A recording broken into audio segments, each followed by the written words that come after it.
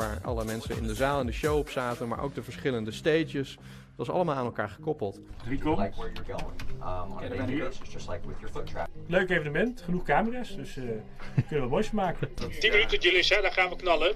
Het was een enorme onderneming en om dat dan te zien staan aan het einde van de hele rit is wel heel erg bijzonder.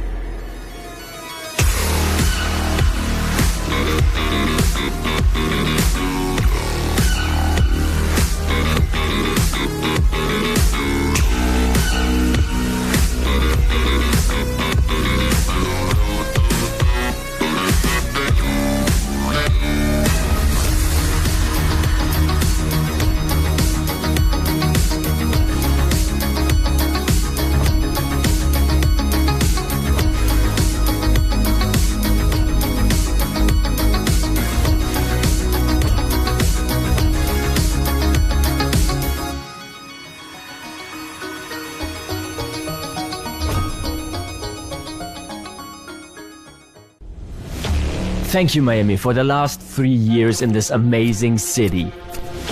The whole world shut down, but Miami welcomed us with open arms. We want to show Bitcoin to the whole world. We are taking the conference on the road to set the stage for Bitcoin in a new city.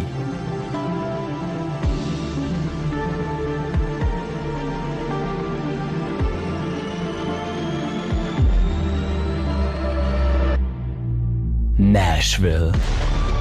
Bitcoin 2024 is coming to Nashville in Tennessee, a city that is known as a music and freedom city. Bitcoin 2024 in Nashville from July 25th to 27th.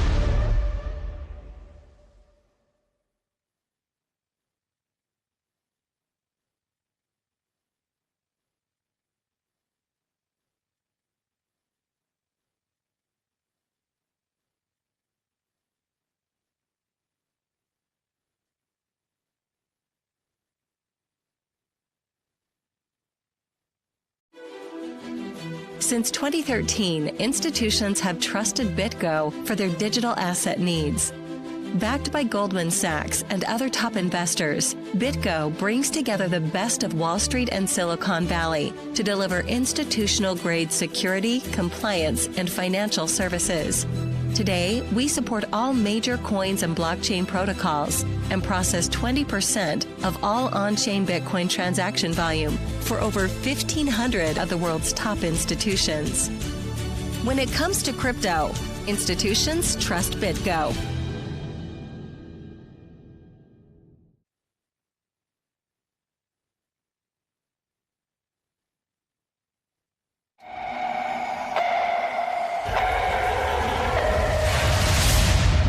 Welcome to Bitcoin Amsterdam. Welcome to the biggest Bitcoin conference to ever happen in Europe. How dope is that? Making history.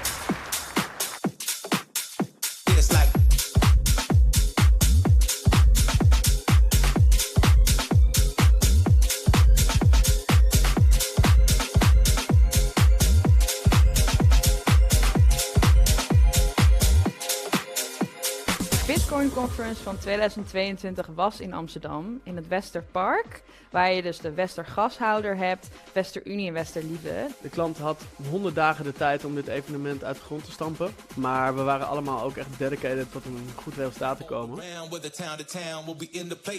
De grootste uitdaging voor dit evenement was de technische puntje op de i te zetten, omdat er gewoon meerdere locaties waren die ook best wel ver uit elkaar lagen. Dus dat had ik niet zonder Floris gekund. vanwege de schaal van het terrein hebben we moeten kiezen voor glasvezel. Dus alle videosignalen, audiosignalen, die zijn allemaal over glasvezellijnen gebundeld. Dus dat is wel gaaf. Dan maken we gebruik van techniek om al die soorten signalen eigenlijk te bundelen in één glasvezellijn. Intercom, het is wel een heel geïntegreerd intercomsysteem waar alle mensen in de zaal en de show op zaten, maar ook de verschillende stages. Dat is allemaal aan elkaar gekoppeld. Leuk evenement, genoeg camera's, dus kunnen we moois maken. 10 minuten jullie zijn, dan gaan we knallen. Het was een enorme onderneming en om dat dan te zien staan aan het einde van de hele rit is wel heel erg bijzonder.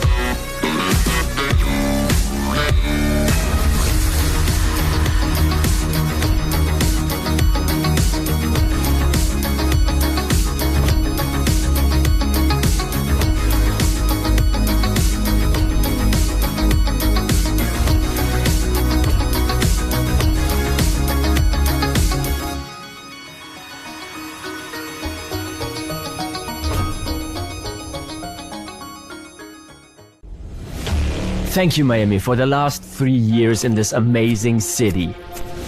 The whole world shut down, but Miami welcomed us with open arms. We want to show Bitcoin to the whole world. We are taking the conference on the road to set the stage for Bitcoin in a new city.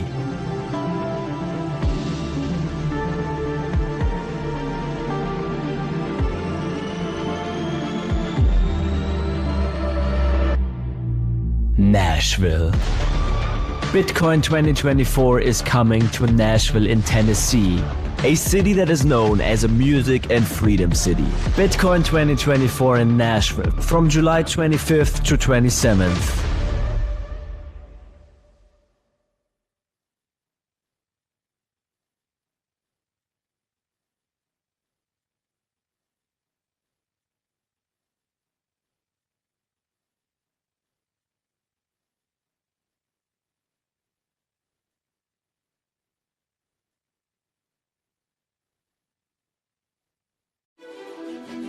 Since 2013, institutions have trusted BitGo for their digital asset needs. Backed by Goldman Sachs and other top investors, BitGo brings together the best of Wall Street and Silicon Valley to deliver institutional-grade security, compliance, and financial services. Today, we support all major coins and blockchain protocols and process 20% of all on-chain Bitcoin transaction volume for over 1,500 of the world's top institutions. When it comes to crypto, institutions trust BitGo.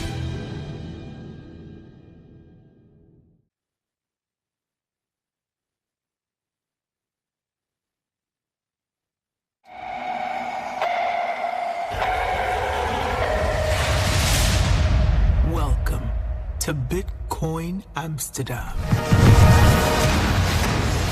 Welcome to the biggest Bitcoin conference to ever happen in Europe. How dope is that? Making history.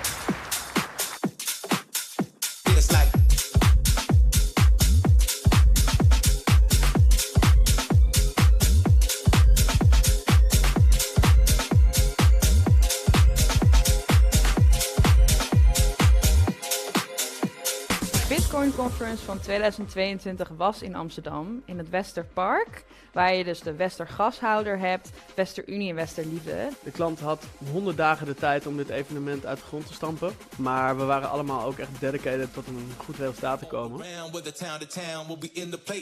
De grootste uitdaging voor dit evenement was de technische puntje op de i te zetten. Omdat er gewoon meerdere locaties waren die ook best wel ver uit elkaar lagen. Dat had ik niet zonder Floris gekund. Vanwege de schaal van het terrein hebben we moeten kiezen voor glasvezel. Dus alle videosignalen, audiosignalen, die zijn allemaal over glasvezellijnen gebundeld. Dus dat is wel gaaf. Dan maken we gebruik van techniek om al die soorten signalen eigenlijk te bundelen in één glasvezellijn. Intercom, dus we hadden een heel geïntegreerd intercomsysteem waar alle mensen in de zaal en de show op zaten, maar ook de verschillende stages. Dat is allemaal aan elkaar gekoppeld.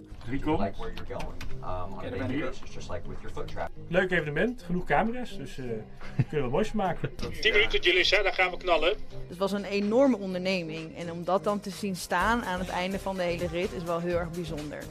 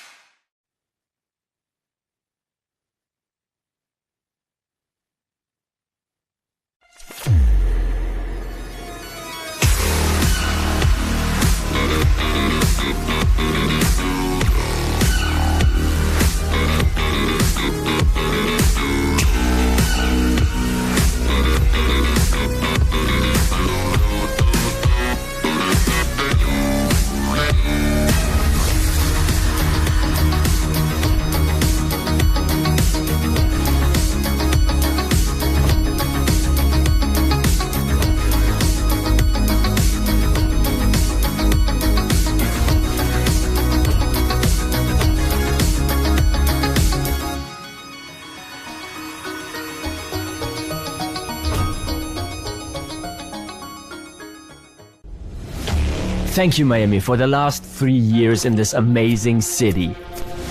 The whole world shut down, but Miami welcomed us with open arms. We want to show Bitcoin to the whole world. We are taking the conference on the road to set the stage for Bitcoin in a new city.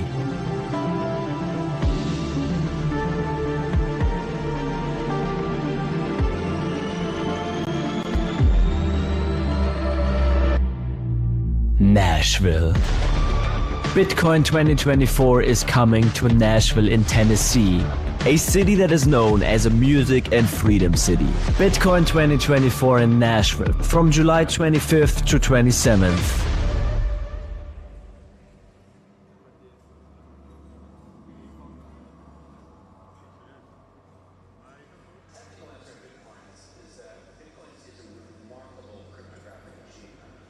Good morning. I am your host Isabela Santos, and today we are live from the Bitcoin Amsterdam live desk, sponsored by Bitcoin Magazine.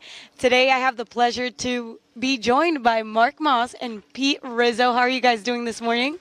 Doing awesome. So excited to be here. What a fun environment and an event to be at. Yeah, wild day one. We saw huge stories drop on stage. Certainly a lot to talk about, and yeah, looking forward to it. Yeah, yesterday we had amazing speakers, announcements, and panels. And one of my personal favorites was Snowden. Snowden actually talked about the price and how many people are too focused on the Bitcoin price and the Bitcoin ETF approvals, which aligns perfectly with Kathy Wood, who yesterday, or 2 days ago, October 11th, she filed for a second Bitcoin ETF application. So what are your guys' thoughts on Bitcoin ETFs?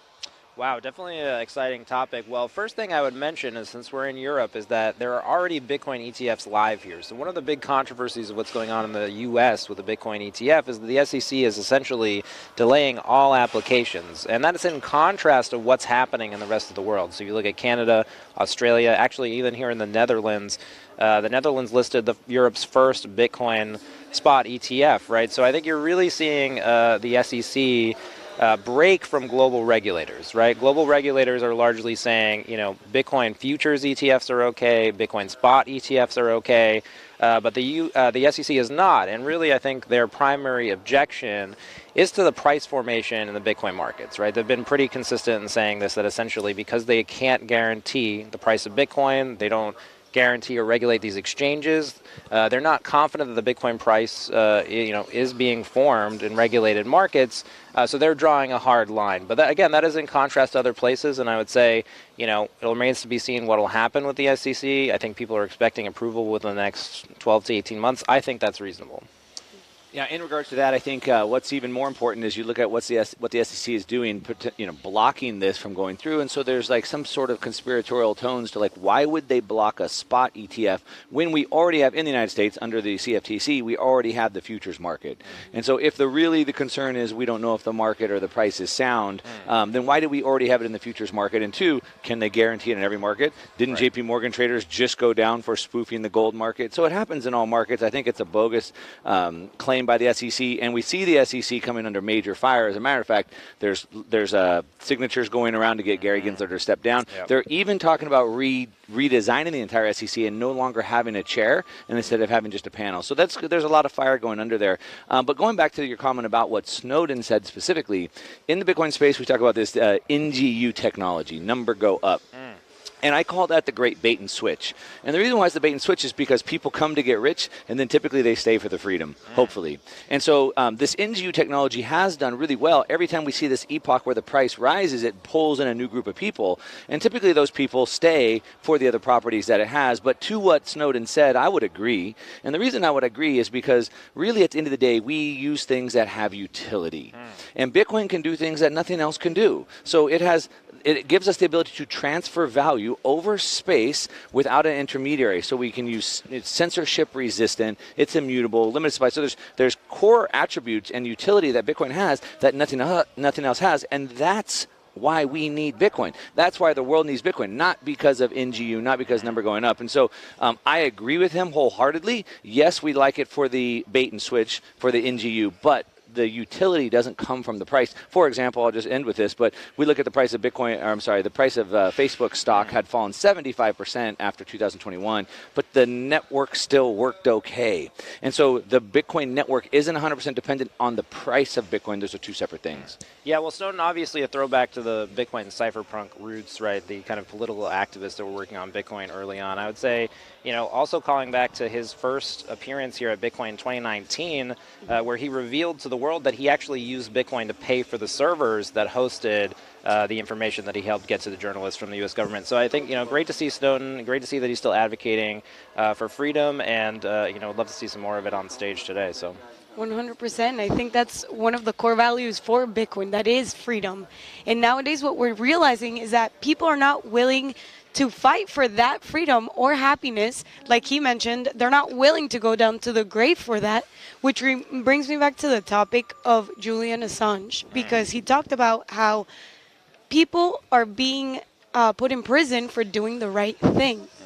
And we have Stella, Julian's wife, who gave a speech yesterday about social media and media platforms banning the truth, keeping it away from the public. What are you guys' take on that? Well, personally, I'll jump in. I thought Stella Assange's speech was very interesting, most notably her discussing of this project that's come out in the Bitcoin space that's still kind of shrouded in some mystery. We don't really understand all about it, but there's this Project Spartacus, I think it's called. Essentially what they're doing is they're now publishing information on the Bitcoin blockchain. There's been recent developments that make it a bit easier on a protocol level for you to essentially take, information files and then store that within the blockchain such that they, really can't be retroactively changed, right? So this is actually a big thing. thing, and she called back in her speech to her husband Julian's, his thought model on this, which is that Bitcoin breaks Orwell's dictum, right? So what he was saying is that Bitcoin, since we can now tie information to Bitcoin, not only timestamp it, but actually include the raw files in Bitcoin via things like ordinals, this actually creates an environment where we can know with 100% certainty that information occurred at a specific time. And she was really talking about how this contrasts what we're seeing in the world, right, where the information is disappearing, things are changing, narratives are changing, and this is what Julian, I think, was talking about. It's amazing that he saw this all the way back in 2014, right? So you're talking about a time where Bitcoin was super new. But again, WikiLeaks, one of the earliest adopters of Bitcoin. You're talking about, somebody who was using this in 2011, and they were even already at that time, time stamping what they were putting out. So taking their articles and saying, we can now prove that this occurred at a certain time. But again, now today, you're looking at Bitcoin, potentially we can now store data in it, and what they're doing with Afghan war logs is they're taking the entirety of these videos and now preserving it within the Bitcoin blockchain such that any time in the future, we can know that these will be accessed. And I think we're really just starting to see the political implications of that, and I think it's going to be huge. Yeah, I mentioned earlier Bitcoin and the censorship-resistant technology, and so now we can use that censorship-resistant network. So there's the network and there's the asset, and they're using the censorship-resistant network to now put these records, these war logs, into the network so they can't be changed, as Rizzo said. And that's pretty amazing when you think about that, but then you think about the bigger implications. For decades, for longer, centuries, people have risked their life smuggling Bibles into countries, for example. Now we have like 3D gun schematics and things like that. And so to think that we can now have information or value stored and transferred censorship resistant is pretty amazing. You mentioned kind of the history that Assange and WikiLeaks has with Bitcoin. I think it was one of the last messages that Satoshi Nakamoto left us, which just said, hey, we kicked the hornet's nest. Like, whoa, watch out now. Luckily, we didn't really see that come over. But the ability to store truth, the ability to store records and preserve them for a long period of time. I think back of the book, Fahrenheit 451, where basically they went and burned all the books. They wanted to burn all the records. And so, unfortunately, they say history is written by the victors. And so that means people get to choose what they want to record. And so now this sort of changes that balance of power and allows people like us to be able to record these types of things for the future. And we'll see what that has to say. Going back to the question that you asked about Assange doing the right thing. Did he do the right thing? And the reason why I bring that up is it depends on. A question? I'm going to say it depends on which side you're on. Obviously, to the state, he didn't do the right thing. Maybe to the people, he did. But I think it's important to just think about this objectively and think about. You can tell everything you need to know about the state. You can tell by the way they prosecute crimes. Do they prosecute crimes against citizens or against the state? So when you look at, in America specifically and across the world, but specifically America, we're very, very soft in crime. Some of these big cities now, no cash bail, things like that. But anybody that goes against the state, they're getting the book thrown at them. And so Assange is an example of that. Well, I would say, look, I consider Julian Assange a journalist, and I think his ability to claim freedom of the press here, should be well established. It's been great to see the journalist organizations, Bitcoin Magazine included, putting him on the front cover of the magazine and really, making that clear. I think press freedoms are well established around the globe. In terms of the societal impact that things like the Afghan war logs had, I think, it'd be very hard-pressed to argue from a civil liberties aspect that, these things shouldn't have been released. And I think an example of the changing should not have been released. I think the argument that they should not have been released is pretty poor. Right. And I think one of the reasons you're seeing a reflection of this, and I'm just going to bring this up, in the United States, you're seeing political candidates like Robert F. Kennedy Jr. coming out and saying, I will pardon Julian Assange day one. So this was a quote from him in his Bitcoin Magazine interview. Will other political candidates follow suit? I would be very surprised if they don't. I think changing political attitudes on this, I think especially in the press, it's becoming pretty widespread support for Julian. No, and having the government keep all these secrets from the people is absurd. That was what the press was designed to do, right? You're thinking about what is 100%. The importance of journalism in society. Journalism is designed to inform the people, especially from powers that might collude against them, right? So you think about the things that were going on in that time period, what we knew about the Afghan war, and how those logs changed the public dialogue. I think it's pretty inarguable that the larger public good was done by Julian and what he did. Sure, and it's an even bigger story when you go back to Snowden, who we just talked about earlier, who did something right. very similar. And I think it's different when, it wasn't like he was leaking like troop movements that like compromised national security. He was basically giving transparency to show that there was crimes being committed. And if the government is truly of the people, by the people, for the people, then the people should know about this. If they're working for us, then the people should know about this, have a say in this. And so I think from that perspective, if you look at it, from a multidimensional standpoint, I would agree with you, Rizzo, that it should be protected under, press, and I think it was probably a good thing. Well, one of the attack angles here that's interesting, I'll just go back to Snowden. He had to actually purchase a server to host this information, to turn it over to journalists, and this is one of the kind of pinch points, right? They were able to get him for saying, you put this information on the server, you leaked it, right? We also saw this in the Silk Road case, where they were able to trace servers to a single location, thereby, able to comprehend Ross Ulbricht. So I think, the ability to upload something to a blockchain, right? Let's just say like there was confidential information that was released today. So rather than putting on a server, now you can put that in the global database of Bitcoin and everyone's storing it, right? So it'd be interesting to see if there are legal implications for this. I think the Afghan war log example is fascinating because obviously this information is now declassified. But let's just say something came out, new information, now all of a sudden it's on a blockchain. We don't know maybe how it got there, can you prove that kind of thing. It could change the game for censorship-resistant information publishing, and I think that's huge. Which is wild because it brings me back to surveillance. We can't do anything without being tracked. Going back, I think Stella was, it was Snowden that he was mentioning how we have all these cameras around us. They're tracking our faces. They know who's doing the movement. And the only thing why he really liked Bitcoin, one of the things was it bought him time to escape. Because if he would have stayed, he would have, God knows what would have happened.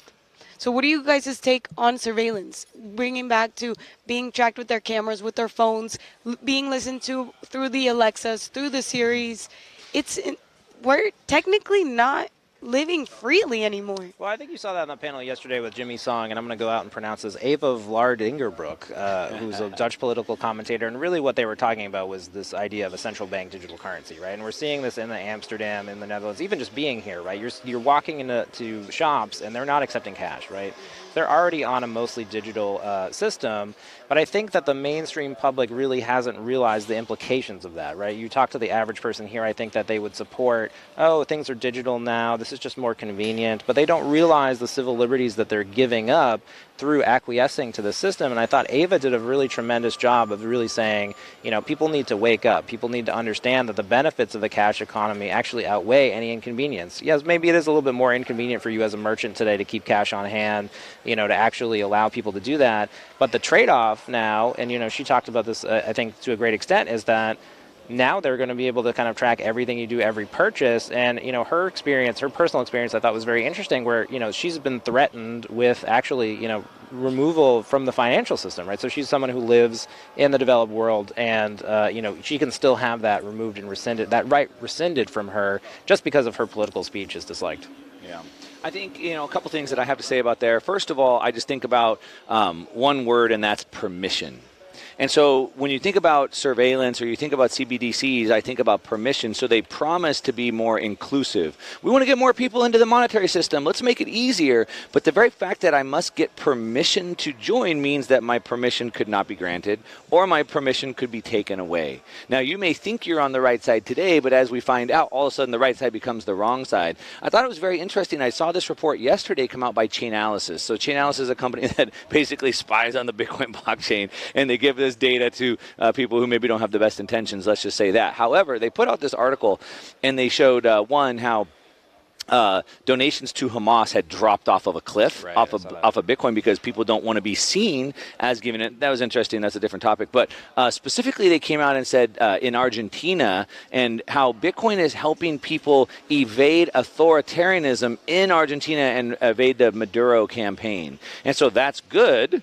But if you're evading the U.S. regime, that's bad. And so, how are they deciding what's good and bad? And the point that I want to highlight is you don't know when you're on the wrong or the right side And so the very fact that these things become permissioned means your permission can be taken away. And so I think that's a problem right there. And so with cash, there is no permission. You just give me the cash, I have the cash. If I want to give you the cash, we do that. But with the central bank digital currency, they can program that in, that permission. One, I have to have permission to even download it. And then two, the permission, well, you're not you're on a blacklist or whatever. And so from that perspective, I think it's very bad. And at the end of the day, you mentioned surveillance, but I really think it all comes down to the payment itself, because without the freedom to transact, there is no freedom. You can't really move anymore without ability to pay the Uber, pay the taxi, rent a bicycle, whatever it may be. Well, I thought it was fascinating just how the event yesterday showed the expansiveness of the story, right? This really does start with WikiLeaks being debanked in 2011 for exercising their speech, and now continuing even to today with someone like Ava, who in the Netherlands, fighting for the rights of farmers, but facing debanking. It shows the relevance of Bitcoin over time. But you know what? We should not be able to ask for permission, but what you should be able to ask is, do you want to see the main stage? So I'm going to give it to that. And stay tuned, because we have Adam back waiting for us today, and Dylan McClare. Valley to deliver institutional-grade security, compliance, and financial services. Today, we support all major coins and blockchain protocols and process 20% of all on-chain Bitcoin transaction volume for over 1,500 of the world's top institutions. When it comes to crypto, institutions trust BitGo.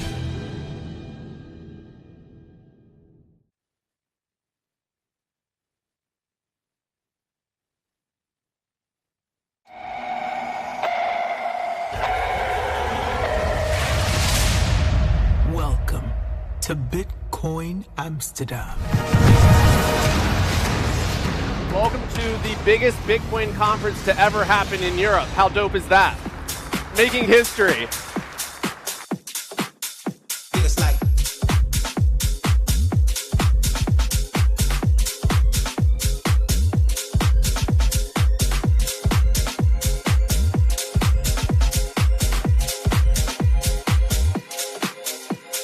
Bitcoin Conference van 2022 was in Amsterdam, in het Westerpark, waar je dus de Westergashouder hebt, Westerunie en Westerliefde. De klant had 100 dagen de tijd om dit evenement uit de grond te stampen, maar we waren allemaal ook echt dedicated tot een goed resultaat te komen.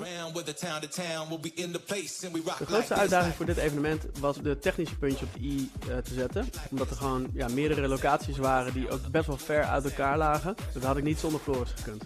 Vanwege de schaal van het terrein hebben we moeten kiezen voor glasvezel. Dus alle videosignalen, audiosignalen, die zijn allemaal over glasvezellijnen gebundeld. Dus dat is wel gaaf. Dan maken we gebruik van techniek om al die soorten signalen eigenlijk te bundelen in één glasvezellijn. Intercom, het is wel een heel geïntegreerd intercomsysteem waar alle mensen in de zaal en de show op zaten, maar ook de verschillende stages. Dat is allemaal aan elkaar gekoppeld. Leuk evenement, genoeg camera's, dus kunnen we moois maken. 10 minuten jullie, dan gaan we knallen. Het was een enorme onderneming en om dat dan te zien staan aan het einde van de hele rit is wel heel erg bijzonder.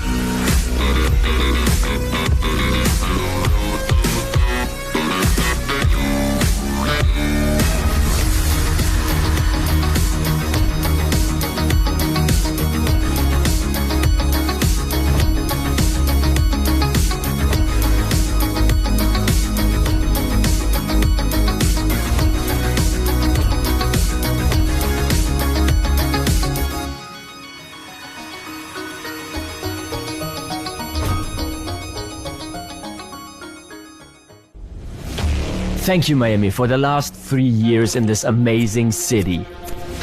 The whole world shut down, but Miami welcomed us with open arms. We want to show Bitcoin to the whole world. Amidst the financial world in turmoil, the first Bitcoin block was mined. This was no ordinary block. It bore a message. Not just a timestamp, but a battle cry for financial freedom. The Times, 3rd January 2009. Chancellor on brink of second bailout for banks. Here we stand, 14 years later, in Amsterdam. We are still feeling the echoes of this moment. History does not repeat itself, but it rhymes. Again, we find ourselves on the brink of immense change. Europe has always endured and emerged stronger than before. Building things has stand the test of time. Like the grand cathedrals and stone buildings of our ancestors, the blockchain will endure for centuries and generations. We sit here today in the heart of a winter, when the distractions and the hype fade away. Only the builders and true believers remain. They risk it all to stand in the front lines and fight. The fight for financial freedom, for success. Every 4 years, a new chapter in Bitcoin history begins. A chance to innovate, where the real work and change gets made. This is the time to build. And our foundation is strong, built on a singular Bitcoin block, a project that will last forever. Amsterdam has long been the beating heart of innovation. We lead the change and are not afraid of projects with great ambition. We find ourselves here today at the genesis of a new era.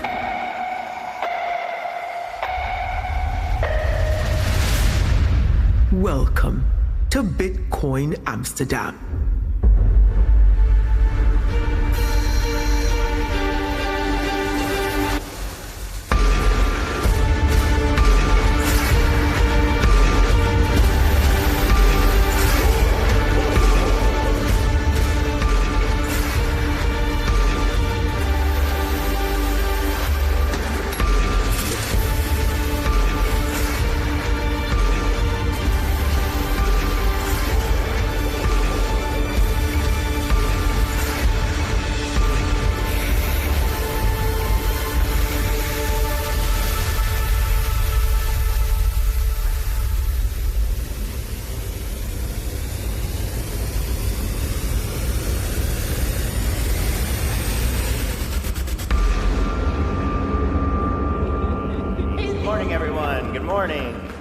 How we all doing? What's up? Welcome to Day 2 Bitcoin Amsterdam. Mark Goodwin here with Bitcoin Magazine. Very excited for this panel and talk about some Bitcoin journalism. Thanks for all waking up, getting your coffees, getting over here. Good to see some friendly faces in the front row. Good to see the live desk up there, keeping it real. Appreciate everybody up there. Thanks so much for being here. Got a great day. We got some fun. Dylan LeClaire, Adam Back stuff, the Zoomer, the Boomer. We got some BIP 300 talks. It's going to be a great day. Very, very excited for it. But first things first, let's start it off here with a little panel on journalism. I'm going to introduce my friends Susie and Joe. Come on out here, guys. Come on out.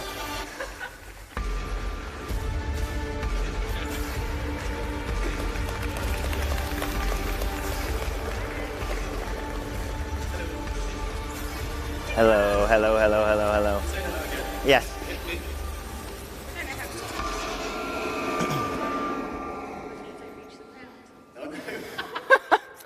Bitcoin doesn't fix this. No. It might. I mean, they can. You know, we have the technology. We can rebuild him. Well, anyway, thank you so much for joining me and getting up here bright and early. I know it's tough to get up for the journalists these days. So I appreciate it. Thank you so much. Why don't we just do some quick little intros here? So Susie, why don't you tell everybody who you are, who you write for, who you have written for, and what you're doing here today. So my name is Susie, and I have a Bitcoin column called My Two Sats for City AM, and I'm a journalist for Forbes, and I am the co-founder and head of mining and sustainability for Bitcoin Policy UK. Yeah. Woo, yay!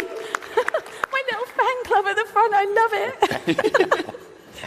Thanks for coming. We're going to do crowd dives later, so get ready. Joe, introduce us. But also, all kudos to Susie, because that is the reason we've been seeing a lot of Bitcoin-related content, like good Bitcoin-related content on Forbes. They seem to have really developed their, trigger word, crypto content, but a lot of it is Bitcoin. Absolutely, yeah, they're doing great work. Yeah, I'm Joe. Lovely to see everyone this morning. Thank you so much for coming out. I know it's early. I know last night was a lot of fun, but this is going to be the best panel of the day, so really well done to you guys. Okay. And I'm like a Bitcoin journalist or Bitcoin content creator. I'm a bit wary of the word journalist nowadays, so I'm almost trying to distance myself a little bit from it. And I've tried to... Heretic. Yeah, I know, right? Sorry, man. Let's get some spice already. Yeah. And I used to write for the likes of Oxford Business Group, who sold a lot of their research to Bloomberg, and did a lot of sort of mainstream gigs before being proverbially orange-pilled. And since that moment, I began writing for Cointelegraph mostly, but I do have some content on your platform.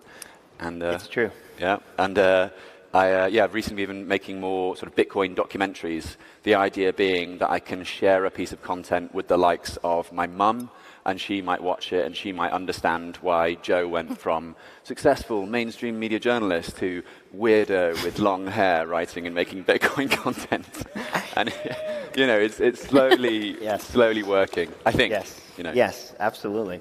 Well, even though you just started off the panel dunking on the word and the lifestyle of the Bitcoin journalist, what is the role of the Bitcoin journalist? Why are we here? Why is it important?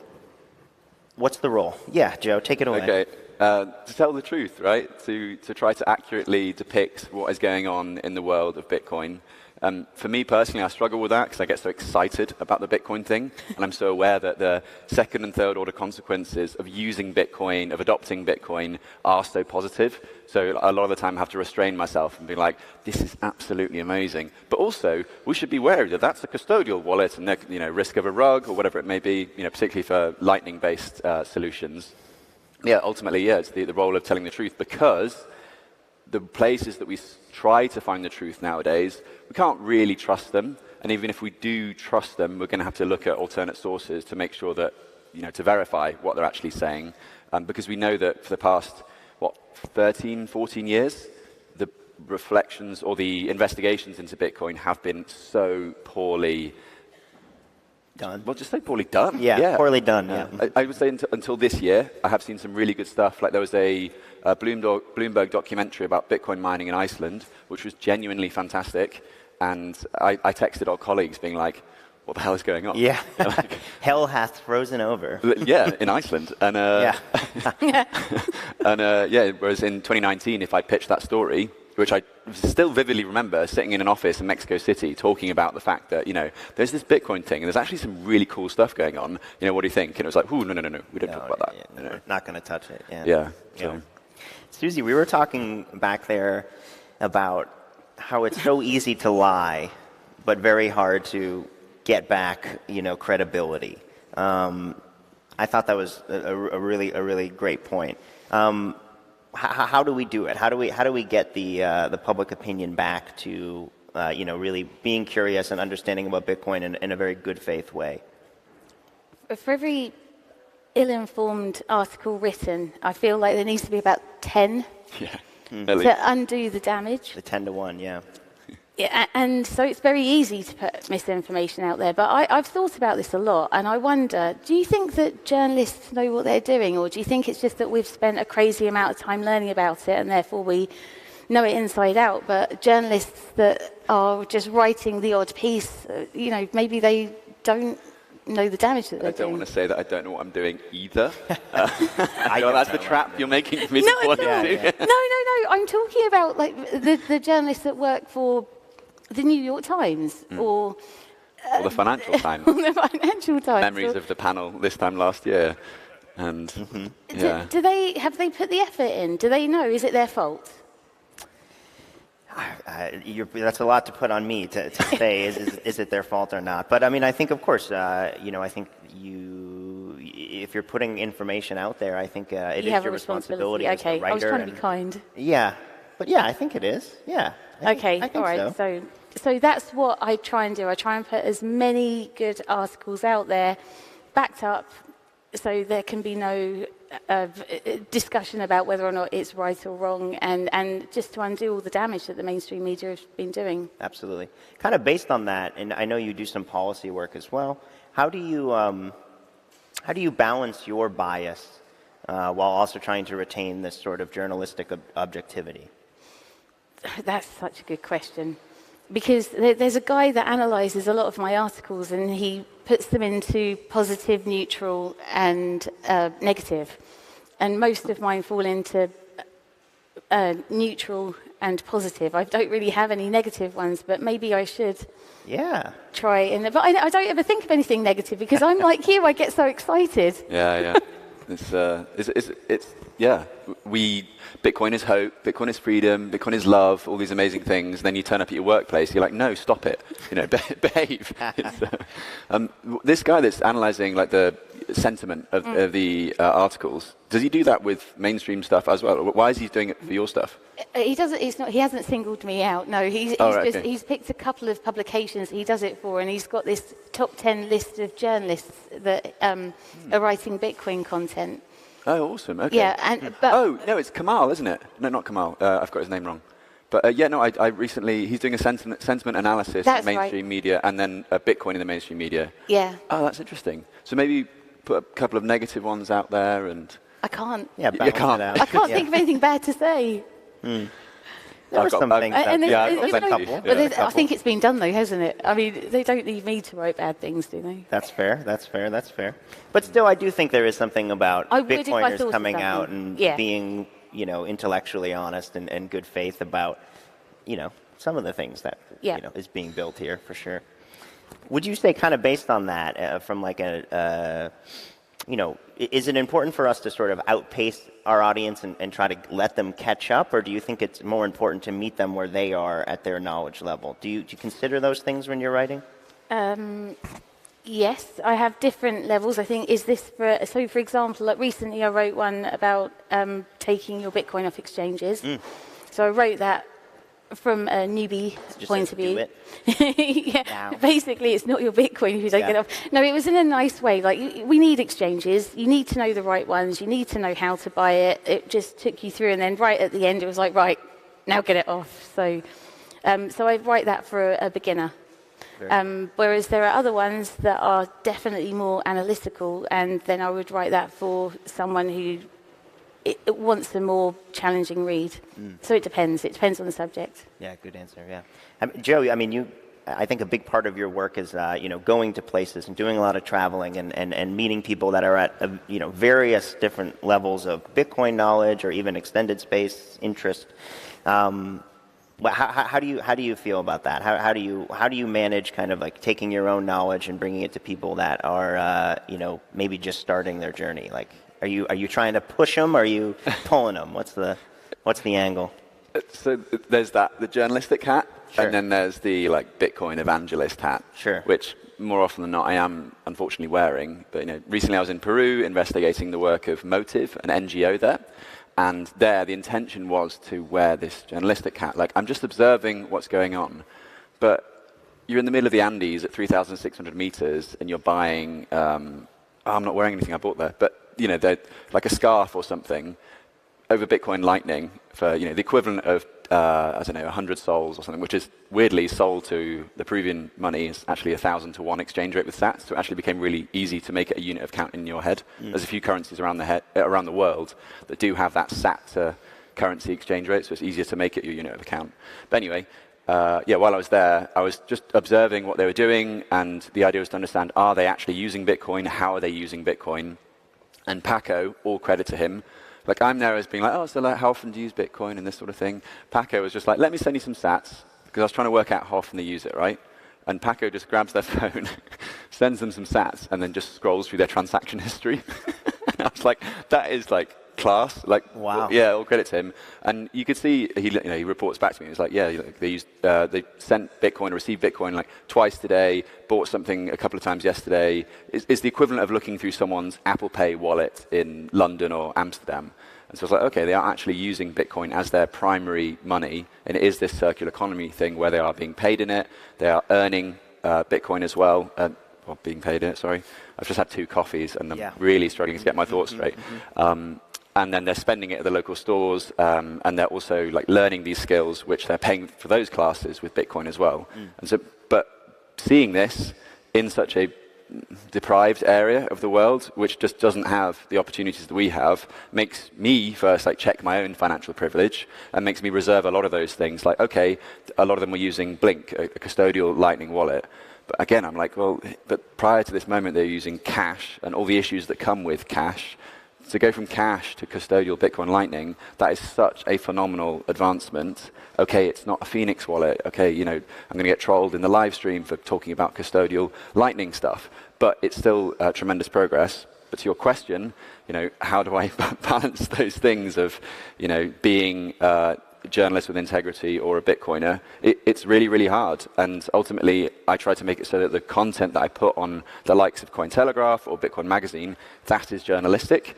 But my Twitter feed, that's me. That's my own personal stuff. That's my own brand, or whatever you want to call it. So I am going to get a bit excited about it. I don't know if you're trying to segue into whether or not that's virtue signaling. Yeah, well, there was some controversy on the Bitcoin Twitter, which is known for incentivizing controversy. But you were called out for sort of perpetuating the circular economy rather than strictly the speculative market. Is perpetuating the circular economy increasing Bitcoin adoption, or should we only be focusing on speculation, Joe? Speculation is the primary use case, has been for 14 odd years now, and it works, right? Bitcoin as a tool or as a money is only really adopted by nutters like me and these subset communities around the world. Like, we saw it in El Zonte, and El Zonte was a Bitcoin beach circular economy that a couple of years later led to the adoption of Bitcoin as legal tender. So it clearly is a phenomenal tool in the adoption toolkit, and there are lots of other ones. I mean, Sam Wooter's Lightning report from River, which was published a couple of days before this conference, like 30% of Lightning's sort of adoption has been driven by the likes of streaming, so, podcasting, that sort of thing, gaming, and the third one was tipping, so, the likes of Nostr. So it wasn't payments, and he was quite, honest, I guess, about the fact that payments doesn't really drive adoption in a meaningful way. But here we're talking about circular economies, which is earning Bitcoin and spending it, and in some cases saving it. And that was also the amazing thing, is that the HODL narrative is a financially privileged narrative. Most people on the planet, the vast majority, do not save money, or unfortunately cannot save money. So when we're talking about HODLing, we're also talking about targeting a smaller portion of the planet. So the rest of the world is going to use Bitcoin as money at some point until they're able to be in a position to save that money. So I don't think it's like a wasted narrative or a any less deserving, but HODL is very strong, and it's really easy to meme, I mean, Bitcoin is a means to an end, I think, and I think we lose that sometimes. It's a tool to be used for financial transactions. It's okay to do that, for sure. Thanks, mate. But just the first question that I get asked is, when I talk about Bitcoin, is where can I spend it?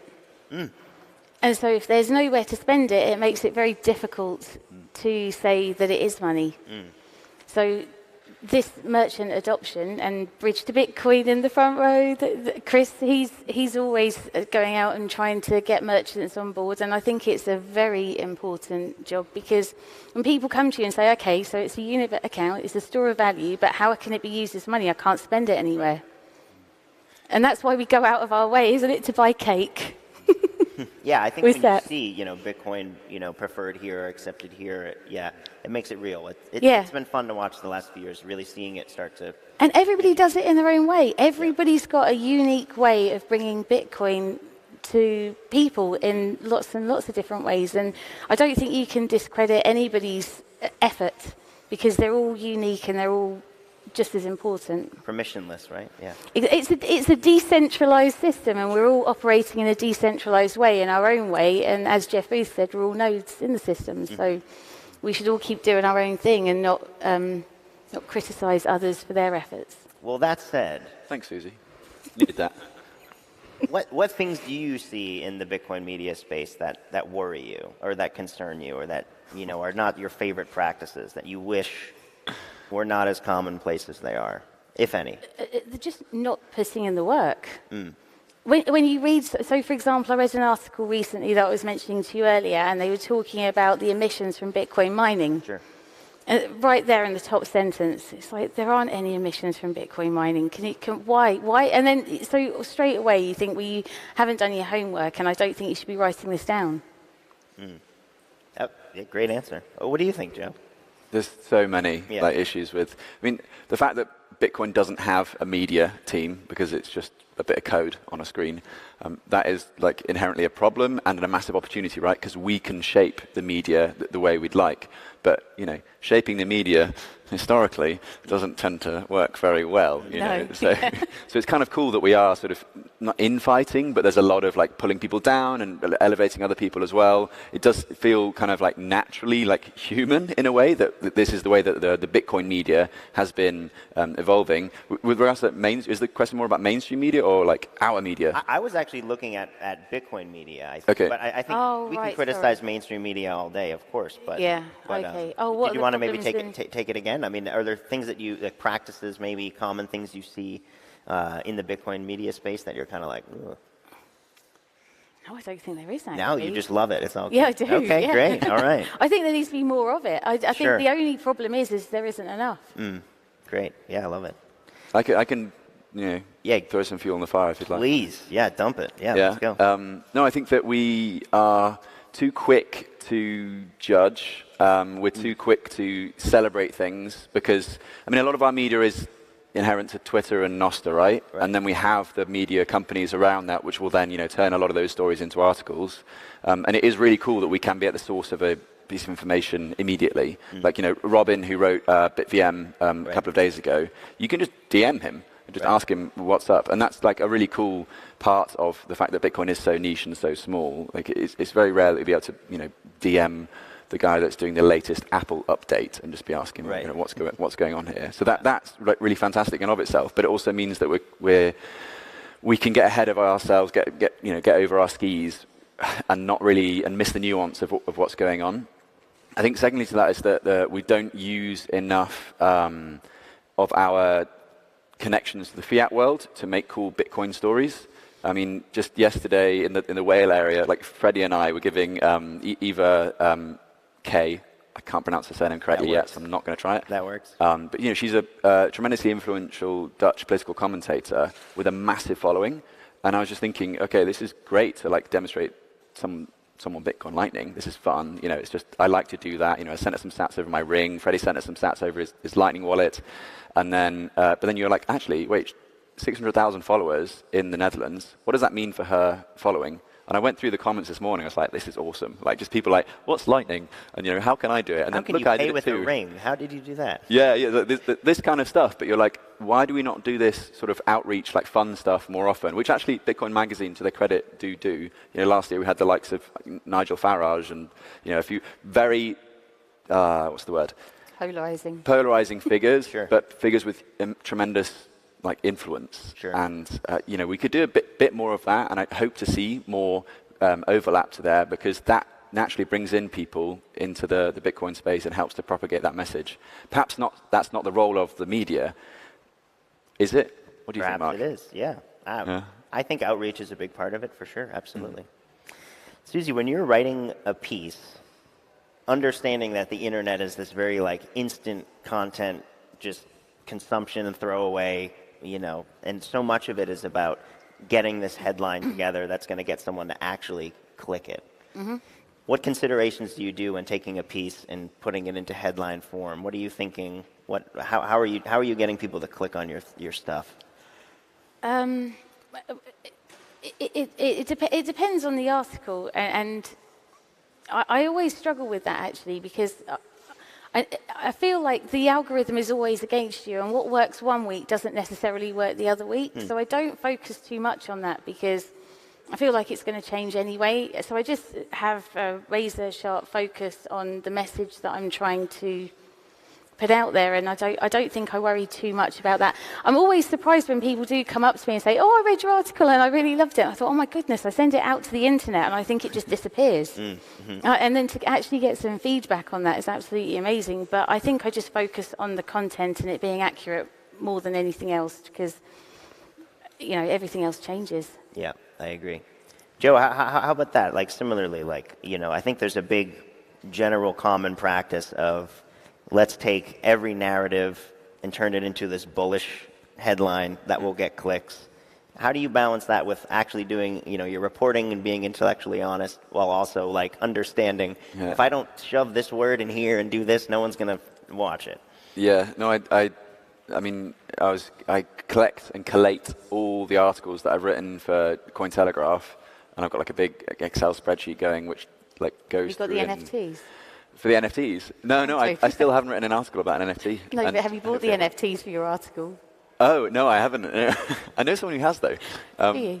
But no, I do have an article about NFTs, and I think about it, but it says it's like Bitcoin people on why NFTs don't work, or words to that effect. But I collate all these headlines together and analyze, okay, which articles got more views, and then look at the keywords in those headlines to understand why. And separately, Cointelegraph is doing that the whole time because they're just trying to get their articles higher up in the results. And so it's like, okay, do you put Bitcoin at the start of a headline or, as the third or fourth word? It's that kind of thing. So I am actively thinking, okay, what is going to make someone click on this article more, make it a higher probability that they click on that article. But does that result in clickbait? I don't think so. I hope not. I hope my articles aren't clickbaity. If it wanted to be clickbaity, then you would just put something up that's controversial or something that's inherently wrong. Because unfortunately, we are quite a proud movement, and we don't like it when people get things wrong. So if I wanted to get something to go viral tomorrow, then I would just say something like, blockchain broke for 1 hour because block wasn't confirmed. And you'll get the whole of the Bitcoin community be like, clip that. Clip it. And see, yeah, we got him. We got him. Not again. Yeah, it's obviously something you can get yourself lost in, but as Susie says, focus on your message, focus on what you want to get across, and focus on building your craft as opposed to playing to the algorithm, because we play to enough algorithms, don't we? And we know that they change all the time. It is pointless. Yeah. Yep. So, but maybe things like Noster will hopefully create a better world in which we are less beholden to these horrible algorithms and the way in which they influence our work. Yeah, the algorithmic gatekeepers. Well, really quickly, let's just do a final last word. Anything you'd like to say, Susie, for the audience here before we go? Yeah, if anyone does read my articles, can you just let me know? Because otherwise I just do feel like it's just going out into the cosmos and I just haven't got a clue. So just some feedback would be great. Yes, DM's open. Yeah. Joe, how about yourself? Anything you'd like to leave the audience with before we get going here? Well, I'd like to leave Susie with I do read your articles. Do you never tell me? I'm telling you right now. This is an okay, opportunity. right, in front of everyone, the day. On camera. We're mic'd up. Yeah. I don't know, just if you're thinking about doing something in the Bitcoin space, just do it. Like whatever you're doing in the fiat world, you can probably do it in the Bitcoin world. I don't know, unless you're like a Bitcoin doctor or something. But even then, you can just accept Bitcoin for, I guess, if you do some of the private practice work or try to orange pill your patients. There's always something you can do in the Bitcoin space. And although it feels like we're in the horriblest, worst part of the bear/crab market right now, and you can really feel that, there is hopefully light at the end of the tunnel. Absolutely. And it's just around the corner. We'll go look for that light, everybody. Thanks so much for joining us. Thank you, Joe. Thank you, Susie. Have a great day, everyone.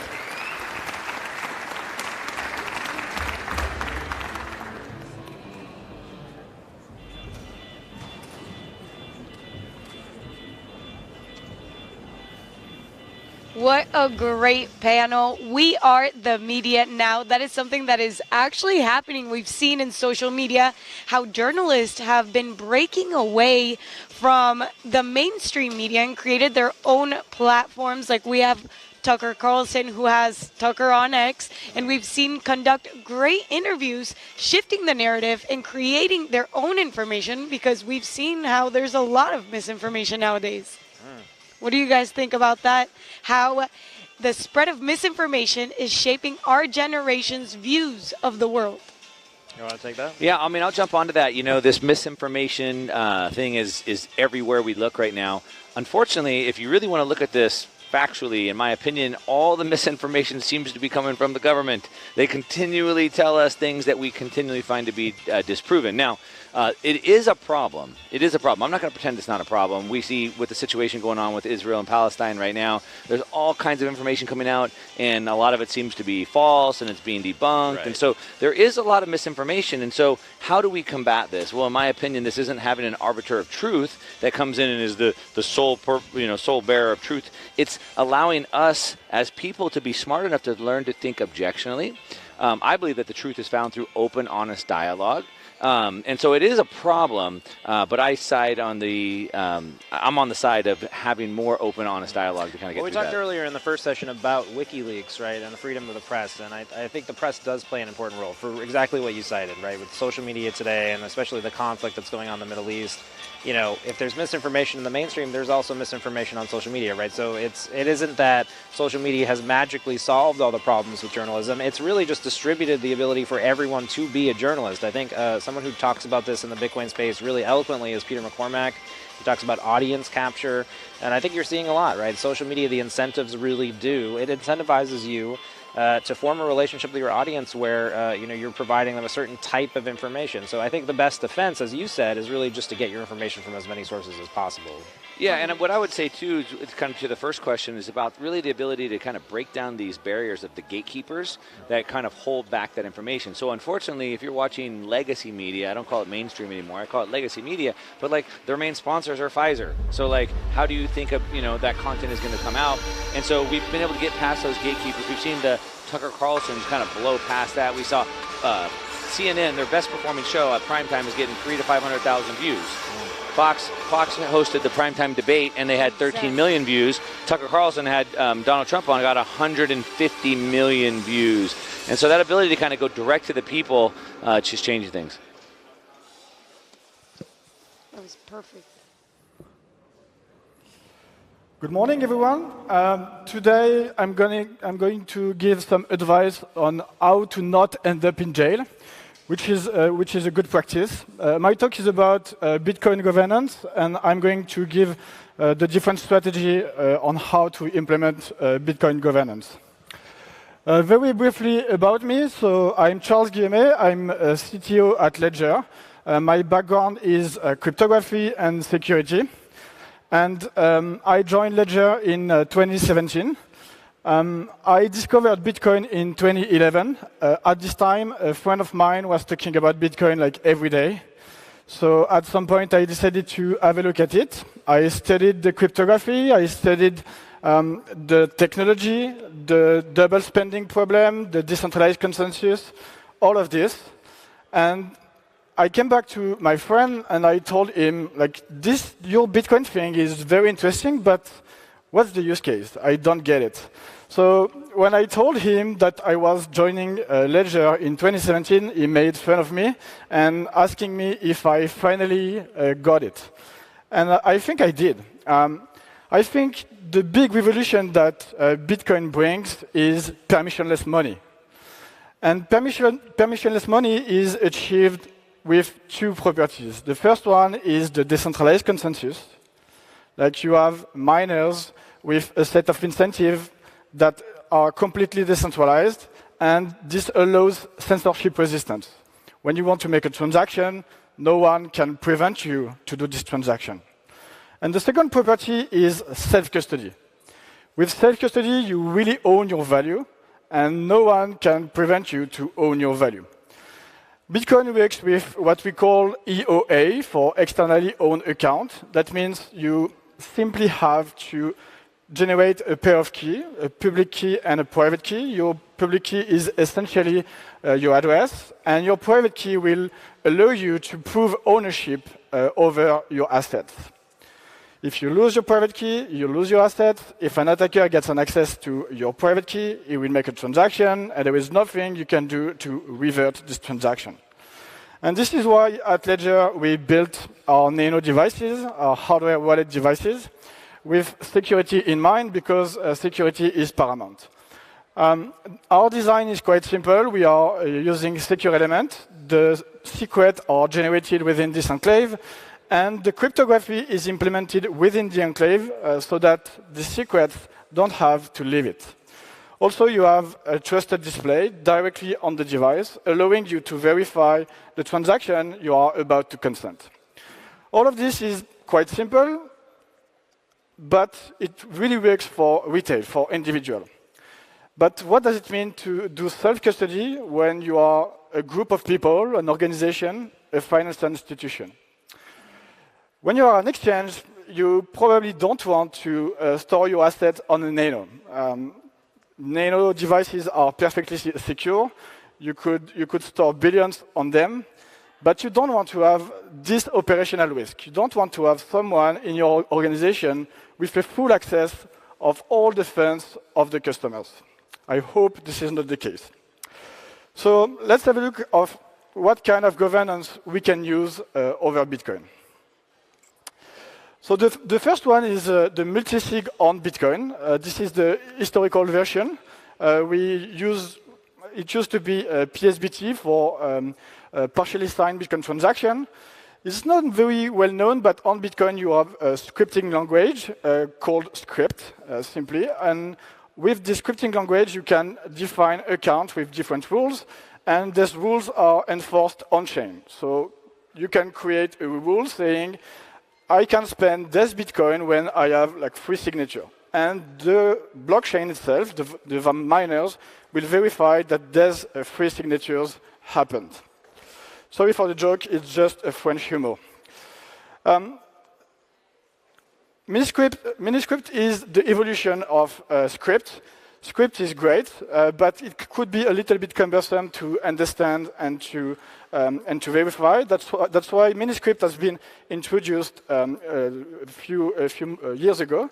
And the idea of Miniscript is to provide a structured way to explain the governance. So on this Miniscript, Alice can spend her Bitcoin, or 3 out of 3 among Bob, Carol, and Dave can spend the Bitcoin, or after 3 months, 2 out of 3 are necessary. And all of this is possible on Bitcoin. We are supporting at Ledger on our hardware wallet devices. We are supporting PSBT and Miniscript for more than a year now. And there are some companies, some projects, including Layana, maybe they are in the room, including Layana, who are building on top of this capability. You have also another possibility, which is used in the field, which is MPC. MPC stands for multi-party computation, and this is a wide field in cryptography that consists in jointly compute cryptographic operation. And in the case of multi-signature, the idea is to jointly compute multi-signature.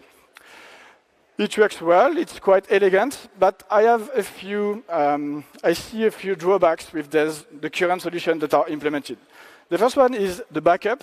With this MPC scheme, it's very difficult to have BIP39 and BIP32, so it's difficult to recover your wallet on different solutions. The second one is that today, secure hardware do not support MPC, and that means that the MPC player implements their cryptography on software, which is definitely not a good practice. Sometimes I hear some dismissive marketing saying that as it's MPC, there is no secret anymore. This is obviously not true. You still have secret key shards, and you need to secure them.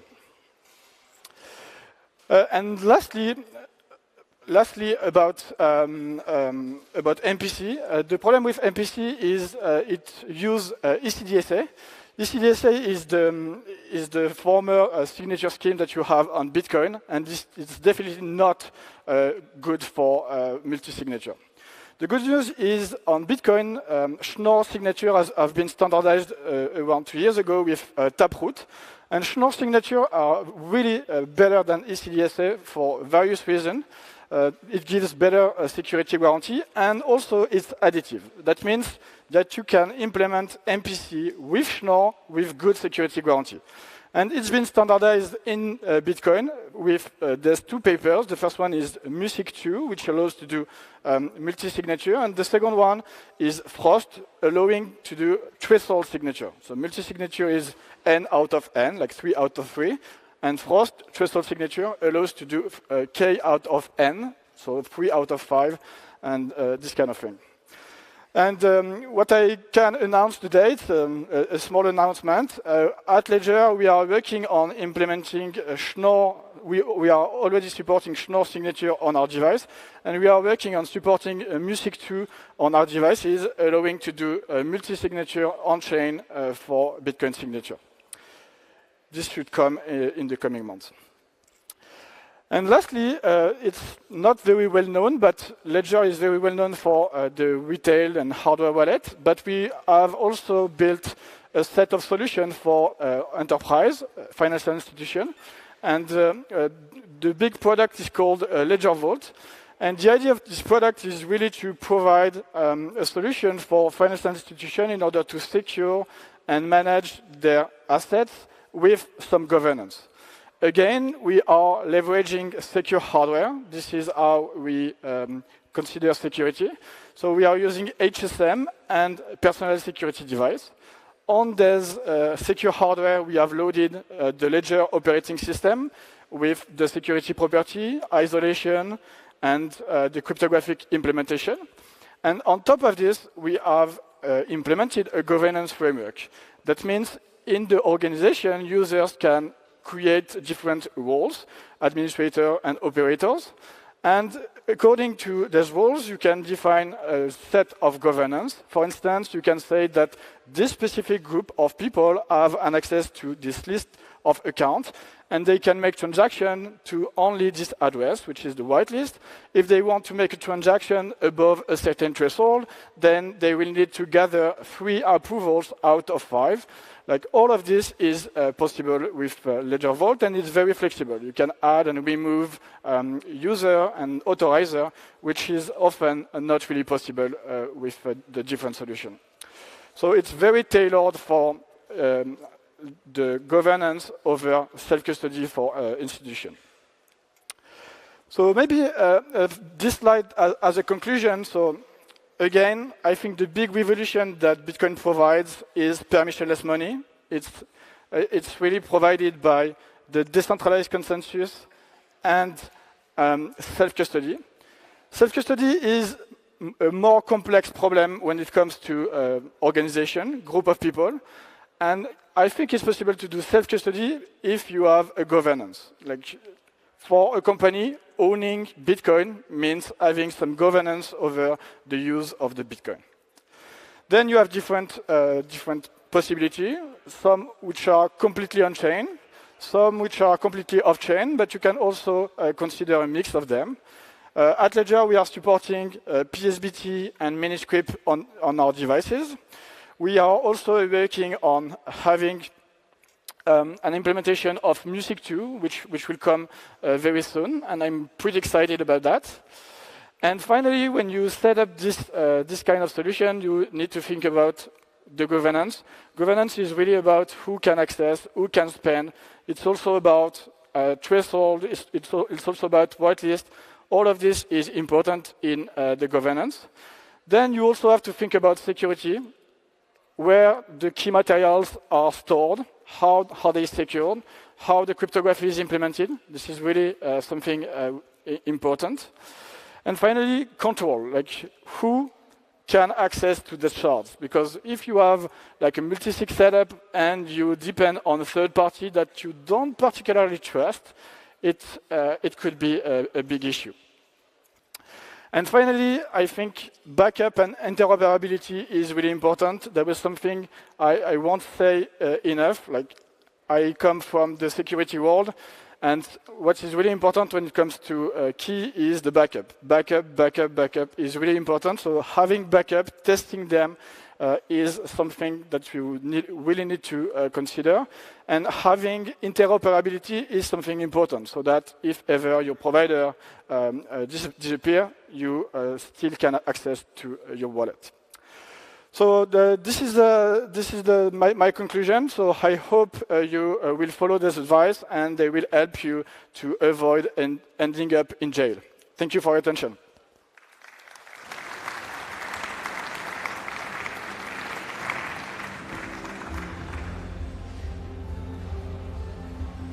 What a great talk.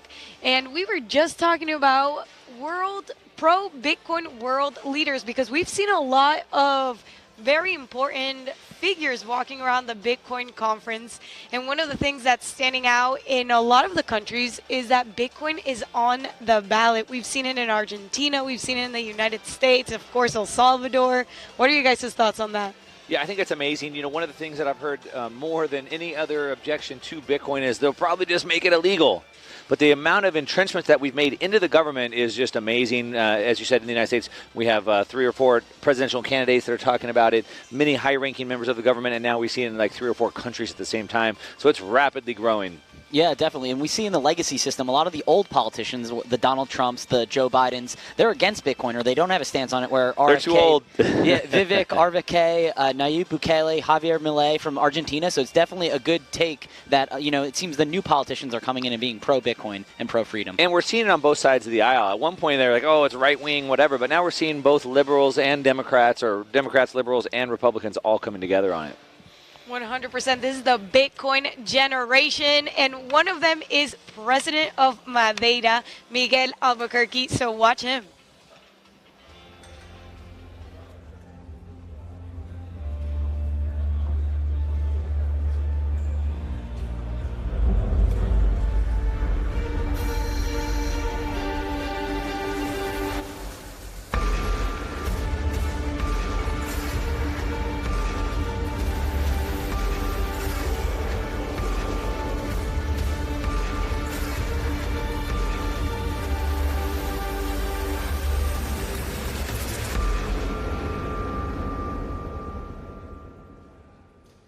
Hello, everyone. Hello. My name is Prince Philip of Serbia, and this is President Miguel Albuquerque of Madeira. Nice to meet you. Hello.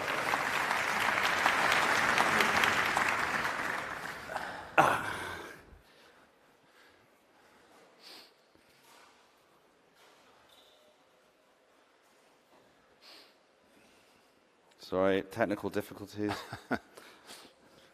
No, anyways, so firstly, congratulations on the recent election win. Thank you very much. It's been a very hard job to win elections.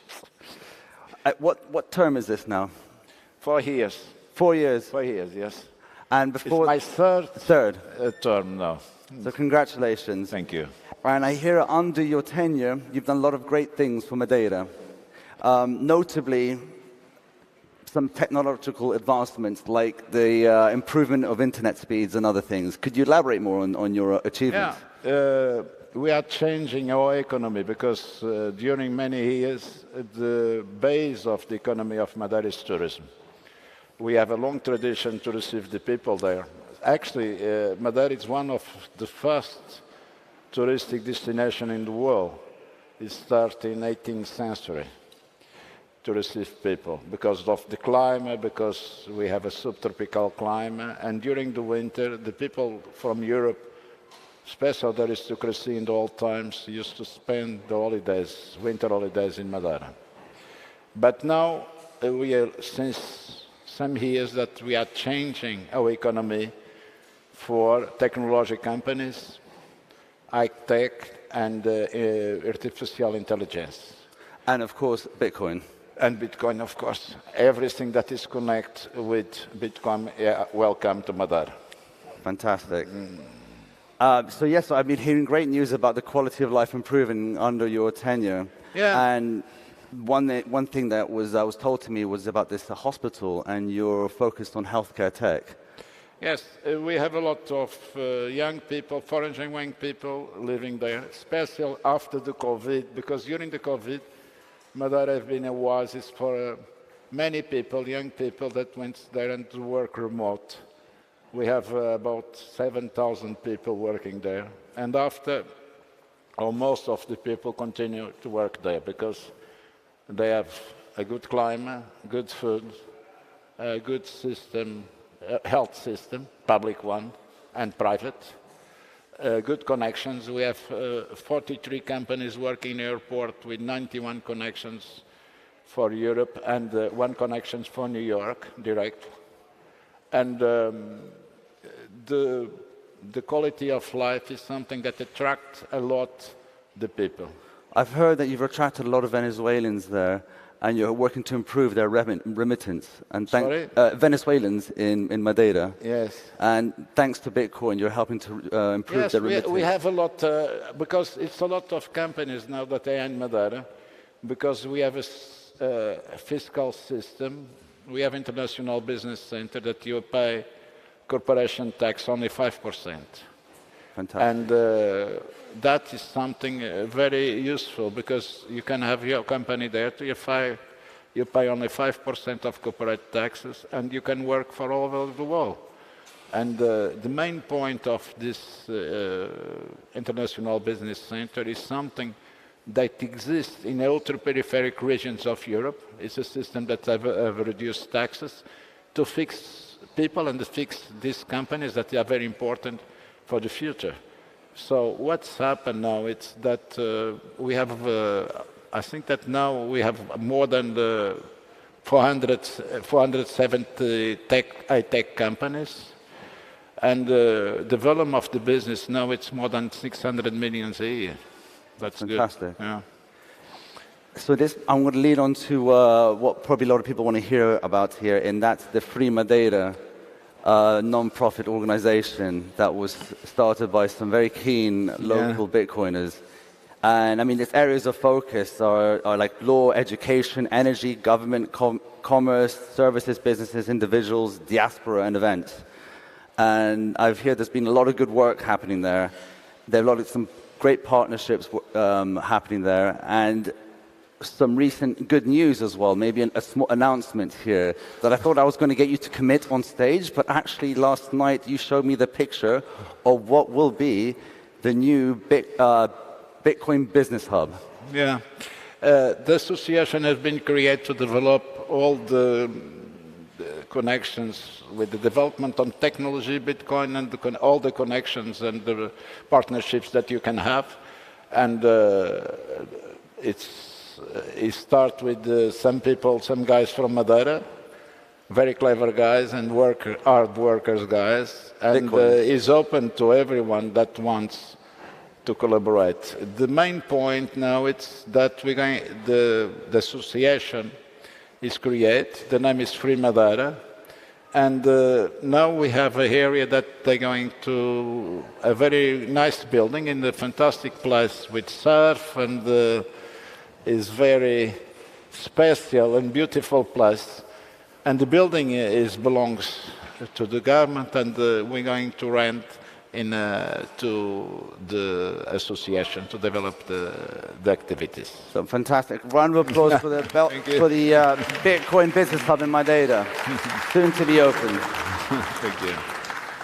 I mean, we in Serbia recently we opened up a Belgrade Bitcoin hub at the start of this year, and that's proving to be very effective. Yeah. It's a co-working space, but it's also a space to gather like-minded people who work locally, but also people not only from the region, for international, can come work there, share ideas about technology, and also a place for education, for events, and for presentations. And it's so far very beginning stages, but it's proving to be very successful. So I believe the project in Madeira is going to be as successful, if not even more, given Madeira's and yours vision for adopting Bitcoin in some way or form. Yeah, because you know, they use the current exchange, for example, to buy and to sell buildings and so on and flats. They use already Bitcoin. That is not a problem there. The idea is that we can develop with this association some areas from the mineralization, for example, and connect with energy, connect with the climate changings, the transition for more sustainable ways to create electricity, to the circular economy. That means that you can use some resources that now is going to waste, that you can use to produce energy. So we have a kind of very big area that you can develop new areas of working, connecting with this association and connect with activities of formation, create new links with some other areas that are very important for the future. And you mentioned education, and I was speaking last night, and I heard that Madeira has a little bit more sovereignty, autonomy over how they educate their children. Can you maybe elaborate a little bit more on that? The idea, we adopt, in a way, some of the areas that they have in basic school and secondary school. For example, some is come from Singapore. What we do, for the first school, all the children have a kit of science and robotic. And in the secondary schools, we have all the schools have robotic, programmation of robotic, connection robotic with sensors, 3D, modulation 3D, and mathematics, complementary of mathematics. That means that in the secondary school, from the 5 to 10 years, you don't have books anymore. It's only digital tablets. And going on to tablets, I was informed that, have you heard of Mi Primer Bitcoin? Yeah. The educational secretary has actually added Mi Primer Bitcoin app to the students' tablets, which is great news. They don't, and the idea is that we give the education for the future. The world is changing so quickly. The way that the people is going to work, they're going to study, they're going to connect each other, is changing in an exponential way. So if you don't prepare the education and the formation that you give to the young people for this new world, you don't understand the world, you're going to be behind the other ones. So the idea is to prepare the people for the future, because the worst thing that you can have in politics is to avoid the future, to have afraid of the changings. We have to think that if you have the capacity to think and to look to the reality, if you can understand what's happening in the world and what is changing in the world, you are able to take good decisions. And today, one of the problems of the politics is to take decisions in instantaneous for the moment. It's for the moment in the internet. And you have to take decisions. Sometimes it's difficult because the people don't understand in the middle and long term. And to take these decisions to the middle and long term, we need to look to the reality. And I mean, that leads me on to asking about the partnership with Free Madeira and Looking Glass, which is Looking Glass is an organization helping people to acquire better financial literacy, to understand not just what Bitcoin is about, but how our finance works. Because this is an area that we found over, not just specific to Madeira, Portugal, Europe, or it's specific to the whole world, that they don't teach us these things, financial jargon from a young age. They don't teach us how to balance accounts books. They keep us dumb enough to not excel in life. So really congratulations on understanding the need for embracing new technologies and having financial literacy as a big part of education. That is very important.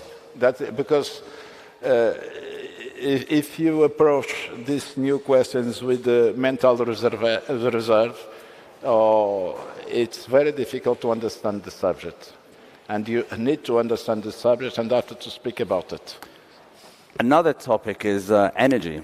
And you touched a little bit. And this comes after KPMG, one of the big four, wrote a report about the environmental aspects of Bitcoin. And to sum it up, basically, it says that Bitcoin is the best form of ESG. Yeah. And I think people will start to align to Bitcoin to meet these 2050 targets, 2030 targets. And this is something that's not fully understood. And I believe you want to make, your goal is to make Madeira the first island to be completely self-sustainable in terms of energy and other things. I have to say that Madeira is one of the places in the world that have more reserves. 65% of the land is reserved, and 89% of the sea, because we have a big sea, because we are archipelago with several islands, is 89% of reserve of the sea. Nowadays, we have the big reserve of Atlantic, 2,677 square kilometers. That is not taken. It's one of the areas near the islands that we have that is reserved since 72, and it's called Selvagens. And that area is 2 islands that have a pristine sea. And that area today is one of the centers that we want to stimulate as a living lab for the experimental and to investigation about the acid, the changing climate changing, the regeneration of the sea, and that is very important. But the idea, what we are doing, we are investing since some years in the renovate energy, that hydric, solar energy, and eolic. And I think in 1 year and a half, we're going to produce 50% of the electricity in the island with the renewable energy. What we have is that some of that energy that we produce, we spoil that energy because we accumulate too much energy and we don't spend during the night, for example. And we need to use some new ways that you can use that energy. One of the ways that we're doing is to have the communities that they use, for example, an hotel have solar energy, and that you have a community with 2 shops and a gas station, and they can share that energy. Mm-hmm. And that is some experience that we have. Other ones is to use energy for other activities that sometimes we need it. And one of the ways is, for example, the mineration of Bitcoin. You can use that energy. Correct. You can use Bitcoin mining with there's excess energy. Yeah. You can actually mine it to Bitcoin, store energy that way. So really, congratulations for embracing that technology. Yeah. The first time I met you actually was in Miami. It was yes. Last year, May 2022. Yeah. At a basketball game at the FTX Arena. Yes. At the former FTX Arena. Yes. Which was great to meet you back then. But just going back to the to what FTX is compared to what Bitcoin is. I want to touch on the subject of safety concerns of education of people to understand that Bitcoin is not the other cryptos, and Bitcoin does not promote your FTXs, your Circles, your Ethereums, and the other scams out there. So I'm happy that you're embracing Bitcoin and that you understand that is an investment for technology in the future. Yeah. Thank you very much. Also, I've been reading up about you, and apparently you are a keen gardener. Yeah. And I know here we are in Holland, in one of the capitals of gardening, of horticulture, of flowers, and apparently you have won awards for growing roses. Yeah, I have a big collection of roses, special antique roses. And during many years I have been part of association and collectors of roses. And I have a big garden in Madeira with roses. That's beautiful. But I was going to draw the parallels between gardening and, let's say, Bitcoin mining and proof of work. Like the foundational concepts of labor, reward, and sustainability. In proof of work, miners use computational power to validate transactions. This effort is much like the labor in a garden, is essential to maintain the system. Yes, that's a good question, and that's the way that it works. And both realms, both gardening and Bitcoin mining, are rewarded in effort. Obviously, Bitcoin, the miners are compensated with freshly minted Bitcoin, whereas with gardening, you're rewarded with blossomed fruits or even a piece of a well-tended green space. Yeah. And this is something that you can relate to. Yes, that's something that's a good parallel that you can make. But the idea is that you have to be aware all the time about roses. And with Bitcoin is the same. You have to be aware the evolution and to maintain the credibility of the coin. Exactly, the potential threats. It's difficult because you have to inform the people about it. The people, and some people don't want to understand what it is, because they never understand if the job that they have depending on not understanding. So yes. That's the big difficulty that you have. That is a major problem in society today, and hopefully people are waking up to that. Now, really, I think it was beautiful that you, as a gardener, can make the relationship as Bitcoin as a proof of work and mining. And here we are in Amsterdam, where it's the capital of horticulture. Whereas I know that Madeira has beautiful gardens, beautiful landscape, it's green. And you talked about the pristine waters there. It's somewhere I look forward to going to in the future. Yes, we have a tradition because we have a subtropical climate, and we are one of the centers in the world that have more feature diversity. We have all kinds of plants for all over the world. We have nearly 100 plants that is endemic, that only exist in Madeira. And I think that when we're going to have the event 1, 2, or 3 of March next year, I think that you need time to visit our landscape, to visit our walks, the sea, and you're going to enjoy very much because the climate is good in Mars, and I think that is going to be a good event. It's going to be fantastic. I look forward to it.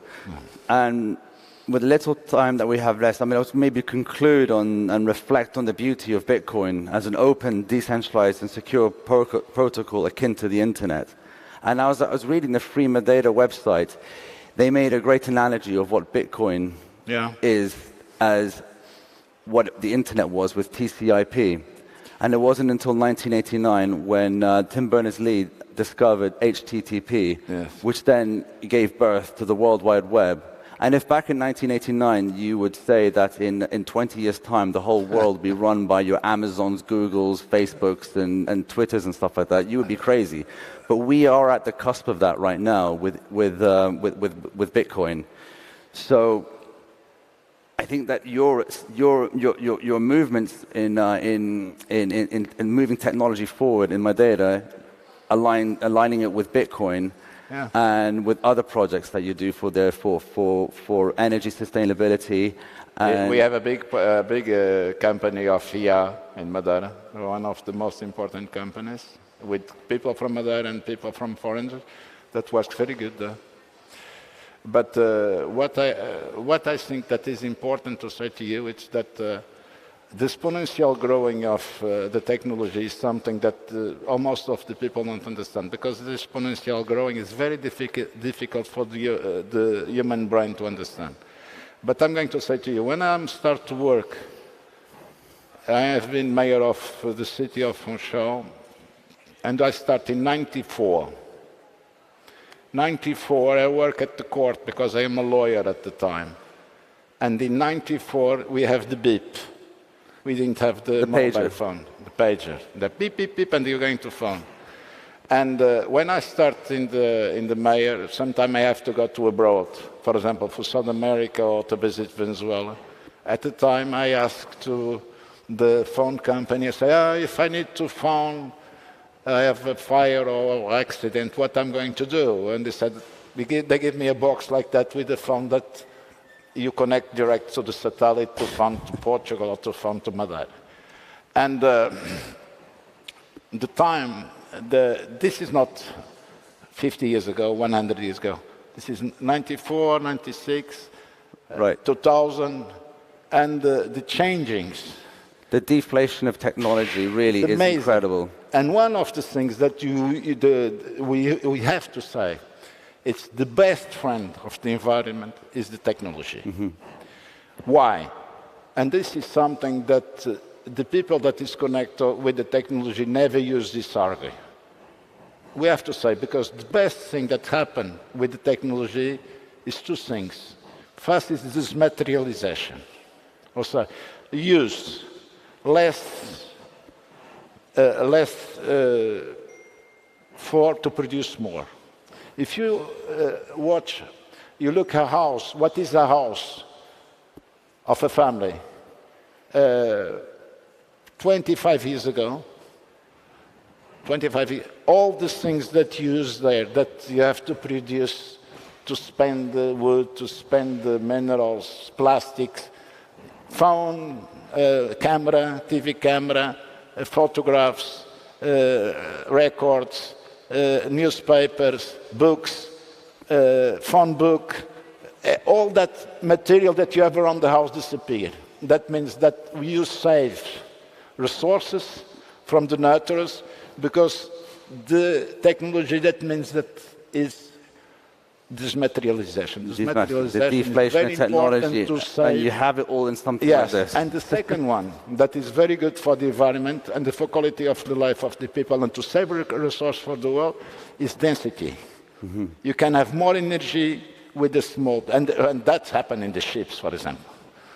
Imagine to phone in the 90s, to phone to someone, the links that you need, all the plastic and the metal that you have to connection. Today, everything is materialization. And one of the things that is very good with technology is the desmaterialization and the density.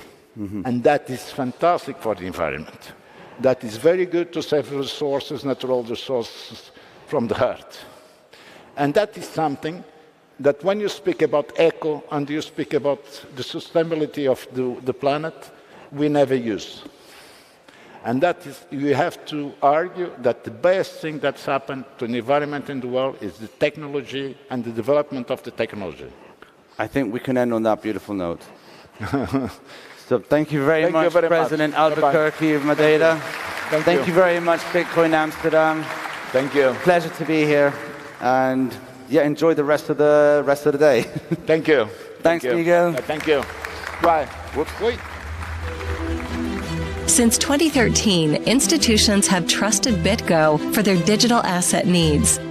Backed by Goldman Sachs and other top investors, BitGo brings together the best of Wall Street and Silicon Valley to deliver institutional-grade security, compliance, and financial services. Today, we support all major coins and blockchain protocols and process 20% of all on-chain Bitcoin transaction volume for over 1,500 of the world's top institutions. When it comes to crypto, institutions trust BitGo.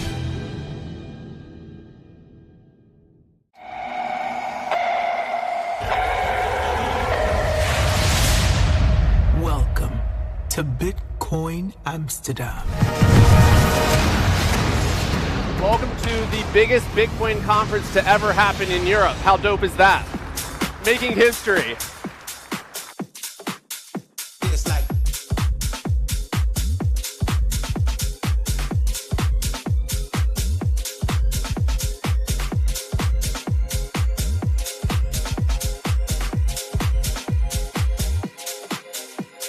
Bitcoin Conference van 2022 was in Amsterdam, in het Westerpark, waar je dus de Westergashouder hebt, Westerunie en Westerliefde. De klant had 100 dagen de tijd om dit evenement uit de grond te stampen, maar we waren allemaal ook echt dedicated tot een goed resultaat te komen. De grootste uitdaging voor dit evenement was de technische puntje op de i te zetten, omdat er gewoon meerdere locaties waren die ook best wel ver uit elkaar lagen. Dat had ik niet zonder Floris gekund. Vanwege de schaal van het terrein hebben we moeten kiezen voor glasvezel. Dus alle videosignalen, audiosignalen, die zijn allemaal over glasvezellijnen gebundeld. Dus dat is wel gaaf. Dan maken we gebruik van techniek om al die soorten signalen eigenlijk te bundelen in één glasvezellijn. Intercom, het is wel een heel geïntegreerd intercomsysteem waar alle mensen in de zaal en de show op zaten, maar ook de verschillende stages. Dat is allemaal aan elkaar gekoppeld. Leuk evenement, genoeg camera's, dus kunnen we wat moois van maken. 10 minuten Julius, hè, dan gaan we knallen. Het was een enorme onderneming en om dat dan te zien staan aan het einde van de hele rit is wel heel erg bijzonder.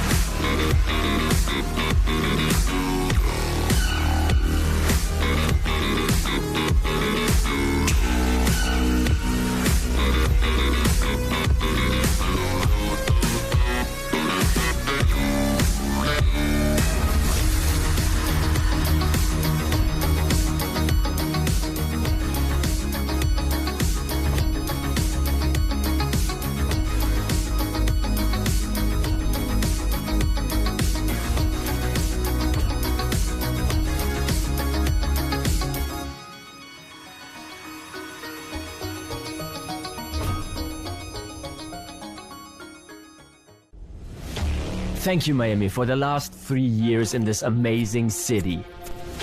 The whole world shut down, but Miami welcomed us with open arms. We want to show Bitcoin to the whole world. We are taking the conference on the road to set the stage for Bitcoin in a new city.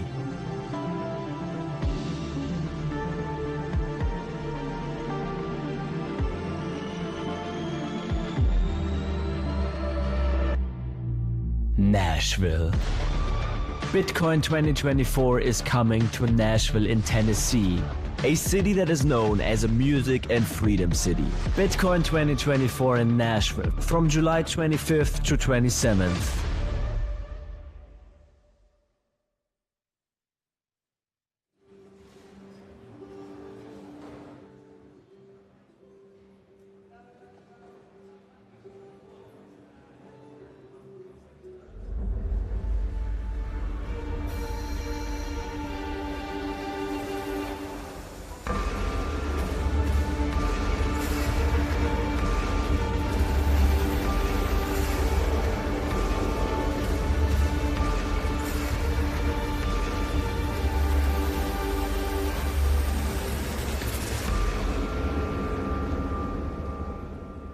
Good morning. Good morning.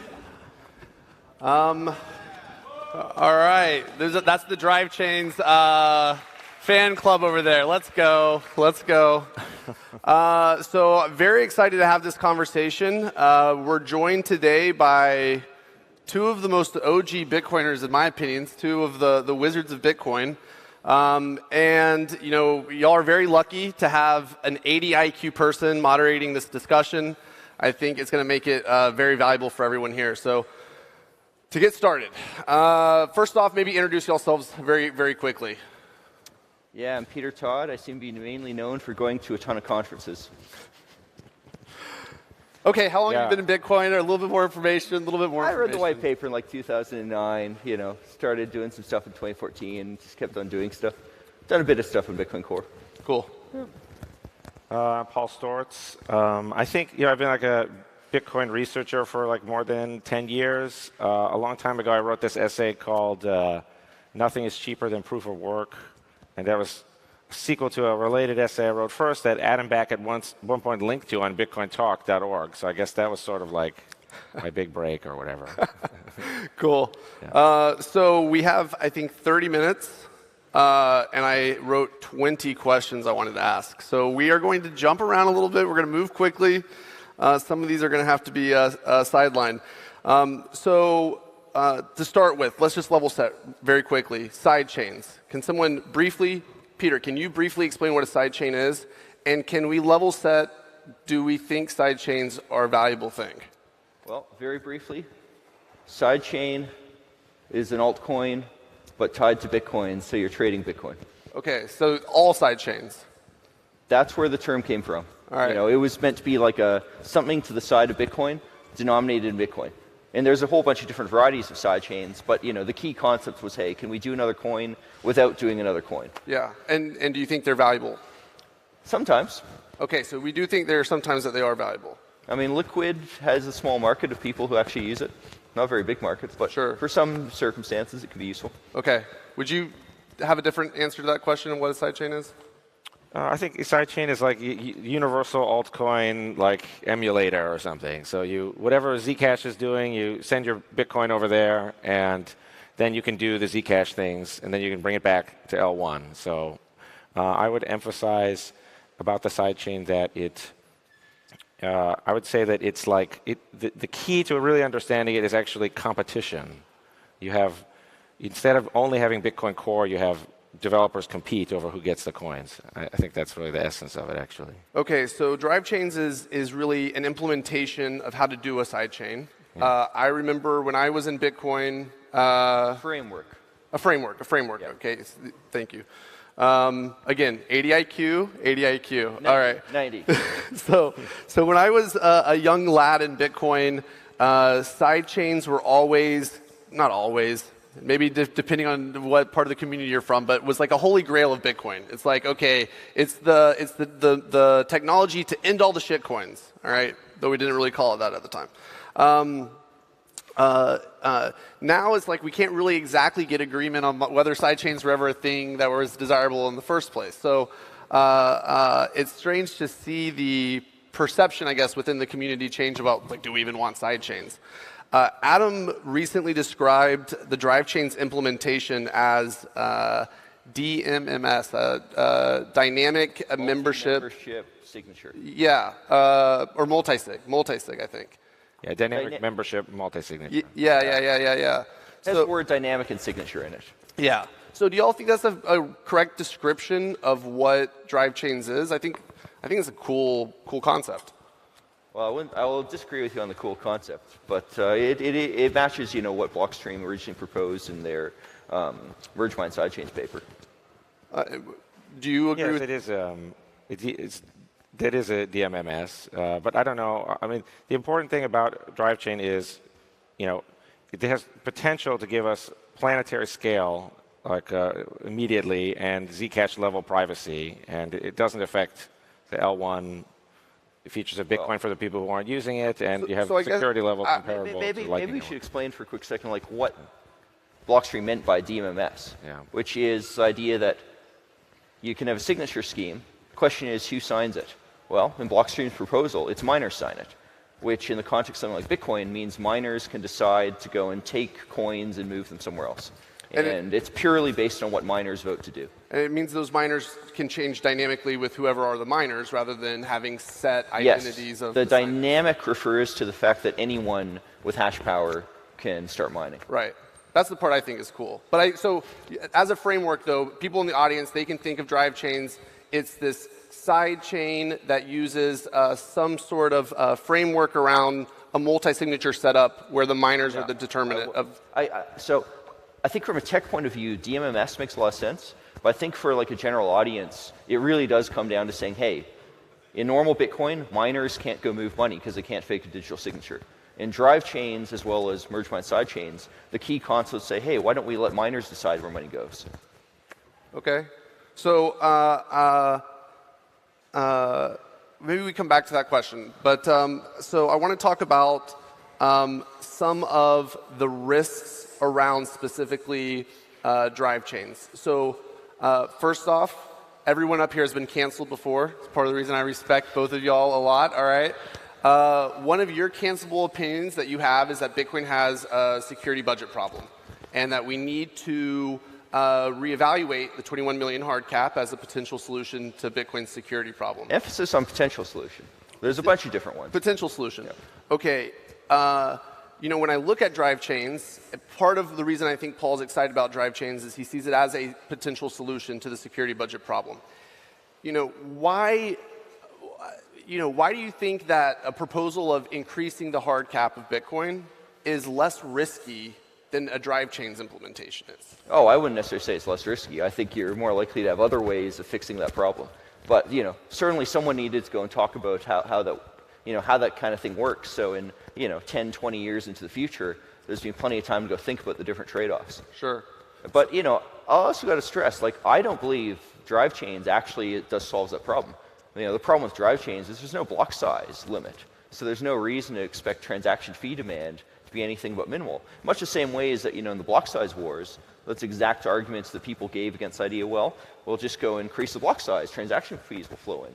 It's like, well, unless you actually have a limit, it's a supply and demand situation. If the supply is infinite, whatever the demand is, the price is still going to wind up being zero. Right. So that was my next question is do you think it'll actually generate more fees? Now, Paul, you have a different perspective on this. Well, because it won't literally be zero, of course. It can be any small amount, and then as long as you're increasing the quantity of sales, so to speak, you sell more transactions, even if it's 1 cent per transaction. Of course, each new transaction will be increasing the amount. It's only if it's literally zero that it would have no effect, which obviously won't happen. I mean, nearly literally zero times a finite number of transactions is still basically zero. But this isn't a math proof we're talking about. This is economics. It's like, Visa charges only a small amount, but they generate, hundreds of millions of dollars per day. Visa charges multiple percentages for a lot of people. I mean, it's not a small amount. They got a monopoly. So I started off by asking, are side chains a valuable thing? Okay, so we're talking about fees. We're talking about, is there something that people want to actually do that they're going to pay fees for? I guess that's the question that we're... No, I don't think that's the question, though, because the problem is not, is there something people want to do that they'll pay fees for? It's, what is the mechanism by which there's a reason for them to pay anything but a trivial amount? This is the same problem we have with infinite block sizes. The fact is, fee revenue gets driven down to zero because there's nothing stopping miners from underbidding each other. So I don't think that's actually an argument for drive chains. So you think that if a drive chain got popular, it could result in less fees being paid on the layer 1 than otherwise? Yes, because drive chains in that circumstance, if the drive chains for scaling can represent people moving away to a cheaper system and less fee revenue coming in, versus something like Lightning where there are trade-offs between different layers, and there's a very clear thing of, well, if you need to do an on-chain transaction, there is that much space, and you better bid for it. Now, I'm not going to argue that Lightning's perfect in that respect. I mean, this is why I advocate for belt and suspenders, but I don't think drive chains can make that argument. Well, it's very easy to make the argument, though, because the miners themselves are the ones who set the minimum fee rate. So if they find that their fortunes have decreased by going this route, they could just disable the... But you're arguing for a cartel. I mean, you're arguing for a cartel. If it was truly a free market, someone would come in and underbid. No, absolutely not. I'm saying that if they don't want the block size effect to reduce the fee rate, they can just they can either cap the size of the sidechain blocks or cap the min fee rate. It's the exact same thing. But again, when you say they can, you're really talking about a cartel here who can make a decision. In a free market system, that's not what would happen. Absolutely not. You could just have some formula do it. And if it really maximizes miners' revenue, then they will do it, of course, but obviously. You advocate that people can go create new drive chains. Surely if there's some formula, people will create another drive chain that underbids this. I mean, there is no mechanism to set that limit. The mechanism is that the miners will maximize their fee revenue. Okay, so again, it's cartel. This is a good... No, but it's not a cartel. You can do it with a formula. A good point of contention here. Very easy formula. One question I would have... your formula. One question I have is Lightning Network. Is Lightning Network net adding to the on-chain demand on layer 1, or is it cannibalizing more fees than I think it can definitely go both ways. But the thing with the Lightning Network is, with current comp sci, there is no other alternative. Nobody's figured out a way to send, single Satoshi payments over a blockchain. And it's not going to happen. And that's a strong need. Now, maybe we'll figure out something truly novel in comp sci. Like drive chains. Well, I don't think drive chains is novel. No, sure. But I mean, that's just inevitability with Lightning. Now, certainly in a lot of circumstances, Lightning can mean that the fees you do pay on Lightning channels can then flow back and to Lightning nodes, which can then go pay much higher fees to bid to open and close channels, as well as adjust capacity with splicing. And in that circumstance, yeah, it can definitely flow more fees into miners. But I would not make the argument that that's a guaranteed. Okay, so I want to keep moving just because there's other topics I want to hit on, but this is, I think, an important one to highlight is, will it actually drive more security budget? Okay, so quick question. I think I know Paul's answer to this question about how many soft forks will exist in the future and maybe what drive chains can do there. How many soft forks do you think over the next 100 years Bitcoin's going to have? Well, I mean, it absolutely has to have at least one because Bitcoin ceases to exist. Correct. Although that's a hard fork, though. Well, that particular example is kind of a bit of both. It's a weird example, but if you're talking about hard forks, I mean, soft forks is basically the same discussion, right? It's like an even more extreme version of fork. Now, I think it would not be surprising, backing away from that extreme, that we get Bitcoin to a state where it's essentially perfect. In much the same way as that TCP/IP, other than IPv6, which comes from the 90s and is gradually getting adopted, it really hasn't fundamentally changed much for a very long time because we figured out something that was essentially perfect. Might not be absolutely perfect. It was more than close enough. And what did we do? Well, we built layers on top of it.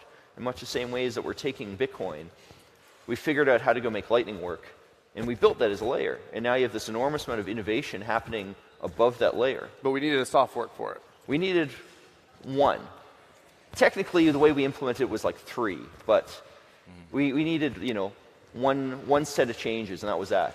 Now, in the future, with things like Arc as an example, it won't surprise me if the community as a whole says, hey, here's this new thing we need. Everyone's going to use it. Let's do that one fork, and that's that. But this is a rare event, whereas most of the innovation that happens is things that happen on layers above. I mean, RGB is a wonderful example. They're implementing all this semi-off-chain, like layer 2-ish stuff that can trade assets in very efficient ways, but they don't actually need a fork to do that. My own Open Timestamps project is a much more boring example of the same thing. Open Timestamps, not only does it not need a fork to exist, like it's basically impossible to stop. Like that's the kind of innovation that excites me. So to summarize, you think over the next 100 years, we're talking about a small number of soft forks? It could easily be less than a dozen, easily. Okay, so Paul, like one reason why I like drive chains is because I feel like there's a lot of changes in Bitcoin's future, like a lot of things that need to happen, and it creates an environment where we can do some of those changes in a low-risk way. Like, do you think that that's a correct description of the value prop of drive chains? And yeah, how do you see that playing out? Well, yeah, certainly the developers are going to continue to invent things. And so the question is, what are they supposed to actually do with their invention? And one route is to try to get the invention, persuade people to add it to Bitcoin Core L1, but that takes a very long time, and I think it's been getting more and more difficult as the years go by, and there's also more and more people inventing more and more things, so there's more specialists in different directions. And so what are these people supposed to do with their invention that they make and that they really like and that maybe they've convinced other people is useful? Arc is a perfect example of something that we would have already had probably in 2019 or even earlier, because if you look at the timeline of when Jeremy Rubin was inventing CTV, that was a long time ago, and he tried to get it through the Bitcoin Core process, but it just found it to be too time-consuming. Well, he failed to convince people it was useful enough. I mean, but the irony is now people wasn't important. Now people have flipped on that, and then now they think he was right, and it is important. So not yet. Well, so Arc is interesting. It's not there yet. This kind of moves a little bit towards the activation discussion, but something I wanted to ask you about, Peter, is BIP 125.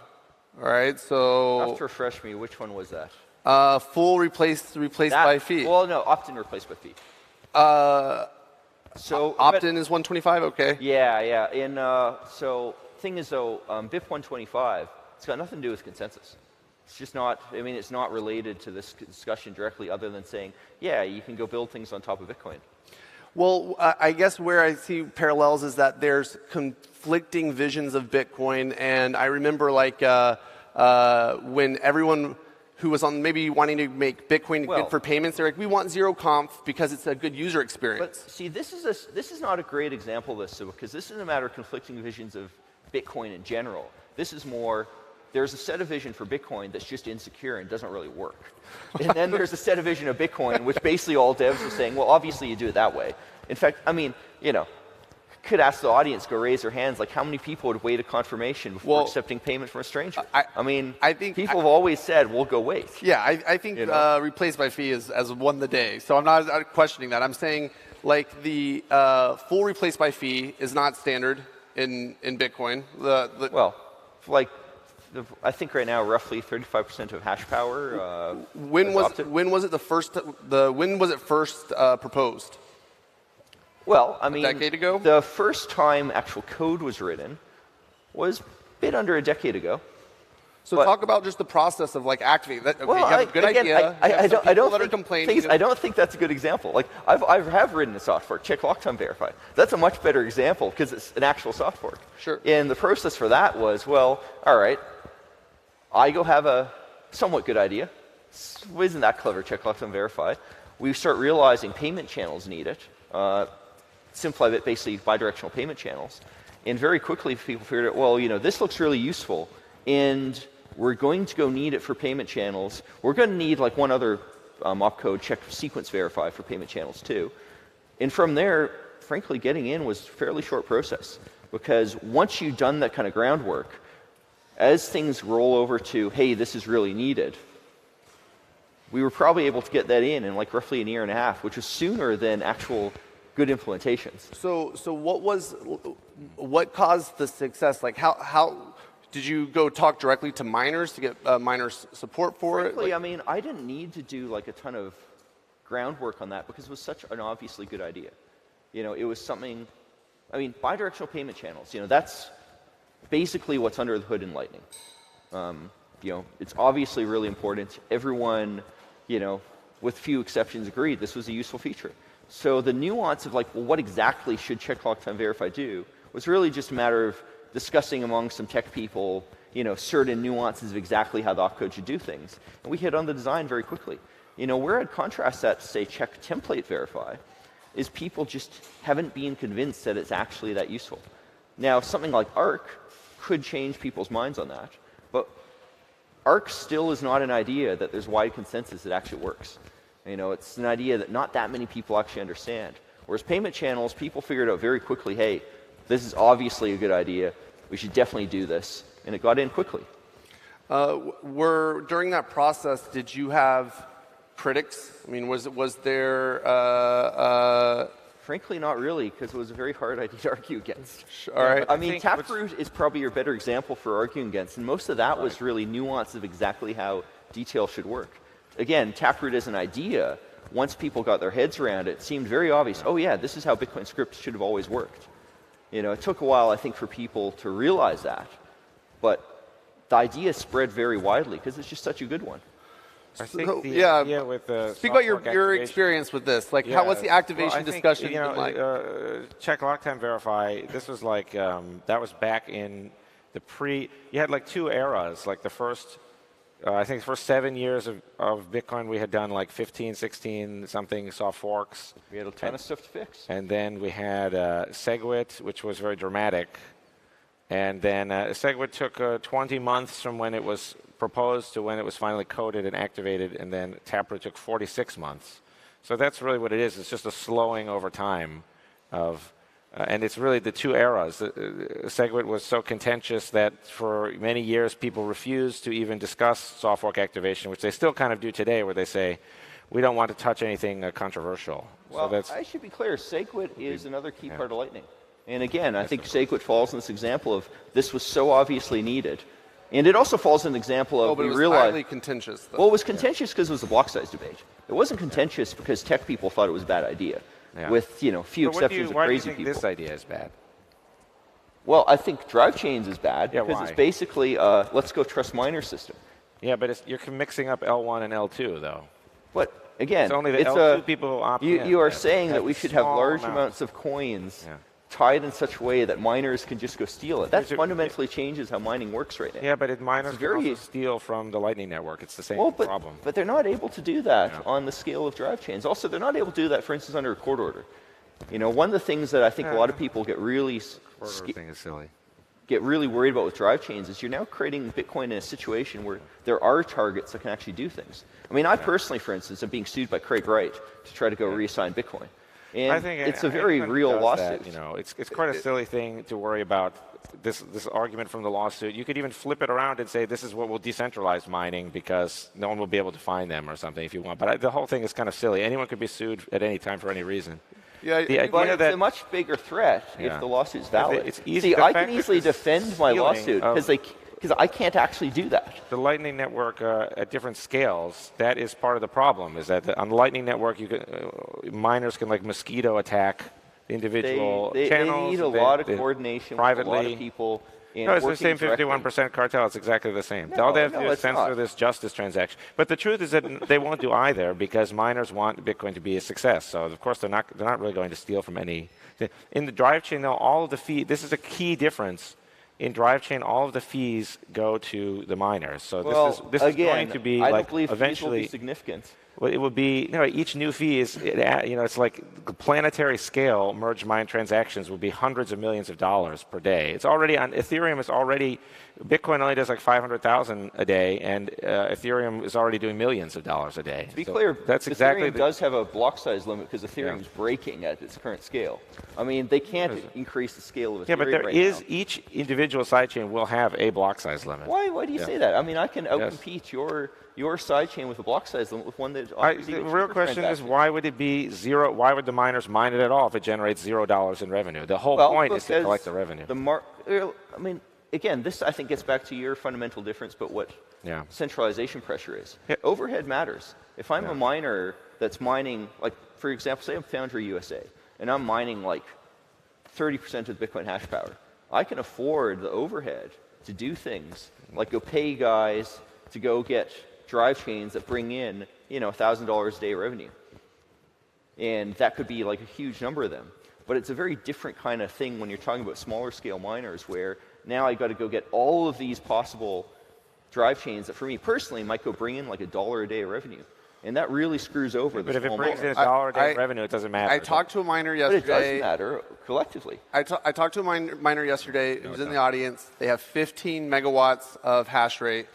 They said that if they could get a 1% or 5% boost to revenue by adopting drive chains, they would do it in a second. But the problem is... It won't be 1%. It would be 10x, 100x, or even 1,000. I mean, hang on. Let's be clear, though. There's a misconception there, which is that Bitcoin difficulty adjusts. By adopting drive chains, they're not going to get, a 5% increase in revenue. They will only get that if they are the centralized miner who can do it in a way that other people can't. That's one of the key things. What it actually does, it increases the overhead to get into mining.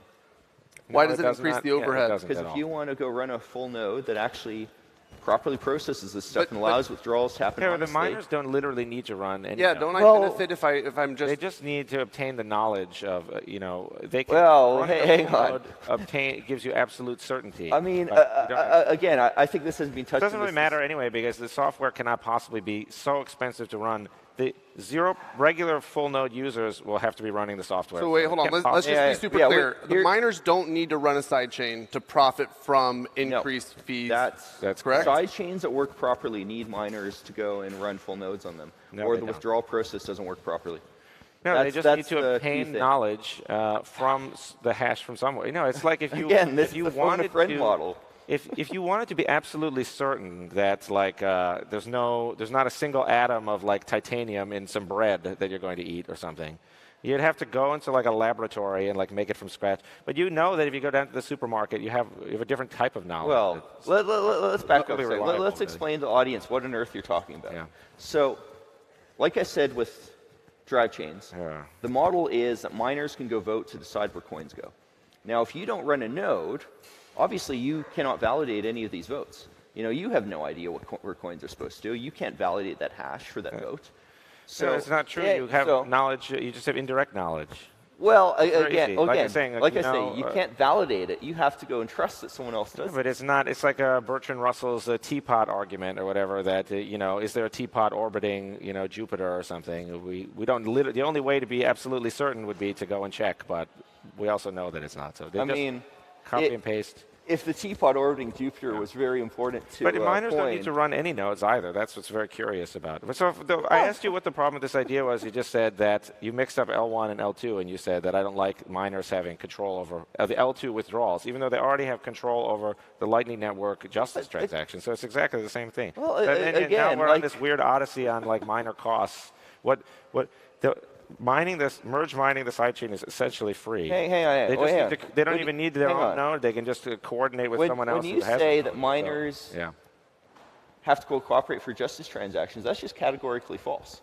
No, they get 51% hash rate can censor the justice transaction. And if they do that, they can drain the Lightning channel for free. And let's be clear, they have That's not going to happen. To profit from this, they have to coordinate with the Lightning channels doing this. But they also must coordinate in the case of drive chains. Exactly the same. It's actually much more difficult for them to coordinate in the drive chain case because they have to pre-establish a withdrawal to themselves that is going to take effect 3 to 6 months later. So they don't necessarily know if the pie chart will be the same. So quickly respond, and then we're going to move on because we have a few minutes. We're going to go over on our time. I'm sorry for the people who said don't go over on your time. We're going to go a little bit over. I mean, look, this is silly discussion. Go read the blog post I just posted for this detail. Oh, anyway, let's okay, so I want to move just before we talk activation on exactly how something gets activated. One thing that you're very clear on, Paul, is like there is the way that drive chains would be implemented.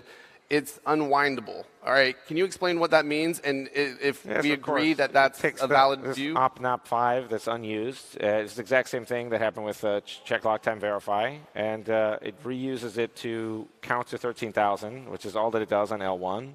And then if there's some kind of problem with that, all we have to do is the exact same soft fork that turned it on. You can just turn it off. You just censor OpNap5 from ever appearing again in the blockchain. So there's literally zero risk to this idea. Do you share that view that would be effective in terms of unwinding drive chains? I don't think you'd be able to pull that off in practice. And one of the really ugly things about this, of course, is that if this is an idea that does go catch on, you wind up having funds tied up, which causes a whole lot of political ugliness. Like, but again, it only affects the people who opt in. This is crucial to the whole point. The distinction between L1 and L2 is the entire point. You know what I mean? Like, you may not care about a certain thing like the EVM or something, but other people care about it, and you may not care about large blocks. This isn't about what other people like. It's about their ability to choose their own thing. So some people want, Roger Ver wanted the block size to increase on his node. So if you can't keep L2 and L1 organized, then you will never understand this idea. To be clear, you're not talking about L2 and L1 here. That's not how these terms get used. You're talking about L1 changes. All of this is L1. The L1 change is just the OpNap5 counting to 13,000. That's all it is. Okay, so I want to talk activation for a quick second. So, I'm a simple man. We should talk off why is it so difficult to unwind? He's got 40 seconds. Let him talk about his activation. Well, so it's very easy to unwind, and you unwind it the same. Let him talk about his activation. Thank you, Pops. Activation. As far as I'm aware, all soft forks get activated by miners at the end of the day. That's a complex question. I know it's a complex and controversial question, but I mean, am I wrong? I mean, in certain circumstances, yes. So I think a great circumstance was how SegWit got activated, where. But that's still a miner activation. Hang on a second. So what happened with SegWit is the community threatened the miners with an unobservable threat. Namely, we are running UASF nodes that activate SegWit. Thus, if at least one miner does anything SegWit related, suddenly a big chunk of the network will go switch off, and they will be mining on a useless change. And this is why it's complex, because that was an unobservable thing. So the majority of miners decided in that circumstance, arguably, hey, they're making this threat. We will just go and do SegWit. So I guess what I'm a little bit confused about is like, okay, what you just described is user-activated soft fork, where there was basically a message sent to the miners that if you don't do this, we're going to fork you off the network, all right? We're going to reject your blocks. How is that different than Paul and drive chain supporters going to miners and saying, run this software, and if you don't run it, at some point in time in the future, our community is going to reject your blocks? Like Well, I mean, to be clear, I'm not making a statement that it's different or not. I'm just saying, like, that is the nature of this type of activation. There's other types of activation which looks more clearly like miners activating, like my own check lock to verify, which was, you could argue, was a miner vote to say, hey, on this threshold, now check lock to verify. I guess my point is that, like, even a user-activated soft fork, you are petitioning the miners to adopt, activate something, or you're going to do something. So it's a communication to the miners, a signal to the miners of, hey, we're demanding this. I mean, it's a tricky signal because it's a signal which, I mean, maybe I'll talk about from the more pragmatic point of view. If we have a UASF that doesn't have overwhelming support, which is what would happen with drive chains, if this goes badly, suddenly Bitcoin forks. And very bad stuff can happen where, you know, one exchange is simply not on the same Bitcoin as another exchange, yet they still have the same ticker price.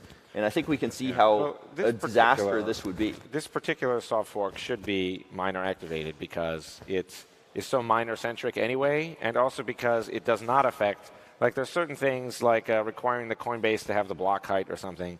There's certain things. This one is more opt-in, much more opt-in than usual, which is to say that people who aren't using it can ignore it completely. To be clear, like and the Coinbase thing was fixing a serious bug. The miner-centric one should be activated by miners because if they're not really into this idea, and if they don't really understand this idea that they would make a huge amount of money by, you know, like having this enormous extensibility upgrade to Bitcoin. If they don't really get it, then they don't get it. So it will, you know. So, you know, I guess my final question here is like, okay, if I'm Paul, I'm going directly to the miners and I'm making the case for why they need to adopt drive chains, and I'm selling them on the benefits of it. And, you know, frankly, I don't really care what anyone else's views are because it's the miners at the end of the day I have to convince here. If the community had a problem with that, how does the community stop him? Well, I mean, I think the main thing that happens here is what you're telling miners is this is going to be a shit show.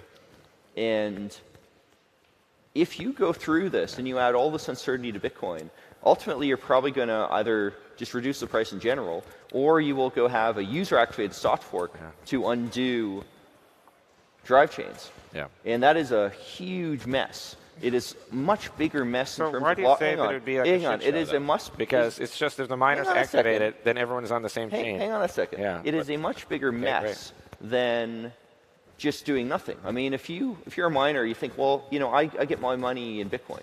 If I go through uncertainty in a shit show, reduce the value of Bitcoin by like 10%, was that really worth it for the hypothetical drive chain that a whole bunch of tech experts think is a bad idea? You know, I think that's the main pushback. Now, obviously, if, say, a 51% majority of miners said, you know what, screw this, we're going to do this, they can go make a real mess, and they can go force other people to react. But, you know, this has never happened in Bitcoin's history, and we'd much rather it not play out that way. I mean, because it's a soft fork, couldn't they have already, I mean, it hasn't been... It's theoretically possible that they already activated BIT300. Yeah, but I mean, if people don't know about it, it's not very relevant. And people have put things like Opnoc 5 and other stuff in blocks, so it's unlikely to be the case.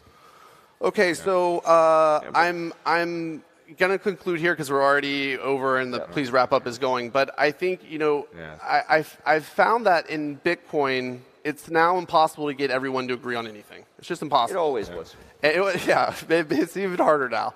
And so I feel like, you know, why drive chains I think is important is because whether drive chains goes forward or doesn't go forward, it helps define the boundaries of how Bitcoin advances in general. Okay, you have a problem with drive chains, like this is how you resist drive chains. You want drive chains, this is how you advocate for drive chains. And right now that's so unclear. It's unclear how to do it. See, I think that makes it very uninteresting because from a tech point of view, you're creating something that has all of this software complexity and so on, when it's so much easier to just build other types of systems where you don't have to ask for permission. You know, to build interesting stuff on Lightning, you don't need to ask for permission. You just go do it, and you write code and you release it. You know, open timestamps, I've never asked anyone. Well, you had to ask for SegWit, though. Well, once we created the building blocks, but you know, we've created a very thorough set of building blocks, so you can build an enormous amount of interesting stuff. we took the Bitcoin protocol and fixed it. The problem with Lightning, though, of course, is that even the proponents don't expect 8 billion people to be able to use it, whereas with this they could, and so that's a pretty big difference. The tech people don't agree with you on that. Yeah. No, you could go to drivechain.info/misconceptions, and you could search. I have a part where I have hyperlinked a bunch of things. So if you search this, and this, I have a link to a bunch of people, the top experts in Lightning. Don't take it from me. They have all these different interviews and posts 2 hours long. Let's be clear. You're talking about experts saying Lightning doesn't scale. That's not that drive chains work. So I'm going to get in a lot of trouble already. We're way over. But can we get a round of applause for these two wizards of Bitcoin? Very important conversation. Paul, where can they follow more about drive chains? I would just follow my Twitter on TruthCoin on Twitter. And Peter, you're going to write the definitive takedown of drive chains. Is that coming? I mean, I just posted it. Go to petertodd.org. Okay, let's go. All right, cool. Okay, cool, great.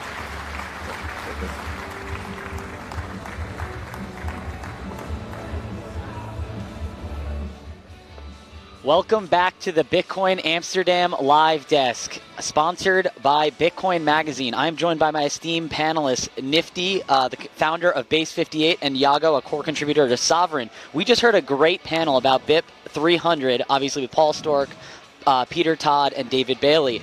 So I want to go right to you, Yago, with the first question. Does Bitcoin have a security budget problem to you? Yes or no? Clearly it does. We're seeing no growth in the value of transaction fees collected by Bitcoin miners over time, and we're not seeing a substantial increase in the number of transactions. And what Paul and Peter both want to do is try and find a way to increase that. I don't think that drive chains is the way it used to be. For many years, I was a big supporter of drive chains, but at this point, I think it's obvious that it's already obsolete technology. What we need are roll-ups. That is the ability to add more transactions into every block using Bitcoin transactions, and it helps solve Peter Todd's concern with drive chains that you would have infinite transactions and no scarcity, because the scarcity of Bitcoin would remain. 20 seconds to you, Lisa. Do you think that we have a security budget problem with Bitcoin as well? No, I think I'm a security budget, whatever. I don't think there's a security budget problem. Okay. Yeah, no worries. So I know we were talking about Lightning adding fees to L1 and helping out miners, or is it cannibalizing miner revenues, or is it a little bit of both? I'll go to you, Lisa. I think it's a little bit of both, honestly. I think that having Lightning there makes transactions that wouldn't be possible to happen. So I think that's great. I do think there's a little bit of trade-off between now we have transactions that are happening on Lightning that maybe could have happened on the base layer. Yeah. 15 seconds to you, Yago. What are your thoughts on Lightning? Cannibalizing miner revenue or I think its overall impact is fairly marginal, because the level of adoption that we've seen with Lightning is quite marginal as well. Yeah. And so what its theoretical impact would be, different from its practical impact. Yeah. Lisa, last question to you. Miners control the justice transactions, and I know that's what Paul was bringing up, and you were kind of shaking your head over here. What are your thoughts on him saying that they control the justice transactions? I think that's completely untrue. I think it's true that miners decide what transactions go into blocks, but I think that being able to choose between justice transactions or not, that's completely, I think, not how it actually works. All right, thank you so much. Cool. We're going back to the main stage, or the Genesis stage here, to talk about the Nostr protocol. Catch us after that.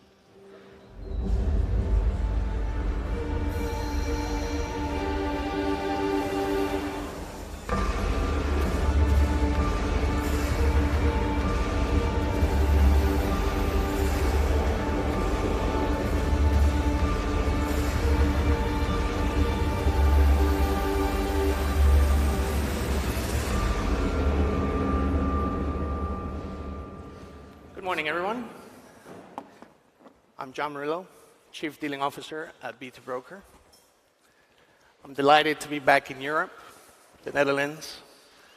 I'm actually based out of Dubai, so we're enjoying this fantastic climate compared to what we experience back home. First of all, my topic for today is navigating the Bitcoin derivatives space. It's an area in which I find tremendous value in today's landscape.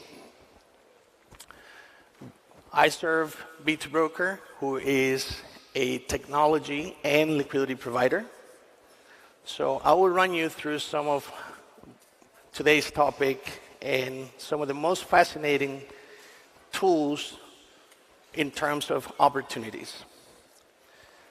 So in the space that we run today, many people ask me, and many of my clients say, John, why is crypto derivatives worth taking a look at?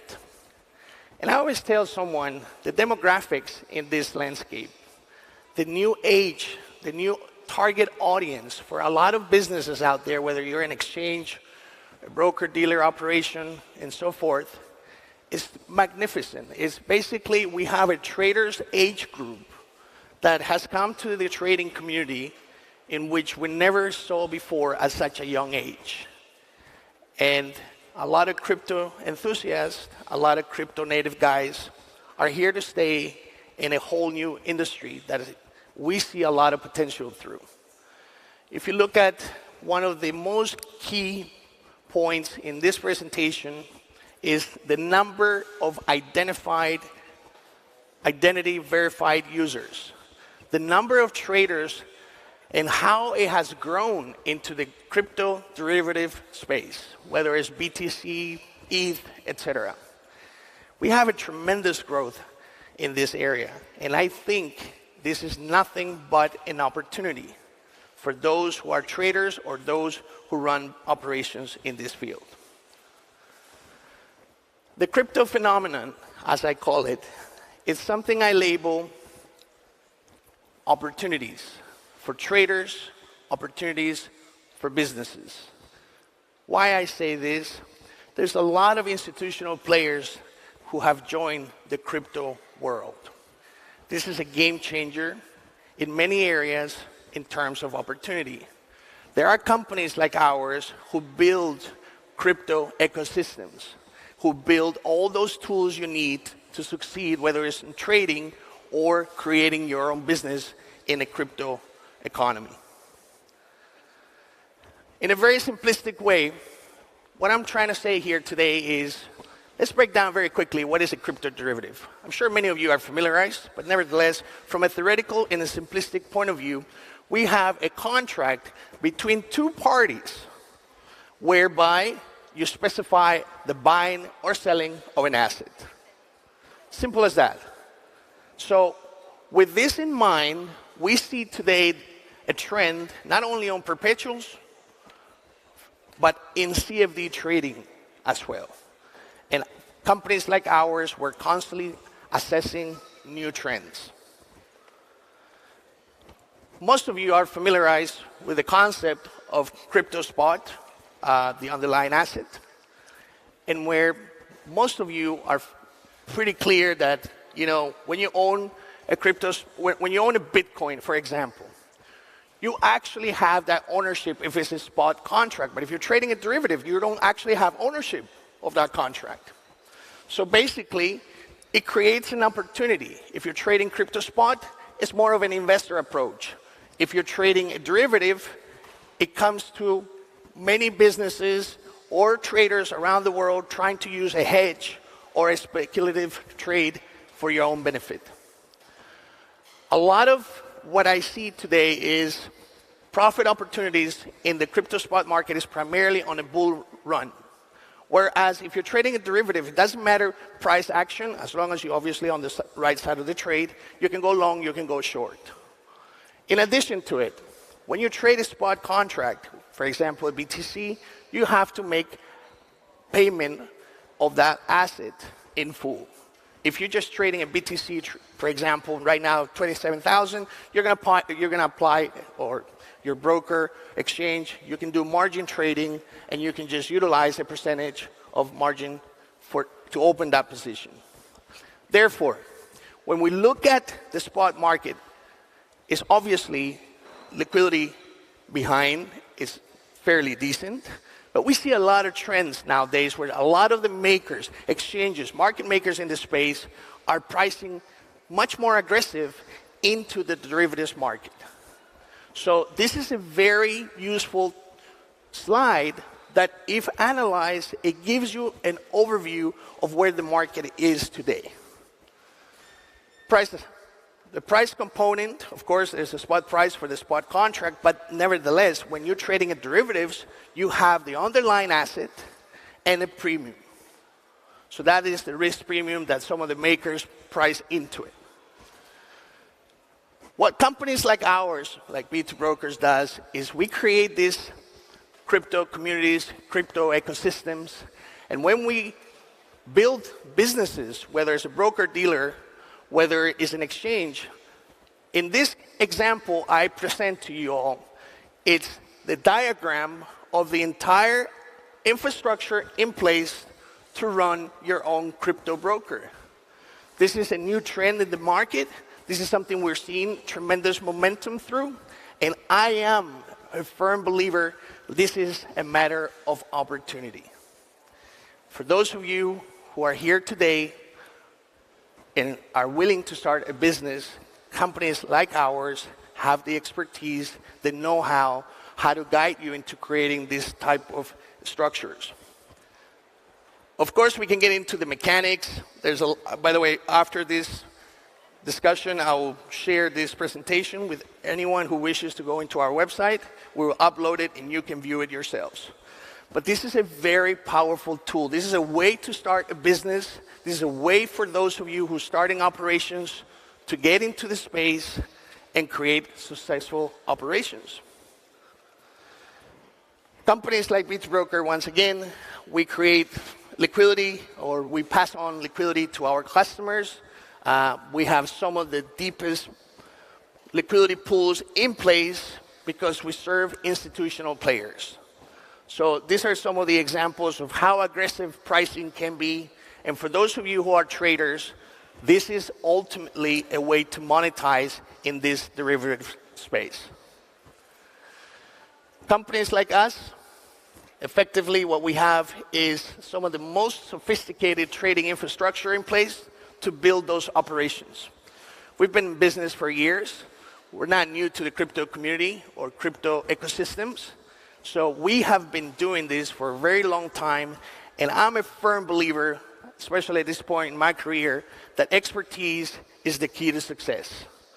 Many people may use the same tools, but the expertise is what's going to lead you to the next level, especially if you're running businesses. I always say to anyone in this industry, what should you be looking for when you're choosing your partner, when you're choosing that future relationship, when you're starting a business? Make sure they are capable to have a scalable hosting infrastructure. This is a key to do business. A tech stack. I take a lot of pride in how we've chosen our third-party vendors. They play a tremendous role in any business. No matter what you're running as an operation, you must know that that partner has the ability and expertise to deal with some of the best players in the industry. Companies like us, we have a 24/7 support because we understand the importance of being there for your business if and when you need it. Ability to provide various jurisdictions. Well, every company structure, every business has its own way to structure business. Therefore, you must be able to do business with operations that are capable to support you no matter what your jurisdiction.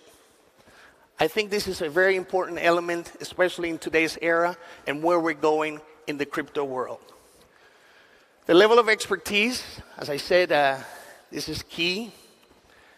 The ability, this is something a lot of people really overlook over time, and that is the ability to serve the business when you're at an early stage or when you have growth momentum. You make sure you're going to do business with someone who can support you along your journey. Otherwise, you're going to have to change providers, and that's never an optimum approach. I can go on forever on what you should be looking for when you're choosing a business partner. Unfortunately, I ran out of time. I realized that it was simply not enough to share all I have to say today, but nevertheless, this is who we are. We have one of the biggest booths in the event. I'll be glad to have a one-on-one discussion with any of you. B2Broker is one of our companies. It's basically what we're known for. But we run a digital asset solution. We also run a tech side of the business, which is very sophisticated for many of you who have business needs. Unfortunately, I don't have any more time remaining for the day, but I would like to just say thank you, each and one of you, for listening to me today. Have a great remaining of the day. Bye-bye.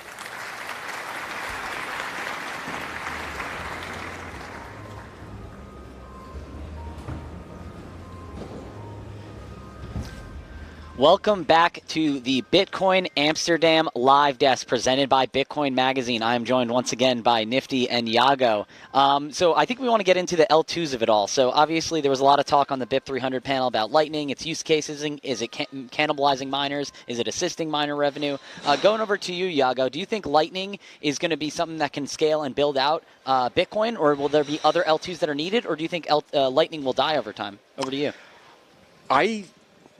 So I think I've been part of this Lightning journey from the very beginning. Taj started writing the white paper while he was working at a remittance company that I had founded. And we had a challenge of how do we move Bitcoin cheaply for the purpose of remittance.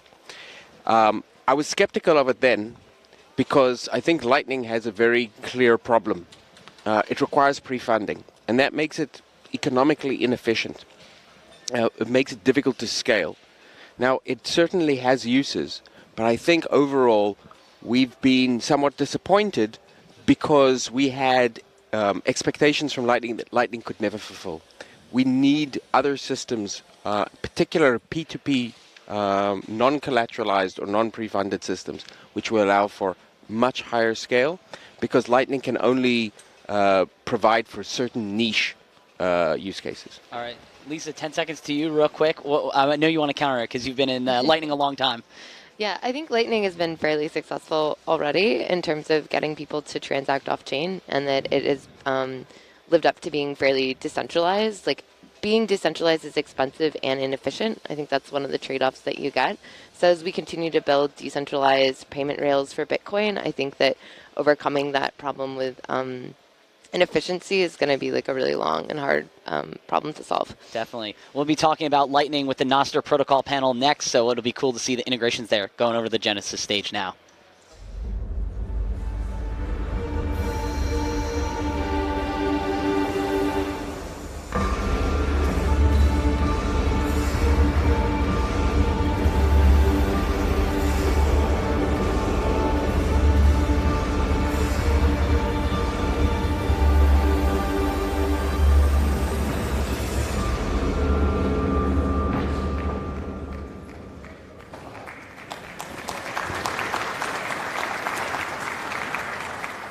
Hey, good morning, guys. I wanted to do a quick survey first. How many people here have used Nostr before in some form? All right. Nice. Little less than half. I'm hoping we can get these numbers up by the end of this. So first off, I'm Alex McShane, moderating this panel with these three Nostr legends here. I want to start off and give them a chance to introduce themselves. So, Will, take it away. Sure. Yeah, so I'm Will. I work on Damus. It was the first mobile Nostr client.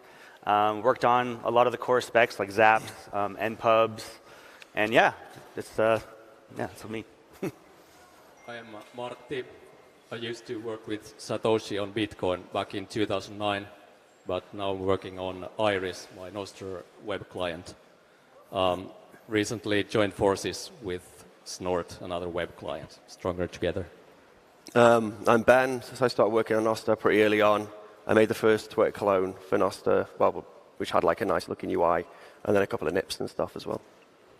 So to start off, to give people kind of a general overview, maybe why they want to use Nostr, how does it differ from a dev perspective from traditional social media and communication protocols?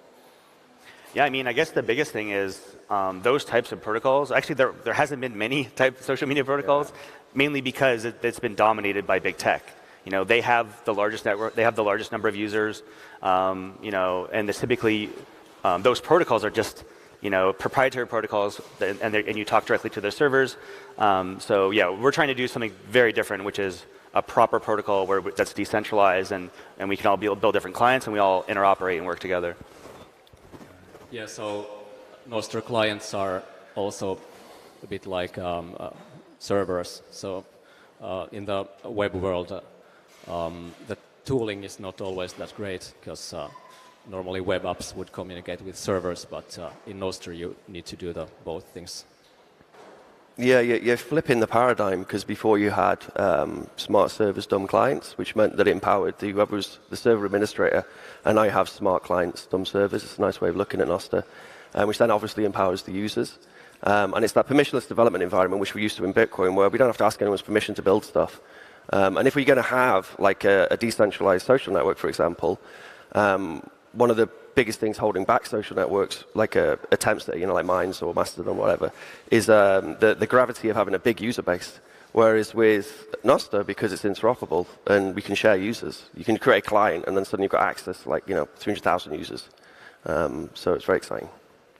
So one of the key takeaways I'd like for people who are not Nostr users yet is that this isn't just a simple Web 2 reincarnation. So if you could, tell me some of your favorite non-social media use cases for Nostr. And I know that might include some future possibilities, but...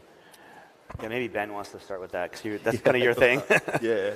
So actually one of the things which helped influence Nostr was an LMBits extension we made called Diagon Alley, which was a censorship-resistant marketplace. And had kind of similar architecture that, like, Nostr achieves censorship resistance through being resilient and easy to spin up relays and clients and whatever. So when VHF then made Nostr, it was like, okay, cool, now we can build a marketplace on Nostr. So we've done that. We have our Nostr marketplace, and it works really well. And there's something very satisfying about a client-side merchant and a client-side customer being able to do commerce and then just have it go through relays, and everything's encrypted with Nepo4. There's that, and then there's also some people working on decentralized Uber. So you could share geolocation. Reputation is something we need to crack for that, but there's some great proposals. And that could also be used for a whole bunch of other services as well, geolocated services. So yeah, I think it's not just social media. This thing really impacts a lot of different industries. In fact, I made a nip a couple of days ago for IoT. I want to just be able to DM an IoT light in my house and just turn it on. And rather than having to sign up to the terms and conditions on the IoT software, which are always horrendous and Orwellian, and you're letting state and corporations into your house willingly. So I'm very excited. That's the next thing I really want to work on is IoT devices and just being able to talk to them over Nostr. I think a big one that I'm really interested in. So like right now we have these Twitter-like clients, so Damus is Twitter-like, but it's what Nostr is really good at is just communication in general. And there's a lot of communications tools you use, like within your organization, within your business, such as you have Slack, you have email, you have issue trackers in terms of like GitHub and code and collaboration and things like that. But each of these applications are siloed. Like you have a user account in each one of those applications. A lot of the time they don't interoperate with each other. So I think that Nostr can slowly take over all of those tooling as well, and then you can just run your own relay within your organization, and all the tools would just work together. And I think that's kind of a cool use case that we're heading toward.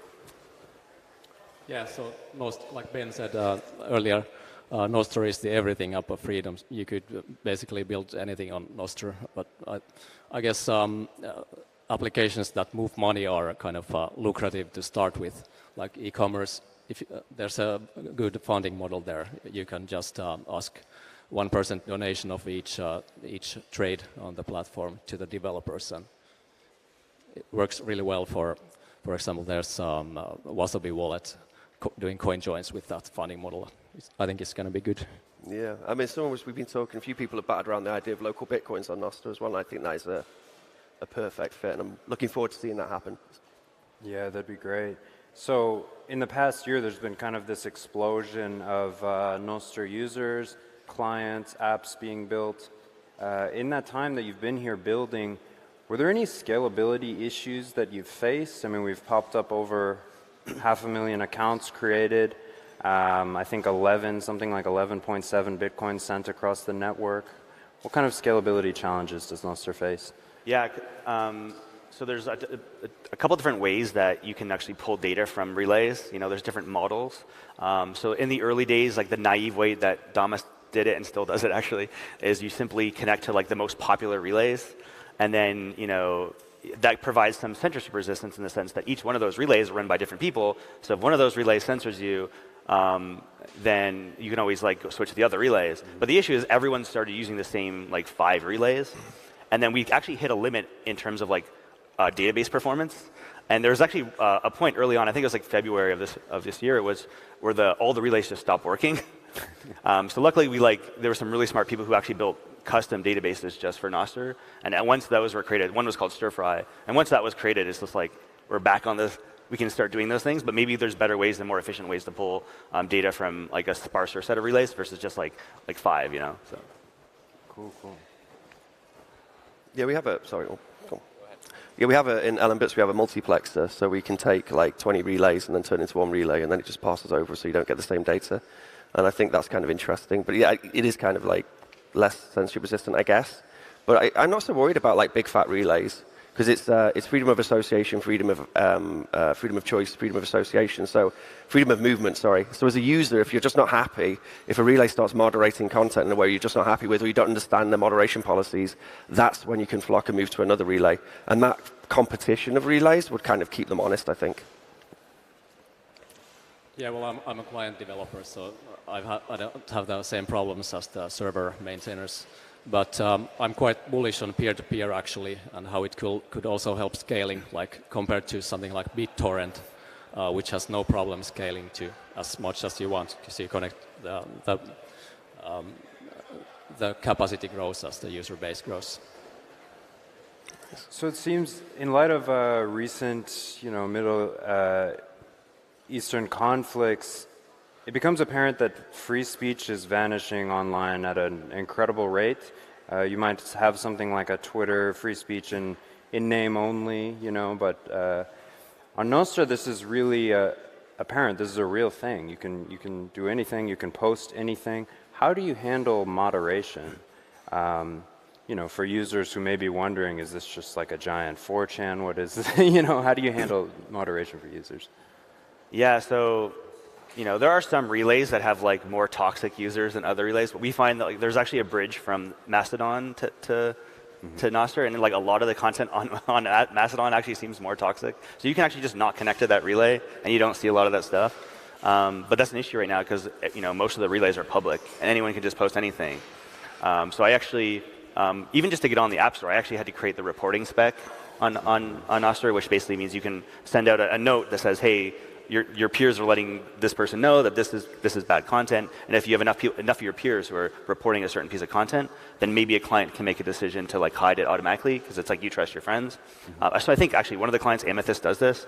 I find it can probably be gamed, so I'm kind of unsure about it. But at the end of the day, I think there's going to be lots of different like attempts like in the marketplace to like try different forms of moderation, and that's something that you can only really do on Nostr versus a centralized solution who they have one specific way of doing moderation, which is the issue, right? It's always one specific centralized way that's making all the decisions, like a trust and safety team. Right. But so in Nostr, it's like you can have like this marketplace of trust and safety teams and pick the one that you prefer, so or none.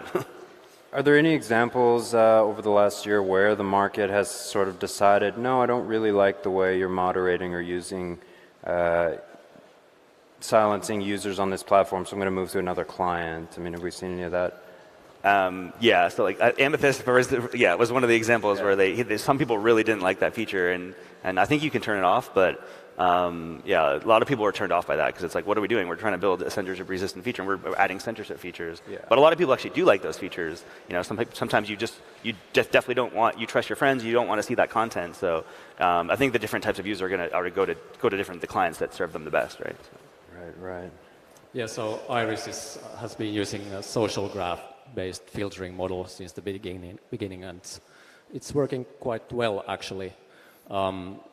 As long as you have the social graph loaded. There's some trade-offs. Sometimes you might see less content, or new users might have trouble entering the social graph sometimes. But I think it's a powerful approach, and I believe it will be integrated in the biggest clients. Yeah, I think the work you're doing with the social graph stuff's really important. And I imagine we'll get to a point with clients where you can opt into different moderation policies and then different algorithms as well, which is really fascinating that we have this like free and open source ecosystem of different algorithms, and you can pick whichever one suits you. And if you're global, if you're not happy with your global feed, you could try out a different one, and maybe they'll use like more degrees of separation between the notes which you're receiving from other people. But moderation is clearly very important. Like I don't want to see horrible stuff, you know. So I would probably connect to quite a vanilla relay, which has, but you want it to be an open moderation policy. So if you're on Twitter, right, and if you post anything about Nostr and use the word Nostr, honestly, you will get less likes. And other people have tried this, done this experiment, and it's quite fascinating because clearly there's that as a word, as a keyword, there's some shadow banning, but you have no idea like their moderation policy. Yeah. So open moderation policy is a really interesting field to explore, and the work you're doing is great. Absolutely. So right now it's a nascent community. I think it's fair to say that the vast majority of Nostr users are also Bitcoiners. There are some edge cases of people who had never used Bitcoin, came to it, started using Bitcoin through Zaps. I'm curious, what is the path to more diverse communities on the platform and just greater adoption in general? Yeah, I think we find we get like new waves of users when there's like new experiences and new use cases. You know, I think we have so many Bitcoiners because I was a Bitcoiner and I was working on Lightning stuff, and I wanted to be able to zap people and like send Bitcoin on the network. So that attracted lots of Bitcoiners because they want that feature.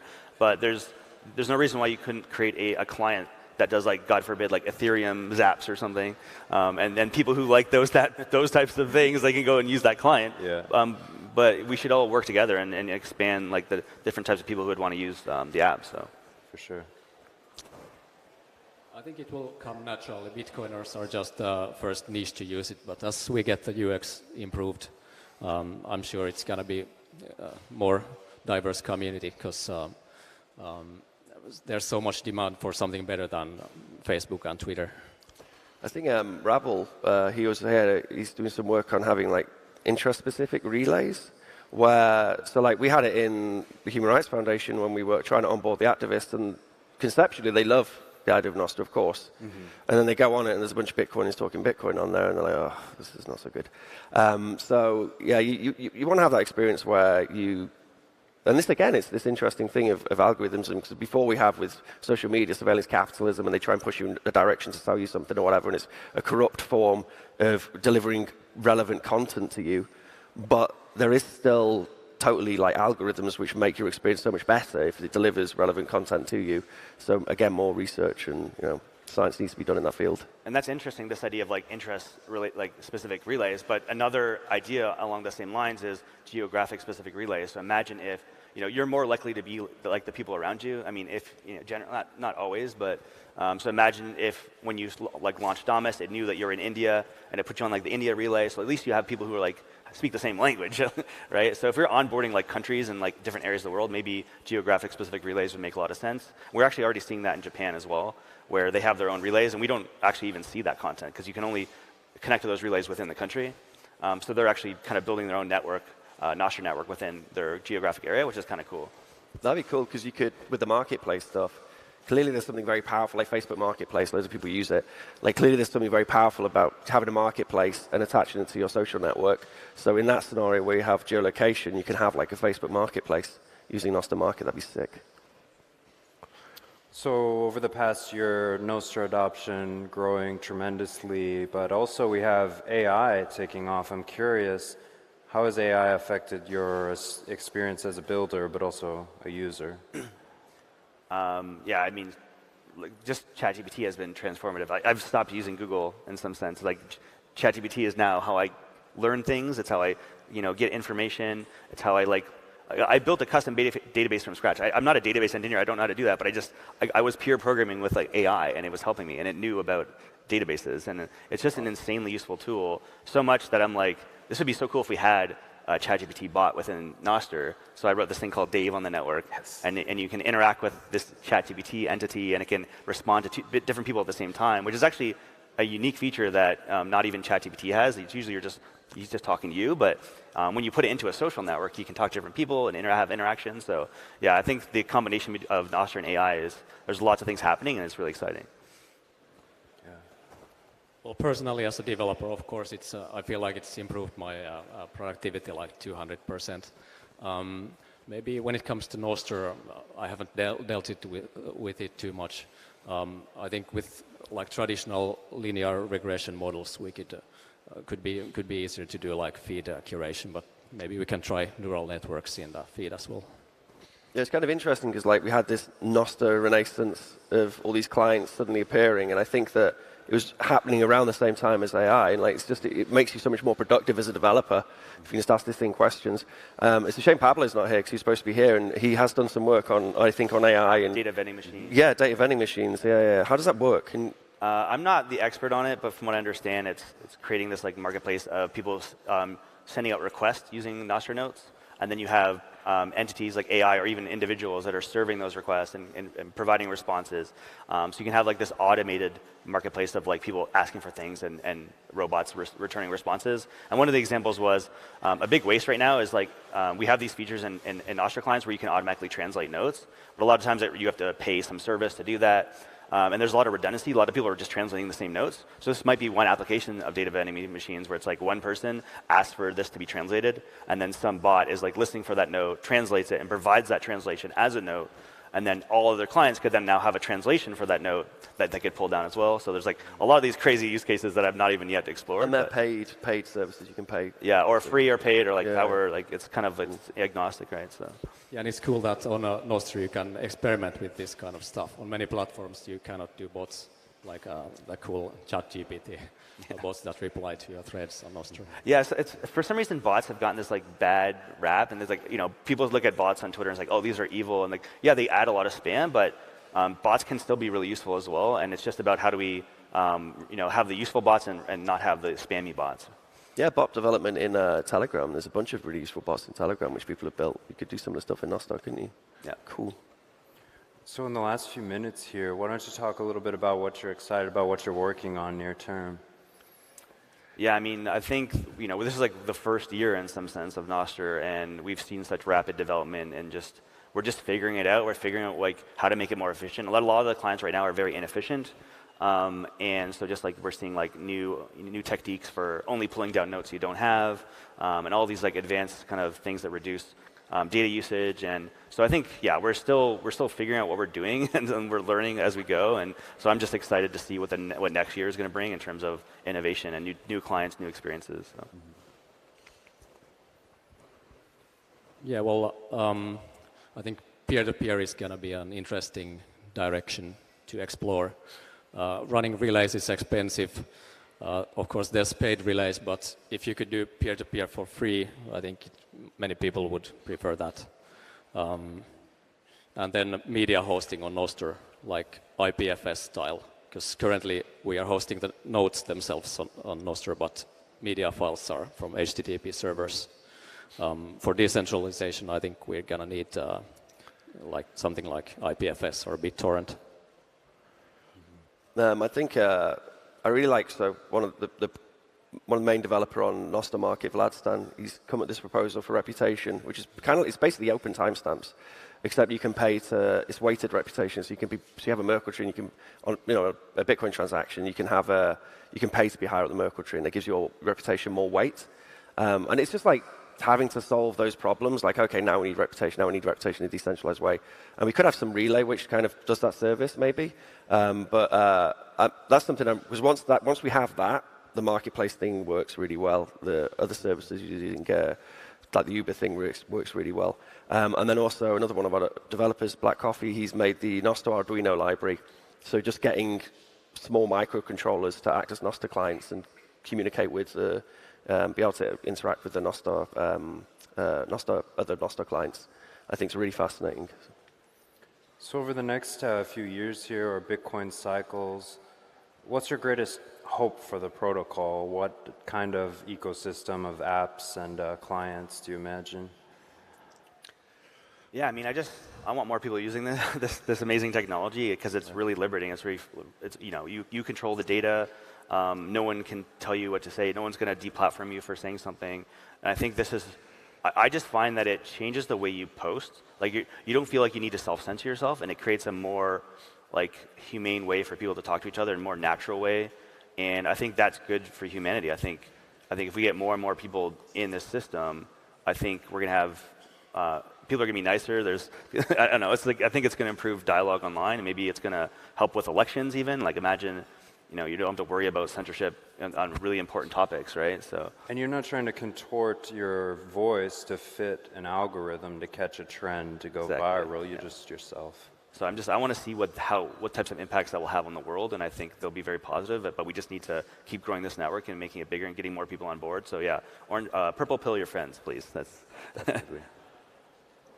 Yeah, well, I'm extremely bullish on Nostr. It's the everything up of freedom, and combined with Bitcoin, it's going to be something remarkable.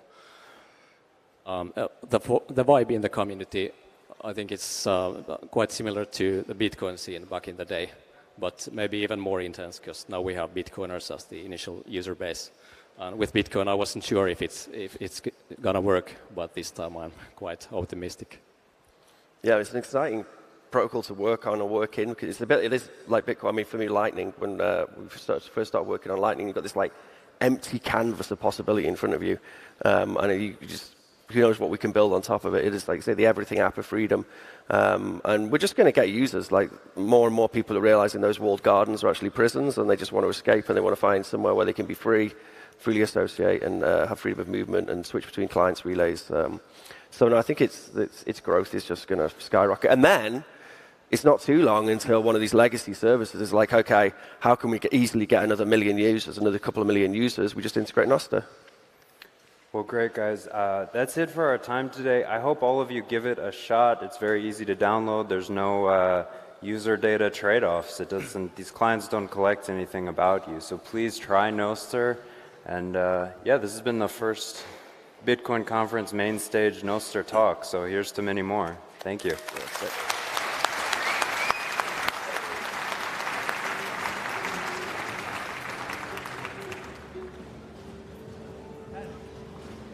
Welcome back to the Bitcoin Amsterdam live desk presented by Bitcoin Magazine. I am joined once again by my esteemed panelists, Nifty and Iago. So there was a great tweet by Jack Dorsey the other day talking about he sees Tor, Bitcoin, and Nostr as the only things that he sees are truly decentralized and can scale to help for freedom tech, basically. Iago, I'd love to hear your comments on that. Do you think that's true, or do you think there's anything else?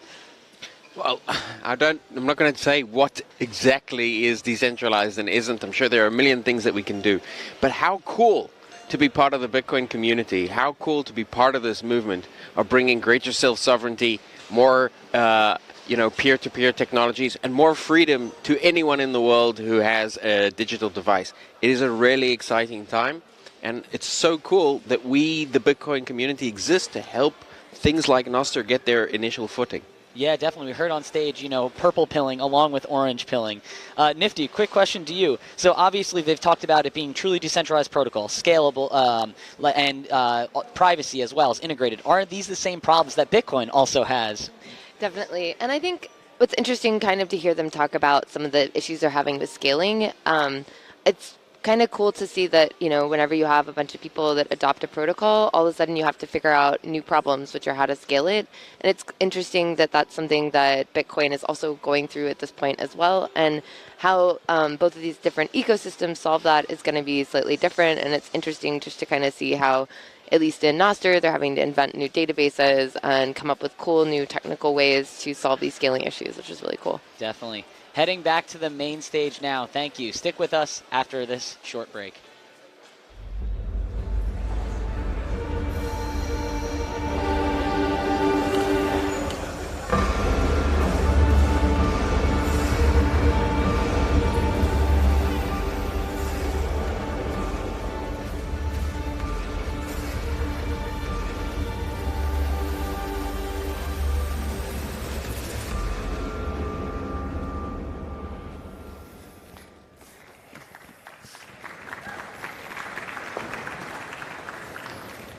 Hello, everyone.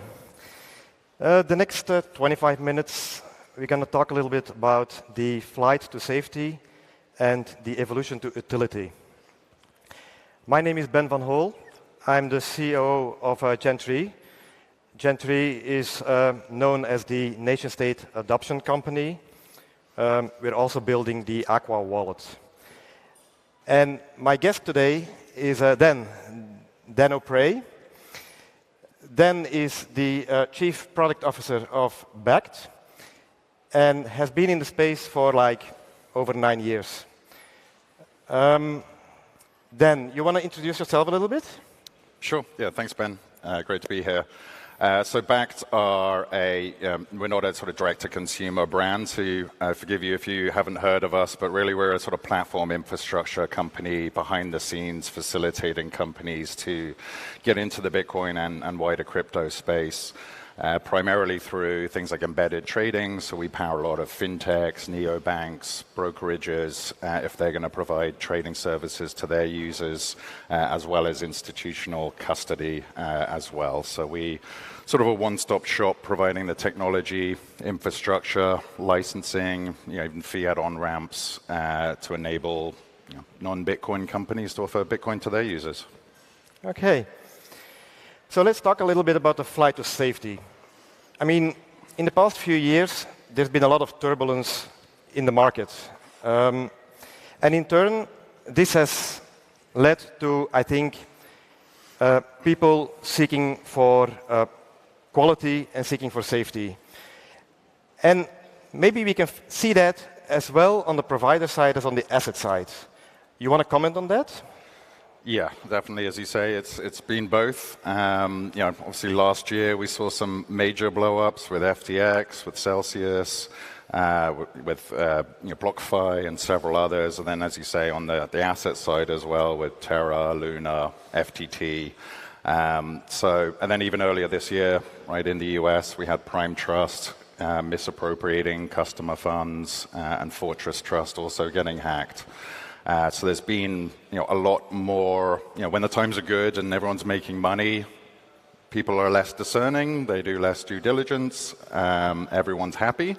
But then when the tide comes out and the market starts to turn, or there are major blow-ups and risky business models or assets that aren't as decentralized and secure and sound as Bitcoin are, it brings the whole market down, it brings Bitcoin down. But hopefully, as we've also seen over the last sort of year and a half, people become a bit more discerning on providers. So, quick plug for Bakkt, right? We're kind of a bit unique in the space in that there are crypto-native companies, TradFi companies.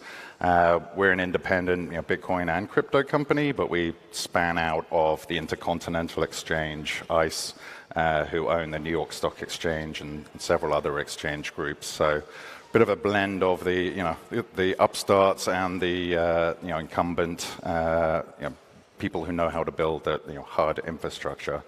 So I think a lot more trend, particularly over the last 6 months to a year, of people looking for the been there, done it, reliable providers in the space. And then I think it's also been great for Bitcoin. People have realized that the long tail of coins, not all cryptos are equal, and in particular, seeing a shift of trading volumes and holdings back from some of the smaller or long tail of altcoins to the larger market cap coins, and in particular Bitcoin. And even if today you look at the Bitcoin dominance, the percentage of the market cap of the whole space that Bitcoin represents, it's back up to 50% from about 40% last year. Okay.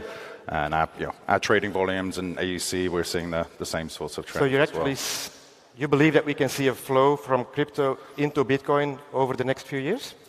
We've certainly seen that to some extent over the last year. The optimist in me would like to think that people have learned their lessons and really now have sort of appreciated the difference between Bitcoin and crypto. But having been in space for a while, I've seen a few downturns, and the market has a short memory. People forget and move on, and in the next bull, who knows, when everyone gets excited and exuberant and money's sloshing around. But I certainly think Bitcoin is the best positioned by far in terms of the brand name, the adoption, the safety, the security, the institutional infrastructure and plumbing, and particularly in the US where I'm based, on the regulatory clarity side as well. And actually, since you're involved in nation-state adoption, we'd love to hear, your thoughts on how that's maybe changed over the last year. Are nations more interested in Bitcoin than they previously were? Yes, I think so. I mean, we've seen the El Salvador case, and that has been very important for other nations because they actually see what is happening to the country now. But an interesting thing that we notice now is in the past we have been contacted by politicians, policymakers, but often those people were like on the opposition side. They were not governing the country. And they want to learn about Bitcoin, but they are not in a position to do something. Now, actually, we see that there are some countries that are contacting us to get information about implementing Bitcoin, but those are the governments in action, in force. And that's, I believe, a really interesting move that we're seeing. So, yes, we hope that in the future, more countries will also do that move. And, I mean, those smart countries that do the move, they also do it as a move to safety, because they want to escape inflation. And that's their safety. That's what they want to find with Bitcoin. That's awesome to hear. I mean, the huge shift to get inbound leads from countries into Bitcoin companies is certainly very different from a few years ago. That's awesome. Yeah, absolutely. Now, talking about regulation maybe a little bit. And I know, I mean, we don't like regulation too much, but maybe it is important to get institutions into Bitcoin. So we see that a lot of countries are implementing new regulations. I think we need it for institutions. Accounting rules are now becoming more clear. How do you see that, and how important is that? Yeah, I mean, I'm not building products for myself, right? I like self-custody. I like the nature of Bitcoin. I run a full node. But, what I'm interested in is helping drive mainstream adoption of Bitcoin and onboarding the next 100 million users. And to do that, to operate in financial services and deal and hold people's money, obviously you have to be regulatory compliant. And in order to do that, regulations need to be clear so that you can follow them. Again, in the US, there's a lot of conversation, a lot of confusion and a need for clarity in the wider space. But I would say, out of the SEC, who regulate the securities industry, and the CFTC, who regulate commodities and futures, they don't agree on much. But the one thing they do agree on is that Bitcoin is a commodity. So from that perspective, Bitcoin certainly has the most regulatory clarity around it. And that enables institutions to actually participate, and companies like us and our partners that ultimately we rely on to take products to market to get more comfort in leveraging Bitcoin beyond just speculative use cases as well. So more to come, and lots of different regulations around the world, and the US has been a bit slower in a lot of cases. But yeah, again, I mean, from you're dealing with countries, and do you assist them on the regulatory aspects? Well, we're not like regulation experts. We don't write laws. We can only consult to them. But what we do consult is that this is a very fast-moving industry, and we think that a country which is open-minded and who wants the technology to improve and to be adopted should not go too heavy on legislation. Obviously, there needs to be a lot of regulation, but you should not make it too complex, I believe. And I'm a little bit scared about what the EU is doing, Europe, because in fact, I mean, their legislation is already becoming quite complex at this point. And looking at it from a more deeper perspective, understanding what Bitcoin is doing and what evolution is going on in Bitcoin, I can already see that this legislation is, I mean, not going to work in a few years, because there's going to be so many new developments, and they're going to have to adjust to it, and they might even have to change it all the way. So our advice always is do those legislations because you need them in a certain way, but don't make them too complex. It's certainly beneficial for companies like us that have to follow them. So. Yeah. And okay, so legislation is key, but are there any other challenges that need to be addressed? Yeah, I mean, for particularly more on the the institutional side, I think one of the biggest pieces is actually a lot of people don't appreciate quite how much plumbing and institutional grade infrastructure needs to be there for the large financial institutions, the funds and sovereign wealth funds and even nation states to participate in the space. And going back to the earlier point, right, in the Bitcoin and crypto space is fairly nascent or immature relative to, say, the equities market, where we have end-to-end exchanges, single companies that are an exchange, a custodian, a broker, often a prop trading fund, all these different functions all within one single company. Whereas in more traditional financial markets, you have that separation of concerns and, ironically, actually more decentralization in terms of different legal entities and different companies that participate in the different steps of the process. So I think that's starting to be built out as well. Like we're now, we have a separate trust company, chartered by the New York Department of Financial Services, one of the strictest regulators. And there are non-custodial exchanges coming up, and there are ways to trade from custody on exchange without having to move your Bitcoin to that exchange, and have the counterparty risk, being rug pulled or exploited on that exchange. So a lot of that infrastructure is really close to getting there. And now we see major institutions like BlackRock submitting their spot ETF application. And really, institutional adoption really starting to be ready. Yeah. I mean, we also, from the nation-state side, we know that there is a need to do those developments that, for instance, BACT is doing. Because, I mean, you may not realize, but if you're talking to a nation-state and they would decide to buy Bitcoin, they can do it in different ways, actually. I mean, they can just buy and hold Bitcoin. They can add it to a sovereign wealth fund, for instance. But in any case, a government is not just like one individual who needs to store their Bitcoin. It's always changing people. And you can also imagine that KYCing a nation is somewhat different than KYCing an individual.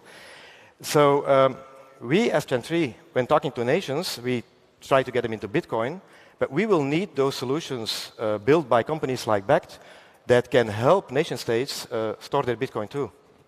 Absolutely. Yeah, I can't imagine how institutions are challenging enough. Entire nation-states must be a whole nother level. Absolutely. Yeah. So, okay, we've talked a little bit about custody, trading, core components for mainstream adoption. What can you see as the driving factors for the next wave? I mean, for me, it goes back to the original white paper. I like to joke, it wasn't non-custodial digital gold in the title of the white paper. It was peer-to-peer electronic cash system. And, to me, custody is great, store of value is great, inflation hedge is great. All of those are nice properties of the limited supply of Bitcoin and an attractive value proposition today. But that's not the limit and the extent of what Bitcoin can do. And what really excites me is the internet native payment capabilities that Bitcoin can unlock. So obviously in this conference talked a lot about Lightning, relatively young 5-year-old technology, but really starting to scale up. And again, the infrastructure is starting to be there for larger companies, enterprises, regulated entities to start to adopt. And that, for me, is going to be maybe not the next wave, but that's the really big wave that'll make probably the next wave look, like a splash. And I think that doesn't necessarily come from people non-custodial running Lightning nodes on their phones. Again, back to the next 100 million normal people.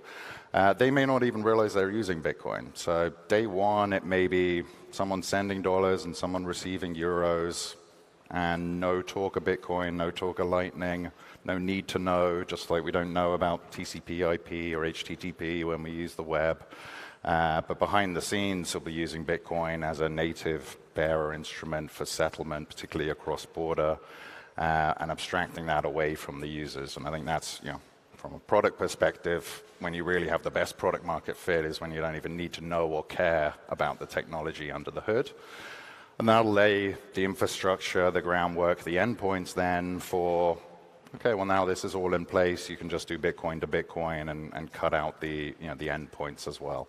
So that's what really sort of excites me about the huge opportunity of driving beyond just speculation or store of value. And ultimately, I think people are speculating on the Bitcoin price being what it is based on, is it going to be digital gold, which is a $13 trillion market, or is it going to be real estate? Is it going to be global payments? So each of these are very different market sizes. And I think it's okay that Bitcoin solves one and then the next and the next. But ultimately, we'll see a higher price of Bitcoin when there's higher demand for actual day-to-day usage. And that will also probably smoothen or dampen some of the volatility as well, as it'll be less bull and bear. It'll be constant demand from real-world usage requirements, which will flatten out some of the volatility, which will again make it more attractive to certain types of entities as well. I don't know, you guys are in the Lightning space as well, working with the Aqua wallet on the non-custodial side. So again, like good people have different options, different ways to onboard, and I'd love to hear what you're doing in Lightning too. Yeah, we are. So while the nation-state adoption is our top-down, let's say, we're also working on a bottom-up solution because we do want utility to grow. I mean, that's the main goal that we have. And that's why we are developing Aqua Wallet at Chantry. And that is a Bitcoin wallet, which also will have Liquid and Lightning enabled in the wallet. And it will be non-custodial. But our focus is mainly on the ease of use. As you're saying, people want to use Bitcoin, but they really don't care about what's happening behind the hood or under the hood. They just want to be able to use it in a very easy way. And that's why Aqua Wallet will especially target emerging markets, because that are the markets that we believe are the most important to do first adoption. And we will probably have a beta version available by the end of this month, maybe next month. And then, we will see from there. Yep. Very cool, and as you say, I think unfortunately normal people don't care about as much about things like freedom and censorship resistance and decentralization. They care about convenience and usability and we see in utility we see different aspects. You have the use of the Liquid of Lightning, but you also have remittances, and which is an important part, especially in Latin America. But I mean, just having the unbanked banked is also a utility case, which is probably the most important of all. So that's what we're aiming for. Yeah, absolutely. Growing the market through ground up, bottoms up, on the ground adoption, as we in the sort of US and the Western world, and we're expanding internationally as well. And I think, as you say, like remittances is the low-hanging fruit, or at least easy, high pain point that Lightning can solve day one. Still more things to build, around that for institutions and entities to participate, but that is getting built out, particularly on the sort of compliance and UX side, and Lightning addresses and a couple of new bolts that are coming up that should improve the usability side. And it'll likely start, from our perspective, for our types of user base, normal people, traders, as fully custodial, centralized in many ways, or working between different entities. But I think normal people, again, right, they can appreciate the value of interoperable payments or instant global payments, or Venmo working with PayPal, working with Cash App, working with all these different, currently siloed, splintered pieces, and the value that Lightning can provide across all of those for P2P, for remittances, and even for payments as well.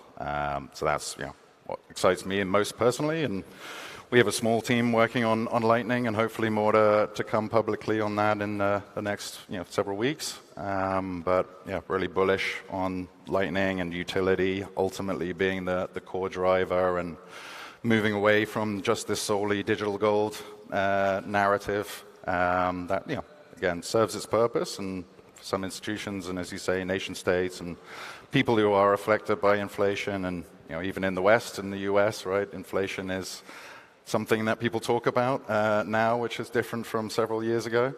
So that will continue to be a driver, but once we get to that real mainstream utility adoption, that may be 2, 3, 4 years away. Well, I mean, who knows? Let's say if we have individuals, if we have institutions and corporations, if we can have nation states maybe, then something should happen in the next few years. We're all working on different parts of the different sectors, different approaches, different options, and there's a way for everyone to participate in Bitcoin these days. So super bullish. Okay. Well, thanks a lot then for this talk. Cool. Well, thank you, Ben. Yeah. It's been a pleasure.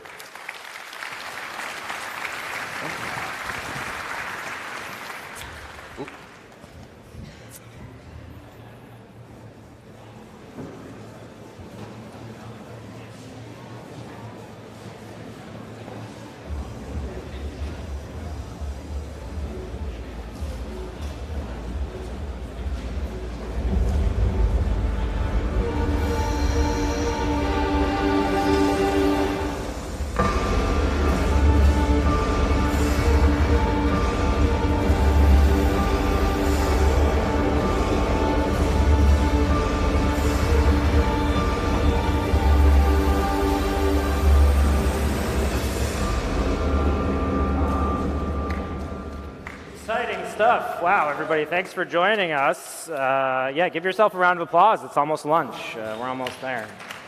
Woo! All right. Well, of course, this will be the most exciting conversation of the day, because you know what we're not talking about. We're not going to have an ordinal debate today, but maybe a little bit of background. Introduce myself, Pete Rizzo, editor of Bitcoin Magazine. Here we have Giacomo Zucco, needs no introduction, technical developer in the space, known for creations like RGB and other platforms and innovations, and someone who I was excited to discuss this because I'm an avid follower of your work, and you're someone who's contributed to my understanding of Bitcoin. And where Giacomo's and I's work really, I think, comes together is we both are students of Bitcoin as a culture, right? Understanding what Bitcoiners want, what users of Bitcoin as a software are trying to achieve through Bitcoin, and where they're having agreements and disagreements. And I think one of the things that's interesting about the Ordinals protocol is that it's become very divisive, right? But I think we would agree that debating Ordinals maybe isn't the actual debate. There are actually underlying factors here, conversations we're trying to have with each other that we're not able to have because we're distracted by the wizard pictures and the monkeys that are clogging up our nodes. Totally agreed. Yeah, Ordinals were just an excuse to, an occasion to bring out different visions for the protocol, for competition of idea, for trade-offs, priorities. Right. So I was going to set the stage a little bit there and say, in my mind, as I think about Bitcoin and what Bitcoin is trying to achieve and Bitcoin maximalism, I think Ordinals has exposed a bit of a fissure in the culture that was maybe there before, but that we didn't notice it. And I think, there are a certain group of Bitcoiners who think that Bitcoin is perfect the way it is. Bitcoin is sound money. Bitcoin has found its utility in that use case. That use case is advancing over time because the price is maturing and adoption is maturing. And that's the way it should stay. It is the way it is, right? And we've had notable speakers who, at this conference before, who have agreed here never to attend this conference again because that is what they believe.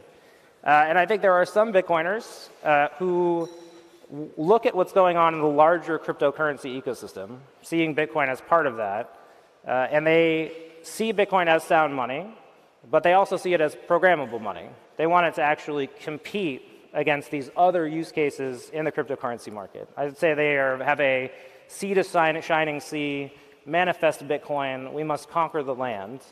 So they see the cryptocurrency market as something to subvert, to attack. You know, and Ordinals, I think, is a great example of this because what is it trying to achieve? It is actually trying to bring the NFT marketplace to Bitcoin. So curious your thoughts on that framing. I agree there is a divide along these lines. Maybe you represented the second side a little bit too charitably, and the first one in a way that could be oversimplified. For example, many Bitcoiners think that Bitcoin is not perfect by any means, but that one of the fundamental characteristics of Bitcoin is its ability to resist change, resist takeovers. So this ability is more important than the specific feature or the specific efficiency of some choice. So the idea is the fact that Bitcoin cannot easily be subverted is the thing we must protect, even if it's not perfect. So we have to act as if it was perfect, in the sense that the most important thing by far is resistance to subversion. And so it's not that it's literally perfect, it's just good enough that we should prioritize conservation of the fundamental characteristics over improvement over time. Especially because many of these people, including me, think that we still can have improvement. Like when we debate ossification of the protocol, that doesn't mean ossification of Bitcoin. Think about the internet. The fundamental layer of the internet stack, IP protocol, version 4, didn't evolve at all since the 80s. But on top of it, the internet changes dramatically, like the browsers are not the same, use cases are not the same, TCP is not the same, HTTP is not the same, all the apps are not the same. So the idea is there's some core things that when you touch those, like consensus rules, especially maybe consensus rules about inflation, those things are like the fact that they sacred cows. Yeah, if we go back in time and we can suggest Satoshi some changes, let's just go nuts about changes. But since we have these, even if they are not optimal, we should never put them in any kind of crisis. And about the second group, of course, they want to compete, they want to take over, they want to drive everything to Bitcoin, but sometimes there are less noble motives. For example, there is a motive of the fact that you can just be one of millions of Bitcoiners, or you can just be the contrarian that will take any new excuse to create some drama and some visibility. So you can also have some explicit mandate to subvert Bitcoin. So there is this adversarial conspiracy theory, which is not completely unrealistic, that some of the proposed change to Bitcoin are explicitly engineered in order to subvert something. Well, this was a bit different, right? This wasn't a proposed change. This was a protocol that was released that didn't require any changes. And I think one of the biggest contributions of Ordinals might be that it didn't ask for permission, right? It simply just launched and it allowed the market to weigh in on this conversation. But I'm curious to go back. Obviously, you know, this dynamic of thinking about the other cryptocurrency market outside of Bitcoin. Do you disagree with the premise that maybe we should actually be trying to subvert some of these markets and bring them back to Bitcoin? Because you think about things like stablecoins, right? That is actually a part of the market that used to be on Bitcoin. It has now moved to the cryptocurrency sphere. So do you disagree that as a culture we should aspire to try to bring those use cases back to Bitcoin? Yeah, fundamentally yes. I think that I think that most Bitcoin maximalists, they are not trying to bring these use cases to Bitcoin because they think that most of these use cases are inherently stupid. Not just because the use case themselves may be stupid, but because even when they make sense, they will make more sense on a centralized database. So most of the cases that we discussed, including stablecoins, will just work perfectly as a Google spreadsheet. The only reason you need blockchain magic is to scam people. That could be a noble attempt, like you want to scam regulators. So let's say I want to issue a dollar credit unit. I can do it on MySQL, but if I do it on MySQL, the regulators will ask me to become just like PayPal. If I say blockchain, I will use this cargo cult magical thinking, and I will scam regulators. Let me give you a harder one. So earlier this week, we saw there was a project that formed, and it's embedding information that was classified and released by WikiLeaks onto Bitcoin through ordinals. Okay, so they're using that to preserve information over time in a way that perhaps would be more difficult. So who's getting scammed in that situation? Well, the fact that you said ordinals and not just inscription, like you can just write stuff on Bitcoin. That happened with Satoshi, with the Genesis block, with the image of Bernanke, with a lot of things. So you can just write stuff. There are a lot of debates about that being not optimal, but you can do it. I did it for my daughter. When my daughter was born, I used the Eternity Wall app to write a welcome to my daughter on the blockchain. Okay, So I did the same. polluted. I have a picture of my daughter on the Okay, blockchain. I polluted the blockchain. But ordinals are not that. Ordinals are an attempt to create the gambling dynamics on top of that. So instead of just writing stuff, you are associating some Satoshi, like unfungible Satoshi, So you would say to the that. WikiLeaks logs are... They don't need ordinals. They can just, they don't even need Bitcoin. They can just use torrent, multi-replicated torrent, IPFS, an onion service. They can do a lot of better So you things. don't buy the fact that the Bitcoin, because we know the Bitcoin database will be there in hundreds of years, that there's value putting that information there. No, I do think there may be some value into information persistence, but not on stuff like entire WikiLeaks leaks. Maybe a timestamping, maybe a magnet information connecting to a torrent file. So the Bitcoin really sucks at being used as a database because it's not designed for that. It's terrible for that. We have way better ways to do that, including torrent, and we may need some information to be preserved, like an onion address or a magnet, and then we put that on Bitcoin. It makes sense. But to put an ordinal dynamics on top of that, so to make it tradable, the only reason you do that is because the incentives to gambling are more important to the underlying narrative. So when we say, let's do privacy coins, some people may be interested in privacy, but most people will just try to trade the sentiment on privacy to make money, to make a quick buck. And the funders, they will try to print money to fund their team and to fund their Lamborghinis. Same stuff with this. You can just print stuff on Bitcoin if you want, but you create an ordinal, because in that way you think that there will be a speculative bubble around it, which is actually the real objective, in my opinion, on many of these projects. Well, and I think some of the people who advocate for ordinals from a Bitcoin maximalist perspective will simply just say speculation is the way that people have adopted Bitcoin. I think yourself, you've said that speculation is the gateway to Bitcoin, and I think we've seen that in the past. And some people, I think, would just argue, look at what's happening in Ethereum, these other coins. People are coming, they're participating in these markets, but they're doing the same user behavior that we are. They're spending this Ethereum, they're saving in this Ethereum, and maybe even their mentality, their HODL mentality, is very different. So in this case, Ethereum has used this use case to acquire users. Those users are benefiting their economy. Why can we not conceive of adopting similar tactics? Well, because Bitcoin is characterized by some goals that are in antithesis with fiat world. Like we try to avoid centralization, which is the characteristic of most of these projects. These projects work because if something goes wrong technically, there is a central team, a foundation or a leader that can just tell people how to change consensus arbitrarily. So centralization is one thing. The other thing is that Bitcoin is about reverting to a model of, part of Bitcoin, not for everybody, but part of even a very early elaboration about Bitcoin is about reverting to a sound money concept, where you have a low time preference, where you don't go around try to spend money because money is just transforming into shit. So you try to save, you try to think for the future, and this gambling frenzy, even if it has been a gateway to Bitcoin for many people, is actually in antithesis with that. Consider another thing. Bitcoin as a culture of verification and of disbelief and criticism and skepticism.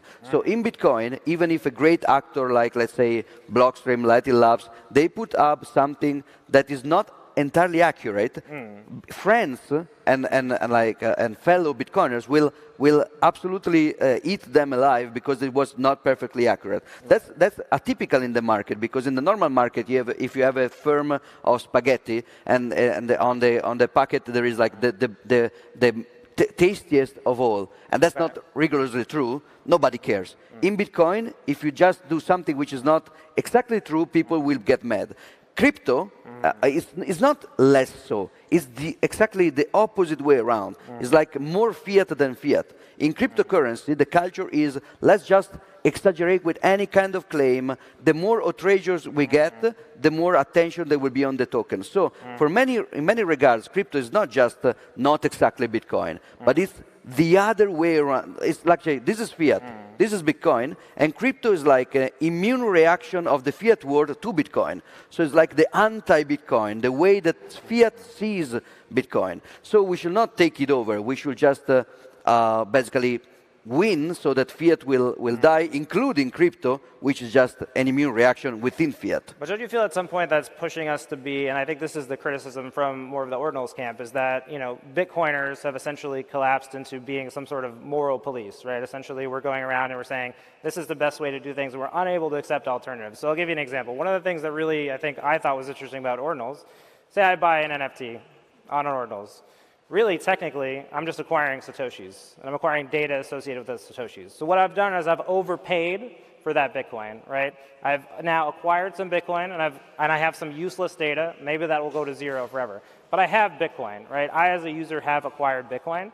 And so to what extent is that valuable to the network, right? Do they have to believe, does someone have to believe that they're using Bitcoin for the right reasons to be a valuable user? Because I think more and more it sounds like what we're saying is that we want people to adopt Bitcoin in a certain way.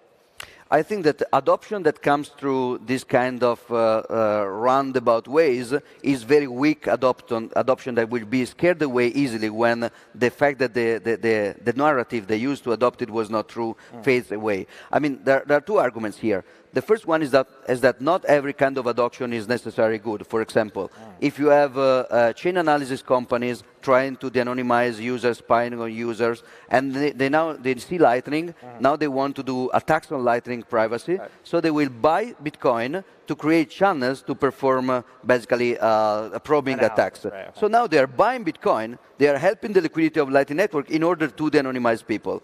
These people are adopting Bitcoin, but for the exact opposite reasons, we want Bitcoin to serve us, so to reduce privacy of persons. But can we really expect every end user of Bitcoin to buy Bitcoin for the sound money thesis? Does that scale to 8 billion people? Well, do we have to scale to 8 billion people? I mean, if somebody needs hard money and private money on the digital world, they have Bitcoin.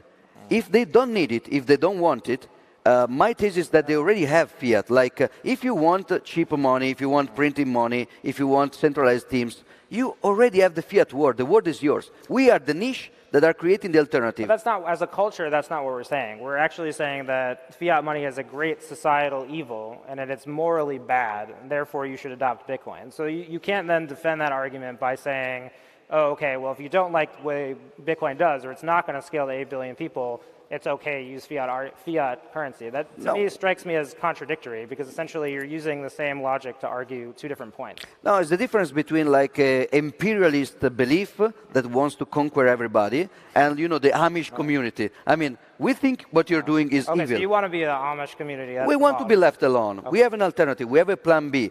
If we are right, you will just burn in hell very soon, and we will be the only one left. Okay. But if we are wrong, I mean, be my guest and use fiat all the way. Okay. But don't try to bring your stuff on our Amish community. Okay. We are just Amish. We like it.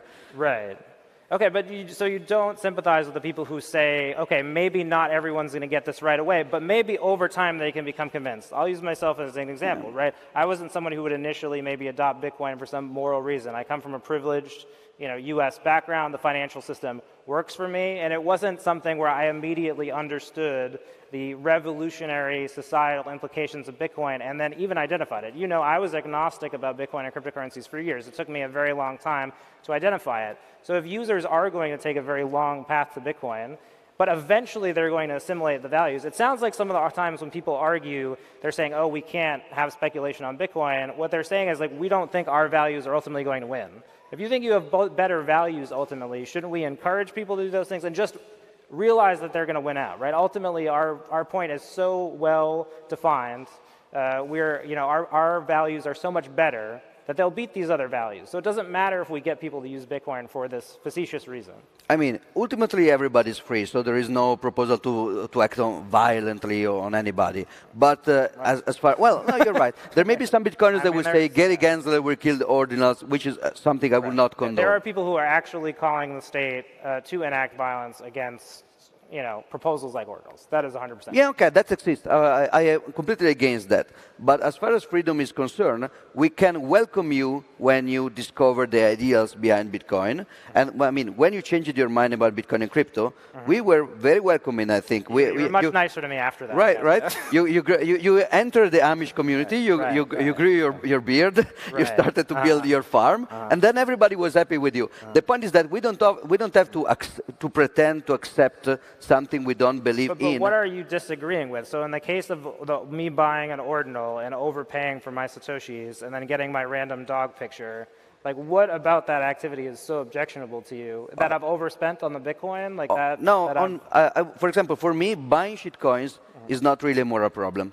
You are just, by definition... But this thing that I'm buying is Bitcoin. It is actually, like, I can spend it as Bitcoin. Let's say you're buying an entertainment service. Somebody telling you that this particular Satoshi is unfungible, which is not technically true. So you're buying... It's just, if you buy is a it fungible or is fungible? It is fungible. Okay. Satoshis will be destroyed in every transaction, and new ones will be created. You can create arbitrary connection, first in, first out, first in, last out, but this is completely arbitrarily. More than that, Satoshi will move within the UTXO without spending, through routing or everything else. So the idea of non-fungible Satoshi is completely broken from a technical point of view. But if you believe in it, for you, that's true. But I'll always be able to have that wallet. Let's say I have my ordinal in a Sparrow wallet. That Sparrow wallet is always going to recognize that there are 10,000 Satoshis there. Only if you believe that, because, for example, from the outside, I see... But that's just how wallets work, though. Well, there are some objective realities. For example, you can create a UTXO in your wallet, and from the outside I see that you're still controlling it, but now this UTXO is a Lightning channel, and you're moving stuff within, and I don't know. And I think you have these tokens, but you don't.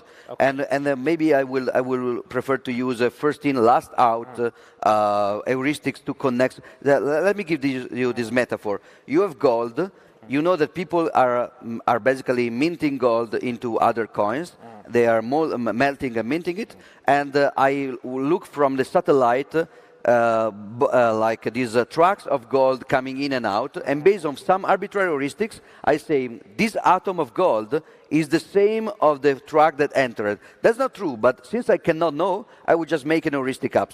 If many people believe that, that becomes internally true as like a shared delusion. But that's not what is happening technically. So the argument then that ordinals teaches us to accept things about Bitcoin that are not necessarily true. Yeah, and are even harmful because they will reduce privacy for everybody. If you think that there is an objective infungibility and non-fungibility between Satoshis, you increase the amount of on-chain heuristics that people can use in order to try to anonymize. For example, I see a blockchain transaction. Now I can try to argue that since this Satoshi is rarer, then this must be the change, and this must be the payment, because this cannot be. So you're increasing the amount of on-chain heuristics. You're reducing privacy, basically, for yourself mostly, but slightly also for everybody else, because privacy is a collective issue, unfortunately.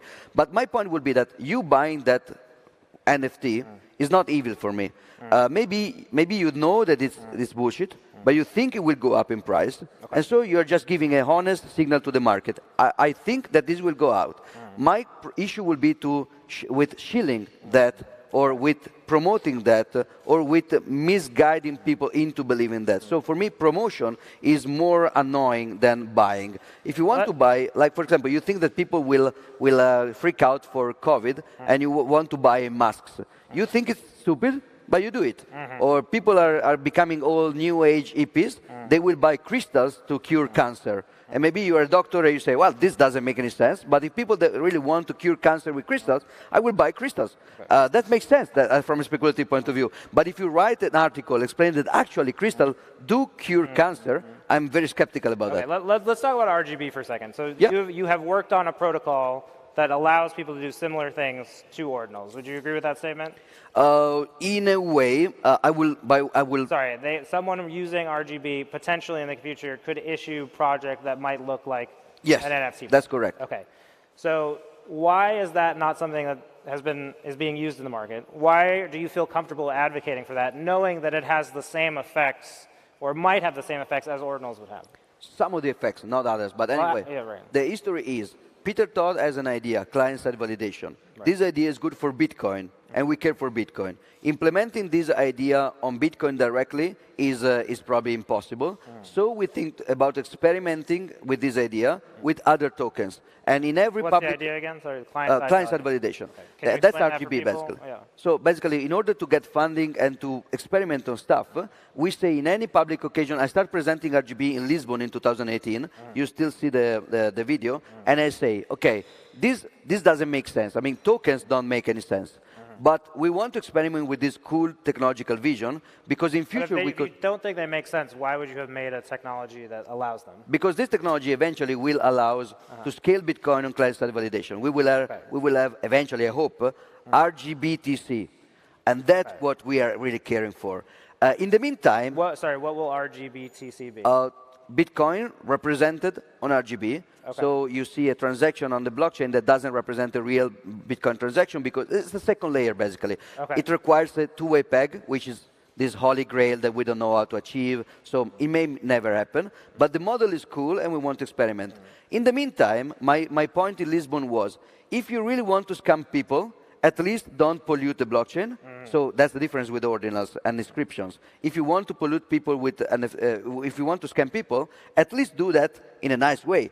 For example, do that in a way that increases privacy, like ordinals decrease overall privacy. RGB increases it because now you don't know if this transaction is only transmitting Satoshis or is also including the single-use seal for RGB tokens. So the heuristics are getting destroyed by RGB, not improved by RGB. Right. So the effects of people scamming people are beneficial. Also, when I say scamming, I not always mean something bad. Like scamming regulators, as I said before, is good. If like you have Nazis and you are hiding Anne Frank and you scam the Nazis, that's good. I mean, it's a good kind of scam. So scamming the SEC, scamming the Federal Reserve, it's good.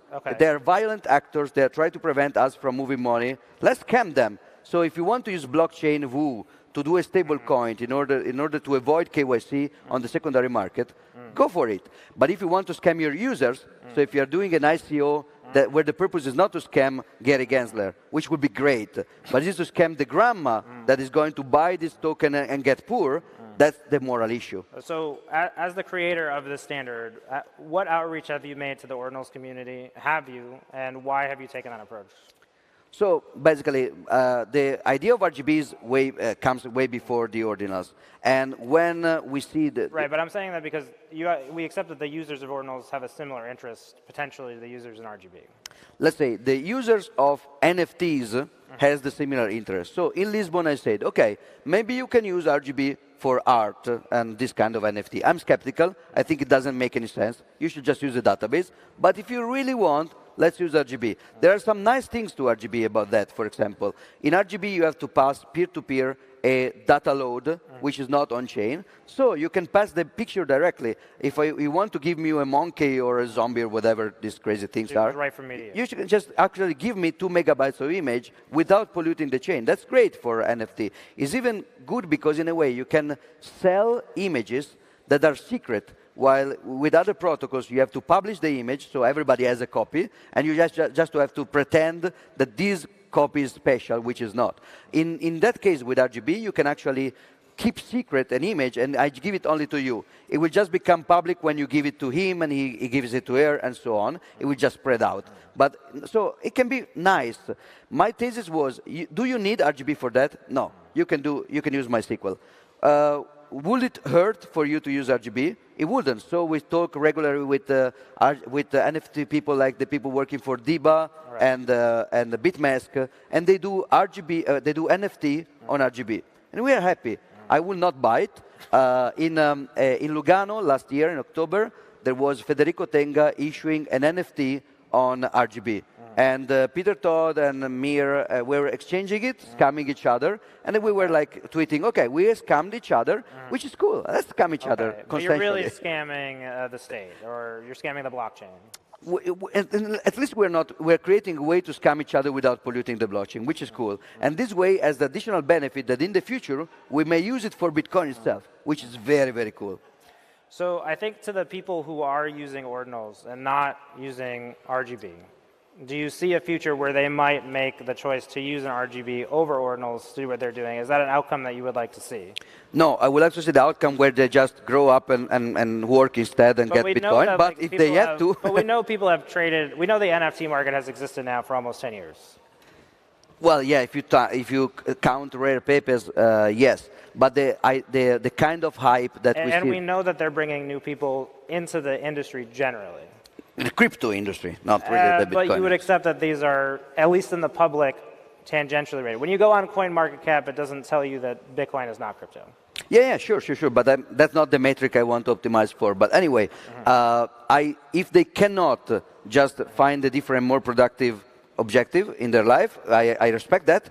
And they should use RGB because instead they will not pollute anything and they will test something that we may use for Bitcoin. So I'm all for it. I will criticize them less. So when I talk with my friends at DIBA, I still say them, I don't think this has any actual advantage over a database, but at least you are helping out a protocol that can be used in future for Bitcoin. So we will criticize you more nicely. Right, so let's talk about that criticism and the public presentation of it. So you, I think, went on stage and you said some certain words about people who do ordinals, and you sent a certain message, and you would say, I stand behind that message. That was the right message to send to this group of new people who are maybe just interested in Bitcoin for the first time. They're just learning about it. I'm going to send the message to them that what they're doing is very wrong, and that I think that they're morally bad people for doing it. So I can mention the actual word because I'm Italian, so I can say words. Well, I am Italian too. But you're right. That's right. So the speech was "Ordinals are retarded," and the reason I chose that title was not because I think some of the notions around ordinals are really stupid, but I used the wordplay of the fact that retarded also means something coming late, because the main point of the speech was not just criticizing, was to explain people that all the narratives around ordinals were already proposed in 2012, discussed in 2012, and then debunked in 2012, and then abandoned after 2012. So the main point was, this is not new. So don't get scammed by people that tell you this is innovation on Bitcoin. No, this is an idea that in 2012 was innovative. There is this Bitcoin Talk forum post where the guy says, okay, we may just give a number to every Satoshi from the first to the last. Right. And so it's basically not new. Well, so I gave you the counter argument in the private conversation about Silk Road, right? And I said that if you think about Silk Road as an adoption method for Bitcoin, this was the large drug marketplace for Bitcoin, I would say that there were a lot of Bitcoiners from 2013 who came to Bitcoin for that. And I use that as an example because people here, we no longer use Silk Road. Nobody talks about Silk Road. We don't talk about dark markets using Bitcoin. We don't talk about drug markets using Bitcoin. Yet there are a lot of people who onboarded to Bitcoin through that experience, became Bitcoiners, and Silk Road faded and went away.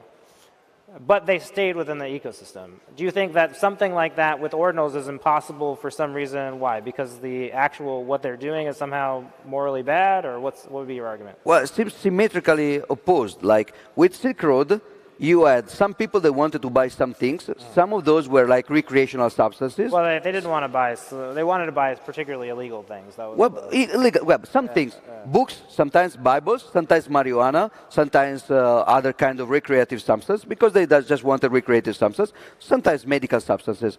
These there are other people. There were other people trying to hurt them because of their free commerce. So they wanted to physically imprison them for that and hurt them. So the Ross created a marketplace where people can freely choose, and then on the market you may have a forum where people will say, don't use this drug, it's shit. And there were actually counseling on the market saying, this is very addictive, be careful, don't do it, you can do this to detox yourself or to quit. So it was not a promotion. So Ross didn't create a narrative that drugs are great and the methamphetamine will make your life great. They just created a place to exchange stuff.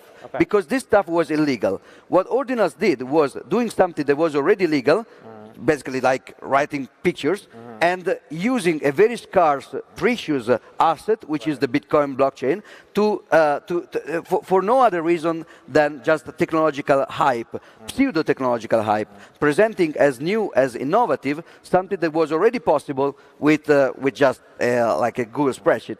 So my point is that Silk Road was good, It's not something that we have to accept, but it was bad. It was actually good. How many people here own ordinals?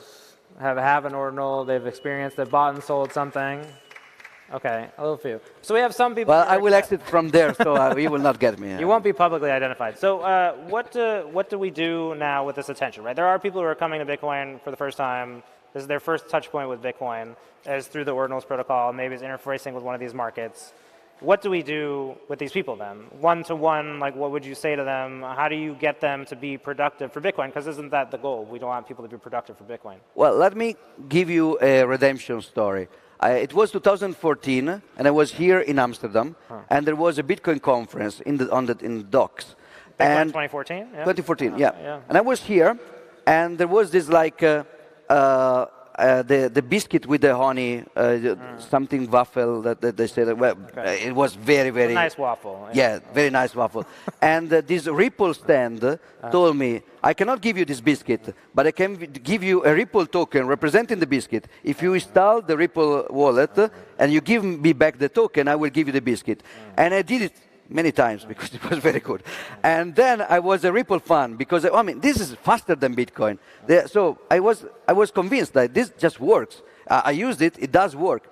And then I used that very misguided opinion to learn to be insulted by now friends like the creator of Blockchain Green, Lawrence Naum, met me in Milan, and he told me, you're an idiot, you're just getting scammed. This can be done with a database, there's no innovation here. They're just reusing the name of a real project before Bitcoin. They just bought the name to issue a stupid federation calling it decentralized. So I've been scammed, and I used that to learn and to progress. And of course, I am ashamed of that moment, but it was fine, and the biscuits were very, very good. So just own it and learn and grow, and maybe disagree. Aren't you then validating the same arguments that some of the Bitcoin maximalists have about ordinals, which is that we can encourage speculation, speculative adoption, people will own some Bitcoin, maybe they will get yelled at, but eventually they'll come to Bitcoin for the same reasons you did. This is similar, though, to let's use the Silk Road with the worst possible example. People using something very bad like methamphetamines, right? Okay. On the Silk Road. Maybe they did, then they quit, and they stayed with Bitcoin because they had the change that now they're millionaires. And they have a lot more money. They have a lot of money. So instead of using this money to buy other meth, they use this money to change their life and to take control of their life. Is methamphetamine their gateway to Bitcoin? Yes, that's good. Is methamphetamine good in general? No. Okay. Interesting. All right, well, we've only got a couple minutes left. I want to kind of round the conversation out. We've seen this explosion, or I guess more interest in Bitcoin technical development of late. We've seen on stage about drive chains, conversation earlier, there's ordinals, there are BRC20s, BitVM. It seems like the technical community is now more activated and that they're moving directionally in a goal of trying to expand Bitcoin technically, sometimes in ways that are good, sometimes they're bad. How do you look at this? Why do you think this is happening, and where do you think this goes? So I think this is good. It's not entirely new. It's typical of a bear market. When the speculation side of Bitcoin is lower, the technical aspiration is higher. Many of these things will just be, they call it nerd sniping, like they will just distract people from, like the problem with this innovation is that we have a lot of stuff that works, but not very well and must be finished. So we have to fix Lightning Network, we have to improve multi-sig wallets, we have to do wallet descriptors done right. We have to, I mean, there are so many things, low-hanging fruits to do that are boring, though. While creating the new protocol, the new idea, the new revolution is not boring. For the creator, that's a great psychological satisfaction. So it's great. The problem is that that's not really the kind of work that everybody should be doing if we really want Bitcoin to move forward. If everybody reinvents a new protocol and nobody fixes the protocol, sometimes I hear people saying, okay, like Lightning Network failed in this transaction. It's bad. So instead of, there should be a fix, but nobody's fixing it. So instead, let's create this entirely new protocol, untested idea, which will have to start from scratch, from the writing board. So it's just not a constructive approach. Still, it's cool. I think that there is a space for that. BitVM is great. There always be like all the Lightning Network FUD that happened last year during ordinals. Fees were high, so people were complaining, and Lightning Network was not ready to really satisfy any use case. It still isn't. So people started to have these ideas about dark pools and ARC providers and Enigma network. They are very cool, especially if you want to research, study, imagine the future. And BitVM is another great example because it explains that it will be useless in the short term. I mean, well, we should not be overexcited. This might be a whole other conversation. Well, yeah, the point is that almost everything is Turing complete in a way. Like we can use the Magic the Gathering cards to create a universal Turing machine. The point is actually how efficient can it be for practical uses. But the fact that you can do that is a good example of the fact that we should never use the attitude that sky is falling. So if we don't do this change to Bitcoin, we are doomed. No. People will figure it out on top. Like people, when the voice over IP started with Skype, people were saying, if we don't change IP, voice over IP will never work. And then people just started to somehow hack it in, and now we do use not just voice, but everything over IP with these old protocols from the 80s that never changed since the 80s, which is the fundamental IP layer, version 4. Yeah, there is version 6, but nobody cares. So the idea is these innovations are great because they make you understand that we are not doomed, sky is not falling, that there is no like emergency. There is a new thing that needs a lot of work, a lot of time, a lot of education, and we really should be patient and active into educating people. We are the free market that will figure it out. The free market will figure it out, but we are the free market. Let's work. Let's not try to reinvent the foundations of civilization every week. I mean, Satoshi did it. Let's do it maybe every 100 years, but let's not reinvent civilization foundations every week. All right, we'll end it there. Bitcoin getting better slowly, sometimes stupidly, but thanks for the conversation. I'm glad we could have it, and yeah. Thank you. Thank you.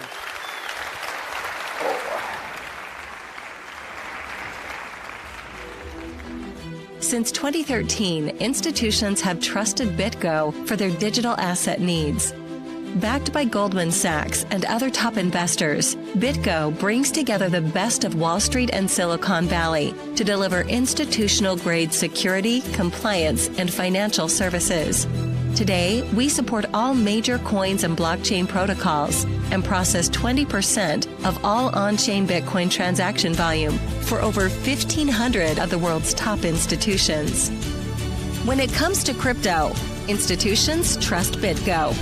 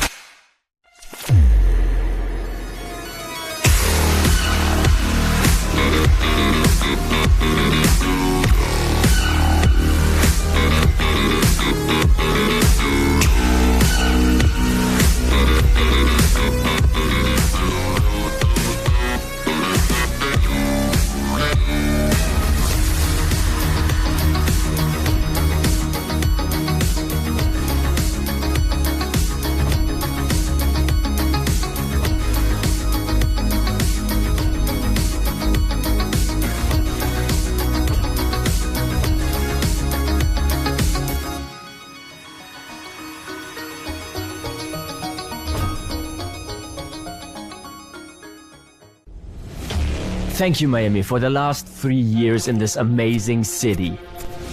The whole world shut down, but Miami welcomed us with open arms. We want to show Bitcoin to the whole world. We are taking the conference on the road to set the stage for Bitcoin in a new city.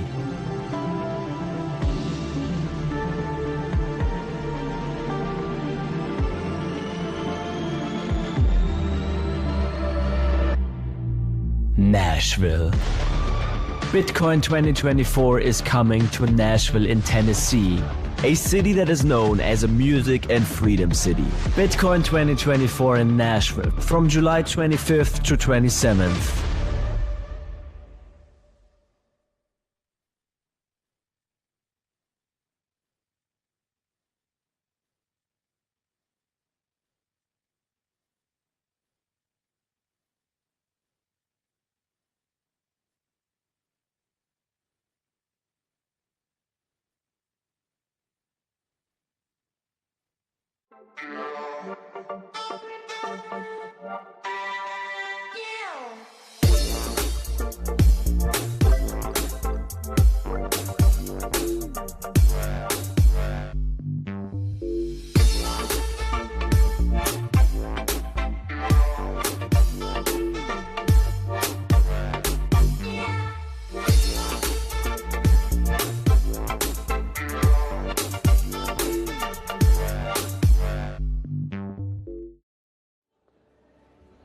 Welcome back to the Bitcoin Amsterdam live desk presented by Bitcoin Magazine. I am joined by my esteemed colleagues Joe Hall, Bitcoin journalist, and Ben Charbit of Darewise Entertainment. We just heard a great discussion, maybe a debate discussion, I don't know what it is, from the legendary Pete Rizzo and Giacomo Zucco. I'd like your initial thoughts. So, Joe, what was your thought on the discussion that we just heard? It was great. We were looking forward to some spice, and it delivered. Giacomo always on wonderful form, and Pete really pushing him into places. It was lovely to see two people that I really look up to in the space having a genuine, fun chat about what is quite a controversial topic in the space nowadays. Definitely. Ben, what are your first thoughts? Yeah, listen, usually I love debates with Maxis because, as you said, they're spicy. A lot of interesting things come out, but I think this time it really went way beyond the, don't put your graffiti on my money, and really there was some very interesting stories that were brought here. So I think we're going to talk about some really fun stuff, and if you missed it, really go watch it because it was awesome. Yeah, definitely. Speaking of really fun stories, I know Rizzo brought up one of the first things is, there was kind of this dichotomy of ordinals bringing crypto people into Bitcoin or no coiners into Bitcoin because they're finding the fun of NFTs, where we saw really back in 2013 or 2012, the Silk Road bringing drug dealers and drug users into Bitcoin. And while the Silk Road has gone and disappeared, and, free Ross, I just want to shout out to that. But while we've seen the Silk Road collapse and disappear, many of them have stayed for Bitcoin or, Bitcoin is still around. Do you think that ordinals may collapse and people will still stay in Bitcoin? Or do you think this is more of a flash in the pan and they're not going to stay? Joe, I'll go to you. Yeah, so I kind of get from that question that ordinals are kind of like drug dealers. is that where we're going? Yeah, maybe, yeah. I mean, I'd love your thoughts. I mean, that's the thing, right? That everything is good for Bitcoin. And yes, we're in Amsterdam, which is obviously a very liberal state with regards to drugs, or, marijuana is legal here. But yeah, the fact that Silk Road was one of the first use cases for Bitcoin is fascinating, but it was also kind of terrible, right? Because a lot of people in the mainstream think that Bitcoin is bad because it's used by, wow, it's really kicking off behind us, isn't it? Yeah, definitely. Is used by, bad people in society, it's just drugs, right?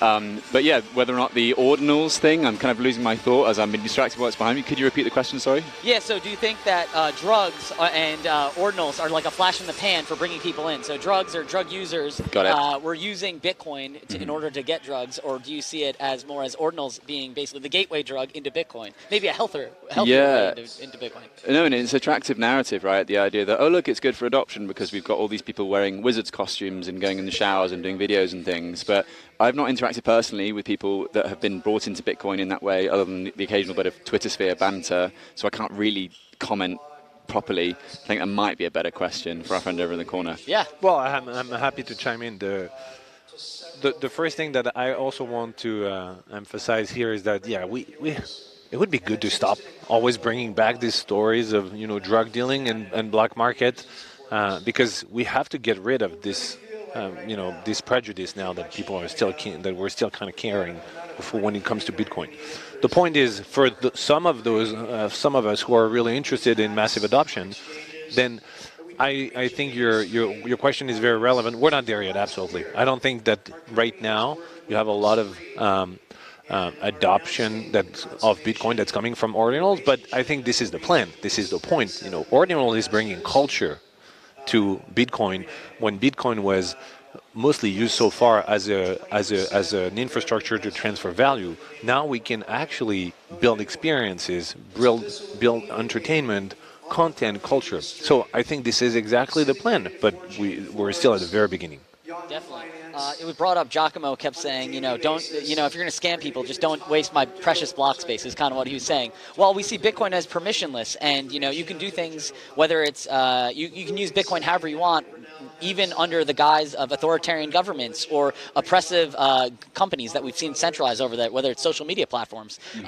So Giacomo is kind of like this tongue-in-cheek, like, you can scam people as long as it's not on the precious blockchain space. But do we see that the free markets end up pricing out ordinals? Obviously, ordinals kind of started in January of this year, and we saw a spike in transaction fees in the mempool, or transactions and fees spiked in the mempool. But now that we've kind of seen them die down, a lot of the mempool is cleared out, is it kind of like, you can scream into the ether, pun intended, all you want, but it's not going to matter at the end of the day because Bitcoin is free and permissionless. Joe, over to you. So do you think people can use Bitcoin however they want? Yeah, I mean, it's kind of to Ben's point as well, is this culture sticking around in a meaningful way? I mean, you saw Pete ask the audience just there, how many people have minted an ordinal here? And I guess 10 people put up their hand. Yeah. It felt like the vast majority have never minted an ordinal. I think a lot of them were hiding, maybe, but But why would they hide? Like the debate was called the ordinals debate, and the people that were in the audience would, you'd imagine, have some sort of inclination or affinity with ordinals.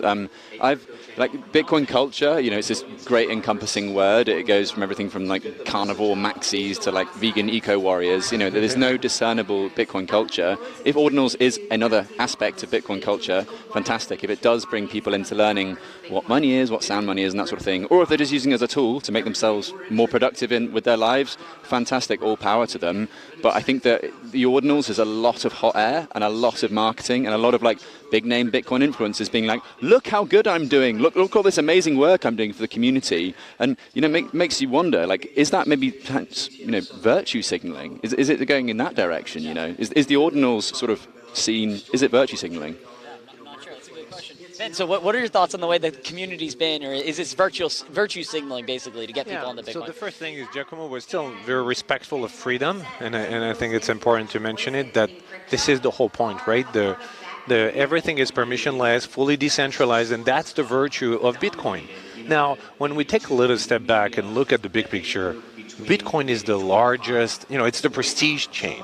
Of course, it's the best consensus layer, but also on top of that, it's the largest liquidity, it's the biggest number of non-zero wallet. So, of course, there's an opportunity here to service all of these wallets with utility. So, this debate over, scamming, not scamming, like the point, I think, is that it's really this kind of cultural battle between, do we want to find ways, whatever they are, to drive adoption to Bitcoin? And I think that maxis, who are the ones who really believe in the ethos, exactly like Giacomo, right, which is there's a centralized banking system which is evil and we're trying to get away from this, well, then let's use whatever proxies we can to drive users to it. And actually, it's interesting because we realize, if you look back in the history, culture was always one of the best vessels for that. Ordinals is just one way to do it. And Giacomo reminded a few interesting things, like the fact that, an ordinal is just an inscription protocol, something that you could already do before. So the technology, in a way, is just a commodity here. Yeah. Giacomo said, we want to be like an Amish community, so that's maybe pigeonholing the Bitcoin community, saying being Amish, this is the way, there's no change. Where Rizzo is more of like, we should bring some of the crypto native things or good ideas into Bitcoin, where Giacomo seems to be more in the ossification camp of like, Bitcoin's good enough, it is the way it is. So Joe, I'd love your thoughts. Do we need to ossify, or is there ways that we can accept more things and expand them into Bitcoin? Oh gosh, neither of those sort of metaphors. I'm not Amish, and I'm not an Amish person with an internet connection. I think that we don't need to put ourselves down into these sort of groups. Sorry, we're still. I know Bitcoin's 14 years old. I know that this has been going for some time. We've got some meaningful levels of adoption right now. It's legal tender in El Salvador. Most people recognize the Bitcoin B. But at the same time, I don't think we need to be like, we're this, we're that. Let's just let it sort of play out. And I'm going to be like quite standoffish with my opinion on this sort of matter for what it is.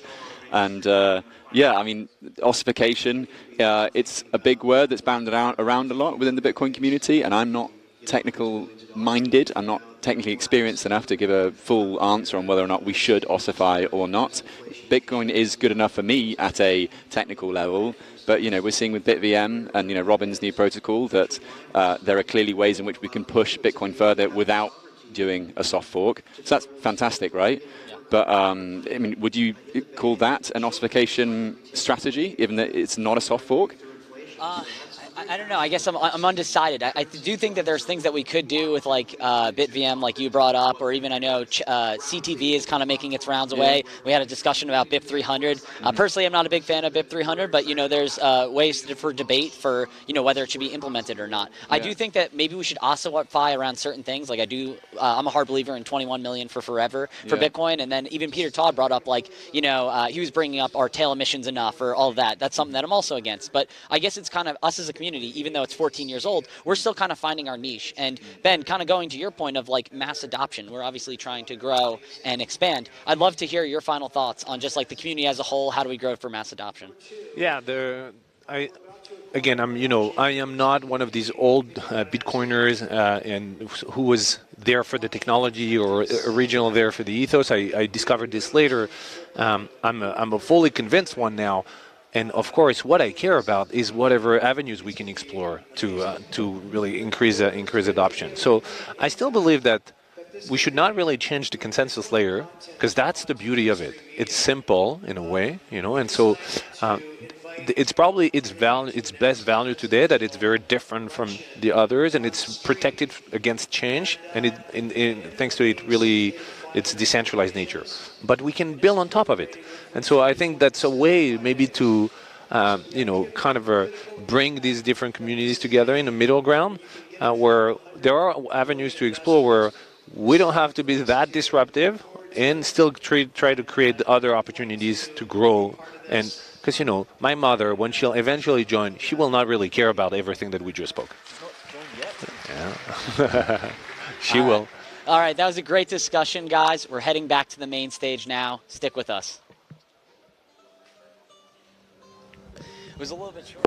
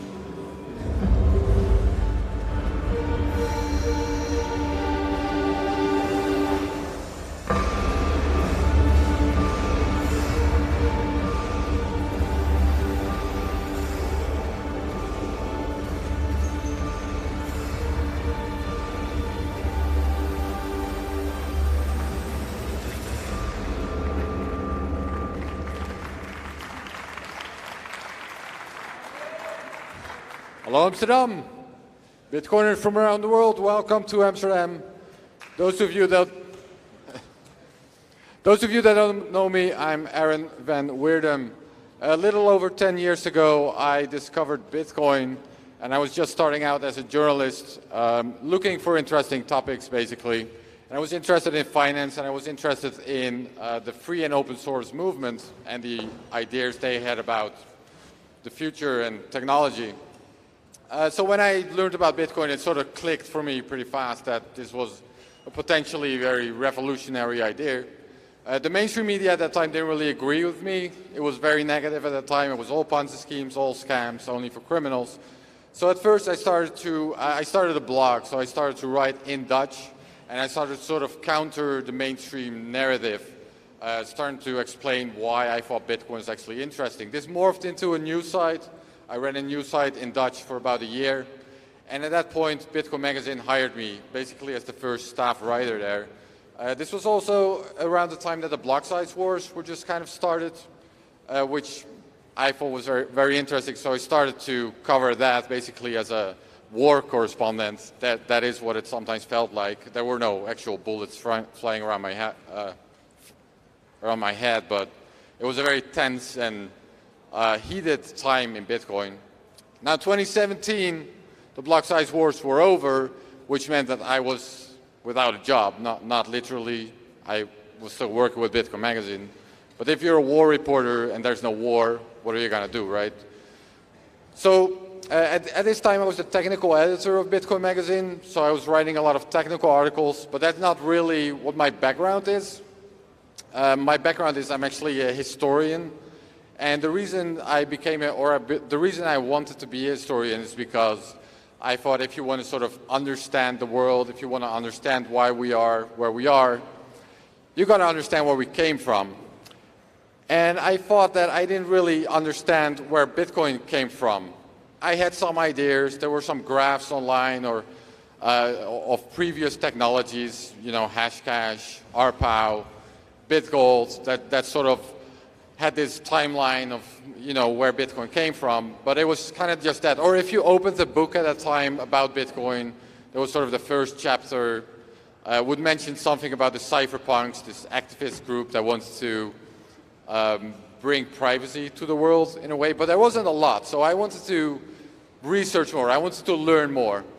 So for the past 5 years or so, I've been sort of really digging into that. I've been reading a lot of books, also that are not necessarily about Bitcoin, but about the emergence of the hacker culture or the invention of cryptography. I also started to reach out to the people that were involved with these kinds of projects. So the Adam Backs of this world, the David Chaums of this world. And I started to read the cypherpunks mailing list. So I spent weeks, months, maybe even sort of researching what these guys were talking about, what these guys were discussing, how they were thinking about these kinds of projects and technologies, and how that evolved. I also published about this, so I published for Bitcoin Magazine the Genesis files, for example, which is sort of explainers of some of these digital cash technologies. Also for the print magazine, I wrote a number of articles on these kinds of topics. But the end goal was always to turn this into a book.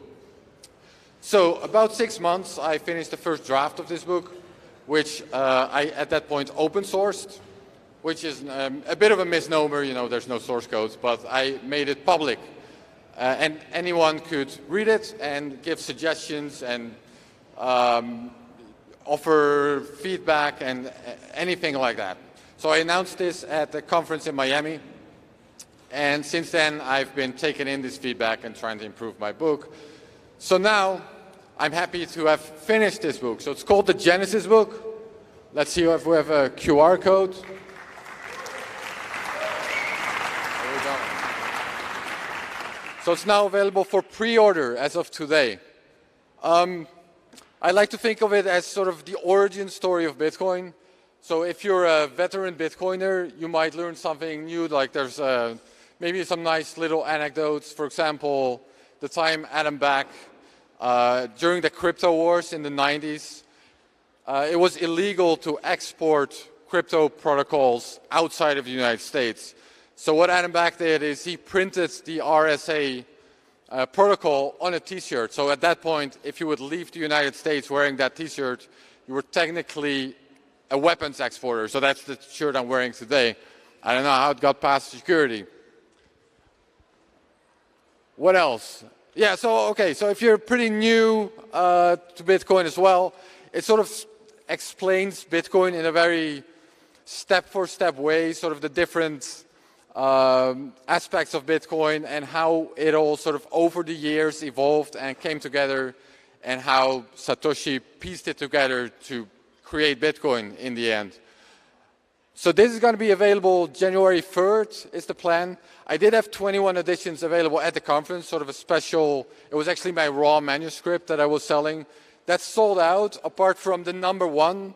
So that's the Genesis book of the Genesis book that's being auctioned off in the gallery hall if you can't wait until January 3rd. Otherwise, yeah, this is the link if you're interested. Thank you.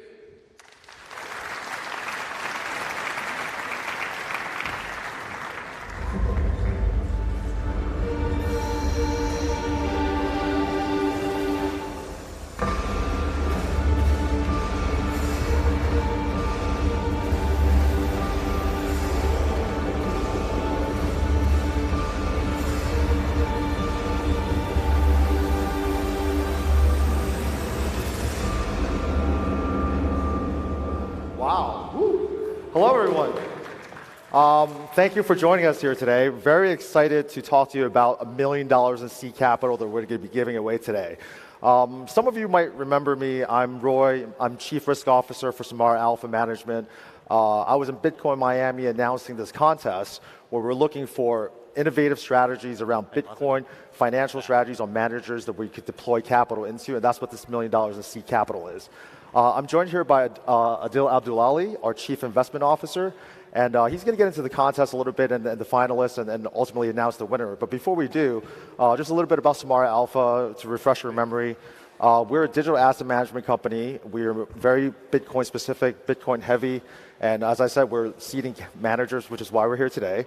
And we also have a technology platform that we've created to help these managers that break into digital assets and crypto and Bitcoin in a way that kind of takes away a lot of the different operational inefficiencies, connectivity, and builds it out. And then lastly, we have a multi-manager, multi-strategy fund of funds platform that we look to deploy capital for more larger managers that are more ready. And with that said, we also have launched a BTC share class. And yeah, so this competition was very exciting because for us, finding a very good Bitcoin manager is key to one of our products that we launched. So we have a US dollar multi-manager, market-neutral Bitcoin trading fund. That's fine. You put in US dollars, it's completely market neutral. It doesn't really matter if Bitcoin goes up and down. It's more about providing liquidity to the space, certain option strategies and things like that, that you can put in some dollars and get more dollars out later. What we just launched is a completely Bitcoin version of this. So it's denominated in Bitcoin. The management fees are in Bitcoin. The performance fees are in Bitcoin. You put in Bitcoin. We have strategies that create more Bitcoin and give you more Bitcoin back. So this is like a completely different type of thing. If for dollar investors, if they put in dollars to this type of strategy, day one we buy Bitcoin. If Bitcoin doubles, we don't get any fees because we haven't produced any more Bitcoin. We only get some return if we give you more Bitcoin back. So you could put in dollars, get twice the dollars back because Bitcoin doubles, and you pay no fees. It's free beta plus some alpha on top of it. So this competition actually is finding the best managers to do this for us. So if you're interested in this product that we're talking about, please come to talk to us about it afterwards. But I know, back to the contest and the managers. I know we announced this contest in Miami in May, and we had roughly over 200 applicants. And Adil and his team have been going crazy trying to evaluate everyone. And now we feel that we have 3 finalists that we can talk about. And Adil's going to give you a little bit of flavor of those finalists and kind of what we're looking for in terms of innovative Bitcoin strategies. So first of all, it was fantastic to have these almost 200 contestants enter. So one thing it tells you that the brightest and the best are going into the Bitcoin space and doing interesting things. There were lots of people, unfortunately, we had to say no to because there has to be one winner. There can't be multiple winners. So I do want to talk about the 3 finalists, which are all fantastic. I mean, whoever wins, best of luck to you guys. But all of them are fantastic. The first one I'll talk about is called Theta Digital. This guy, Andre Arakelian and Robin Volbers. Now, what that is a trading strategy really in Andre's head. This is a discretionary Bitcoin trading strategy. And he's been doing this for 10 years. 10 years through all kinds of conditions, all kinds of environments of the market, profitably trading and protecting capital, it's really, really hard to do. For anyone who has traded in the past 10 years, they know how difficult it is. So what I like about this is really the ability to survive completely different market conditions is sort of the selling point of this strategy. The next one is Armor Strategies, a gentleman by the name of Jaron Abbott and Salim Mahjoub. This is quite different from the first one. It was a TradFi futures trading strategy that was trading bond futures, equity futures, and other commodity futures. And it's already been running for over 4 years, working fantastically well in a diversified way. Take that same algorithm and technology, apply that to cryptocurrencies, and you're off to the races. Better alpha, better returns, with something that is working already and is just applying it to Bitcoin and other digital assets. It is something that we have seen again and again in our space. The third strategy is Animus Technologies, Maximilian Pace and Jack Elliott. Again, completely different from the first two. These guys are not just looking at price and volume. They measure sentiment data by very interesting mathematics. They use a lot of data from the internet. They use machine learning. They use natural language processing to figure out the sentiment of all the players in the market. And we all know that sentiment is what drives these markets. They apply that, and they end up having a strategy that can be applied to many different types of portfolios. So you can have a market-neutral portfolio. You can have something with beta. You can have something that outperforms Bitcoin over time. So again, 3 strategies, all of them are investable. All of them have track records with real money on the line, people who have taken their own pocketbook out, put it on the line and traded. And we're very, very happy to find some of them have quit their jobs. And some of them have quit their jobs. So we like that type of passion and that type of commitment. Yeah. Are we ready? Are we ready? Yeah. All right. And the winner is Animus Technologies. And I would love to come on up, guys. Invite them up to be the receiver. They are now going to manage $1 million for us. It'll hopefully be a start to their careers. Thank you so much. Now that you quit your jobs, you have something to do. Thank God. Yeah, tell us a little bit more about your strategy and explain to the folks why you guys are so great. Yeah, well, thank you, everyone. Good afternoon, everyone. I'm Maximilian Pace. This is Jack Elliott. We are Animus Technologies. Animus is an AI platform designed for developing data-driven trading strategies for digital assets. Over the past 6 years, our team has created a set of tools for researching, building, and deploying fully autonomous investment strategies. We aggregate a unique mix of information covering fundamental, technical, and alternative data, and distill this information into actionable trading insights using our proprietary technology. The result, differentiated, systematic approaches at capturing volatility, reducing risk, and increasing investor returns over time. Starting with Bitcoin, we offer our asset management services through a library of AI-powered strategies that provide managed exposure to established and emerging themes in the digital asset space. Invest with Animus, crypto with confidence. Love that. Thank you, guys. Congratulations again. This has been a great journey for us because we did not think that we'd have such high-quality candidates when we first announced it in Miami.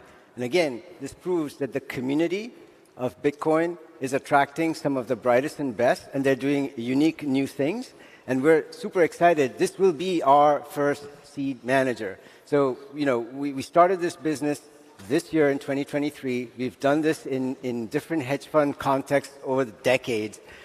In digital assets and in Bitcoin, this will be our first seed manager. So we have the Bitcoin-denominated fund. That should be interesting to people. We have a dollar version and the Bitcoin version.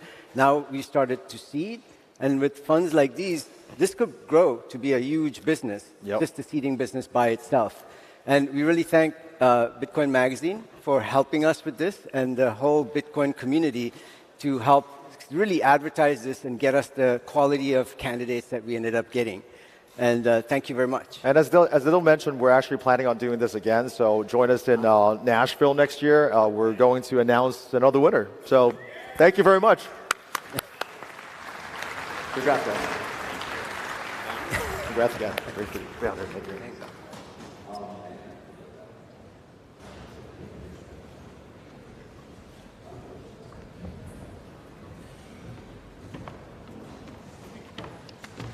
welcome back to the Bitcoin Amsterdam live desk brought to you by Bitcoin Magazine. We're talking all about Wall Street now, that whole Wall Street thing, right? And I continue to think, we were talking about it a little bit offline, Joe.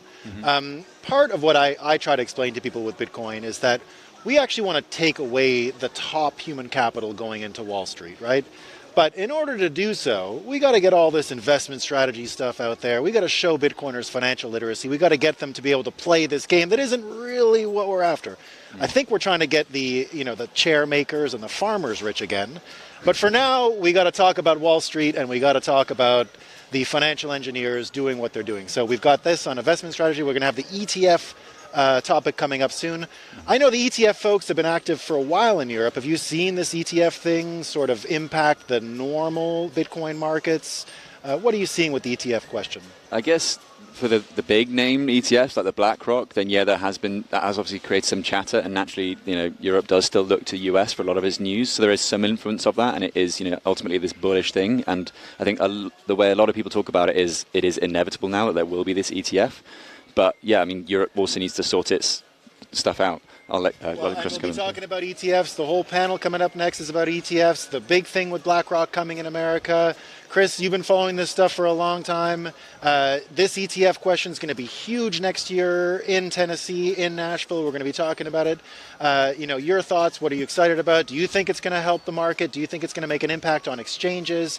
Is it going to help Bitcoin people navigate the market better? What's going on with it? Yeah, I mean, I think it's good for the price. It's going to definitely pump my bags, but I think it's going to be proof of rug pull when they find out the hard way. Then, whether BlackRock doesn't have the Bitcoin or not. I know Kraken made an announcement that they're trying to get into stock trading and stuff. So definitely they have their eyes on trying to get into the ETF market as well. The truth is that the ETF product that has come from BlackRock that they're talking about launching will be and already has been the most popular financial product in terms of media written about it in the history of financial products. Go figure. Bitcoin making records again, becoming the thing that everyone wants to talk about. And this next panel on ETFs will underline what might be the most popular financial product in the history of the world. So we'll be taking a short break and we'll be coming back with the ETF panel in a few seconds. Thanks a lot.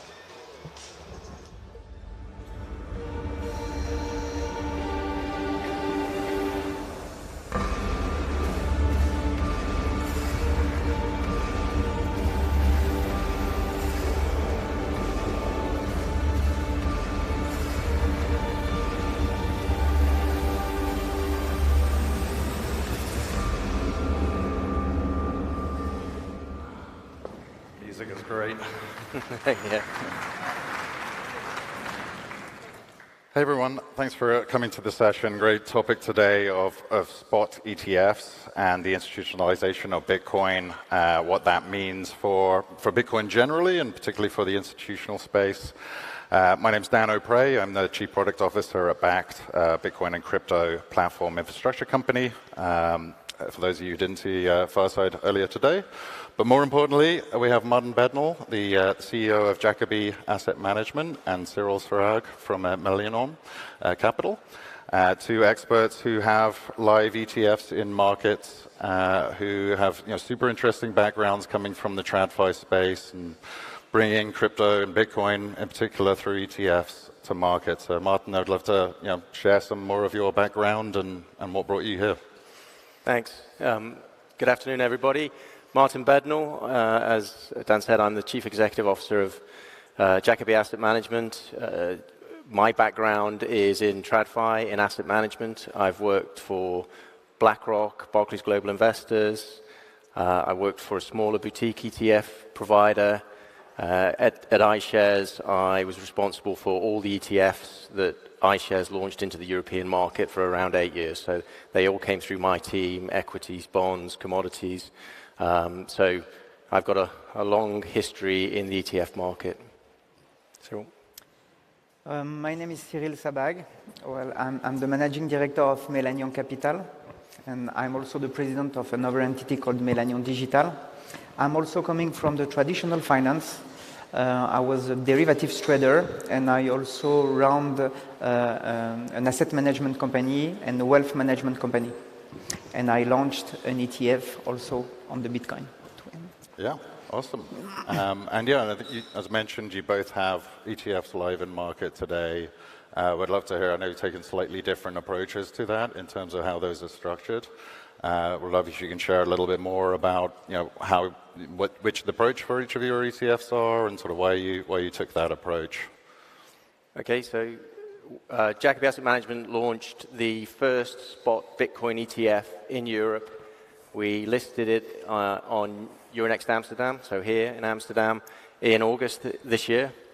So that was a 3-year journey, really, to get the product to market through the regulatory process, through the process of getting TradFi providers interested in working with us, through the issues that we had from FTX blow up and people not wanting then to work with us and those processes. So it's pure spot Bitcoin. For every dollar invested, every euro invested in the fund, we hold Bitcoin with Fidelity Digital Assets. The ticker on Amsterdam is Bcoin, so we're pretty pleased with that ticker. Nice. Yeah. Well, for me, the approach was different. We were looking for a product that would track the highest standard in terms of regulation in Europe. The highest standard is called UCITS. So when you go and see an institutional investor in Europe or an institutional asset manager and you want to sell your fund, the first question is asking you is it UCITS, the famous label. And so we tried to launch such an ETF, but the difficulty with such a regulation, the fund must be diversified and invested only in regulated financial instruments. The problem with the Bitcoin is if you invest only in the Bitcoin, it's not diversified and it's not yet a financial regulated instrument. So we tried to find a solution to track the Bitcoin, but with regulated instruments. And so what we did, we found a mathematical way to track the Bitcoin but with equities. In fact, our ETF is investing in equities of the crypto ecosystem, equities that are listed in different regulated exchanges. So equities that belong to the, let's say, to the mining ecosystem, that are belonging to the crypto blockchain ecosystem also. Companies that have cryptos in their balance sheet, for example, MicroStrategy. And we invest in the 30 most correlated equities to the Bitcoin. And we weight them according to the correlation. And thanks to that, we managed to create a product that is UCITS, so that it belongs to the highest standard in terms of regulation, and was a very high correlation to the Bitcoin. And what we call the beta is close to 1 to the Bitcoin. And so why did we want to do that? It's because such a product is eligible to all regulated wrappers in Europe. So for example, in France, and I will finish with that, in France, you can invest our product in insurance life companies' wrappers, which is not possible with Bitcoin. Very interesting. So yeah, I've got a spot ETF and an equities-based ETF which tracks highly correlated to spot as well. Both of those must have been very interesting to talk through with the regulators and approval process. Challenging, particularly being the first one in Europe. Was there anything? Are there any regulatory challenges you face now that you are live in terms of distribution, or is there anything that countries could have done better in order to support and make available these products? It's a huge challenge with the regulators. It was a big challenge to get it launched. We spoke to many regulators in Europe. Some don't even want to take your call. Just don't want to talk about it. And others then are more sort of progressive in their thinking, realizing that digital assets, Bitcoin, is not going to go away. It's suffered enough sort of crises, and it's still here, and it's here to stay. So let's work. And then we found the Guernsey regulator to be the best there, to really work with us, and because the point is that if people are going to access Bitcoin and other crypto assets, they should do it in the most safe and secure manner. And that's what we're providing through a regulated product with the Bitcoin held in storage, with Fidelity Digital Assets, with a regulated manager overseeing the operations. There's much more investor protection in that than there is somebody just going on an app on their phone and going through an exchange, and we've seen what issues that's caused. And then trying to take it around Europe. So Cyril's mentioned that the UCITS standard. Our fund isn't a UCITS fund because it just holds one single asset. But it's if you want Bitcoin exposure, then you want to buy Bitcoin, right? What it creates for us as a challenge is taking it around Europe and having other exchanges list the product. So for the London Stock Exchange would like to have a segment for crypto ETFs, ETPs, but the FCA just won't even talk to them about it. So the UK regulator's not even talking to its national exchange because that's their stance at the moment. And we have it on and on in different markets. Some are better than others, right, in Europe, but it is a big challenge for us. Have you seen any sort of changes in that over last year or so? Are they getting more friendly or still just as tough to deal with? There's been changes in it. Well, there's been so Hong Kong is getting more friendly. The Middle East, Dubai and Abu Dhabi, they're getting more friendly. So it's starting to happen in pockets, but not to any great scale. And I think a lot of regulators around the world are just waiting to see what the SEC do. And I think we'll touch on that topic in a bit. Sure we will. And yeah, so you took the equities route. Was it? Yes, it was also a very difficult challenge. We started this project at the end of 2019. So you imagine it's a long time for the Bitcoin. And with such a project, we decided to knock at different doors. We knocked at the French regulator door, the Luxembourg one, and also the Irish one. And it was a very strange request for them because we are the world's first UCITS ETF. And so the Luxembourg regulator told us, well, no crypto at all, sorry. If you see now what they are doing, it's very interesting to see that at the end of 2019, they didn't want to hear about it. The Irish, it was different. They said, okay, let us think about it. And it took us 6 months to have an answer. But the French regulator at the end had quite a pragmatic view. They said, okay, you are investing in equities that are listed in regulated exchanges. Well, it can work. You have a mathematical solution. It follows the classic rules of ETFs. So normally there shouldn't be any problem. And well, we managed to launch it, and we are now listed in France, in Italy, in Amsterdam. In June 2023, we have been listed in Amsterdam, and our ticker is BTC.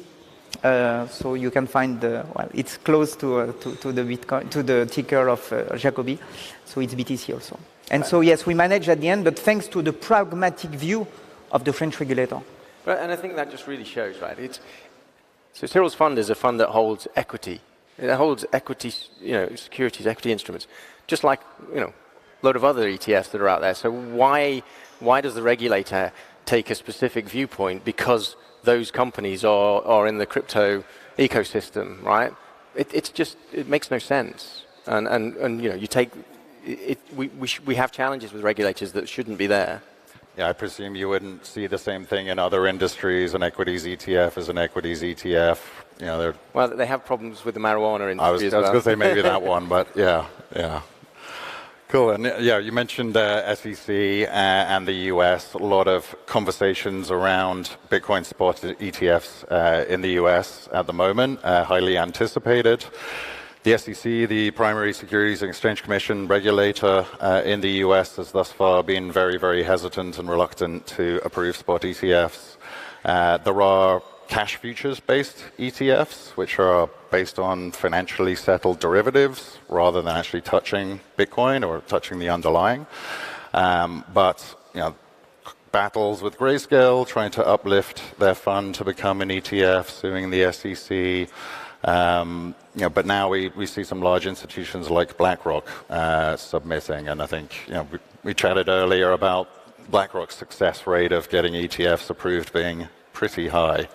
How are you seeing sort of larger institutions who are coming in? If you have any predictions on sort of spot approval in the US, but what will we see as the impact on the wider market? So I think there's about 14, 15 US spot Bitcoin ETF applications. And yeah, they keep getting kicked down the road. I think the mood music is changing now to that it's more and more likely that they'll be approved by the SEC. My view is that all the applications will be approved at the same time. So I think they're trying to corral them to be able to do that.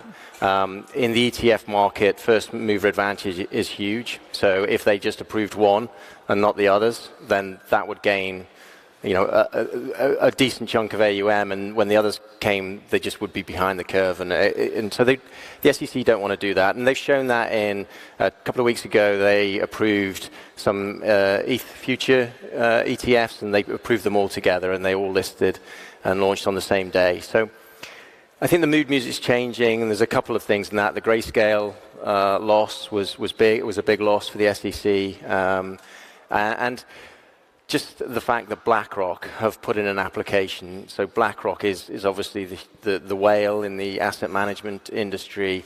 They talk to the regulators and politicians constantly, and they wouldn't put an application in unless they were hearing, what they were hearing back was more positive than it's been in the past. So the next sort of deadline is January for a lot of the applications. I think we could see approval as early as January. It might be kicked down and then it goes to March. So sometime between those is when I think that's when it's likely to happen now. Well, the story of the spot Bitcoin ETF is something that is really interesting and will change everything for me.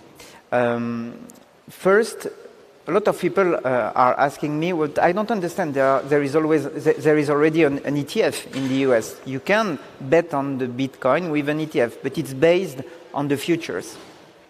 Just quickly to understand why it is so difficult for the SEC to accept a spot Bitcoin ETF. The future, the future-based ETF is based on regulated instruments. The CME futures are regulated instruments. The thing is, for the moment, the spot Bitcoin is not traded on a regulated exchange. That's the difficulty for the SEC. That's why it's a real challenge, and that's why we are hearing the word surveillance sharing agreement, because they need to put it in place to accept such an ETF.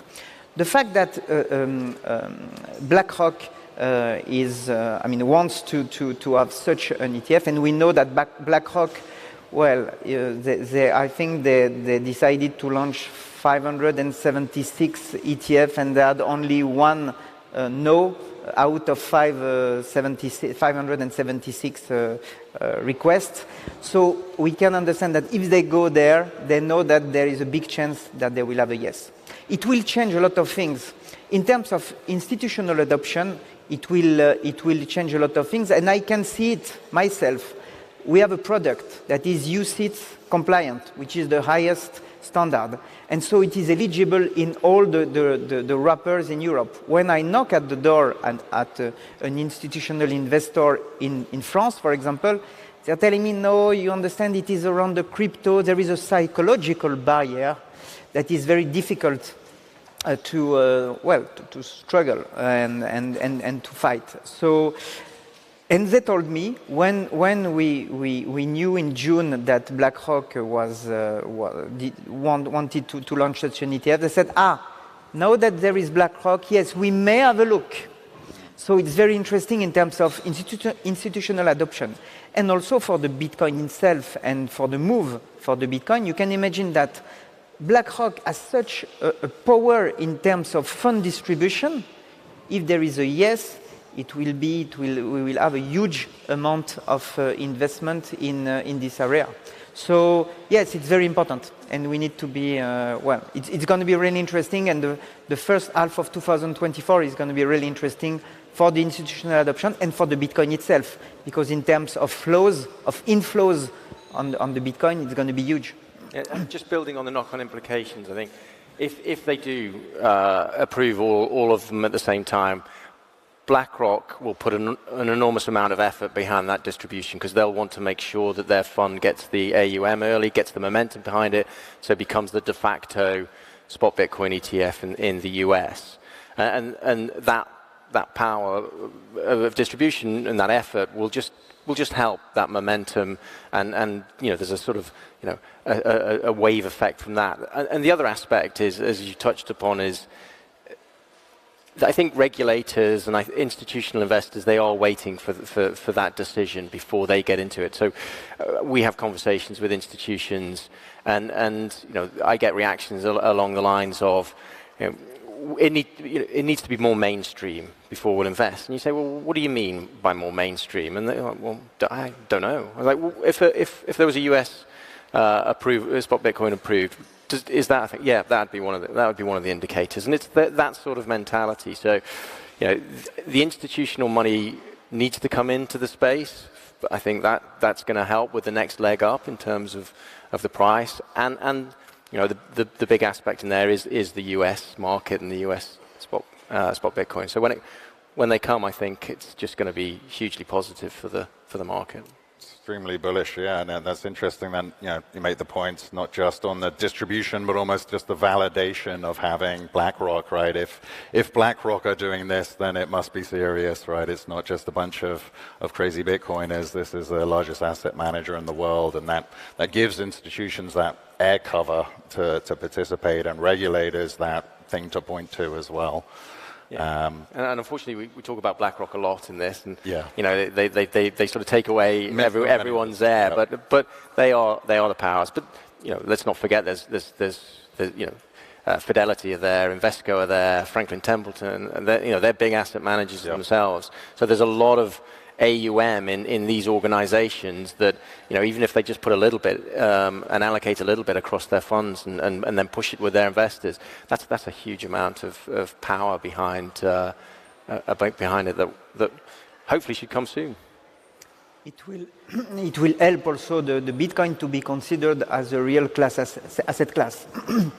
And what is happening in 2023 for the Bitcoin is very interesting, because if you compare the performance of the Bitcoin with all the other asset class in 2023, the Bitcoin is overperforming all the other asset classes. That's the first point. The other interesting point is the correlation.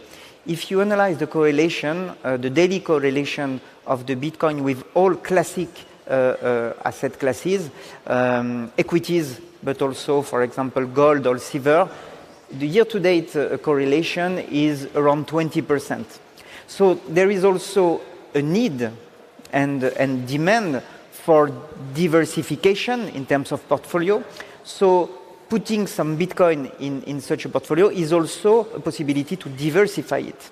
And I can see it because we have a lot of wealth managers knocking at our door saying, okay, great, I have a new element, I have the possibility to put the asset class in the portfolio of my client.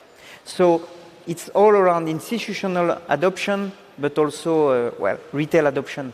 So, the impact will be big. There's quite a few studies now been done, and we've done one ourselves in terms of if you have run a diversified portfolio, what allocation should you put into Bitcoin that is beneficial to that portfolio from a diversification perspective and a risk perspective. So your risk reward payoff is improved by having 1%, 0.5%, 5%, whatever it is. And there's a whole bunch of studies been done. And the clear message from those studies is your allocation to Bitcoin should not be zero. I think we'll agree on that. Up to 5% is, it's additive, and the sweet spot seems to be about 1%. And this is for institutional investors we're talking about. But it absolutely should not be zero, and that's where they are at the moment.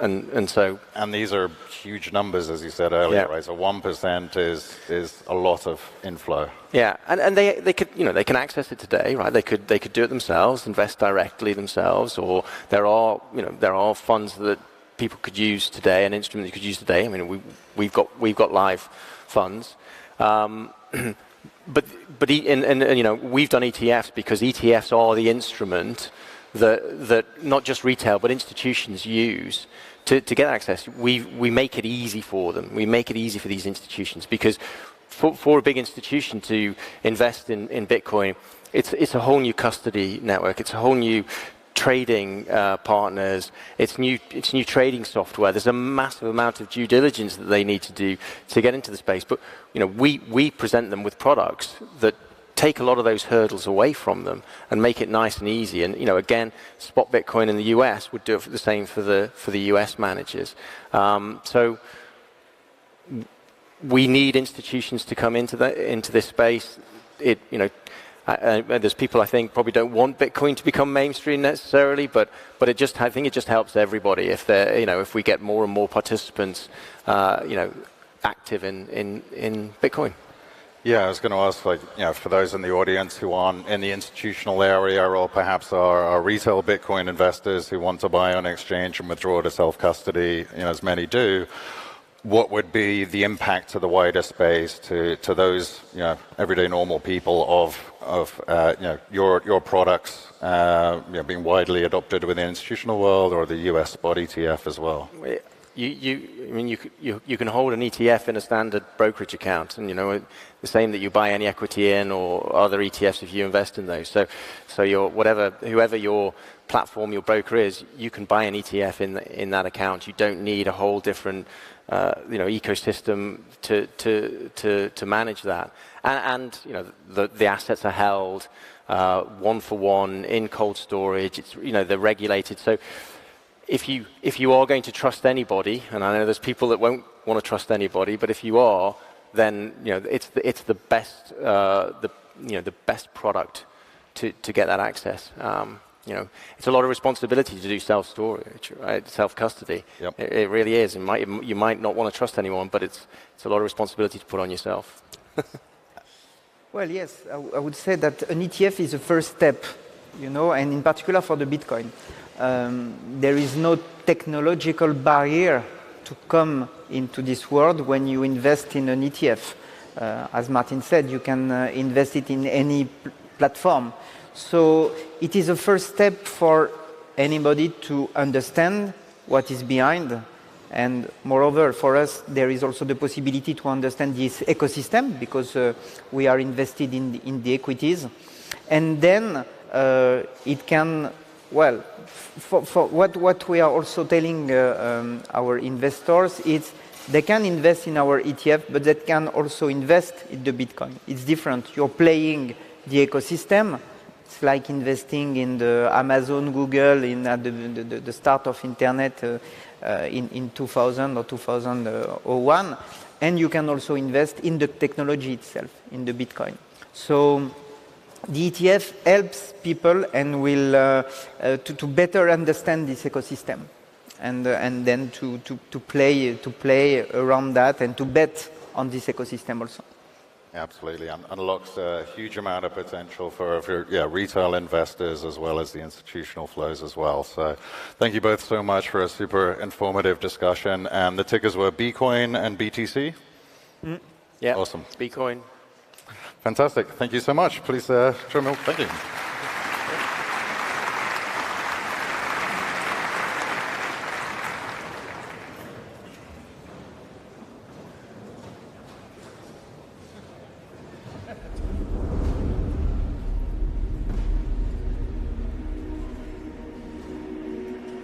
On January 3rd, 2009, amidst the financial world in turmoil, the first Bitcoin block was mined. This was no ordinary block. It bore a message. Not just a timestamp, but a battle cry for financial freedom. The times, 3rd January 2009. Chancellor on brink of second bailout for banks. Here we stand, 14 years later, in Amsterdam. We are still feeling the echoes of this moment. History does not repeat itself, but it rhymes. Again, we find ourselves on the brink of immense change. Europe has always endured and emerged stronger than before. Building things has stand the test of time. Like the grand cathedrals and stone buildings of our ancestors, the blockchain will endure for centuries and generations.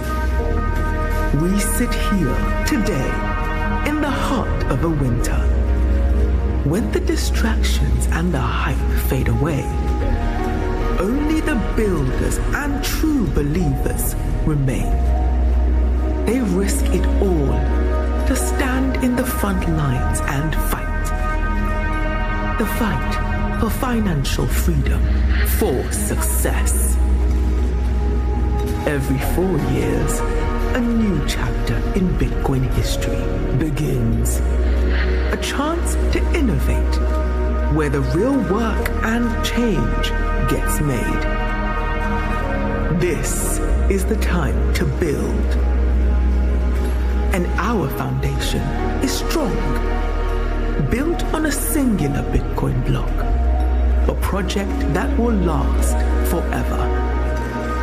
Amsterdam has long been the beating heart of innovation. We lead the change and are not afraid of projects with great ambition. We find ourselves here today at the genesis of a new era.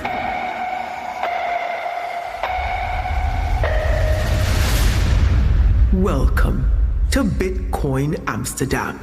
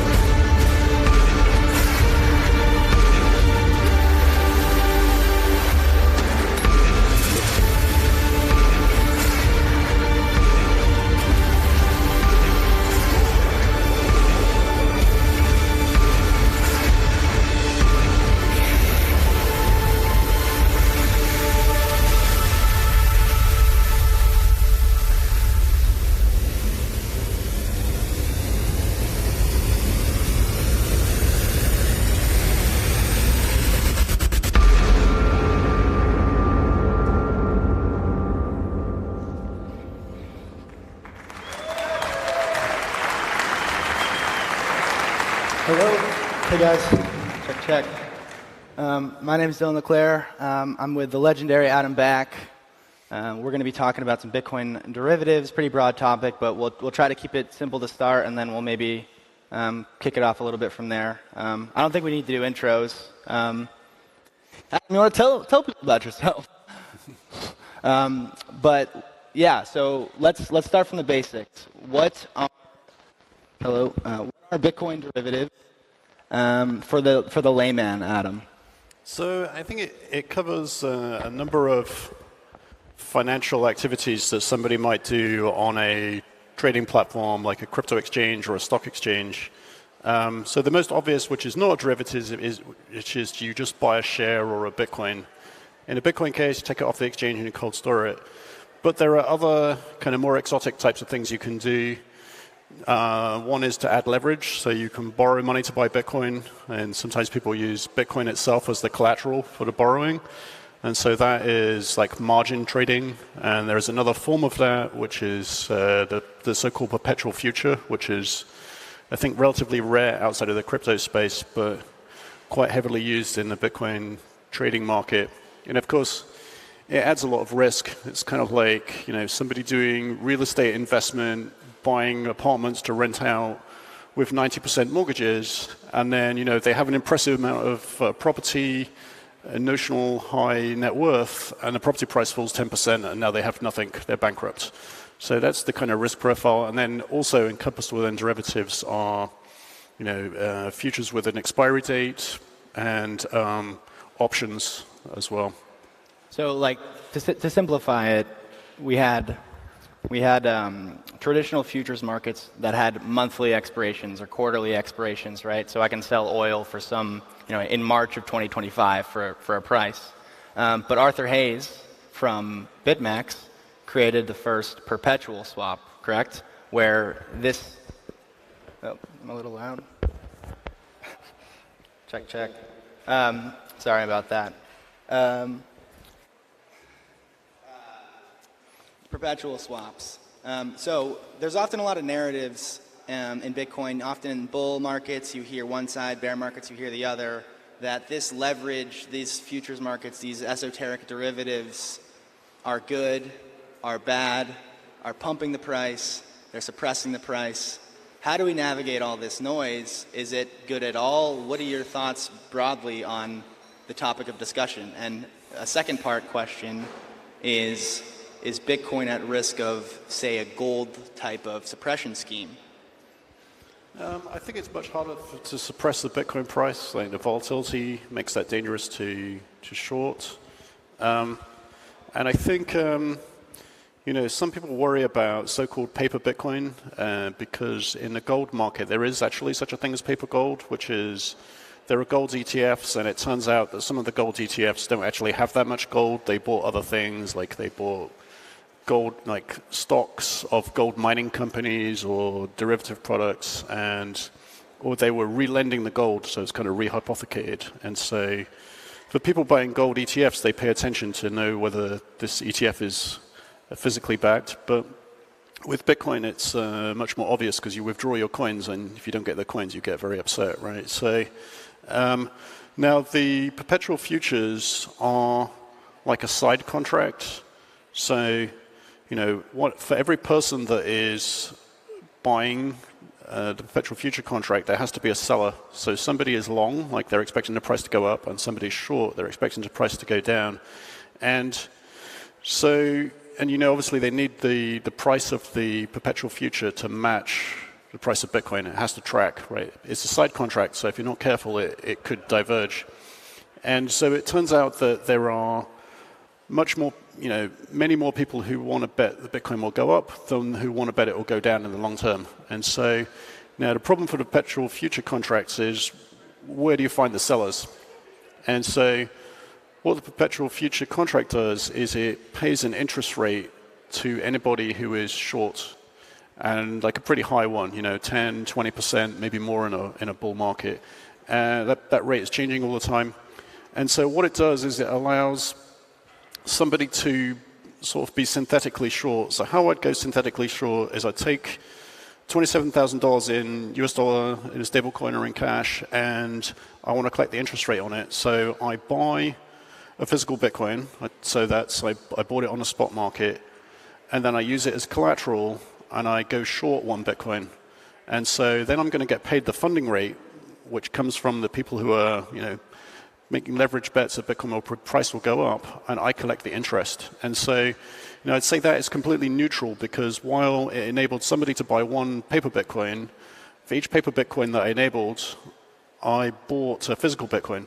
So that's sort of neutral, right? There's no new sort of possibility for people to buy Bitcoin who aren't really having Bitcoin. It's just indirect, right? They bought the perpetual, I bought the physical, and then shorted it to enable them to buy the perpetual. So I think that's largely neutral. And the other type of buying is margin buying. So there, obviously, people are borrowing money to buy Bitcoin, and they're buying spot. So actually, I think that there is, more net margin long than there is paper Bitcoin in the system. So to simplify this, essentially we have there's a spot market price, and there's not one Bitcoin price. There's hundreds of exchanges around the world, some obviously much larger than others. And then a lot of these large spot market players have derivative contracts offered on their platform. And so what keeps this, as you were saying, what keeps this price of a futures contract, a perpetual one that never expires, tethered or hovering around the spot market rate, is a variable interest rate, right? And as you were saying, in a bull market, people were paying 50, 60% annualized rates to long Bitcoin. And now, post FTX collapse, you saw people were getting paid to go long Bitcoin. So essentially, like say I have a stable coin, I have cash, and I long Bitcoin 1x instead of just buying, say like I 1x long one Bitcoin. Then essentially I'm getting paid an interest rate to go long. I'm getting paid an interest rate to hold the spot Bitcoin position. I mean, that tends to be, that has happened for a few periods, but it tends to be short-lived, and it's in the sort of bottom of a bear market where people are getting nervous it will fall further. Generally, the perpetuals are charging you an interest rate. And interest rates are different, it just depends on the exchange. And it's a market set interest rate, so there's nobody setting the interest rate typically. It's just, that's the key, right? This system doesn't work with centrally planned rates. Yeah, this is a true market rate. And interestingly, it's running around 20%. So maybe that makes sense because, what's the actual real inflation rate? So. Yeah. Okay, so we have this, maybe this is a little bit of a tangent, but we have this centralized derivative complex, and we've seen some catastrophic failures, obviously, fraudulent activity with the FTX style blow-ups, and certainly it comes out after the fact that FTX was selling their customers Bitcoin. Who knows what they were doing, with their cross-margin futures platform. But there is this there's been a long kind of opportunity or something that people have been chasing in the developer community of creating sort of, a market that's not a centralized custody solution. And with Bitcoin, it's really never been possible. There's always been kind of trust assumptions. And we're still there at this point.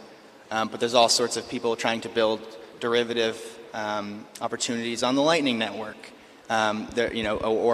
Derivative kind of DLC contracts with, say, options or stablecoin swaps. And just recently, about 3 or 4 days ago, we have a conceptual virtual machine on Bitcoin. And it's, there's only a few things have been tested out, but in theory, this opens up a whole bunch of doors of trustless or extremely trust minimized Bitcoin derivative solutions. And in my opinion, that's a massive, massive opportunity, especially because it opens up, like you said earlier, if you're short Bitcoin with Bitcoin collateral, 1x, that's a synthetic dollar. And so this is, everybody talks about algo stables. This is why we had an $80 billion Ponzi called Luna. It was because someone thought they, with a perpetual motion machine, built a synthetic stablecoin. But, if we can build something like this in a decentralized way, where you don't have to trust a Binance or a centralized solution, and obviously, this is hypothetical at this point, but what are your thoughts on maybe just the practicality of such a thing, even though we are talking in hypotheticals, and also, I guess just your overall thoughts on that? Yeah, I think there are a few ways to sort of create a synthetic dollar from different types of derivatives. So one you mentioned is being both long and short on perpetuals. So with a Bitcoin collateralized perpetual, use Bitcoin as collateral, so that's 1 times long, and then you open a 1 times short contract and you have a pretty stable dollar price, and you actually get paid. You get paid the funding rate for doing that, so it gives you an interest rate. Another way is with options. So there are option strategies where you basically buy a straddle, and then you either, as you make money from one or the other getting exercised, you buy another one, and that will cost you a certain amount per year to maintain. So I think the option one won't pay you. You'll have to pay to maintain it, so it may be not as attractive. But there are different ways to have trustless contracts, and in a way, the fact that almost all of the trading volume in the Bitcoin ecosystem is on custodial exchanges is kind of disappointing, because one of the beauties of the Bitcoin blockchain is that you don't have to trust people, and you've got this sort of self-contained smart contract mechanisms. So there are different Bitcoin layer 2 systems. So you talked about some DLCs and some Lightning contracts that can try to sort of fix a stable value in dollars, even though they're Bitcoin collateralized. And there's another Bitcoin layer 2, which is liquid, and that has support for other assets. So it enables you to use Bitcoin-like contracting on stablecoins and Bitcoin, so you can build up a Bitcoin dollar like market price, and you can have like central order books that are non-custodial, which I think is quite interesting. So people can create a contract on their hardware wallet to say, well, if Bitcoin reaches this price, I'll buy some more. And the stable coins are in your wallet. If the order executes, the pre-signed transaction will go to the seller, and you will get the Bitcoin in your wallet. So that's, to my mind, how exchanges should work. And that same sort of contracting system enables trustless options. And the interesting thing about call and put options is you don't need a price feed, you don't need a price oracle to make them work. The incentives happen to work out. But as you say, I think as those building blocks get more liquidity and people can compose things on them, you could perhaps introduce a synthetic stablecoin. There is another sort of stablecoin on Liquid, which is called Fuji Money, and that is it's basically a way to sort of be margin long Bitcoin, like take some of the collateral out. So you do have a liquidation risk, but at least each person that does that has picked their own loan to value ratio and potential liquidation level. If they get liquidated, they keep a stablecoin, and the person who provided it keeps the Bitcoin. So there are lots of opportunities, and I think it's great, to see more decentralized things come into play, so that there are less risks of FTX-like failures going forward. Love it. So kind of touching on a point I briefly asked you about at the beginning with the price suppression, I'll steelman the argument that we're going to, or someone, whether it's the government or some bear whale or some entity, is going to suppress the price of Bitcoin. So in the US, right, there's no spot ETF. Gary Gensler and crew roll out a futures ETF, which has a couple $2 billion of AUM. That's tied to CME futures. And the CME futures are quarterly, it's not perpetual, but it's backed by treasuries and cash. And so as collateral. And so if I am, if I'm someone that's thinking about, hey, well, how did gold, kind of get tied down from the banking industry? That looks a little bit like that.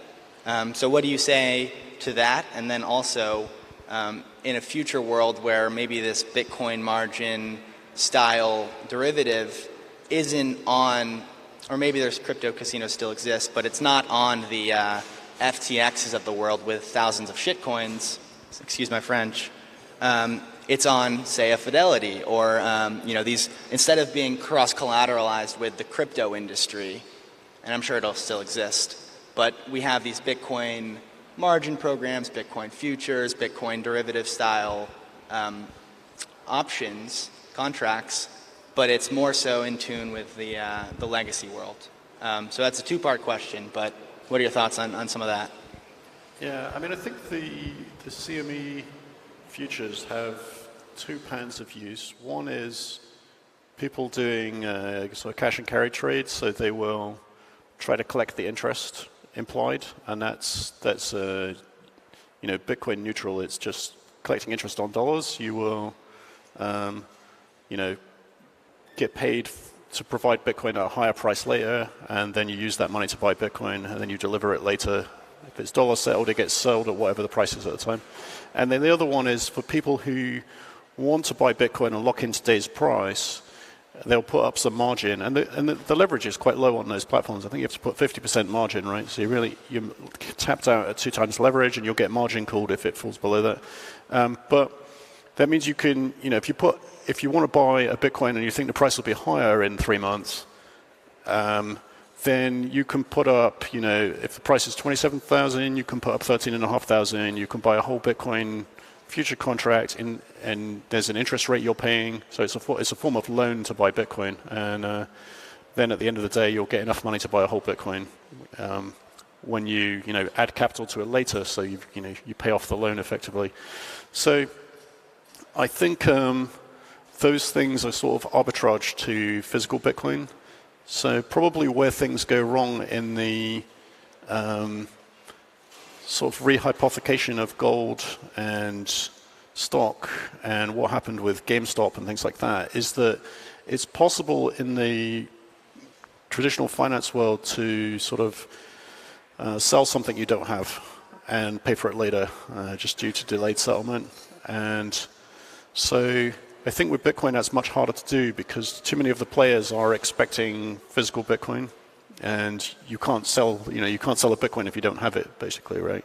And each of these perpetual contracts has a buyer and a seller, and they're arbitraged to spot as well. So I think in the Bitcoin world, most of it flows through to spot, which isn't so much the case in like gold ETFs and stock market short players and things like that. So if I'm in the audience and I, maybe this is my first intro to derivatives, or I've never traded them, and you probably shouldn't. These are designed to, the 100x products are designed to part you from your money. But why are we even talking about Bitcoin derivatives in the first place? Why should anybody care?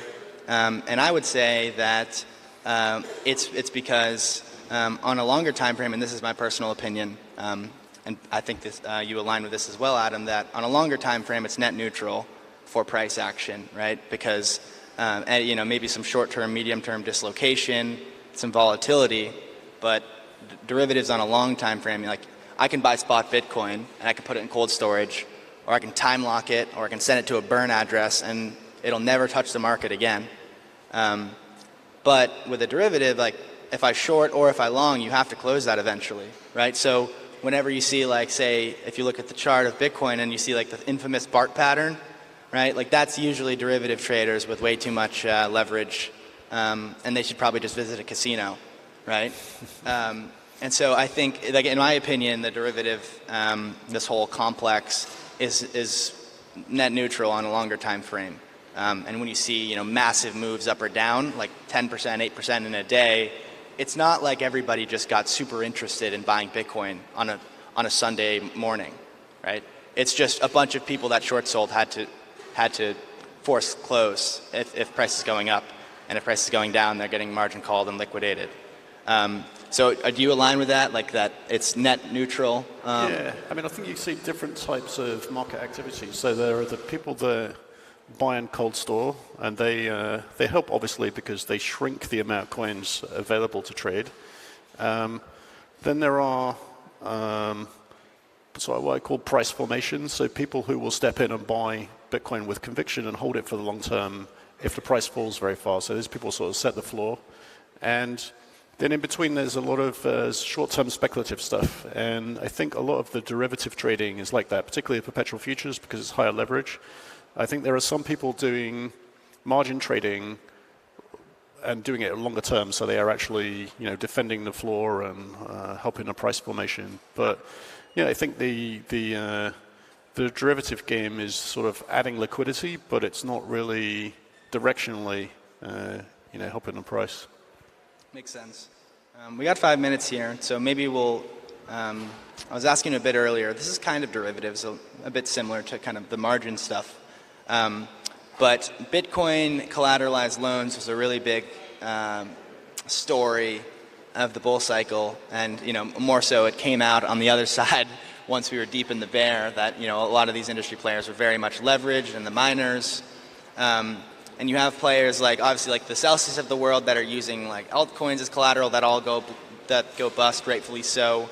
But you have other players in the industry that are doing it right.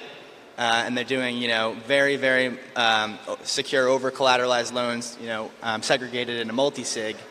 For instance, Unchained have no affiliation with them, but 100% recovery rate. They've never had a default or a loss in their loan book in 5 years, hundreds of millions of dollars. And so when you contrast that to the legacy finance world, right? We have a 24/7, 365 market with liquidity all over the globe. Bitcoin is notoriously volatile, yes. Your house is not going to fall 80% or 60% like Bitcoin is, but over-collateralization can make up for that. So do you see a world where, the legacy guys, the suits, if you will, see these numbers and are, intrigued by this, or is it still just way too niche, too small, and they're not coming? Yeah, I mean, it's interesting because there is a big dislocation between the interest rates that, I mean, even though the interest rates are much elevated compared to a couple of years ago on the US Treasuries and the Euro and so on, it's still low compared to margin funding rates, and Bitcoin secured loan rates tend to be in a similar location to margin funding rates, even though they are typically fixed rates. But they're still well into the double digits. 12%, 16%. It's not unheard of. So really, in a conventional world, if a financial institution offered 15% interest, people will be deeply suspicious that it's a scam because it's such a high rate, right? But I think what's going on is that the conventional finance world doesn't feel enough confidence in the platforms and in the technology. So it feels very risky to them, so they stay out of it. Even though they're making a lot less on the money, they'll stay out. And then in the Bitcoin world, if you are taking a Bitcoin secured loan and it's coming from another user, then you're basically paying them a premium because you're sort of paying them to not buy Bitcoin. And so most of the people tend to be too all in to have much dollars to lend, or if they do lend, it ends up being at a high rate. So I think that's what's driving it all. But eventually, some of the bigger players in a conventional finance world that are making the step across, like Fidelity and so on, some of those guys will fill in the gap, and you would think eventually those rates should compress so that the general market rate becomes more similar to a mortgage rate in a Bitcoin sector. And I completely agree there. Where a secured Bitcoin loan for a company that has never seen a default or a loss in their loan book is 8-9%, and it makes sense because they're operating in Bitcoin terms, so they don't want to. They have to access the capital elsewhere. But in theory, that should be pushed to Fed funds plus 50, 100 basis points. Well, I mean, they're already helping, right? Because if they are offering sub 10%, that's already lower than the margin loan rates, and so some people who would have traded with margin loans and paid 15% are now getting 8 or 9% because they put some Bitcoin as collateral and they did it themselves. So I think that, when you have a big dislocation like that, the early adopters, and HODL is another example with a similar product, right? It's a 2 or 3 escrow, multi-sig. People arbitrage it. So they get in the middle, they find an external source of capital, or they mortgage something that they have that is fully paid, like some property or something, and then they lend at these rates. And each time they do that, they help bring the rates together. So eventually we'll get there. But for the moment, even 20% is going to market in margin trading. Yep, completely agree. The world where Goldman Sachs lets you pledge, your Tesla stock for Fed funds plus 50 basis points, but I'm paying, 1,000 basis points on an oversecured, Bitcoin collateralized loan is a world where I think that's where the biggest arbitrage opportunity is. Kind of if you think in terms of like the financiers, if you will, that haven't touched or stepped foot in the Bitcoin world. So I'm looking forward to that. We got about 18 seconds left, so I think that's all we got for today. Hope that wasn't too abstract and esoteric, and appreciate everyone following along.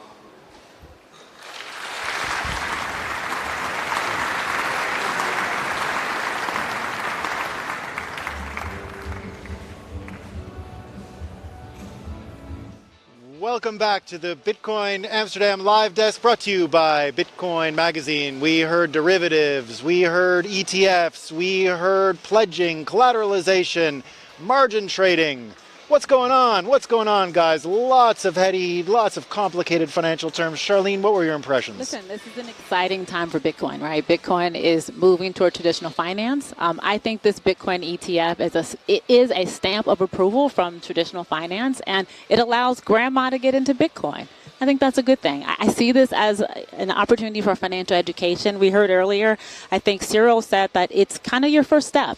You get the Bitcoin ETF, you learn about it, you learn about Bitcoin, and then maybe you decide to hold the actual asset. I think this is great for Bitcoin. It's going to be great for adoption, and it allows the world to step into this Bitcoin ecosystem. It's amazing. We see this conversation about derivatives and ETFs and what used to be seen as sophisticated niche projects that required a Series 7 Wall Street license to even understand. Right. And suddenly, everyone's talking about it. We're capable of talking about it. That's what Bitcoin has done to the world. Years ago, regular people with regular jobs, they had no idea how that financial system works. It's partly why they got away with what they did back in 2008. A lot of people know now, and the fact that people are sitting around talking about, at this point, derivatives, we talk about the central bank, right? These are things that used to happen in the back rooms, with the smoke and mirrors, and now people actually understand this stuff. And, Bitcoin has really forced Wall Street to accept at this point, right? Wall Street fought this tooth and nail. They did not want Bitcoin in the party. Finally, they've given up and they've accepted reality. And, I agree with Charlene. This is a big deal for expanding the lifeboat. There's a lot of people in this world, a lot of pension money where people are locked into it and they cannot cold store that, right? You've got this whole regulatory empire that is built to freeze you in. So once we've got people on the inside who are on our side they've got senators on speed dial as well, I think this is a big deal for Bitcoin. Can I add one thing? I had a conversation I was at a conference where I was talking to pension fund allocators, and when I told them that BlackRock was in Bitcoin, they sat up straight and they paid attention. And so that's it. Sometimes someone else has to lead. The BlackRock ETF is a big deal, and I think that this will continue. So I see Bitcoiners who are getting ready for whatever D-Day storming a beach in World War III looks like World War II looks like World War III is an economic war, and Bitcoiners understand the game. And next, we're going to hear what that leads to. We're going to explore crypto sovereignty in the next session, hosted by Tur de Meester. You're going to have some of the best Bitcoiners there talking about financial freedom and freedom in general based on Bitcoin. See you after the break.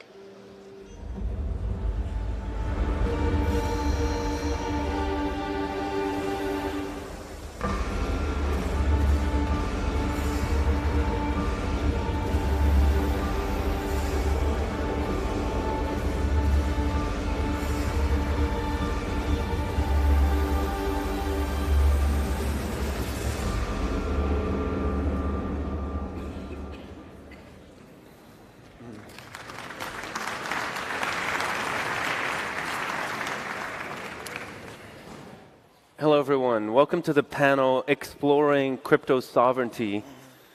When I heard I was going to do this panel, that I got to moderate this panel, I got really excited because we have in our company 3 very early Bitcoin adopters from North America. We have Jameson Lopp, co-founder of Casa. He's a prolific cypherpunk writer and researcher, and he's also the editor of a web page that you can find at bitcoin.page, and I always recommend it to people because it has links to so many great resources. We also have Bruce Fenton, who's managing director of Chainstone Labs. He's founder of an annual gathering called the Satoshi Roundtable with some of the smartest Bitcoin entrepreneurs. He's been doing it since 2014. I was lucky enough to attend some of the early meetings.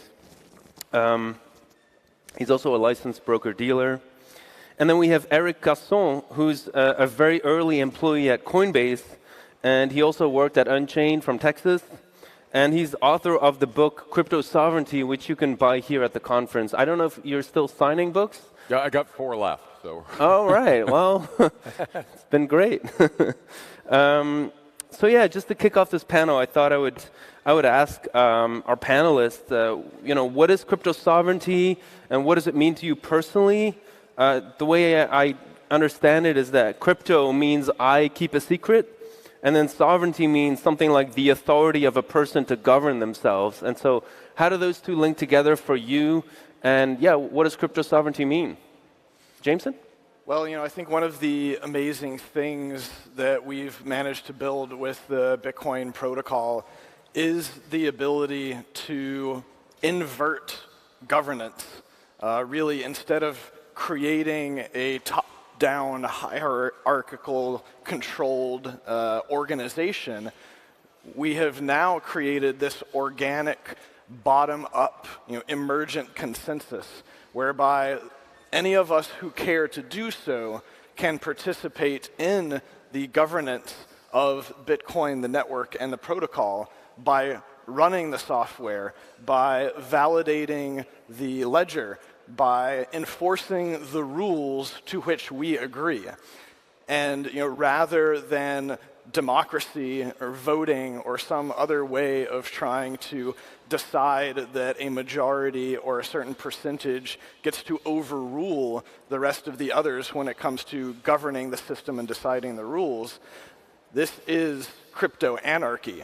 And essentially, we are each sovereign unto ourselves, but there's an interesting dichotomy that we'll get into with regard to the rest of the ecosystem and how we connect to each other and create this thing that we call Bitcoin.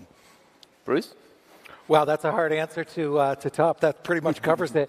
I think the importance of what you said, privacy, crypto is privacy, and the Cypherpunk Manifesto, which I think everybody should read often. It's only like a page and a half.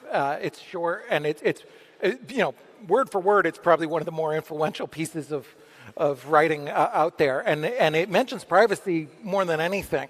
And I think that there's a big connection that a lot of people in the regular world don't see between privacy and control. Because if you have the ability, I see them as kind of linked, and they're very linked in crypto. If you have control of your own private keys, you have control of your own financial sovereignty. And I think that privacy is so washed away in today's world with banking regulations and AML, KYC, and all of these kind of things that we really just don't need, that don't make a lot of sense. And I think that it can't be underestimated. How key that is to the to each individual sovereignty. Yeah, like the flip side of like, oh, but if you have nothing to hide, you shouldn't be afraid. Is we can take from you whatever we want whenever we want to. So yeah, there is a scary counterpart that a lot of people I think don't recognize. Eric, your book is called Crypto Sovereignty. So maybe I'm putting a lot of pressure on you right now, but what does it mean to you? Well, I chose the word specifically because there's more than one meaning to it. And so as Jameson said earlier, that it's really this understanding that we can invert the systems of power and that we can use cryptography in order to power a totally new sort of system that we're actually building with Bitcoin. But even more importantly, sort of hidden in the idea of sovereignty in itself, as you start to explore what cryptography is and the opportunities that cryptography can provide, you actually found that there's a type of individual sovereignty that can give you deep empowerment against a world that does want to know everything about you, does want to see everything, and if you are, quote, hiding something. And it's very important to understand that this new radical world that we live in, where we're being surveilled almost at every single point in our lives, we do have a methodology that we can actually counter that, and we're slowly starting to build that together. And as we build that to become bigger and bigger, it's not only going to create, in my opinion, a new sort of form of organization for the world order, but we're also going to find much deeper personal sovereignty in terms of what we choose to expose to the world or keep private for our own reasons. Right. Yeah, you put it really well in your book, I think, where you say, Bitcoin offers a messianic promise in our nihilistic world, and that is the promise that yours is yours, and that it is secured by the truth of cryptography, and the promise it must always contain. I really like that. So I wanted to ask to all you, because Jameson, you mentioned to me when I was like asking you like what are some of the cypherpunks writings that inspired you. You said like, yeah, well, there's a lot there, obviously, but we also have to think about how to extend these ideas into the future. And so I want to ask to all you, like, what are some of these values? Of course, privacy being one of them, but maybe others too that you share with the cypherpunks. And how would you like to see these extended? Like, where do you feel like things need to go for us to, defend sovereignty in this modern digital world?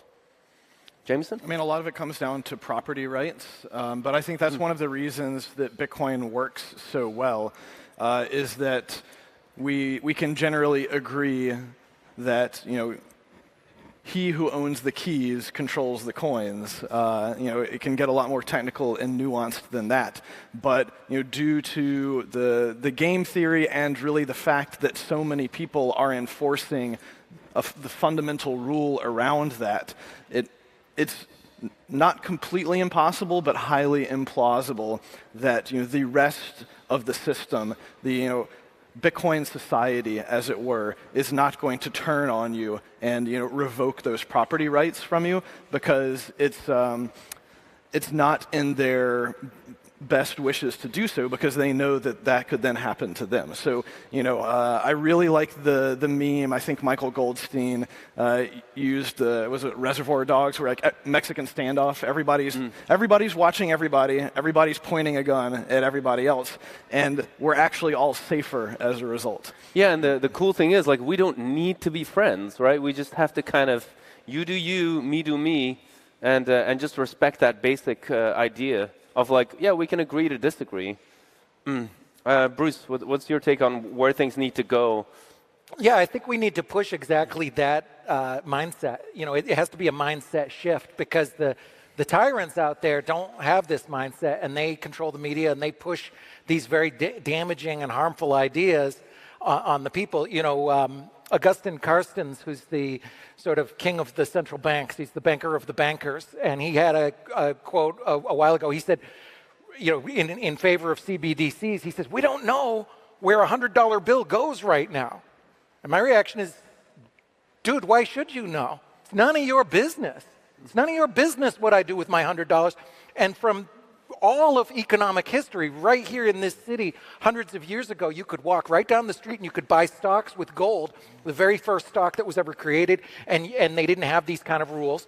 And it's not their business. And the idea that it is just deeply fundamentally broken. So we need a mind shift for individuals to realize that this is a human right. Privacy is a human right. You have a right to, you earned your money, you have a right to do whatever you want with it, and it's not government's business at all. We don't need any AML, any KYC, any visibility whatsoever at all. We must push against that and completely reject it. Hear, hear. Eric. I'd actually take a dark take on what you just said, and I'd say it absolutely is their business, and their entire business is knowing and seeing what you're doing to steal from you, and to make reasons to steal from you. And one of the things that really blew my mind when I started exploring this was I realized that what Bitcoin's offering, it's not saying, hey, if you secure your private keys, we will give you access to networks, that we have to. And that there's a strong demarcation line of, it's not that I can't, it's not that I want to steal your Bitcoin and I could, it's that I fundamentally can't. And to me, that, particularly in our world of modernity, like this actually becomes something that changes our relationships to humans now, because particularly with the conflicts that are going on in the world today, I can send Bitcoin directly to anybody immediately right now in whatever need they have, so long as they can get an internet connection somewhere. And particularly if people are fleeing from endemic violence, war, and other things that are occurring in the world today, like this becomes a rescuing object that can actually give them a lifeline to get out of these conflicts and situations. And just to relate back to your earlier point, to me, one of the most important cypherpunk documents is the Declaration of Independence of Cyberspace. And to me, like this specifically is a document that reserves for us saying, hey, this is a tool that we built for you. It provides new powers and sovereignty. And furthermore, your government doesn't understand it and wants to control it because it terrifies them, because they know and understand that this radically challenges their power in a way that they've never faced in all of human history. And I think as people that are now existing within this world where they do want to see everything, they want to make literal exploitation part of their business model, we have to stand up and fight back and say, not only do we not want to do this, it is both illegal and unconstitutional, and we refuse to comply with these idiotic orders that are destroying, frankly, society on a whole today.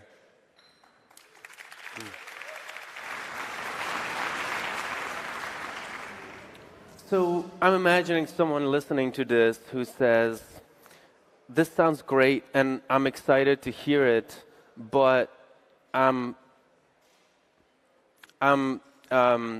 working 10, 11 hours a day. I'm struggling.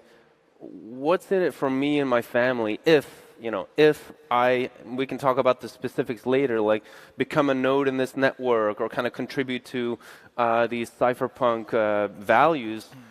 Ultimately, what's in it for me and my family and my community?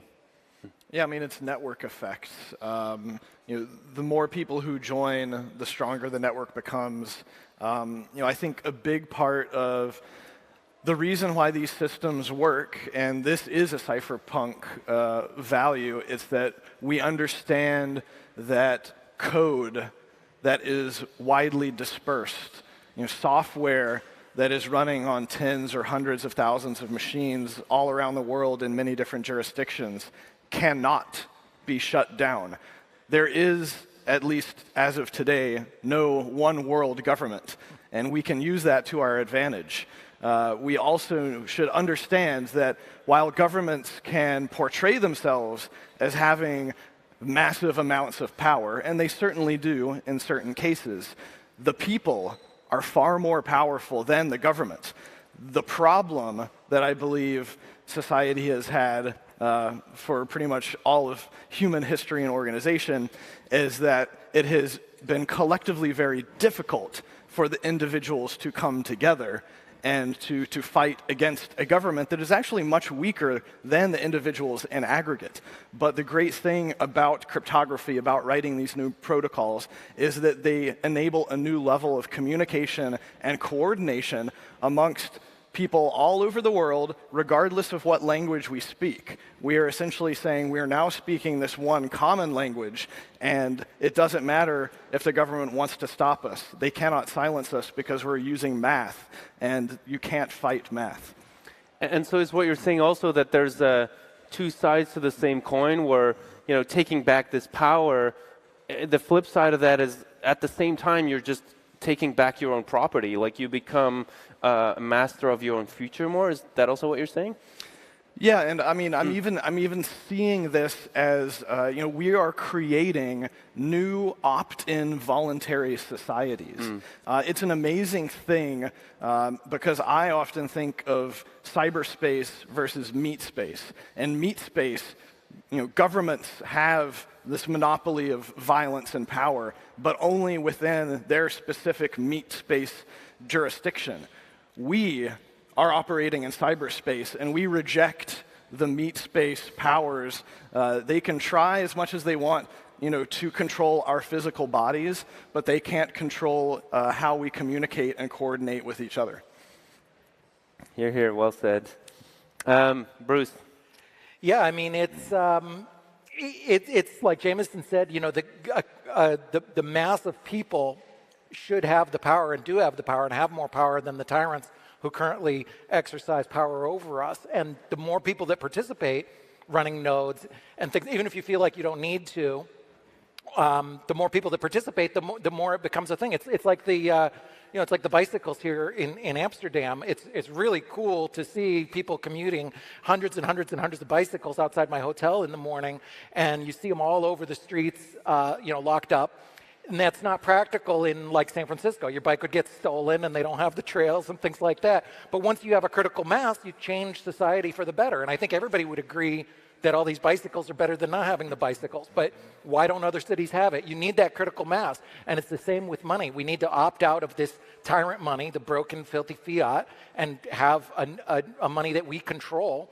And that it causes all kinds of additional benefits to society. Almost any problem you can think of somehow relates to the printing of fiat. And almost everything good you can think of in the world comes from voluntary interaction. So everybody participating in the network, we're just moving towards, as simple and corny as it sounds, the reason is it makes it a better world.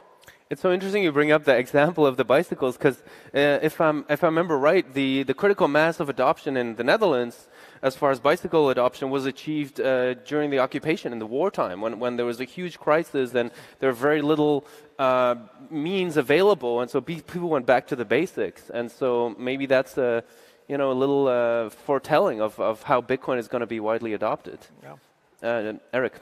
Yeah, on that same points, I think it's really important to understand that, like one of the primary mechanisms where our government is very powerful is through their methods and modes of propaganda.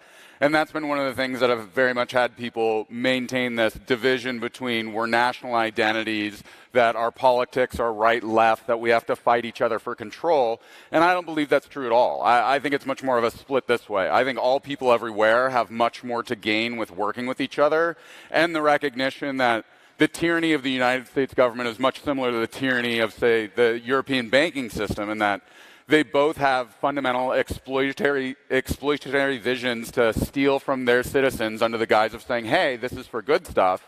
And for me, one of the primary reasons I got into Bitcoin was I'm an anti-war activist, and I felt very angry that my money was taken from me to go make war against people that I had never met before. And now with Bitcoin, if I choose to put my wealth into Bitcoin, there is at least a module of general resistance that I can have towards that. And on the critical mass note, as more and more people start to understand, hey, Bitcoin can really help us in these terms and circumstances, and very similar to the war note that, like, with inflation being endemic, a lot of people need to escape from this. My hope is as they escape, they'll start to use Bitcoin and they'll go, hey, it turns out that this is actually a much better money. And moving forward, we'll actually start to design more and more systems to be valuable to other people so that they can choose to opt out, and that we can choose to build the circular economies together that will allow for us to have a much more successful and robust society where our values are much closely aligned with each other than rather with our governments. Yeah, that actually leads me into my next question. 75 years ago, this place where we sit was occupied territory during the Second World War. And so I was wondering, like, what are your thoughts on, God forbid, of course, but if another war broke out in Western Europe, some of these technological tools that we're talking about, some of these networks, would it make things differently today? Like, if that broke out, like, would it give people different tools, different options? What are your thoughts? Well, it's far more difficult to control the flow of information these days. Information wants to be free. You can, of course, go the China route and try to have a great firewall, but even that is not going to be 100% perfect at stopping everything that they want to control. The amazing thing about the internet and even about Bitcoin, in order now to economically interact with people, we only need to be able to send, a kilobyte of data somehow. And while most people who are using Bitcoin are doing that through the internet, that is by no means the only option. We have people who have transmitted Bitcoin transactions via radio waves and basically pinged them off the ionosphere, sent them to someone thousands of miles away.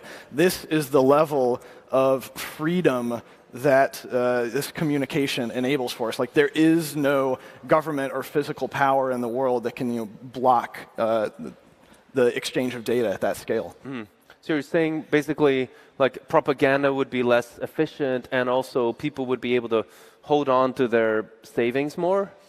There will definitely still be propaganda, and that's a whole other issue. But if you want to call it the truth, or you want to call it the free exchange of ideas and interaction, that is something that is much more difficult for governments to control with today's technology. Got it, Bruce. Yeah, I mean, all the tools are great and can definitely help a lot. The key is, in times of war, tragically, people are totally focused on their own survival, and it's a hard time to adapt, new tools. You have to make it easier, which is all the more reason we need to build now. You don't want to be teaching somebody in a war zone, hey, here's this new thing, it's called internet money and blah, blah, blah. You want them to already know how to use it and everything. So I think it's key to, move fast so that we can keep ahead of this. And hopefully, if there is crisis, and there is crises in the world, hopefully people will look to this technology. Yeah, I mean, if we go back to 1913 in Sarajevo, and you're like, hey, this place is about to go down real bad, most people will be like, I just don't see it that way. Life's pretty good, trade's high, I can't foresee that. A year later, full-on World War I is happening, and I think it's very important to understand that such circumstances are starting to threaten Western Europe to this day, and I think it's very important that not only do you teach yourself the mechanics of how Bitcoin works right now, but also other technologies like PGP technology. Because like if you have a government surveilling you who wants to stop you, it's very important that you can have end-to-end encryption and know through the protocols directly that those things can offer protection. And then furthermore, there becomes a much greater ability for you to then transact in, what would be black markets under these conditions. Like if you can't buy fuel anywhere and you need to flee the country in your vehicle, well, hopefully you'll have some Bitcoin on you and you'll say, look, I'm more than happy to pay you 10 euros a liter to get a little bit of gas here so I can get out. But to me, it's very important that like, if you're in the conditions of war, it's not the time for you to start learning these new tools, because you need to be the anchor for your community that understands this. So when this crisis does happen, you can help everyone that you can. And I think it's very important that everybody in the audience here understands, like, you're part of the individuals that understand the importance of this technology, and you need to give this to your community, not because of number go up, but so that government cannot imprison you when that's what they want to do.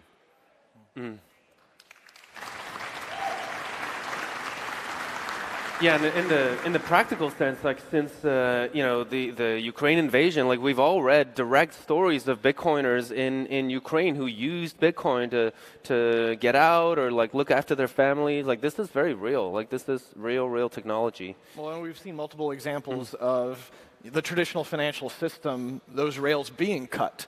Yeah, that is one of the first things that gets taken down. Is in war, you want to cut off the access of your enemies to as much resources as possible. But we still see, people being able to donate Bitcoin and to use cryptography to basically bypass those restrictions. Yep. We have 3 minutes left, so just some rapid-fire questions.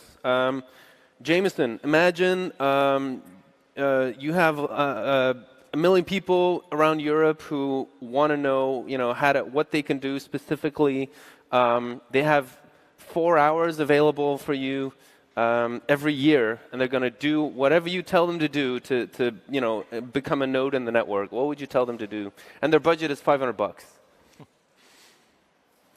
$500, buy a cheap laptop for probably $150, $200. That'll be your best bang for your performance. To be able to actually run the software, and then of course go to bitcoin.page and just go to the running a node page, and you'll get all of the instructions you need in a matter of clicks. It's all there. Awesome. Bruce, somebody, a European, comes to you and wants to participate in an election campaign on a Bitcoin ticket. He's in the elevator with you. You have 30 seconds. What are your recommendations to them? Well, I ran for Senate in the U.S. last year. I didn't mention Bitcoin too much. Bitcoin has a mixed brand among the general public. A lot of people are still, 10 years behind on it. So I spoke mostly about money first and the problems with the broken money system. And then, what I said at when I was at this same conference in Miami right after I announced I was running, I said, if you really want to help, don't be a politician or donate to the politicians. Take your $5 or $10 or $50 and buy more Bitcoin, because opting out is the best way to starve the beast and starve the tyrants.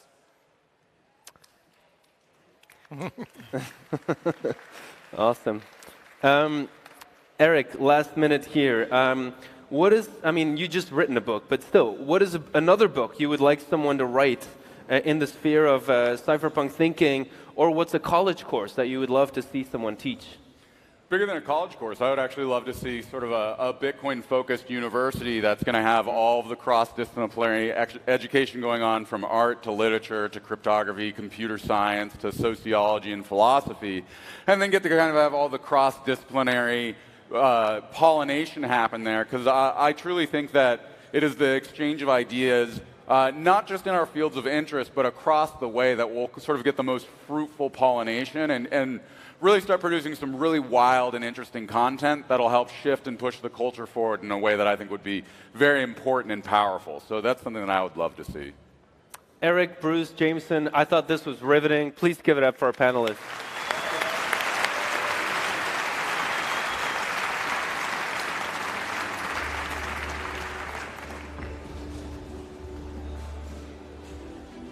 Since 2013, institutions have trusted BitGo for their digital asset needs.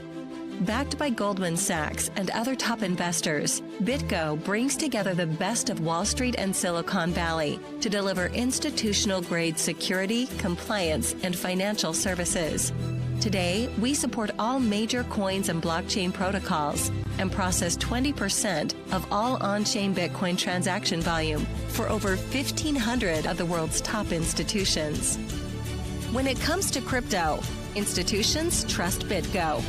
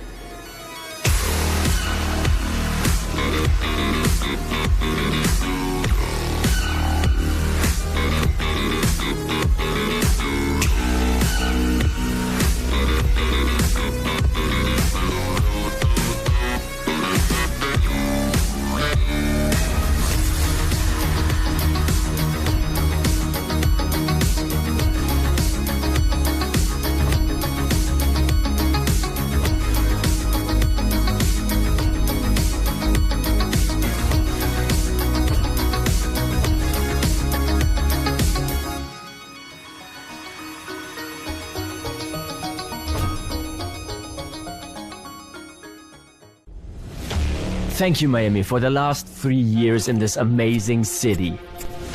The whole world shut down, but Miami welcomed us with open arms. We want to show Bitcoin to the whole world. We are taking the conference on the road to set the stage for Bitcoin in a new city.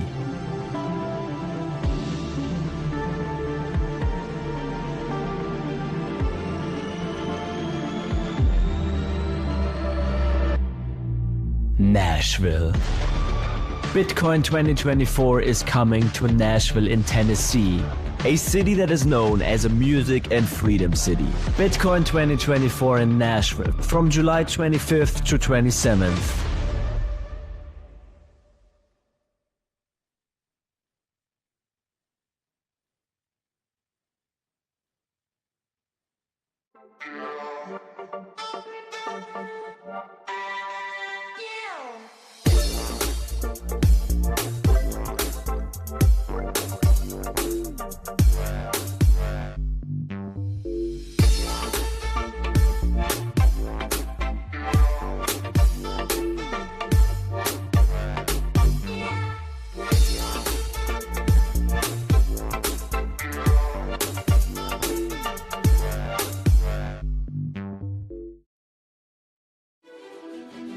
Since 2013, institutions have trusted BitGo for their digital asset needs. Backed by Goldman Sachs and other top investors, BitGo brings together the best of Wall Street and Silicon Valley to deliver institutional-grade security, compliance, and financial services.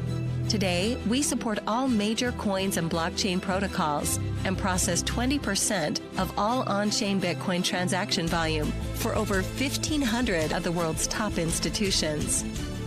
When it comes to crypto, institutions trust BitGo.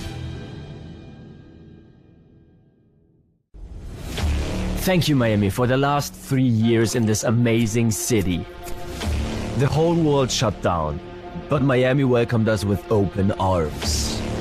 We want to show Bitcoin to the whole world.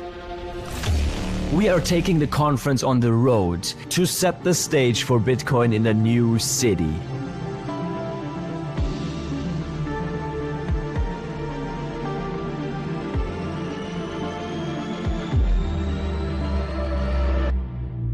Nashville. Bitcoin 2024 is coming to Nashville in Tennessee, a city that is known as a music and freedom city. Bitcoin 2024 in Nashville from July 25th to 27th.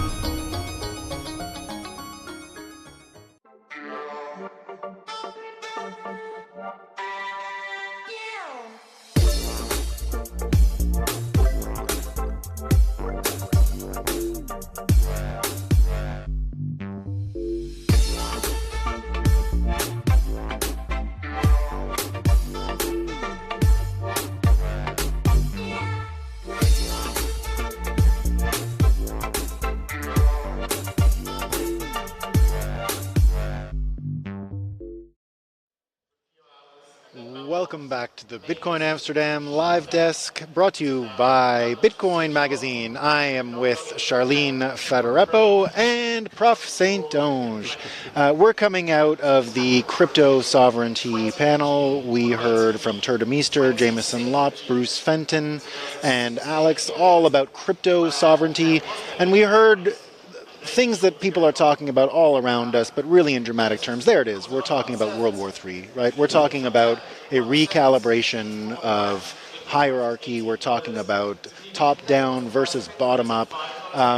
And it's refreshing, I guess, to get it out there and hear about it in the real world like that. What I heard, though, was the really interesting story about people actually taking the power of cryptography in their own hands. Now, if you go back to World War II, what we saw was, at the end of World War II, of course, when we saw what the code-breaking Turing machine could do, we saw that it was capable of breaking the cryptography from the Nazis, right? And remember, everything that we knew about cryptography before World War II was for war, right? It was a war tool. It was created by governments to participate in war.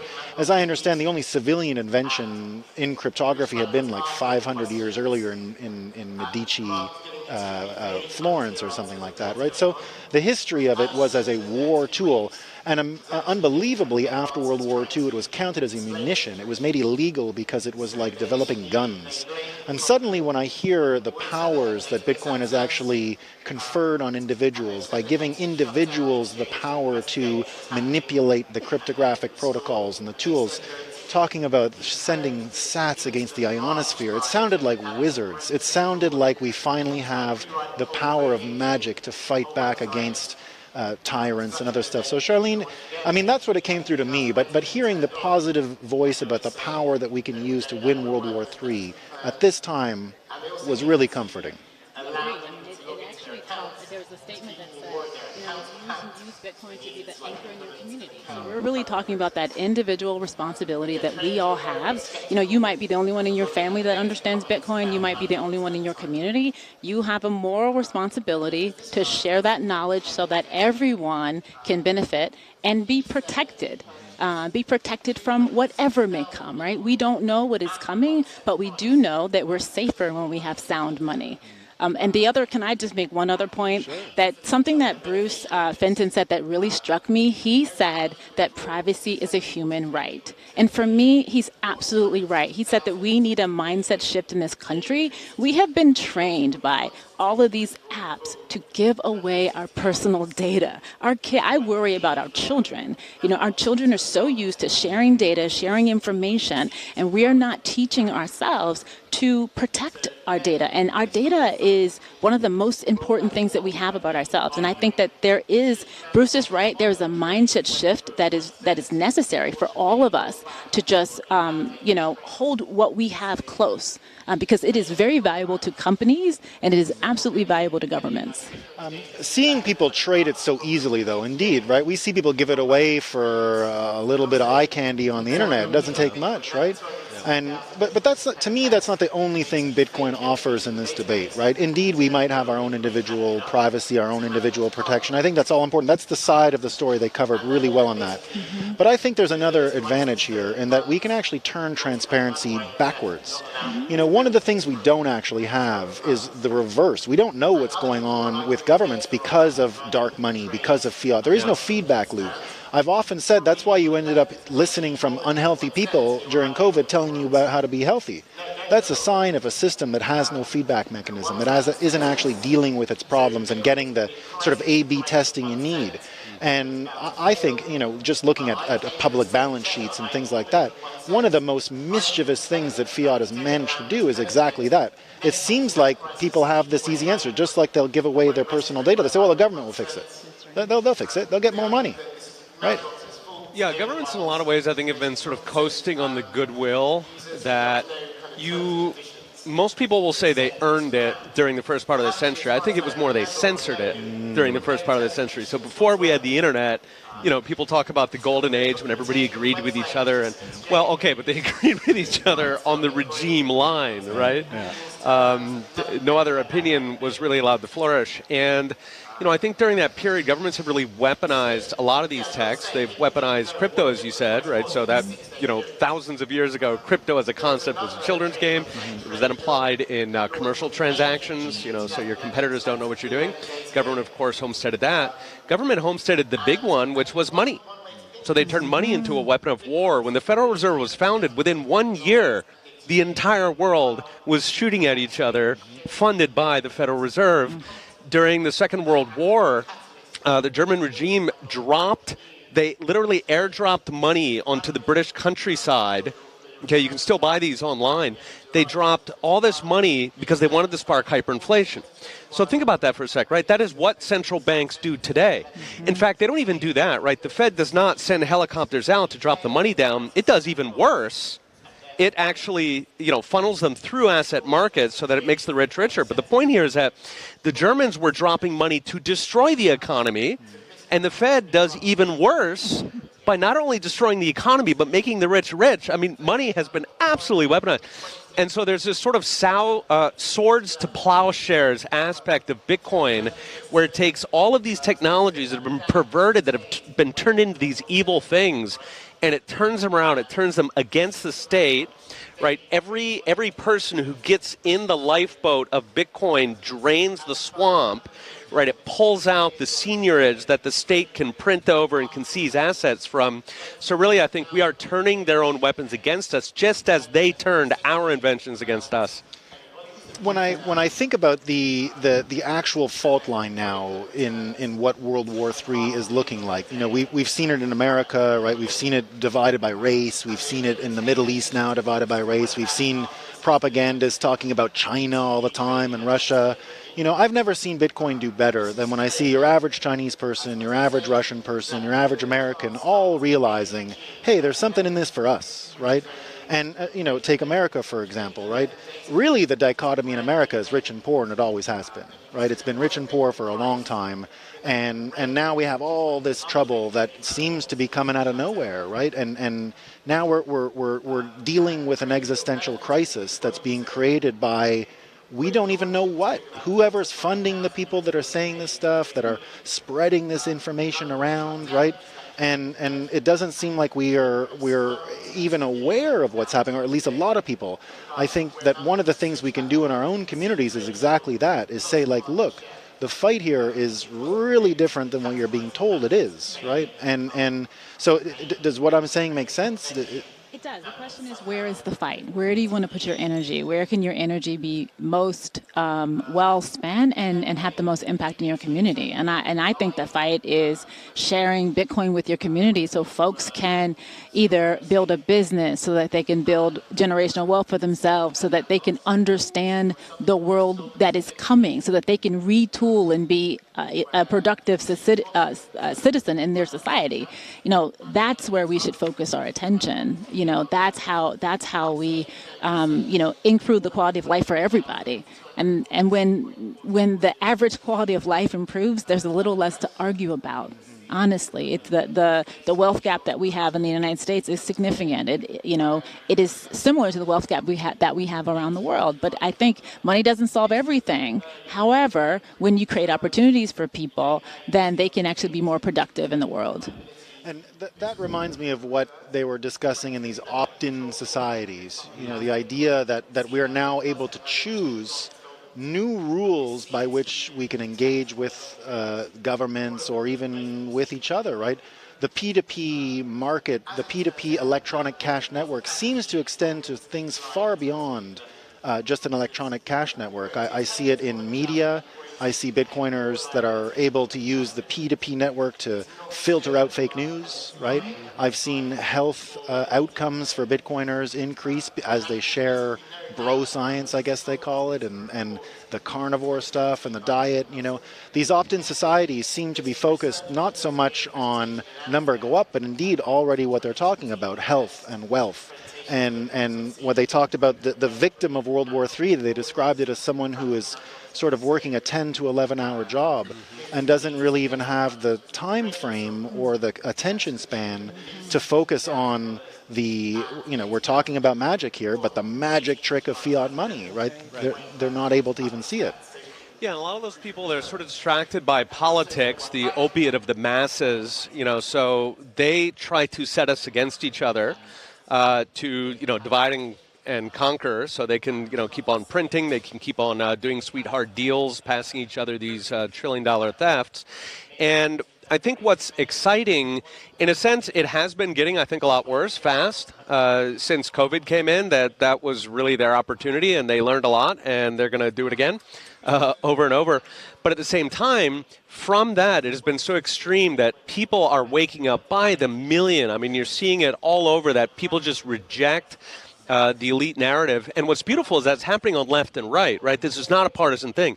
You get, former Bernie bros, you get people on the hard left who, they come to Bitcoin, it wakes them up. They see that the fight, it's not between us. And, this has been a 100-year theme, right? During World War I, the ruling elite was constantly saying, no, this is a nationalism thing. This is, this is the French working class against the German working class.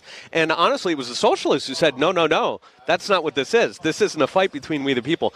So it's exciting for me that I think Bitcoin brings people from, you've got anarcho-capitalists, which is kind of, the home culture of Bitcoin, but then you've got people coming in from all over the place who are really getting their eyes opened.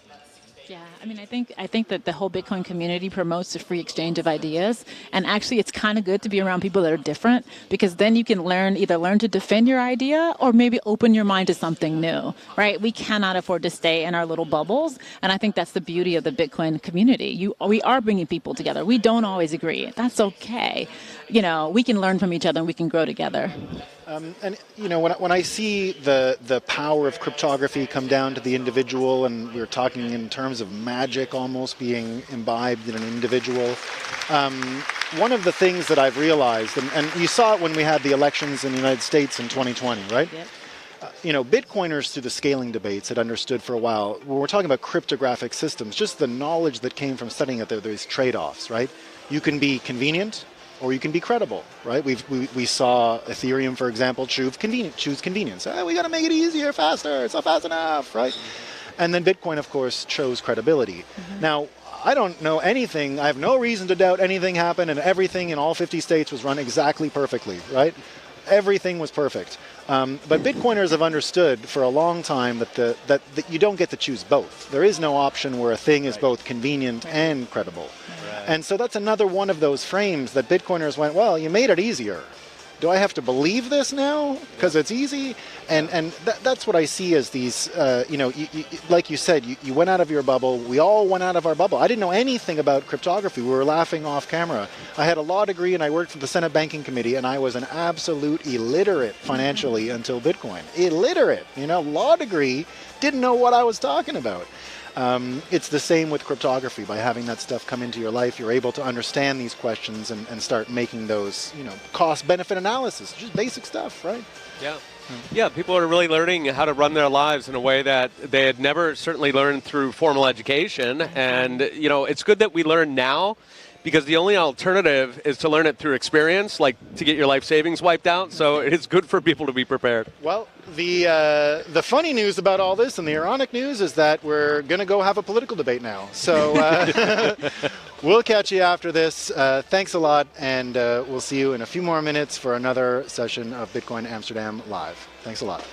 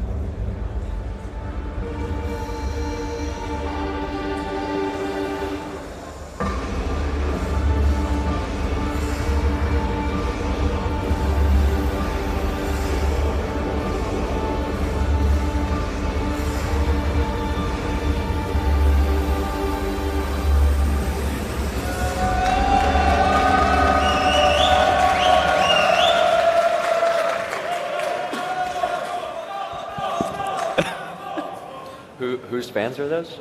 Not mine. Not mine. It's the Note Runners. Congrats, Tom, on your fan club. My name is Grant McCarty. I'm the co-executive director of the Bitcoin Policy Institute. I'm joined here by Jason Mayer and Tom Van Lamone. We're going to be having a debate today. I believe the title is somewhere up there, Libertarian versus Progressive Bitcoin Debate. Quick rundown of how this is going to work and some of the thought process behind structuring this debate. When we talked before this, I think I expected this to be very heated. I expected, in fact, I thought it was going to end in maybe like a fist fight on stage. And while that would probably be better content, more newsworthy, I think we've actually found there's quite a bit that these two panelists agree with. So my job here, and the ideal world for this debate, is I talk as little as possible, and my questions simply highlight where they disagree. So with that said, we're going to kick it off with a couple intros. So why don't you tell us who you are? Sure. My name is Jason Mayer. I am a high school math teacher in the United States, and I wrote a progressives case for Bitcoin, and honored to be here. Sure. My name is Tom van Lamoen. I'm the party leader for the Dutch Libertarian Party. And, well, I'm the only Dutch party represented here. They couldn't find another Dutch one, so I'm debating Jason. It's a privilege. Amazing. So with that said, before we kick off the official debate, why don't we set the foundation? Jason, could you tell us, high level, how you would characterize what does it mean to be a progressive? What is a progressive ideology? Sure. So I can answer from my perspective as an American and sort of the target audience for the book that I wrote, which is simply to say that a progressive, left-leaning, left-of-center person is someone who thinks that government as a role in society can solve some of the problems that the market provides, not all. But definitely has a role in making markets run more efficiently and smoothly and fixing some of the problems that exist. Socially is completely different. Just sort of don't mess with me, I won't mess with you. Respect people for who they are and give them dignity. That seems to be tough sometimes, especially if you just look at Twitter. But that's more or less the stance. Gotcha. And Tom, how would you characterize libertarianism? And I guess a slight follow-up to that, for the audience members who maybe aren't all Dutch or American, maybe what are some of the nuances of how Dutch libertarianism maybe is different or the same compared to some other places? Well, the philosophy of libertarianism is that government should not have a role in your personal life, and actually not a role at all in like market workings and everything. So, and there's of course different areas of libertarianism. There's more the anarchists and more like classically liberals and the minarchists. But they all follow a same principle. It's the non-aggression principle, and that's like live and let live. And libertarians are seen as far right, or doesn't matter, but they always say as it's such a negative thing, and they are pushing back against government, pushing back against monopolies and banking industry. But I hope that we can show that libertarianism is more like a positive philosophy of people who want to take charge of their own life and want to take more responsibility. Gotcha. And do you feel like that is echoed, right? Is libertarianism pretty similar across the world? Do you think, in the Netherlands, certain things are shifted because of maybe where the center in the Netherlands is different compared to the center in the United States? Yeah, for sure. There's libertarian-minded parties all across the world, and it really depends on how their government is structured or what their opponents in the political spectrum are. And it ranges from like anarchism or like more classically liberal. Sure. So, last real foundational question. Maybe there will be some clash here, but given your political ideologies, what would you say that you both are striving for? Would you characterize that as equality? Would you characterize it as equity? If you give different answers, maybe why are you giving different answers? So I think that in the most fundamental sense, right, we're looking for fairness. And that's an aspiration to strive for. And when me and my friends get together, we talk about this kind of stuff. We use the word equity, which does not mean equality of outcomes and never has. It means equal access to opportunity. And I think that I hear a lot of Bitcoiners talk about that as if, okay, yeah, I agree with you, but fail to realize that we're so far away from equal access to opportunity. There needs to be more conversation. It's not just sort of like, all right, everybody hands off, now we have equal access to opportunity. So I think that in terms of an aspiration, that's what I go for. We call that equity, not equality, equity. So you have a fair access to success if you work hard and you take responsibility for yourself, and the societal structures that have been put in place aren't in your way for that. Gotcha. Tom? Sure, yeah, well, I agree with it. And what I'm striving for, of course, is like equal chance of opportunity. And the way some people see equity is like equal outcomes, and that's never possible, because then you have to get like communism in there or something to just get everybody across the same line. But even if government would take a role in facilitating more equal chances, equal opportunity, then even then you have to give different chances to different people. You have to get people, you treat them differently. As government, you have to treat people differently to get more the equality of chances. And this, for me, this is the same thing as like affirmative action, and it's unethical to start with. And if you give this power to a government, who are they? Are they like the god who can decide who gets some stimulation, some subsidies or not? It's really hard to give this power to a government. And if you centralize power in government, it always corrupts, and this is our stance. So that seems to be a key difference, right? Jason, you would say that the government, there is a role or an obligation to correct certain imbalances of opportunity, and Tom, you would say that even if there are certain imbalances, those are inevitable, they're inherent in some ways, and the best thing we can do is just try to continue, keeping a level playing field as much as possible, and not try to, pick who gets maybe a little bit more access at certain points. Sure. So what I'm hearing actually is ultimately, though, the outcomes that you are looking for, equality of opportunity, that seems to be shared, right? So you ultimately want the same outcomes, but you want to get there a little differently. So that leads to, I think, a fundamental crux of this debate, which is, do you think true equality or equity, equality of opportunity, we'll call it, do you think true equality of opportunity can come from a world where money has not been separated from the state? Sure. So happy to answer that question. I'll say that my vision for the future is that one day we've separated money from state. But I guess what the idea that I'm going to take on right now is that it's not necessary for Bitcoin to make the world a better place, for us to see more of a version of what we want to see in the world. Without that, I think that there's an opportunity for Bitcoin to act as a check on fiat money, to make governments more responsible and accountable towards their populace. And I think that that's definitely one of the options that can come from a Bitcoin as adoption grows, as governments continue to understand it in a better way. It can actually be an alternative that checks the power of the government. And so I think that the government can keep their money, and we can have a better money, and people can interact with it. But Bitcoin will make the world a better place without necessarily separating money from state. Although I'm not opposed to that happening eventually. Sure, yeah, well, of course, I agree with everything he's saying.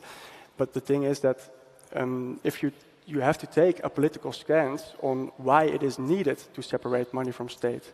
And if you don't, then the adoption will go slower. But even if that's not the problem, then people, they need to learn why it's needed. And the state has too much power, and money is probably the biggest power they have. If they have the money printer, they can take care of all their problems, right? That's how they feel. And if we don't separate money from state, then we get back to equality. Like the last 2 years are the biggest example. When we're getting COVID lockdown and the money printer went on from the United States and the Netherlands and everywhere in the world, the people on food stamps, they grew exponentially, and the billionaires grew exponentially, and all in between, they got nothing. So when we talk about equality, the government has the biggest power and they just corrupt it. So the way I see it is we can't just let them do this and then say, well, it doesn't matter, we've got Bitcoin and it's going to happen eventually. I agree with it, and of course I've got no illusions that we are going to change the political system from within, but we do have to educate people on why it's needed. So, Jason, I think a common critique of progressivism is that a lot of people would say in order to provide the governmental programs that maybe progressives might want to provide, in order to provide whatever services that you know certain people believe the government should provide, that is inherently tied to the money printer, right? Sure. That you can't do a lot of these things that maybe a progressive might want to do without having access to just continuing to print money. Would you agree with that? Would you say that's a mischaracterization? And if so, right, what does a progressive world look like where you maybe can't just print more money for the services Sure. that you want to provide? Sure. So I think it's a mischaracterization when people say that, only slightly, because really what it is sort of this fiat system. It's not just progressive. It's not just progressives who want to spend money to make the world a better place and give it to the government, right? Like Republicans in the U.S. want to do this too.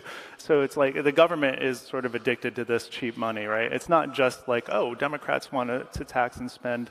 That's not the reality. I do think that if you think about traditional liberal values like fairness and equity and peace and just opportunity, all of this can be established and happen on a much smaller budget than the government has now. You can do it by being more transparent, by taxing people and say, this is what we want to spend your money on. We are taxing you now, and if you don't like that, you can vote somebody else in, as opposed to this invisible money printer thing. So I don't think that like getting rid of the money printer automatically undercuts progressive ideals. It just puts the ball back into the court of the voters to say, well, what are the values that you do care about? Do you want to make sure that elderly people are above the poverty line, or do you want to give oil companies a subsidy, right? Do you want to make sure that kids have lunch when they go to school, or do you want to cut taxes for corporations? So it puts the ball back in their court, and I'm confident that maybe not in this dome, but like outside of the dome, that progressive ideals can fit into a smaller, more transparent and accountable government under a Bitcoin standard. So to summarize, it sounds like you're saying if you get rid of essentially the money printer, the ability to have a fiat system, it creates a prioritization model where you have to pick this is a service or this is what I want the government to do, and we don't have enough money to do it all. So we have to pick these 3 or 5 things or whatever that number is, whereas now I think many people would argue if you want it, you can have it because you can just print more money to do it. And just one step further, you have to talk to the people about what you're doing and why you're doing it, and I think that's what's missing right now. Would you agree or disagree with anything that he said? Well, I agree with that is the ideal place. But for me, it's like it's the ideal thing of democracy, right? And then you can just vote somebody else in. But you can see, even if there's like a small government that's just facilitating and it's ethical, it always has corrupted over time because people vote, but people vote because of what they want in their own life. And the politicians, they tell them what they need. And the politicians, they give free money and they say, well, you want this, you want school for your kids, you want a big pension. And the people, they don't have enough interest in politics to get why they should vote for values instead of they vote for free money. So that's why, in my belief, it's never going to work. It will always corrupt over time. And like, for me, there's one baseline, like the people in this room, they understand like not your keys, not your coins. For me, it's like trusting government to represent your values is like keeping your life on FTX. So this brings up an interesting question, Jason. Let's use any developed country as an example. You've got multi-billion-dollar or multi-trillion-dollar government balance sheets. Sure. And that's probably too much for, or I think many people would say that is probably too much for any single citizen to fully understand maybe how one priority impacts another, right? If we vote for this program, which program does that leave on the chopping block. Right. And so, given Tom's comments where he says it could inevitably corrupt or will inevitably corrupt in that type of system, how do you essentially, how do you make that work with your worldview that citizens will be able to vote for what they want and what they don't want? Yeah, I mean, certainly it's not going to be as simple as all of that, and you can see the conversation, play out among all of the Bitcoin community, right? It's individualism versus collectivism, as if the answer is on one extreme of that spectrum or the other, and not somewhere in the middle, right? And I think that what's true, like Bitcoiners like to point out the dystopian futures of one side of that extreme, but not forget about the other, right? So it's no fun like living the extreme individualist life where if you break your leg, you're dead. So ultimately, it's about finding a place in the middle and understanding that in different times and different places, we need to find our place as a society on that spectrum. And presumably, government is not perfect, and I would never say that it is, but it's certainly the best option for us to hold in check some of the problems that we see that the market has simply failed, right? The market fundamentalism to say that if you just sort of back off and promote individual responsibility, it's a magic bullet and all of the problems get solved. The world is more complex, and that's not a fairy tale. So I think that what we have is an opportunity to just engage in more robust conversations about it. It's not easy to say, okay, well, if you don't like what we're doing, just vote us out. But what we need to do is start having a more robust conversation and not think that, oh, well, if I figure out which end of the spectrum to live on, then we'll solve all of the problems. That's not where the solution is. It's somewhere in the middle, and we can have a debate about where we are. I'd like to dig into that a little bit more. And Tom, I would like for you to respond here. You say the free market, you're saying it doesn't solve everything, right? So what are, in your view, some of the limitations of, let's say, a truly free market, and where do you believe the government has a role to step in and play a part there? And then, Tom, I'd like to know really your thoughts based on his answer. Do you want me to go first? Yeah, go first. So, I mean, first of all, there has never been and never is a free market, right? Like, markets are designed around rules that exist that we all agree upon, whether that's informed by society or government specifically. But, I think a lot about like a ramp outside of a public library. Like, there's no profit motive for there to be a ramp outside of the public library in my town. But I feel better about my world and my community because there is a public library and there's a ramp in front of it, and so somebody in a wheelchair can get access to it. It's a pretty extreme example, but if you walk outside at the crosswalk, which if you're not from here, you get run over by a bicycle immediately. Like, you have to be very careful. But they have crosswalks here that chirp because they want visually impaired people to be able to cross the street safely. There's no profit motive that answers that question, right? There's no profit motive that solves that problem. And you think about all sorts of different examples, right? Like, there are neighborhoods around the world where, they call it a food desert, where they're like, supermarkets are not incentivized by the market to go open up a supermarket in this place. And so you end up with all of these problems where the market is not solving problems, and not a lot of them. I'm not talking about the world is horrible and we need to get rid of free markets, but it solves a lot of problems. It does so efficiently. It does so well. But it leaves off all of the inefficient, non-profitable things, and I don't want to live in a world in which we don't have people able to cross the street because they're blind. So. Well, of course, I disagree. You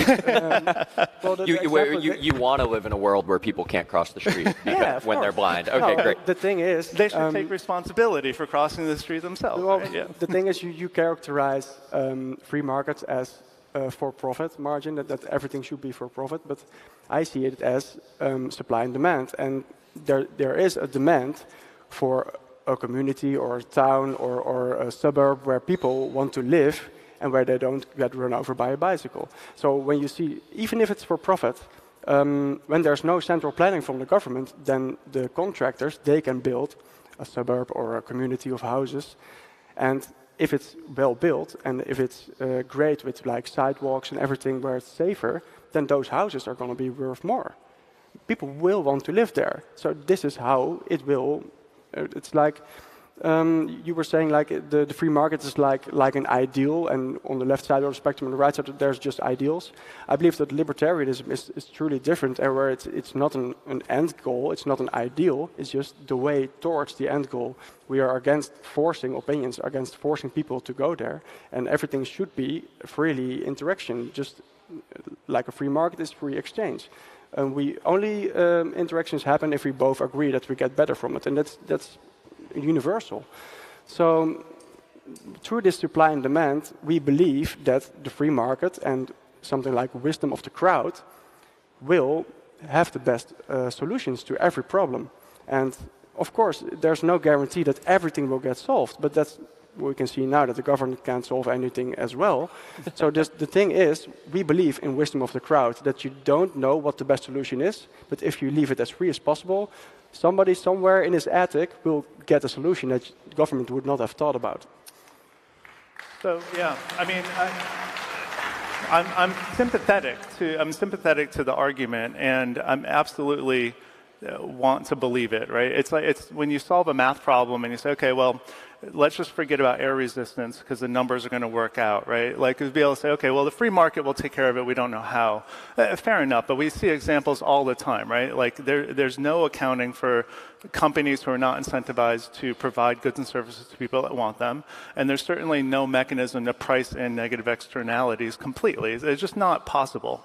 So as much as we want to just sort of do the parabola equation because it's easier, it's just not going to work, right? Like, you have examples of there were no electricity companies trying to provide electricity to rural America in the 1920s. They just weren't willing to do it. It was not profitable to go into Appalachia and do this, right?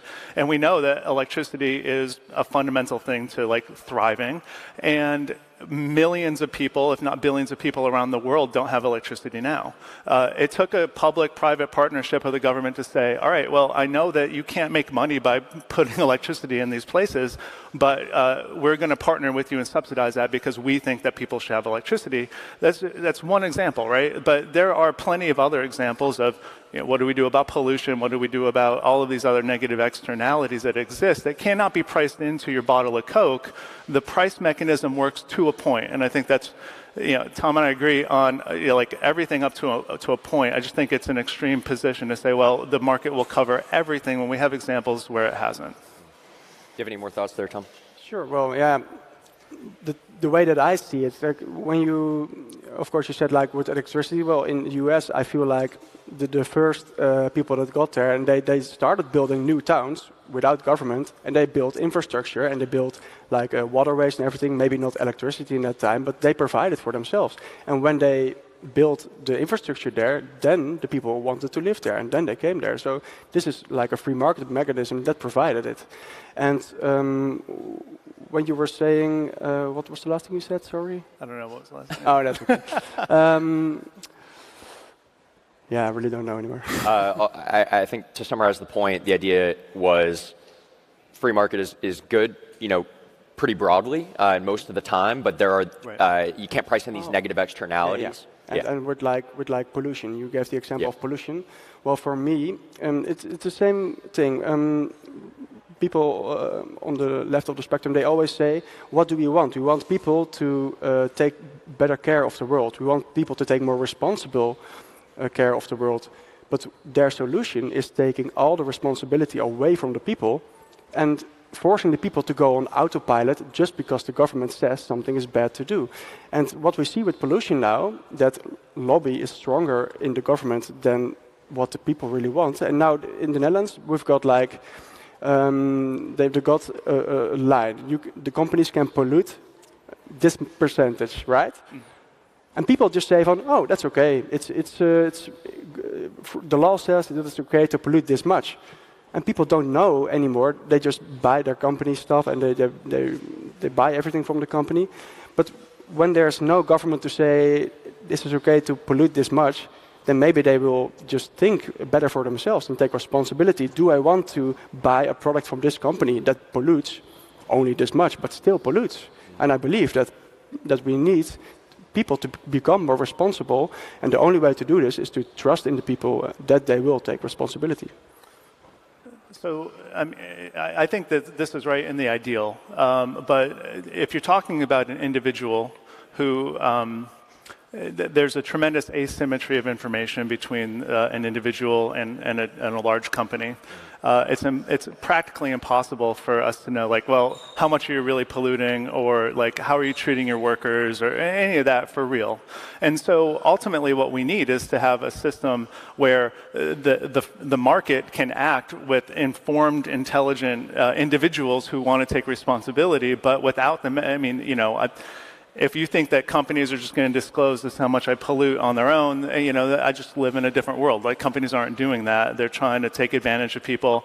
Almost everything that we've heard about, like, what are we afraid of for government, can also be attributed to large companies, right? Like, my face was scanned by the government in the Netherlands when I arrived here. It was also scanned by my airline, right? Like, my biometrics are taken. Companies have the power to exploit people. So I think that we've almost missed the thread where there's two major threats to, like, our happiness and our freedom, and Bitcoiners by and large have focused on one of them and not the other, and there's a more complicated conversation to be had. So the crew back here, they're amazing. The one thing they were super clear on was do not go over time. You know, there was like a veiled threat there, so I won't do that. We've got about 2 minutes left here. Do you all have closing thoughts? Is there anything that you really want to leave the audience with, or leave each other with? Well, yeah, just to iterate on the last thing, I think that it's not an option, because what you're saying, like something like journalism should be the thing that corrects companies, or makes things more transparent so that people can make better decisions. But like, journalism is also bought by the companies now, it's bought by the government now. So just the centralization, it's not a solution either way. But the thing that I want to end with is, like, the only thing that we can do to get people more responsible and have people more, like, get to an evolution of better humanity where people act more responsibly, is to give them the chance to act more responsibly, and not just being top-down saying what they can do and what they can't do, because then they go on autopilot and there's no responsibility anymore.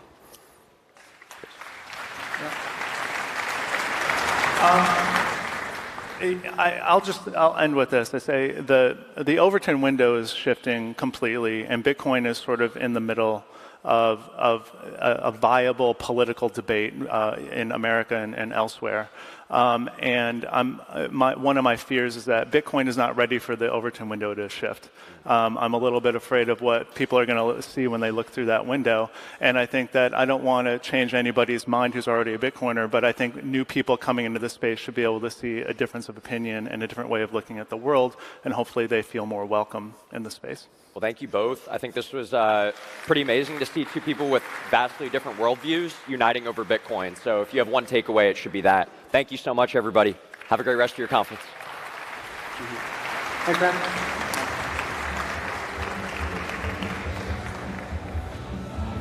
Welcome back to the Bitcoin Amsterdam Live Desk, brought to you by Bitcoin Magazine. I'm your host, Alan Helm, and directly to the right of me, I am joined by Craig Warmke, academic and author of the upcoming book, Resistance Money, a philosophical case for Bitcoin, and then my colleague, Chris Salemo.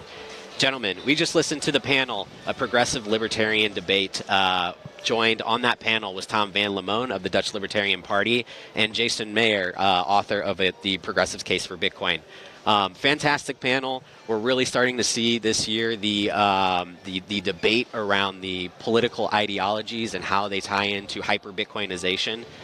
Craig, very curious to hear, as a philosopher, we have two competing philosophies here that both had the end goal. They both want Bitcoin to fix the money, but they have two ways of seeing that tie-in and approach. Do you think these two different positions can, find a middle ground and help us accelerate faster hyper-Bitcoinization? I do think they can find a middle ground, Alan. So thanks for the question. So I want to start by saying that I thought the debate was very thoughtful and thought-provoking. But I also thought that Jason's characterization of progressivism was not quite true to how progressives in the United States actually think about progressivism. So Jason is saying that progressives have, two main claims. One is that it's built on mutual respect, and the other is that governments can provide solutions to social issues. And I think contemporary progressives mostly have a default tendency to opt for government solutions to our social issues, and in some sense demand mutual respect, and rather than just have a value for it. And so I think that this characterization of progressivism is compatible, actually, with non-progressive political views like classical liberalism and even conservatism. But even so, even if we have this stronger progressive view that favors, government solutions for social change, we can ask about, non-effective governments in other countries, take a global perspective and say, even for progressives in the United States, might Bitcoin as a non-government solution work for those people in these non-ideal solutions? Yeah. Chris, anything to add to that? No, I think Jason had a great point that you got to find somewhere in the middle of the Overton window. Definitely, we've seen a shift. We've seen RFK embrace Bitcoin. He was, traditionally with the Democratic Party, and then has now shifted to independent. We have Vivek, and we've kind of seeing it meet in the middle. So I do think there is a middle ground for Bitcoiners to coalesce around the idea of Bitcoin. Yeah, there certainly needs to be a middle ground. I mean, it's truly interesting to see, at least especially on the U.S. side of the politics. Historically, things started out kind of, with a synergy. I'm getting the word that we need to cut it. Coming up next, the end of the International Monetary Order with Mark Moss.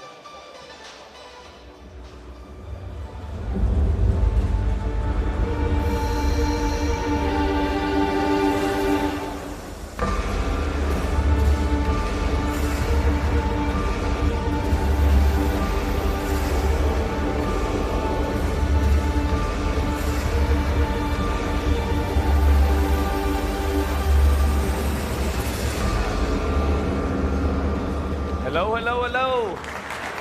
Thank you. Hello, Amsterdam. All right, I know it's late in the day, but hopefully you got a little bit of energy left for me. I got to compress my time a little bit here, so I got to talk really fast. So I need you to stick with me. Hopefully you can keep some energy with me, because we got an important topic. The end of the International Monetary Order. Sounds pretty cool, right? All right. A little bit of energy, I like that. So we're going to go through this. I'm going to show you what the end of this current international monetary order looks like and where I think the most probable outcome goes. So we're going to talk about that. All right, we're going to go really, really fast here. So the first thing you have to understand in order to know how the international monetary system ends is, first of all, what is the monetary order that we have right now? So if we look at this, the first thing you have to understand is that we don't want money.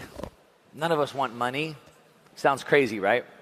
What we want is the things that money buys us. We want goods and services. And so throughout history, it was always goods and services. We had a barter system. We had to come up with a new technology that allowed the barter system to work better, which gave us a type of money. Many things were used as money, shells, feathers, rocks, and eventually gold was emerged as the best medium of exchange for this monetary order. So you can see for about 5,000 years, gold has been used as money, or we're just going to call it commodity money. Commodity being real things that we can find anywhere in the world. Anybody has access to go get those commodities out of the ground, and no matter where you get them out of the ground, anywhere in the world, they're fungible.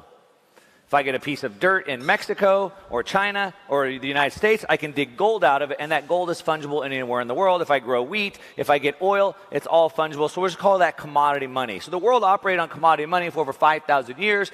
We got massive prosperity from that. But something changed. Now, in that commodity money, as I said, gold became that medium of exchange. And there was lots of superpowers. There was lots of reserve currencies throughout that period. I'm not going to go through them all.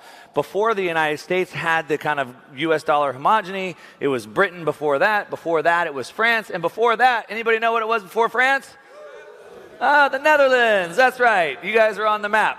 Now, if you measure each one of those reserve currencies, each one of those global superpowers, they're about 80 to 90 years each. That's about the time frame that it lasts, but it was always with a gold type of money. Now, something changed after World War II, and the new international monetary order started to emerge. It didn't fully emerge, it started to emerge. In Bretton Woods in 1944, the entire world got together and agreed on a new monetary system.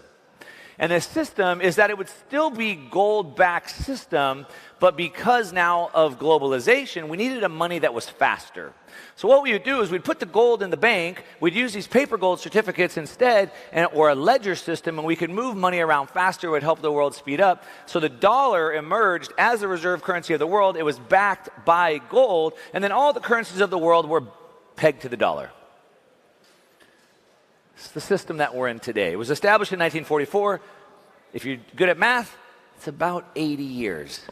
About the length that most of these reserve currencies last. But something else drastically changed, and this is what we have to understand. In 1971, about 50 years ago, something really drastic changed, where all of history changed, and we no longer used commodity money anymore. The dollar was no longer backed by a commodity, was no longer backed by gold, and instead we went into a completely paper fiat money system. So in 1971, Richard Nixon closed the gold window, the US defaulted on its debt, and we've been in this paper money system since. It's an experiment. For all of humanity, we've used a commodity money, and now for 50 years we've been trying this paper experiment, and it hasn't been working out too well. We're going to go through that. So this is the existing monetary order that we're in right now, a paper fiat money system, as Zoltan Pozsar calls it, inside money. And we're not insiders. We're going to cover that more. Now, as I said, about every 80 years, we know that this resets. I like to call these financial revolutions. About every 80 years, we see this. I'm kind of the cycles guy. I was up here on a cycles panel yesterday. I was one in the deep earlier today. Now, I like to look at financial cycles, technology cycles, and political revolution cycles, but we're just looking at one right now. So about every 80 years, as I said, these reset. About 80 years ago was the Bretton Woods Agreement. Now, what we can see, like I said, we're in this fiat money system, this paper money system, and we're watching them just collapse left and right.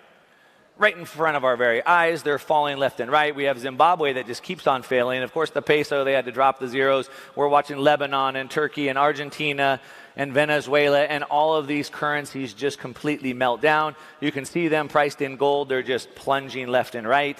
The dollar is still, as we like to say, the cleanest shirt in the dirty laundry, if you will. The dollar's still looking pretty good. So when you see the Turkish lira losing 95% of its value to the US dollar, you're thinking, shoot, probably shouldn't hang on to that Turkish lira. Should have probably tried to move into dollars. That would have probably been a better bet. So we see all these currencies dropping to the dollar, but the dollar is also crashing. In the United States, the US dollar's down 65% to the S&P 500 in the last 5 years. The dollar's down 45% to the average real estate in the last 5 years. So it's crashing too. We have to understand this. But I want to explain to you why this current monetary system is failing, and there's three main reasons that we're going to go through right now. And then we'll look at what comes after this, all right? But you have to understand the problems first. Let's break this down. So we have three problems I'm going to break down for you. First, we're witnessing massive deglobalization that the world hasn't seen for about 80 years. 2, massive amounts of debt that are causing a serious drag. And 3, the single most important piece, in my opinion, we'll break this down for you, which is trust. All right, so let's go through that real quick. So the first thing we have to understand is that the world changes. There's a story I like of Albert Einstein, one of the smartest men in history. He was a professor, and he would give a test. One time he gave a test to his students, and one of his assistants came up and said, hey, I don't know if you understand this, but the test that you just gave out is actually the same test you gave last year. He said, yeah, so? Well, but they have the answers on that test from last year. He said, yeah, but the answers have changed.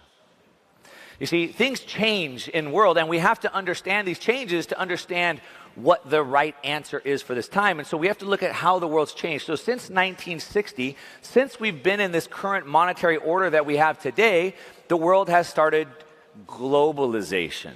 All right? So after World War I, about 80 years ago, when this monetary system emerged, the U.S. was the global hub of the world. It became the superpower of the world. It had the reserve currency of the world. It was the industrial hub of the world. But since then, the rest of the world's been catching up. And we can see right here, the United States was still sort of the center. You got Britain over there. It's a pretty good hub. But basically, it's Europe. It's like the West, if you will, at that time. If we fast forward through time, 1990, you can see how it's really started to decentralize. The rest of the world is starting to pick up. Global trade is starting to pick up around the world. And if we fast forward here to 2020, you can see how this has really changed. Now, why does this matter? Well, now that the rest of the world is starting to catch up, how does the rest of the world feel about using someone else's money? How do they feel about living under the order of another country that they maybe don't agree with, or maybe don't like?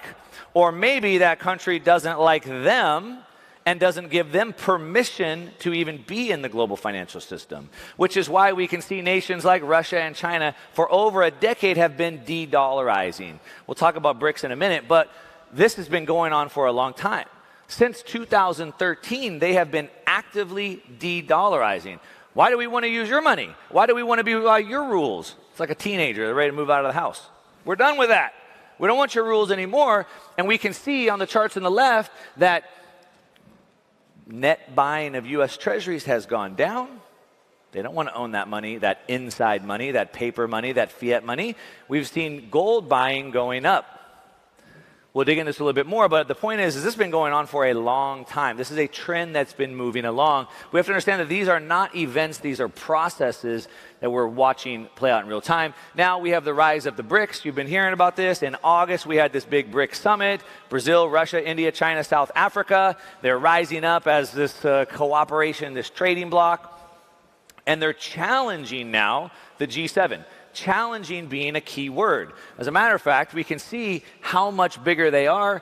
They're about the same GDP, but they are massively different in the amount of population that they have. And even the bigger difference is they're producing most of the commodities, the real things. The US is great with social media and financial stocks, but not so good on things that really matter, like rare earth elements and like fertilizer and things like that. And so we have the rise of the BRICS that want to rise up, and I said challenge. So when President Xi from China went to the BRICS summit in August, he said it's time for the BRICS coalition to stand up and challenge the G7. Not cooperate with, not work with, not be friends with. No, he said challenge. All right, so this is a fundamental shift in the global order of the world where there's no longer cooperation in global trade, it's now competing. It's the United States, President Biden saying, China, you can no longer have these level 2 and level 3 microchips. And China saying, fine, then we ban all exports of gallium and germanium to you, which you need for your EV boom. How's that? It's that. This is the globalization that we're seeing. And so as this continues to break apart, they're no longer going to want to work in the global monetary system or the global monetary order that we have today. That's number one. Number two, the massive amounts of debt that we've seen created. The chart on the left right there is the amount of debt in the United States, which is just like going parabolic. It took the United States from the time it was founded all the way until 1981 to get $1 trillion worth of debt. This year, they said, hold my beer. Let's add $1 trillion of debt in 3 months.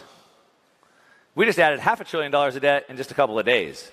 Like, it's going completely parabolic. And even worse than that, the chart on the right is from the CBO, Congressional Budget Office. They're projecting it to go to 50 trillion.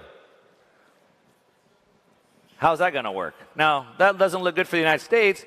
How about over here in Europe? ECB's got the same problem. Massive amounts of debt. It's almost going straight up. And it's not just the US, and it's not just the ECB. As a matter of fact, the big three central banks that really matter are all doing the exact same thing. As a matter of fact, the US Treasury put out a report titled The Unsustainable Path. There's no way out. It doesn't work. Now, we knew it wasn't going to work. We always knew it wouldn't work. We always knew it was going to fail. When is the question? It's failing. But the bigger reason why it's failing isn't just the deglobalization and people not wanting to trade, not wanting to use the money. It's not just because the massive amounts of debt that continue to pile up. The biggest problem overall is this: trust is dead. Trust has been failing for a long time. As a matter of fact, the United States stole Americans' gold in 1933. They defaulted on the gold they owed in 1971. I don't know why there was so much trust there in the first place, but we've seen them steal Venezuela's gold. The United States seized the funds from the Afghanistan Central Bank. I'm sure you guys saw the whole world watched as the Canadian truckers had their bank accounts seized for doing peaceful protests. But really, as we'd say in the United States, they jumped the shark when they seized Russia's money. So we had three superpowers in the world with nuclear weapons. Three. and Russia just had their bank account seized. So every nation in the world watched this and said, wait a minute, so if it could happen to Russia with their nuclear weapons, what chance do we have? Of course, the answer is they don't have a chance, so they quickly have to start getting rid of their U.S. treasuries, their U.S. dollars as fast as they can. Now, I know, for the dollar bulls that are out there, there's no replacement for the U.S. dollar. None of these countries have the deep liquid bond market. None of them have the correspondent banks. I get that. We'll address that in a minute. But this is where we're at. Trust is dead. What do they do? We can continue to see how bad this has gotten. We have Edward Snowden, who spoke here. Everyone hopefully caught that, talking about the surveillance that our government has. Of course, in China, they have that, and they're not shy about it. They talk about their social credit score systems that they have. Of course, like I said, Russia getting put on blast, getting their bank account seized. We can see that confidence is at the lowest level that it's been in history since we've been tracking this. In the United States, in Europe, in the South, loss of trust in institutions is over. The lowest level it's been in governments ever since. Now, trust is very fragile. If you've had a business partner that you caught embezzling from you, you're probably not going to do business with that partner again. You had a wife, a husband, a partner that cheated on you, you maybe won't trust them again. It takes a lifetime to build that trust up. It takes one time to destroy it, and the trust is lost. So the question is, with all of this debt that we have, with the deglobalization that's happening and the loss of trust, where do we go from here? How does the world move forward? And that's the question that we want to address right here. So where do we go? Well, if we had 5,000 years of commodity money, we've been in this sort of semi-quasi-commodity money / fiat money system, but really 50 years into this current monetary order, 80 years in a US-led order, but really 50 years in a paper money system. Where do we go?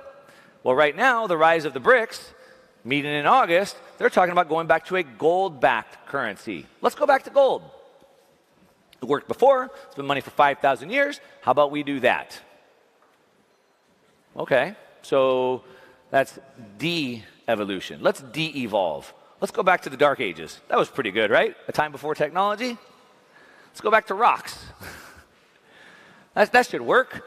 And we're seeing this happening. As I already kind of showed you some charts, we're seeing central banks buying more gold than any time in history as they're dumping treasuries. Now, I know for some of you treasury bulls out there, but wait a minute, Mark, because the last treasury auction had record demand. Sure, from the banks in Luxembourg. Sure, from the commercial banks. Sure, not from the southern banks, not from the global south. Didn't come from China. It didn't come from Japan. It didn't come from Saudi Arabia or India or Argentina or any of those countries. They're buying gold. And more than buying gold, they're stockpiling the commodities in the ground. OPEC says, hey, we're just going to hold the oil in the ground. Why would we continue to pump oil out of the ground and then hold U.S. treasuries? We'd rather just keep the oil in the ground. China has went and bought half of all the lithium mines in the world because they'd rather have the commodities in the ground. In the United States, GM, General Motors, one of the largest automobile manufacturers in the world, spent $650 million, over $500 million, buying lithium mines. They would rather have the lithium in the ground than they would have the treasury. So the world is moving back towards rocks. We'd rather have rocks than the paper money. We can see the system is shifting if you're paying attention. Now, again, they can go back to gold. So to your point, or to the point I was bringing up earlier, the dollar bulls would say, but Mark, there's no replacement for the US dollar. There's no correspondent banks. There's no deep liquid bond market. And those things are true. China, Russia, they're not going to compete with that. There is no replacement for the US system. But they're not buying a different country's treasuries. They're buying gold. The problem is it already failed before. We live in an information world today. We need money to transfer at the speed of our transactions over the internet, and gold can't do that. Gold requires trust. Since gold can't transfer immediately, it requires someone to hold a ledger. And if someone's holding the ledger, we must trust that person. But trust is lost. So if that doesn't work, if we don't go back to commodities, where do we go? Well, the next solution is central bank digital currencies, because that should fix everything, right? Remember, at the BRICS Summit, they urged each nation to use their own currencies. So we must need a central bank digital currency. We know there's 131 nations according to the BIS, the Bank of International Settlements, the central bank above all the central banks, there's 131 nations working on their own central bank digital currency right now. I'm guessing most of you guys have heard about them by now. We've been hearing a lot about them. And there's one project in particular that seems very promising for them, and maybe not so promising for us, depending on how you feel about central bank digital currencies, and it's called Project Enbridge. Now, Project Enbridge is a project that's being done by the BIS, by the Bank of International Settlements, in conjunction with China, of course, but also Hong Kong, which is important because it's sort of China's gateway to the financial system to the world. Also Thailand, sort of the manufacturing hub of Asia, and also the UAE, which is important because it's an energy-producing nation in the Mid-East. All right, so Project Enbridge basically says, hey, each nation, go ahead and keep your own currency. We'll just turn them into central bank digital currencies, and what we'll do is we'll create a hub that all the central bank digital currencies can come into, and we'll automatically swap them out. This will be much better. Now, this isn't just an idea, this is really happening. As a matter of fact, almost over $500 billion has already been sent through the Enbridge system. This isn't just an idea, it's happening, and it's happening by some very big, serious players. So this is something that we should be watching out for. Now, if you're not super familiar with what central bank digital currencies are and maybe some of the problems that they may pose, we can just turn to Europe's, Lagarde. She can tell us directly, except for, actually, I don't have a video, so I'll tell you what she said. In this video, they were asking her about central bank digital currencies, and they asked her about having some freedom to transact, and she said, the European Central Bank, we're considering whether, for very small amounts, anything, $300 or $400, maybe we could give you freedom with $300 or $400, maybe. And then she goes on to say, but actually, that's pretty problematic because even if we give you freedom with $100, she said, that could cause a problem. She said, in France, all of the problems they had in France was because people funded it with small transactions under $100. Not the $6 billion that we give to these other nations or $400 million we fly in the middle of the night. No. Your $100 is the problem. That's what she said. They want to control that. What about the rest? Here, I don't know if you guys seen this guy, the head of the BIS. He was talking about the difference between a CBDC and the dollar. And he said the difference between a CBDC and $100 is that with $100, we don't know who has it and who they give it to.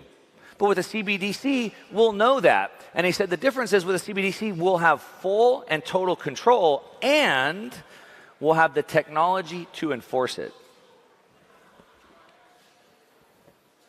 And the final piece is in the UN's goals. They have what's called Sustainable Development Goals. Go to their website on the UN, look at the Sustainable Development Goals, 17 of them. Number 16 is digital IDs. Now, I know that there's a big spectrum probably in ideologies here on what we should be able to do, what we shouldn't be able to do. Obviously, from an American viewpoint, I look at the world probably different than a lot of you. But just ask yourself this question. If I have to ask for permission, if I have to be given permission in order to use money, what if they don't give me the permission? What if they take my permission away? If I have to have permission to get an ID, what if they don't give me the ID? Now, for us in the West, it hasn't really been a problem. But let's say that you're a 13-year-old or 15-year-old kid that was born in Iran and there's sanctions in your country and you're not allowed to join the financial system. As a matter of fact, today in the world, there's over 2 billion adults that don't have access to the financial system. Now, this device right here, this smartphone, has sort of equalized a lot of the world because anybody in the world can now jump on this, jump on YouTube. We can pretty much learn anything we want. We can meet anybody we need to. We can solve problems. We can do commerce. And this has sort of equalized the world if you can join the financial system, if you have permission to join the financial system. So the CBDCs seem to be the next logical step, but the problem is I would call this not de-evolution, I'd call it zero evolution, because it's basically the exact same thing that we have right now. It still allows the central banks to print unlimited amounts of money. I already showed you the debt charts. How much more can we print? It still allows for unlimited inflation. We can't even afford the cost of living right now. Millennials can't even buy a house. it's still going to cause this debt drag on the economy, which is going to limit growth. It's going to limit progress. And it will still be a permission system that will still keep billions of people out of it. So there's no evolution. It's zero evolution. It doesn't fix any of the problems that we have. So it's really dead on arrival. It's not going to work. Now, if they're trying it, they're going to try it, but it's not going to work. In the United States, about half of the states already have put laws in place to ban it. We don't want it. We're over it.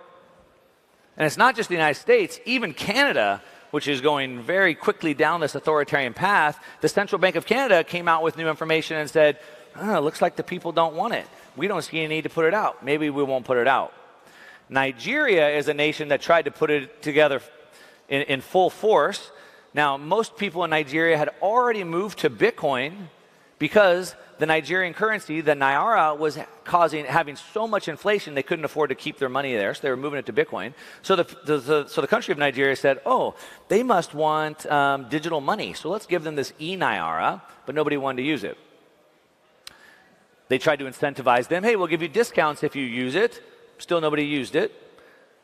They said, the people of Nigeria said, why would we use it? It's the same inflationary currency that we have right now. We don't want that. So then they tried the carrot. That didn't work. They tried the stick, which is let's just take all the cash away. So they took all the cash away. They thought they could force people into the e-Naira. That didn't work, and the whole economy crashed. So they canceled the plans there. So again, it doesn't fix any of the problems. Governments are still going to be incompetent. They're going to probably not be able to roll this out. So this doesn't fix any of the problems. The reality is that if we want to break things down to first principles levels, we have to understand that solutions are supposed to come to problems. And I say supposed to because today, in a world where we have unlimited money printing, we have people trying to solve problems that don't always need to be solved. For example, today we hear about AI. It's going to solve this. We're doing this. So everyone's taking this AI or this blockchain or fill in the blank with a buzzword, and it's going to fix this problem or this problem. But those problems don't need to be solved. But there are real problems that need to be solved. So if we think about it, we have a lot of problems in this current monetary order that we have today, like endless money printing. It's a problem.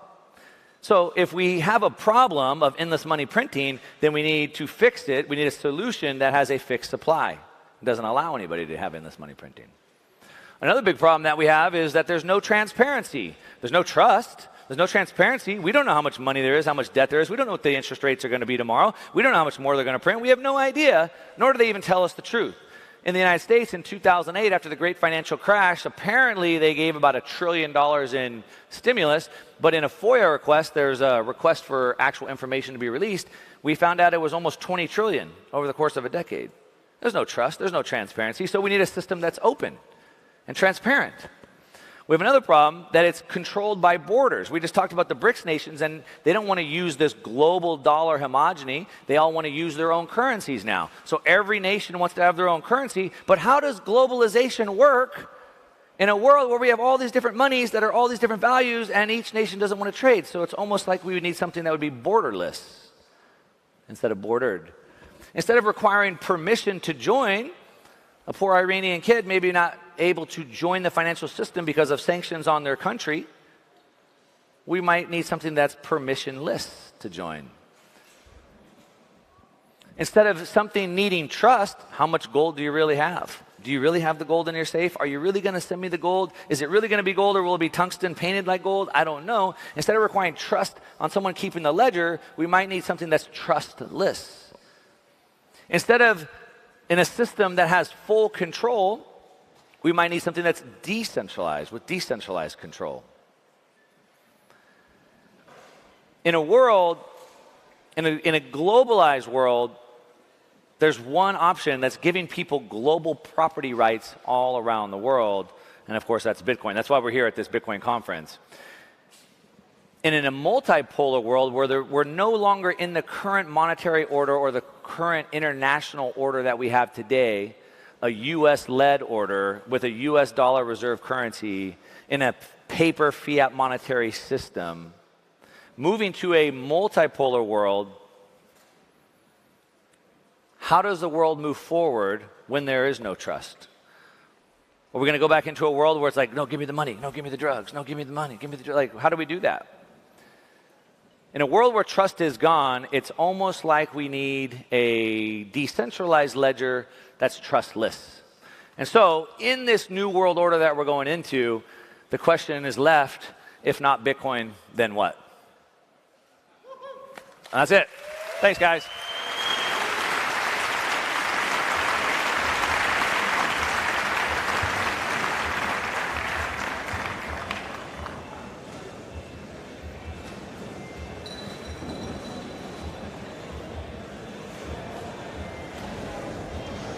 Welcome back to day 2 at Bitcoin Amsterdam on the Bitcoin Magazine live desk. I'm joined again by Craig Warmke and Chris Alemo. Gentlemen, we just listened to a fantastic keynote address given by Mark Moss on the end of the International Monetary Order. And essentially, you know, the talk recapped, it's either Bitcoin or CBDCs. And he left us with the question, if not Bitcoin, then what else? Craig, I'd love to hear your answer. Well, I think there's a curious omission, which is that of stablecoins, which are synthetic representations of dollars. And I think you can have quasi-permissionless price stability with stablecoins, and that price stability is something that Bitcoin doesn't offer. So I see the dollar via stablecoins with Bitcoin as symbiotic and as taking over most of the monetary order. Yeah, there was a lot of talk about 80-year cycles. Chris, I'm curious to hear, you know, Craig saying that there's a symbiotic relationship between Bitcoin and stablecoins. Are we going to jump into this next 80-year cycle where it's just immediately Bitcoin only, or is this going to be this kind of transitionary period where there's a mix of play of various different things? Well, my good friend Nico from Simply Bitcoin always says it's either Bitcoin or slavery. And I do believe while some people will waffle between, you know, fiat currencies and stable coins, the rugs will continue until morale improves. So it's, you know, the process of getting rug pulled by stable coins or institutions or central banks or custodians that need to happen in order for people to get fully onboarded to self-sovereign usage of Bitcoin. But that's just my opinion. Well, I can tell you personally, I've been rugged a number of times on many different things, and I've had some of my lessons. I know there's more rugs to come. We're living in this world now where there's a lot of, you know, crazy transitionary things. Craig's final thoughts here. What does the next 10 years look like? I'm glad you asked me about the next 10 years rather than the next 80. Yeah. But I think in the next 10 years, I think stablecoins will continue there's steep rise in use, and I also think the same for Bitcoin, precisely because they're symbiotic and offer different things to people who need them. Definitely. Well, coming up next, we have Bitcoin and Macro, a fireside chat.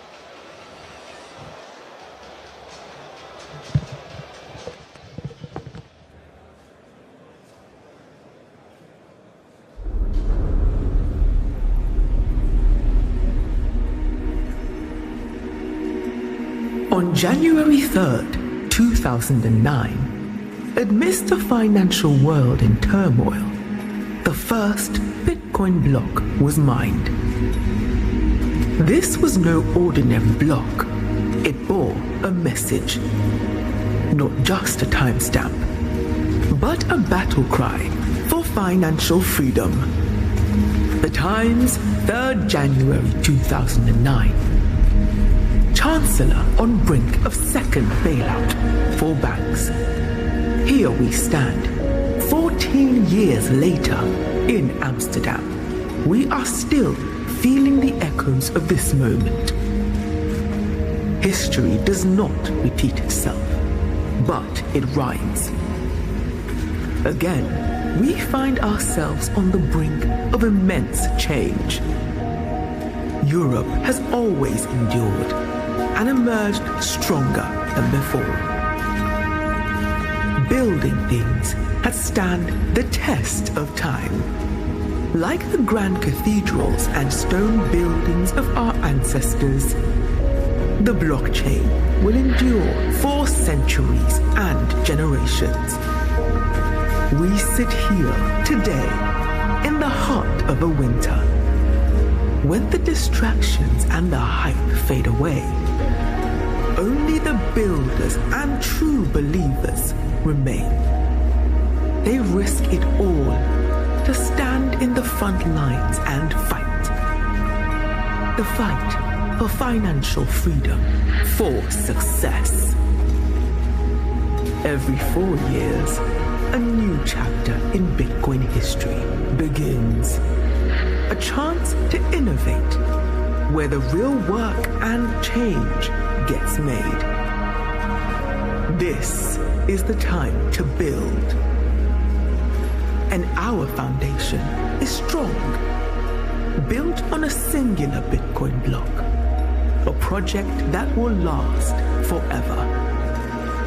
Amsterdam has long been the beating heart of innovation.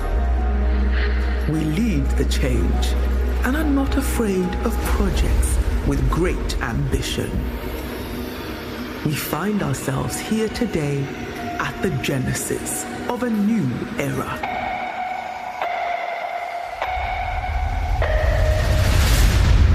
Welcome to Bitcoin Amsterdam.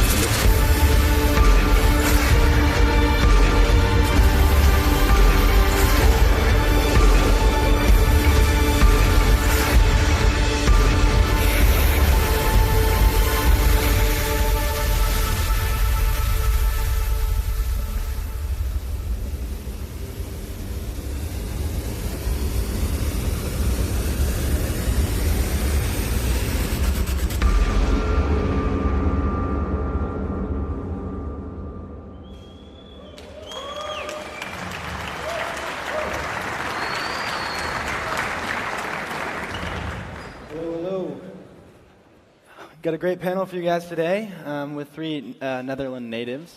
We're going to be kind of going off of Mark's talk a little bit, talking about some macroeconomics. Before we begin, I'll let you guys introduce yourselves, who you are, what you do, and then we'll dig in. Want to start it off? Yeah, sure. My name is Jeroen Blokland. I'm a long-term multi-asset investor, as they're called. I used to work at one of the biggest independent asset managers in the Netherlands, Robeco. I quit and I started my own company called True Insights, which is an investment research company. But I'm returning as a full-time investor because I will be launching a new smart multi-asset fund that includes Bitcoin, by the way. Love it. I'm Paul Buitink and I'm a director and one of the co-owners of Holland Gold. We are a bullion dealer, so we sell and store gold and silver. And I also run a podcast with our company, and perhaps some of you guys know the podcast. We interview on a weekly basis in Dutch, unfortunately for you, Dylan, but we interview experts in Holland and Belgium about the financial system. For example, this week I spoke to the former president of the Dutch Central Bank, Nout Welling, to talk about interest rates, inflation, and where the system is going to. And also one more thing, we also organize events. Next week, Friday, we have our own event. If you guys haven't yet bought a ticket and you're Dutch, check out hollandgold.nl/evenement 2023. And if you use the coupon code BTC Amsterdam, you'll get a €10 discount. Just. All right, well, my name is Michael van der Poppen. And you can probably know me by the nickname Crypto Michael. Doing a lot of things on social media, mostly focused on trading and investing in Bitcoin and crypto. And that's why we're going to launch our own consultancy and asset management in the next few weeks. Sweet. All right, so let's break it down. How did we get here? 2022 historic year, stocks, bonds, both draw down 20%. We have record inflation not seen since the 70s. The Eurozone in particular, with the Ukraine-Russia conflict, has an energy crisis. We now have another conflict in the Middle East. Like geopolitically, it feels like we're at an inflection point, or maybe already past the inflection point of 40 years of extremely calm, and a unipolar world order of sorts. Stocks, bonds, have this inverse correlation. We go, 15% rates to zero over 40 years. That world, if not dead, it looks to be, radically changed. How do you think about the world going forward? The past couple of years. How does maybe Bitcoin play into this? If you want to get into that, just broad thoughts. If you want to start it off. Yeah. So I'm from a traditional investment background, and the thing that I worry about, or a couple of things, is of course, what also the previous speaker already mentioned is the incredibly amount of debt, which has been accumulated in a period of, let's say, 40 years of ever declining bond yields. So creating debt was very cheap, and the question is if this remains. I think it will, because there is no way out. You have to have low yields, and also likely because of many factors, but also deglobalization, central banks, debt sustainability. I think inflation will be higher. So you have this combination of low or negative real yields and higher inflation, and that even without having to expect the end of the world or the financial system as it is, it will push investors up the risk scale. And what I find interesting, if you do that, if you follow that story, then in the end you will have to make a decision: will I continue investing only in inside money? It was in the previous, it was inside money or traditional asset classes like bonds or equities, or do I also start to look at other asset classes outside the traditional system? So this is where I am as a traditional investor. I think if you look at the odds of very low or negative yields and higher inflation, it pushes you outside the current financial system. I don't think you should go out of the financial system entirely, but I think you should mix things up. So as your odds about the future change, you should adjust your portfolio. And this is also why I invest in gold and Bitcoin on top of the regular asset classes like equities. And in general, I would say spread and diversify, but currently looking at stock markets, for me, it doesn't make any sense to, in general, be long stocks at the moment. Of course, the recession that everyone predicted is still not there. It usually takes a bit longer after we have a yield curve inversion before you actually get to the recession. But I would say, and a lot of people think that as well, that next year we would see a recession. And we probably see also a pivot from stocks back to bonds, because bonds look really cheap currently. Because over the past few weeks we saw bond markets crash and yields are going up a lot. But of course, then the question is, do you want to own bonds? Because there's a sovereign risk as well. But if you want to spread your portfolio, I would currently stay out of stocks and maybe switch a bit to bonds. But in general, also own things outside of the system, just like Jeroen is saying as well. And if you look at outside money, then for me also the combination of Bitcoin as the new world, something positive to look forward to, new digital worldwide money in combination with money of the kings, something that has 6,000 years of history, gold, gives me the most comfort at night at least. Love it. Well, I think overall Bitcoin should be behaving a little bit like gold. That's why I'm favoring having a portfolio of cash, commodities, and crypto, especially with the high debt that we have, the high yields that we have, the high inflation that we currently have. I think having a basket of these three assets are definitely a way to go. I'm not investing into stock markets at this point, or real estate the exact same. Anyway, if you look at the markets at this point for Bitcoin, I think in the macroeconomic playing field, some periods we see a correlation between the assets, but Bitcoin is still a speculative asset, which means that there are no financial instruments for institutional investors to allocate towards Bitcoin, because if you have a few billion to allocate towards Bitcoin, preferably you want to have a liquid asset like an ETF instead of having the actual asset itself. That's why you see that gold is moving stronger right now and Bitcoin is still lagging behind. So I think if with MiCAR and if with the entire regulatory framework being built, it will open for the institutional investors and the allocations will be going towards Bitcoin. Love it. Yeah, I think there's, when you think about the current environment with, 30-year yields, like long bonds, being, 50% down from the highs, like an unprecedented move in, quote-unquote, what was referred to as the risk-free asset, whether it's 10-year or whatever.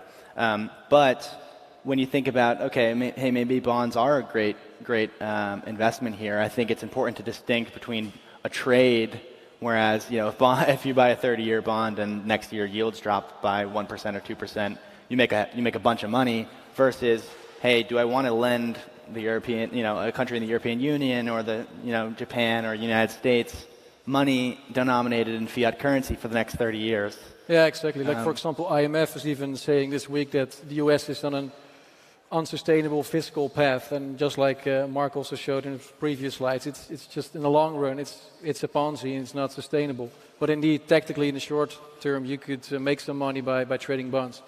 But it's also what kind of signal do you want to give? Like the more you invest outside of the system in alternative assets, the less support you give, of course, to a system where you disagree with.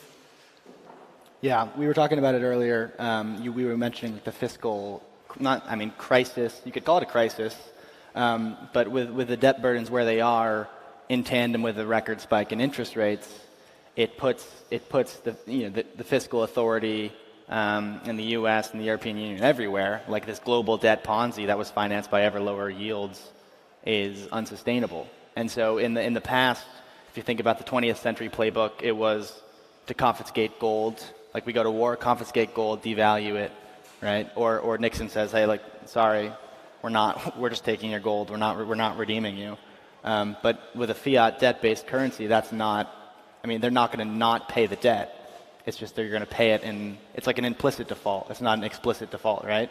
So I think, like, how do you think about the fiscal, right? Like we've added $2 trillion of debt in the United States. I know we're in Europe, but I say U.S. is like a proxy for the Western world. Italy. Yeah, I mean, in Europe, it's the pigs, right? Portugal, Italy, Greece, and Spain. The demographics and the debt, it's unfixable, at least from my view. Well, yeah, in the end, it's unsustainable. I think that's the word. But what I find interesting now is that you have these traditional investors and economists that believe, because of what we have just witnessed in terms of inflation and debt, that global bond yields must remain high, hence remain an attractive asset class. I think the only way out is to keep interest rates extremely low, and that indeed means that for a couple of years you can make 50% return on long-term, long-maturity bonds, but then it ends. So in my strong view is that interest rates are a very easy way to sustain debt sustainability, whereas austerity is not. And that is also what you see in the chart of the Congressional Budget Office and others. So the US is on a path for 7 to 8% budget deficit, including interest payments of 5% of deficit. That also means when the next crisis comes, will there be fiscal stimulus? So I think if you do not stimulate, you're gone. So the next election, you are gone. So they won't prevent that from happening. And then everybody starts to look at central banks again. Please lower these interest rates. So this is the dynamic I expect it to governments and central banks to kick the can down the road, especially because interest rates are high now, and we can do this another round for 5 years or 10 years. But then you end up in the same situations. And at one point, and I was told that this is roughly at 80 years, but it could take a little bit longer than it's done. And then we have to try something else. Yeah, and I think we'll also probably see a period of financial repression where they are going to suppress the yields like they do in Japan or like they've done in the US in the 40s, because we are currently in the age of conflict. It seems like every month a new conflict unfortunately is added to the mix, and so also Western economies, they need to start having a war economy top down, where you also as a government you want to raise funds, but you want to also make sure the yields are suppressed. And so I think we'll lose financial freedom even more than we've done so far. And in Holland, for example, there are actually laws also that allow the government to confiscate. It's called the emergency law financial system from, for example, 1978. I think once the shit really hits the fan also in Western Europe and we really need a war economy, for example, I would expect governments to start confiscating things as well. And they will start with the easy things. So let's say bank accounts, stock accounts, cryptocurrencies. That exchange is not something you have in your own wallet, of course. But I think you have to look at these things as well at some point. I hope not, but I wouldn't be surprised if we would move into that direction as well. Do you have any thoughts on this, Michael? I mean, I don't think there's a way out, to be fair. I think this system has started in the 1970s, 1980s, and we had 2008. Now we're facing the exact same problems as we had back in that day. Debt is going through the roof. The wealth gap is also one of the largest that we have right now. So if the yields are going to stay high and inflation stays high, we get a copy of the 1970s, which means that you're better off by having assets outside of the entire financial system, which means gold or which means Bitcoin. If we face a crisis, then we're probably going to face something like the 1930s, which is going to be destructive, including wars. And what did go well during that period? Gold. However, right now we've got a similar situation in which people start to opt out of the system, which is Bitcoin. So I think there's no way out of this system, and preferably if you are an investor, I think you should be allocating towards gold and Bitcoin. And I think, to be fair, that Bitcoin is the way out. Yeah, I'd caveat that one thing there. It's that gold did well in the 1930s after they confiscated it all from the citizens at gunpoint. Correct. So that's the difference. So you know, make sure to hold your own gold or Bitcoin, because how I view it is like in a financial repression world, right? In the 1940s playbook, where there's a war, they keep inflation, or they keep the interest rates artificially low, inflation rips. The savers and the lenders, the creditors of that holding the sovereign debt lose. They lose everything, and so. How do they prevent that, or how do they subsidize that? Well, they kind of like have to board up the walls, right? They kind of like have to.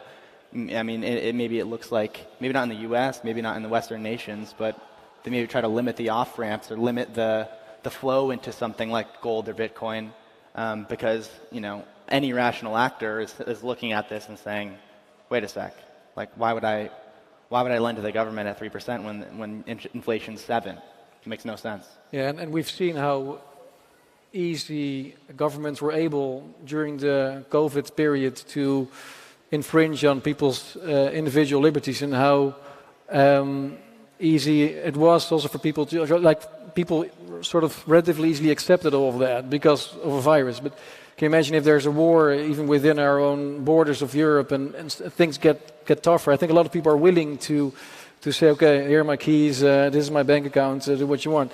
I wouldn't be surprised at all. Yeah, no, that makes sense. And I think that's something to think about too, and not to get like all geopolitical, but the unipolar world order to like essentially a multipolar world order, or maybe not like an absolute shift, but just a relative shift in that power dynamic, is something that no one that's been investing, no one that's alive has really faced in the investing world.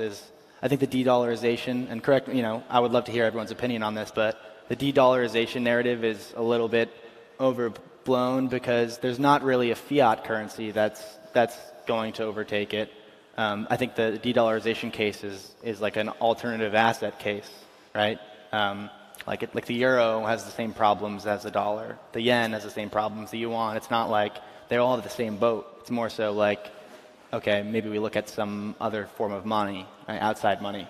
Do you guys agree? Or is the BRICS currency that's talked about the next new thing? Yeah, well, it doesn't seem like the BRICS currency is getting anywhere at the moment. So I think it's, like you said, that story is probably oversold. For now, the dollar is still king. If you look at all the metrics, apart from percentage of central banks that keep the dollar as a reserve asset, that has been going down over the past 10, 20 years to now like 60%. But the euro is a very bad alternative because the euro has even bigger problems than the dollar. I'm more bullish on the dollar than the euro, given all the, especially now with the rates going up, and Italy has, of course, severe problems with the high interest rates. And the ECB cannot easily start buying up these bonds again because they have all these lawsuits in Germany that at some point are going to prevent the ECB from buying more of those bonds. I think that will be a big problem over the coming few years because the Germans are done with the fact that the ECB is basically costing them a lot of money. So the euro is not an alternative, and then the individual BRICS currencies are also, I mean, China doesn't have open capital markets, so there's no real fiat alternative to the dollar. So then you have to look at outside money, like we've mentioned before, but of course it's more difficult to use in global commerce. You have any thoughts on this? Yeah, so the euro, of course, it's structurally flawed, and in the end you have seen that the policy around it will be focused or centralized around the weakest link. Most of the time that's Italy, and this is also why Germany is fed up with that, because you get this whole north versus south. But in the end, when you want to keep all kinds of different animals in the same boat, then yeah, you have to focus on the weakest, and that is not Germany. So the euro is definitely not an alternative. I think there is no real alternative. Just the liquid market size of the US dollar. So most likely it will become something else. I think that will take time, by the way. Yeah, so I'm not a really de-dollarization, but on the deglobalization, you already see big things happening. And again, the phrase war is often mentioned, but I think it's much easier to say there's a race for technology, for national resources, especially now that we are overdoing this whole sustainability thing. There's a race for all kinds of things that are also scarce, and that immediately means that there will be new bonds, new links, and then you have the emerging markets in China. And but I think we will see many more of these local resource hubs or finance hubs. And that also, by definition, means if you believe that globalization has lowered global inflation, then when you see the opposite happening, then we should expect higher inflation. And you don't have to embrace any extreme thoughts. This is just plain economics. So yes, I do think that new finance, national resources hubs will come with geopolitical tensions, and most likely also with war. But I'm someone who, until the Ukraine war, I could not believe, I would not have expected ever that there would be a war so close to my home. So yeah, for me this is already a surprise. Yeah, kind of on the topic of like Italy and the strife between the Germans with the, I forget what it's called. It's an acronym. The kind of the stabilization program that they buy the weakest, the TPI. Weakest, yeah. Where the Eurozone, has like all these different sovereigns, and they have to kind of maintain the spread between these bond yields. And we're already seeing Japan, right? Japan has changed their yield curve control policy, whereas quantitative easing, they're buying a fixed amount of debt at any price or any yield. Yield curve control is we're not letting bond prices fall, or we'll print unlimited amounts of money. That's interesting. The TPI, that's the Transmission Protection Instrument, or known as to protect Italy, has so far not yet been activated. And it's impossible right now to know under what kind of conditions it will be activated, because the ECB is not transparent about it. We know that in Germany there's already a lawsuit because of the PEPP, the Pandemic Emergency Program, Purchase Program, that is already sort of probably illegal. So TPI is even more vague and not transparent. So I think once they start using TPI, they're going to bump their head legally, and it will probably mean the end of all these purchase programs from the ECB. So then the ECB will lose the tool to start suppressing Italian yields or Spanish, Portuguese yields, whatever. And then you will have the market reign, and there's a no bailout clause, of course, in the Euro Treaty. Of course, they wipe their ass with it, but it's still there. So I wonder how the euro will. I wonder how the dynamics will be once the ECB is being shut off of their ability to buy a bond. Let's figure out the future of the euro in the next 2 minutes and 30 seconds, because they have a lot of structural problems. You guys have any more thoughts on that, like how this all plays out with the strife between the European nations, like particularly with monetary policy? No, you get a Greece or an Italy, or you get a populist French president, or so every now and then you get this volatility because the way that we constructed the euro and the eurozone is flawed. So unless you give up everything. And that is also, you should also see now a very big counter movement, also in my country, that we transferred a lot of our responsibilities to Brussels. And this is also something, basically, if you want it to work, then this is what you have to do. If you want to remain sovereign, then these two things do not add together. So my idea is that we get every 5 years, 6 years, we get one of these issues, and then at some point, somebody will go out, one country will go out, and then it collapses. And then we all go back to the guilder and things like that. Yeah, well, the Eurozone needs crises to get strong, whereas every time there's a crisis, it's being embraced as a way to grow further. And they already knew that when they designed the euro, that they would start with the monetary union, because they knew then the political union had to follow.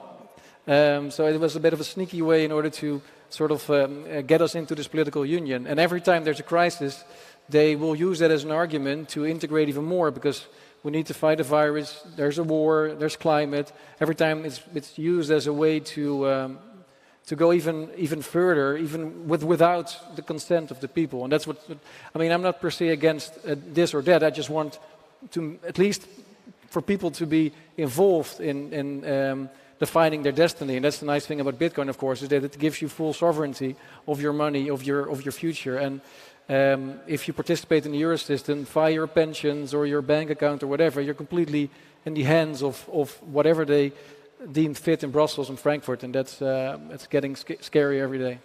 Sounds like we need an alternative. It's a good idea. Anyone have any ideas on that one? Well, we're all set for time. Appreciate everyone tuning in. Go Bitcoin.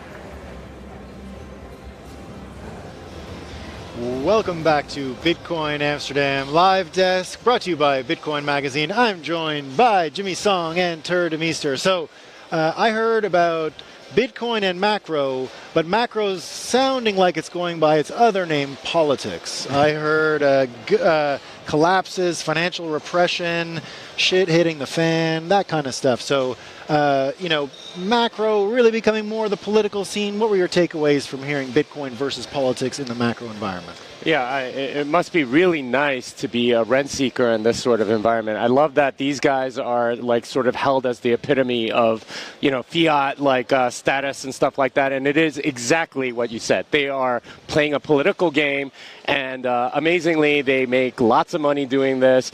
I think I largely agree with their assessment that everything's kind of going to crap. I just don't have that much sympathy for what they do and how little value they add relative to everything that that the economy is going through. The great Mark Twain had a quote once, which is something along the lines of, people can't tell the difference between good news and bad. They look the same in real time, right? And I heard a lot of bad news, but their responses, solutions to that, exactly from this traditional point of view, was diversify, no way out, but maybe Bitcoin. I think a lot of Bitcoiners are drawn to this idea that there is a clear path to fight against this thing. And when you hear it, when you hear the swamp of politics dragging you down, it's a little harder to see that answer, isn't it? Yeah, for sure. To me, the main takeaway was that the euro and the European Union is structurally flawed, and that either to maintain the status quo, you need to give more power to Brussels, which is unlikely to happen. And so it's kind of this, they're neither fish nor meat. They're just kind of in the middle somewhere, and that's probably not going to work. Fish nor meat, okay. Well, we're going to be talking about all of this stuff again when we come back after the following presentation on the future of European Bitcoin exchanges. Over to you. Main stage.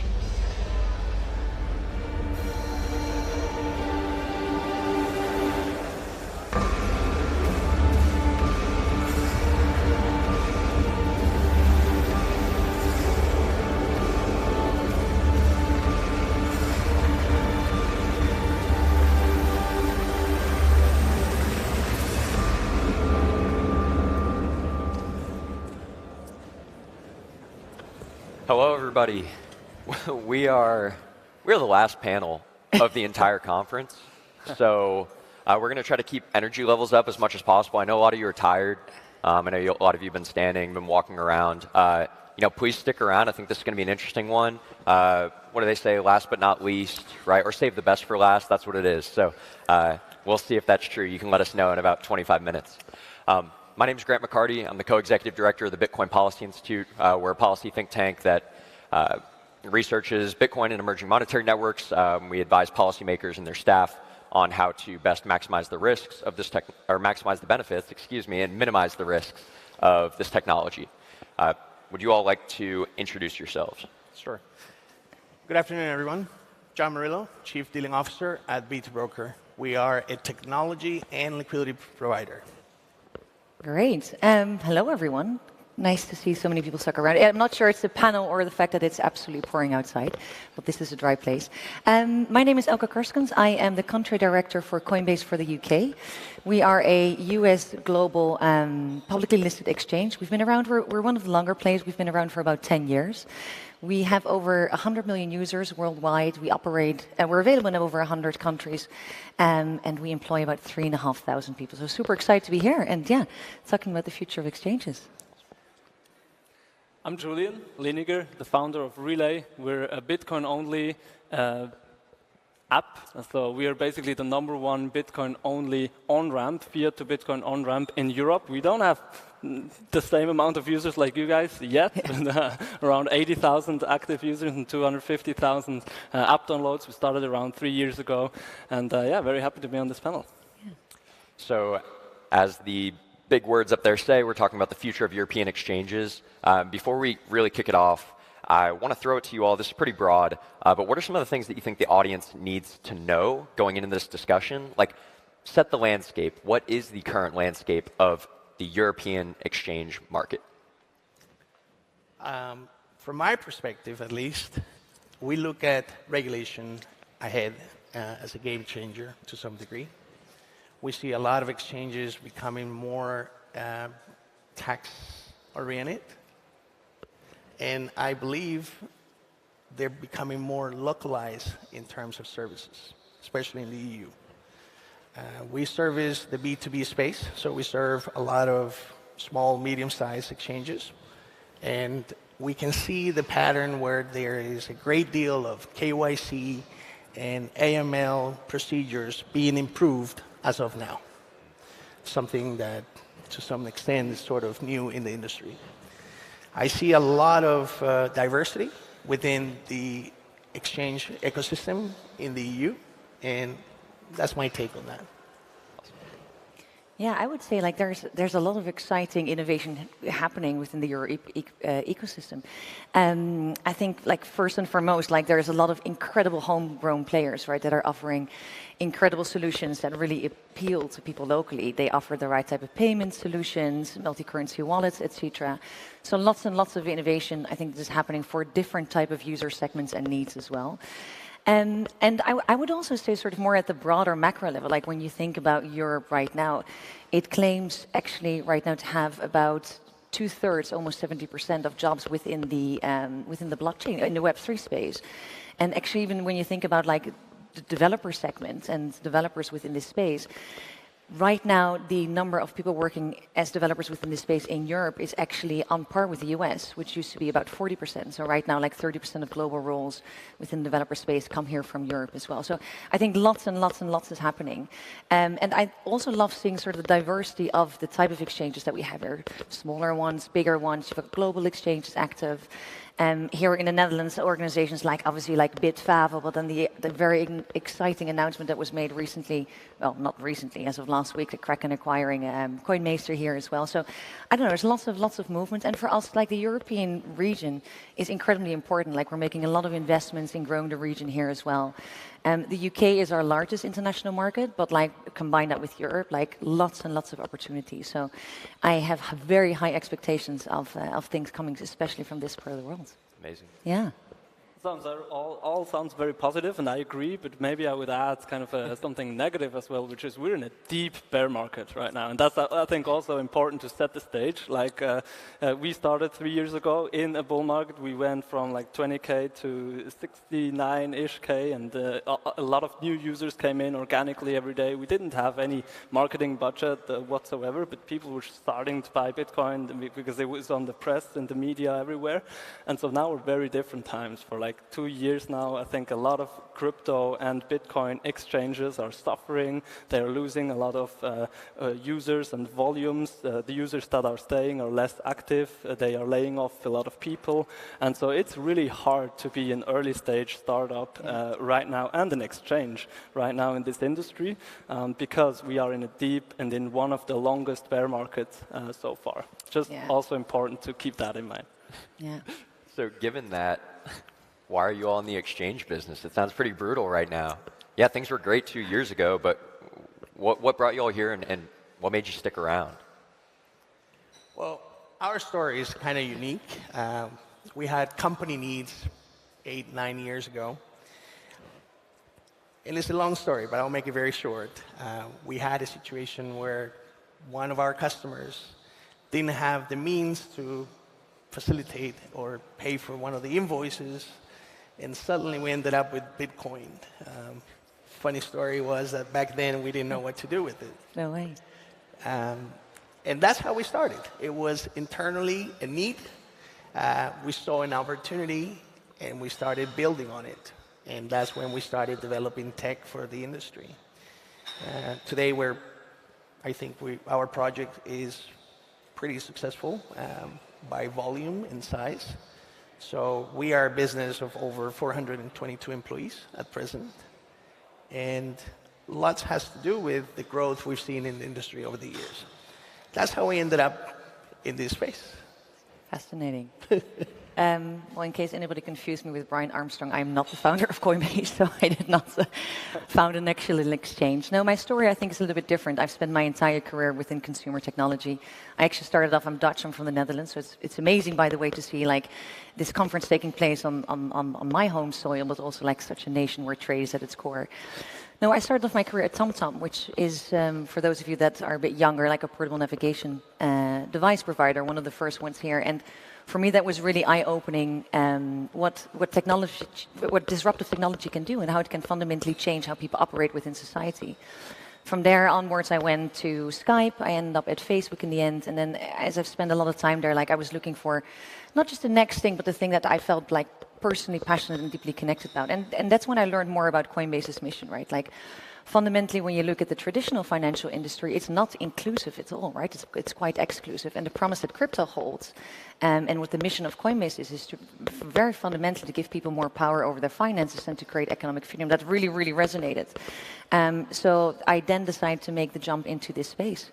It's only 18 months ago, so when to your earlier point, I joined in the bull market. And it has definitely been an interesting 18 months ever since. But yeah, lots of learnings and again, like a lot of opportunities as well. And I'm sure we're going to get to that in a point too. Yeah, definitely. That's my story.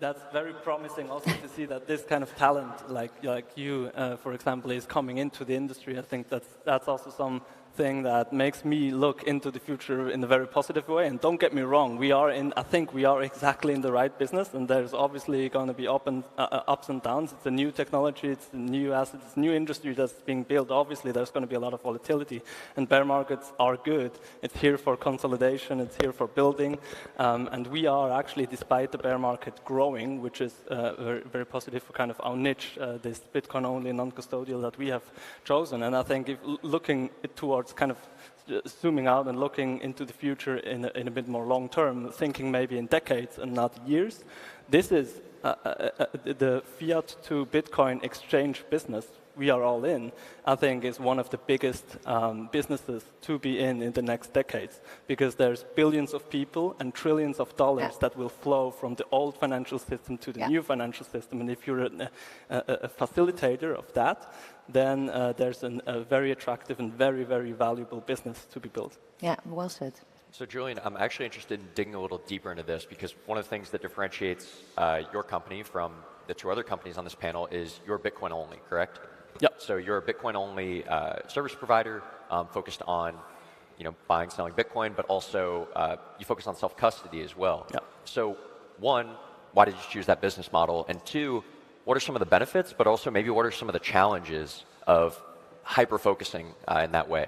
Yeah, absolutely. So we actually chose this niche between Bitcoin only and non-custodial, mainly because we think that already now and also in the future, this is the way how we can provide maximum simplicity and user-friendliness to people and make it really frictionless to move from the old world, from fiat money to Bitcoin and back and forth. Because as said, I believe that this is a huge opportunity moving forward in the future. And because we are non-custodial, we don't hold money on behalf of customers. We are definitely less regulated than, for example, custodial exchanges like I think the two of you guys. And also because we're Bitcoin only, which Bitcoin in a regulatory perspective is viewed as a commodity, and all the other altcoins are viewed as securities, or at least will be in the future. This is hinted from the SEC and so forth, and the other regulators in the world will follow. This creates, being custodial player and being an altcoin player combined will lead to a lot of complexity, will increase maintenance effort, will increase cost that the users in the end will feel in higher fees, etc., and less development speed, less user friendliness, and less simplicity for the user in the end, which I believe is the key to bring this simplicity to the people if we want to gain mass adoption from the 4% of the world's population that is now into Bitcoin to, let's say, 50, 60%, hopefully in the next decades. I think this simplicity, ease of use, and making buying Bitcoin as easy as something like WhatsApp that everyone can use, this is super important, and that's why we chose to get into that niche, because we believe, especially with all the regulations that are coming, as said, if you're into altcoins and if you're a custodial player, it's going to be very hard to achieve that, and that's why we think we have a competitive edge in that. That said, there are obviously challenges. For example, people don't like to hold their funds themselves. They're not used to actually holding their money. They're used to having a bank or credible partner like Coinbase, for example, holding on to their assets. So there's obviously a lot of challenges in making this very easy and user-friendly. You know, people are not, they don't want to write down 12 words and keeping it in several copies in different homes, you know. This is one challenge, for example, amongst many that we need to solve. But I believe in 10 years, these are all technical problems that will be solved, and in 10 years, it will be as easy to hold your own Bitcoin than it is to work with a custodial player. Okay, I think there's some pretty great contrast here between, a lot of things he said. He said, your business model creates more simplicity, it can lead to better user design, lower fees. So what are some of the choices that maybe you all are making or have made at Coinbase where you've taken a different approach? And maybe what are some of the challenges, regulatory or otherwise, that you all have faced because you're not just Bitcoin only? Yeah, no, I mean, I think, the regulatory challenges are definitely there. I think, fundamentally, we want to be the bridge and the easiest way into the crypto ecosystem for everybody and anybody, right? We have solutions for people that are crypto, that never bought crypto ever before, or people that are a little bit more advanced. We have a suite of very advanced tools available as well. And we're not just exclusive to retail. We offer services for institutionals as well. We have platforms for developer ecosystem. But yeah, so fundamentally, we want to build the best possible and easiest to enter user experience. But regulation is really, really key. And I think the last 12 months have been very evident of that. And it's almost amazing that we're talking about this right now, because I think it was exactly 12 months ago when FTX fell down and the entire industry got properly bruised. And yeah, we've not just us, everybody's been dealing with these insanely reputational challenges because of that. A lot of people put their names on the line, and then boom, the entire thing, changed. Very, very credible players turned out not to be that credible. And we at Coinbase have always really, really cheered for regulation. We believe that regulation is absolutely needed in order for this industry to be safe for consumers. We're fundamentally not going to see mainstream adoptions until there's clarity from a regulatory perspective. So we're very pro-regulation. We have been engaging with regulators, policymakers, really from the outset. But it's very fascinating to see how regulation is being treated differently in different jurisdictions. 83% of the G20 and the main financial hubs have either already regulated the sector or are about to regulate the sector. But there's a big contrast with the US out there that is trying to, Grant and I had a little, not coffee, some water before we started. It's a big contradiction, where the US seems to be regulating through enforcement instead of engagement, which, as I'm sure most of you are aware, is interesting. But then if you take a step back and you look at the European ecosystem, I mean, they are setting a gold standard for what regulation looks like with MiCA, which recently got approved, right? One set of rules for 27 countries. You can pick the jurisdiction of choice. That is going to really, really pave an entirely new way of what regulation will end up looking like. What we do believe obviously is important, as we think of regulation, is that that the box that is being drawn does allow for enough space for innovation to still happen as well. So yeah, ultimately what regulation will look like will be slightly different in different jurisdictions, but we're excited for it to come in.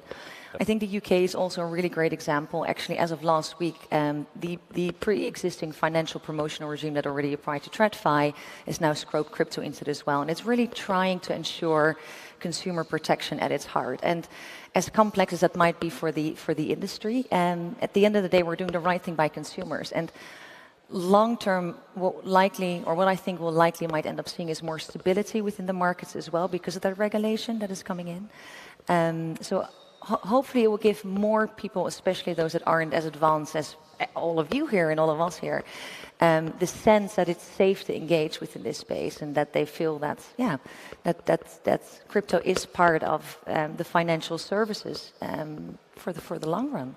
Yeah. I think it's a great point. You want people to feel comfortable entering this space. You want them to feel safe entering this space. And bear with me in this segue, but I think one of the complicated things about the space is there are a lot of players that you don't necessarily see as a forward-facing consumer, right? Or the consumer doesn't see these companies because they're not as forward-facing. So, John, I think while we're talking about regulation here and talking about some of the various regulatory hurdles, challenges, you all exist very much on the back end of a lot of these things. You are not just Bitcoin only. I think for me, but also for the audience, it'd be pretty illuminating. What are some things that maybe the average person who's buying and selling Bitcoin doesn't fully understand about like what happens maybe on your end and maybe how regulation or something else that relates to that could affect that buying and selling experience? I think this is one of the most exciting topics what you just asked, because many people don't realize there are service providers or firms like ours who are behind the scenes. I like to call us silent partners. Not many people know we are behind many exchanges out there from a tech or liquidity standpoint, whatnot. What I do firmly believe, and I see every single day, is there's that gap between traditional finance and the crypto world. One example, and I consider this a very strong key to many businesses, compliance. Let's just take that as the basic example of today. According to jurisdictions, according to the business model you're running, you got to run a certain compliance model. A lot of these companies today are just adjusting to such new norms, which are in the benefit of everyone in the long run. We want to have more credibility, and that only comes through transparency. Yeah. The old days are to some extent being challenged. Where are we going from here? Of course, nobody knows, but we definitely see a lot more regulation in the horizon. You must be compliant. That's one of the things we're working on behind the scenes. Is all our tech is going to be MiCA compliant before the end of the year. We have no choice but to deliver that to our partners. So I can go on and mention hundreds of examples as such, but compliance remains a key part of every business out there.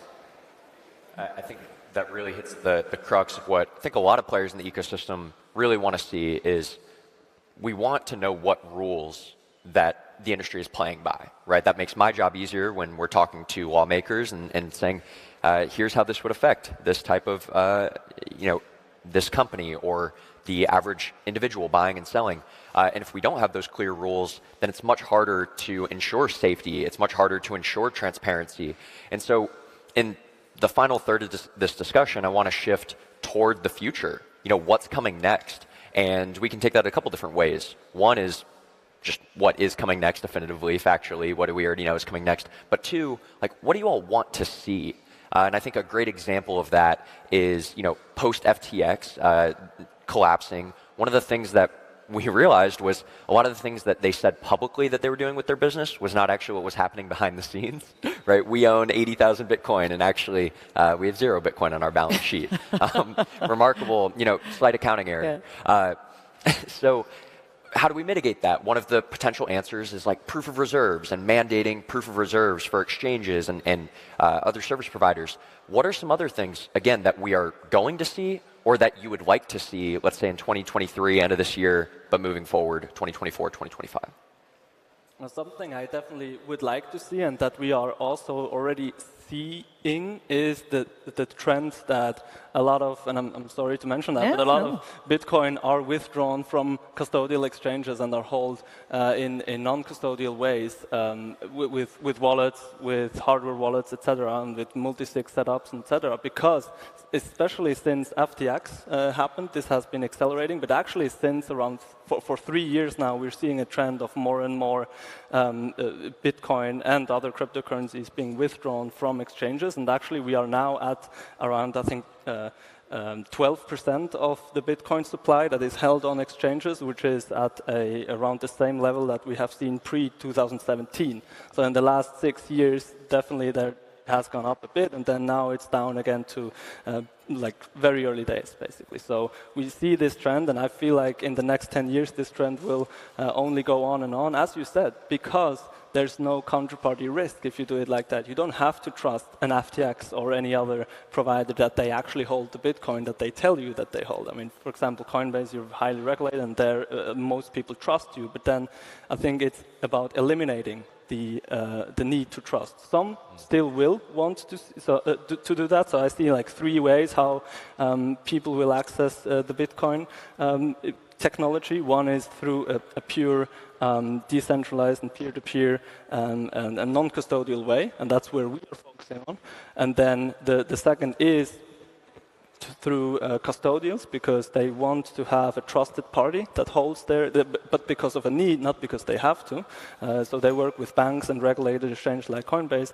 And then last but not least, some really want basically paper Bitcoin, like an ETF. And that's why it's also important that the ETFs are coming next year from BlackRock, etc., because the real big players, the real big institutions, like endowment funds, pension funds, and big hedge funds, they will want to have this way of holding the asset. But it's good that there are these different ways how to get into it. What I would like to see is that the trend is obviously moving more into the direction where people will want to hold the asset, the Bitcoin themselves, so they don't have to trust any counterparty, and they have full 100% transparency that they also can validate and verify themselves.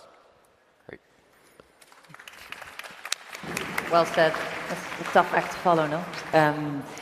No, I think very, very simply put, like we want to see as many people engage within this space as possible. If it's through centralized or decentralized exchanges, like the more people that engage in the ecosystem, the better. The more it gets normalized, the better. And it isn't just good for business; like it's better for the promise that ultimately crypto holds.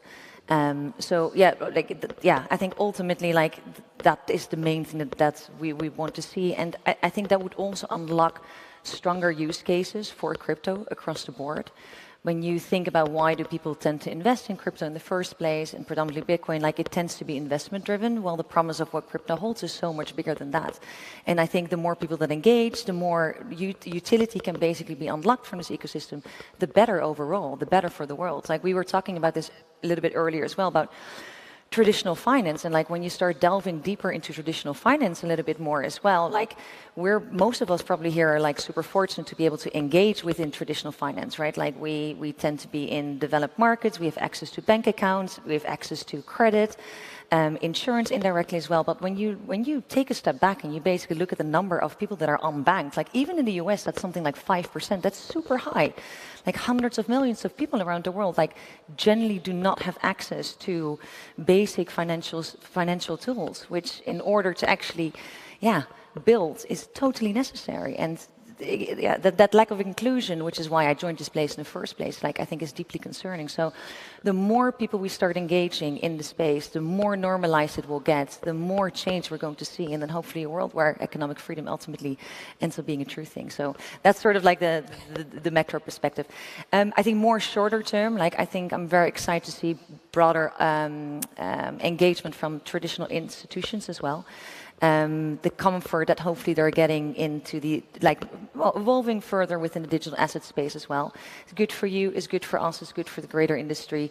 Again, seeing the BlackRocks of this world engage, that does well by consumers, does well by institutions. So seeing that shift happening a little bit further as well is something that we're excited about.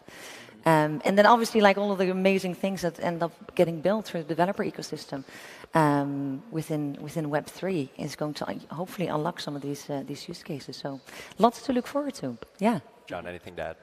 I think I would like to see ETFs get approved. The reason being, we will see price action. A lot more adoption, I think, is inevitable. It's only a matter of time. We've seen that before, historically, when, 4 or 5 years ago, the amount of users that were in the space was totally different than what we have today. So there's a lot more awareness, and that ETF, I think, it can be the next catalyst towards that additional adoption we need. What I love about this panel, as we're coming up against time here, is you have this push and pull, this dichotomy of who do you trust, and do you trust yourself, or do you trust an institution? And I think a through line of what we've been talking about is, Julian, you said you need it all. You need different options because different actors are going to want different options for how they custody their Bitcoin, how they buy and sell their Bitcoin, all of these different things. But clearly, with an FTX-like situation, companies are not always going to act in the consumer's best interests. And so what we've been seeing, with regulation that is on the horizon or has already been enacted is it is actually reducing that barrier of can I trust this company that I'm working with, is instilling that into law, into regulation. And Elke, it sounds like you think that is necessary for people to enter this space and feel like they trust it, because the last thing I'll say here is I think many of the people at this conference, many of the people listening to this right now, they're predisposed to the idea of, don't trust, verify. The vast majority of people in the world are much more used to finding an institution that they have some level of comfort and trust, whether that's through laws, regulation, transparency of that organization, whatever it is that allows them to say, I trust them, I want to work with them. And so it sounds like moving forward, whatever regulation, whatever we see in the future of exchanges is going to have to navigate that fine balance of how do we get people to trust working with us? How do we get the 95% of the rest of the world, a 96%, to buy Bitcoin? Well, you only do that by increasing that trust of what companies, what organizations they're working with. And so I want to thank you all for being here, for speaking. I want to thank you all for sticking around for the last panel. That is it. We got closing remarks, and the Bitcoin Amsterdam is done. So why don't you give it up for these people, and then you can get out of here. Thank you, everybody.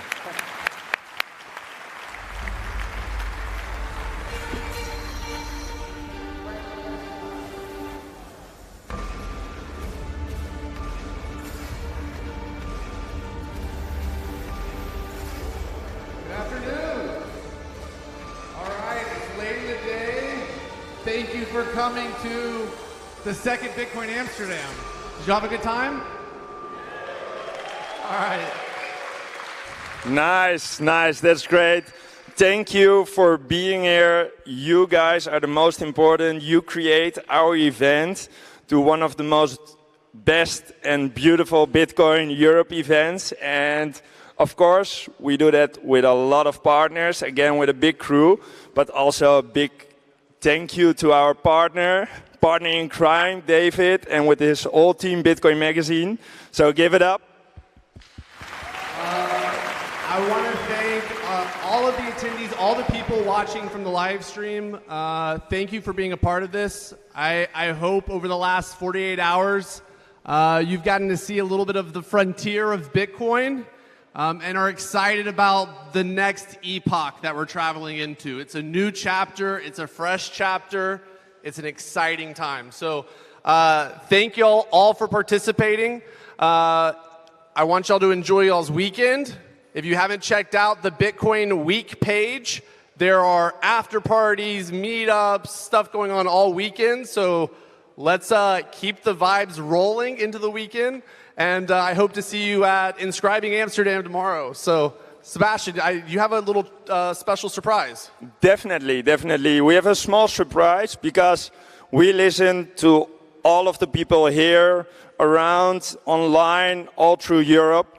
So for this week, we made a special discount for all our Bitcoiners here in the room and attended this event, almost 80% discount. We have a limited offer for €85. You can come to our next Bitcoin Amsterdam event. And next to that, of course, you are invited to Nashville, Bitcoin 24. Let's go, and I hope to see you there. Ciao. We need our Dutch Bitcoiners in Nashville, Tennessee, so I hope to see you there. All right. Ciao, everyone. Bye-bye.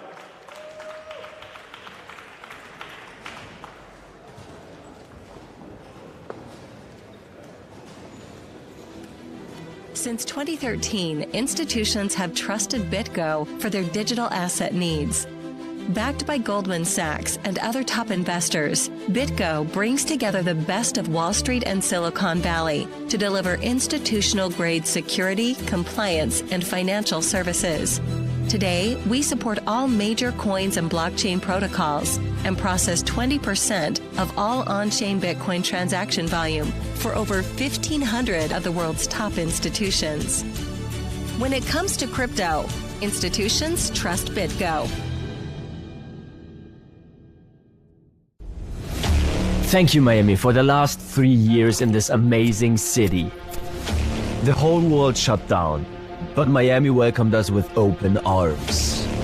We want to show Bitcoin to the whole world.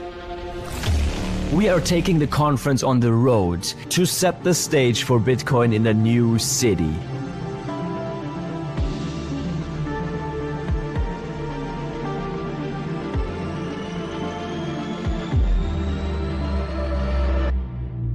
Nashville. Bitcoin 2024 is coming to Nashville in Tennessee, a city that is known as a music and freedom city. Bitcoin 2024 in Nashville from July 25th to 27th.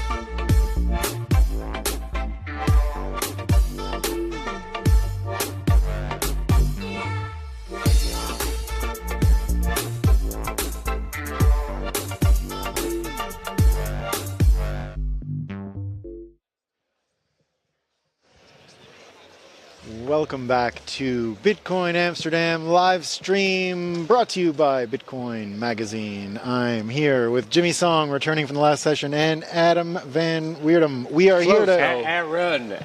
What did I say? Oh, I knew that. What am I talking about? Yeah, jeez. You're good. Guys, it's been many days. We're having trouble.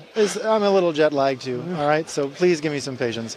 I've been working with you for years, Aaron, so I knew your name. I don't know what's wrong with me. No worries. But like we heard... You got it the second second time. No, I think your brain got fogged from the crap that they were talking on stage in the last panel. Let's talk you know? about that. We heard a pretty interesting contrast of exchanges, right? That was a crypto exchange, and what were their words? I heard we'll get consumer protection because stability will come because of regulation. Right? I heard that from one of the people.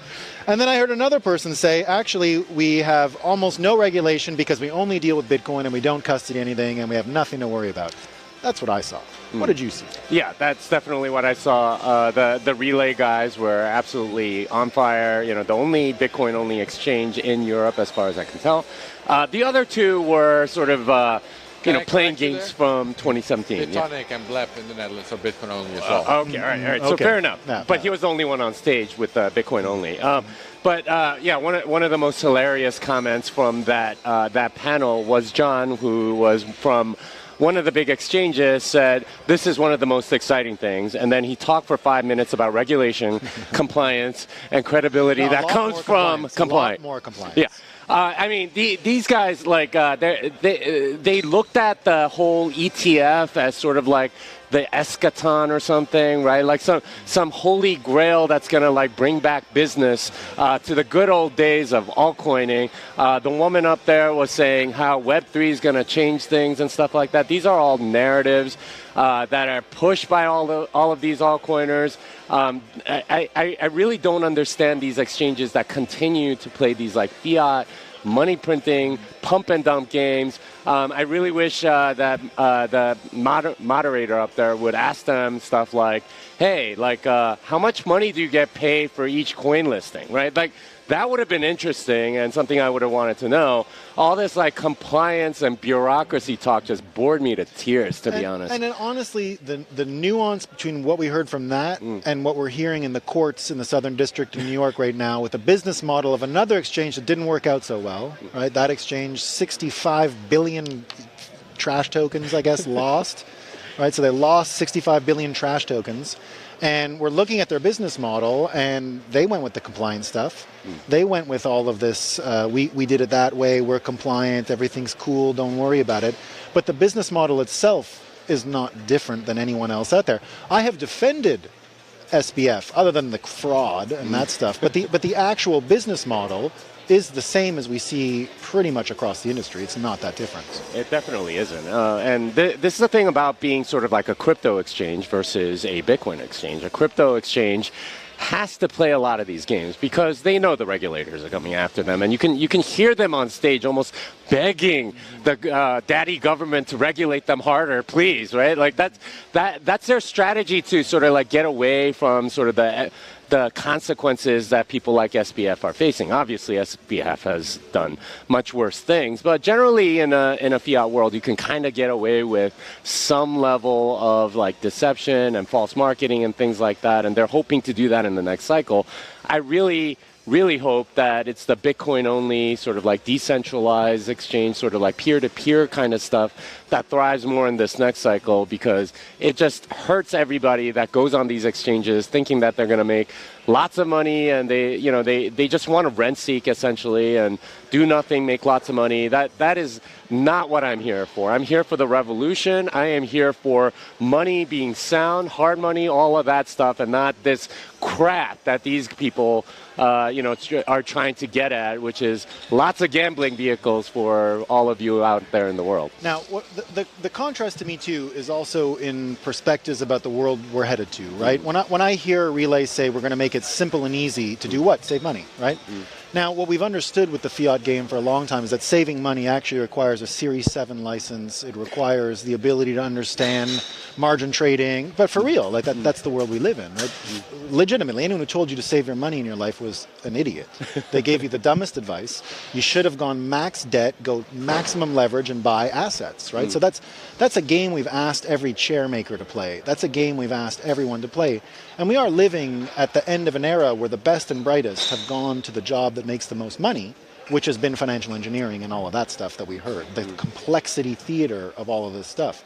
Now, the world that I think we're headed to is one where we get the good chairmaker again, because he's offloaded the cognitive load of saving their money. But hear me out for a second, Jimmy, because when you talk about the next cycle, right? we still are talking about, we saw that clash and that contrast right there between these two systems.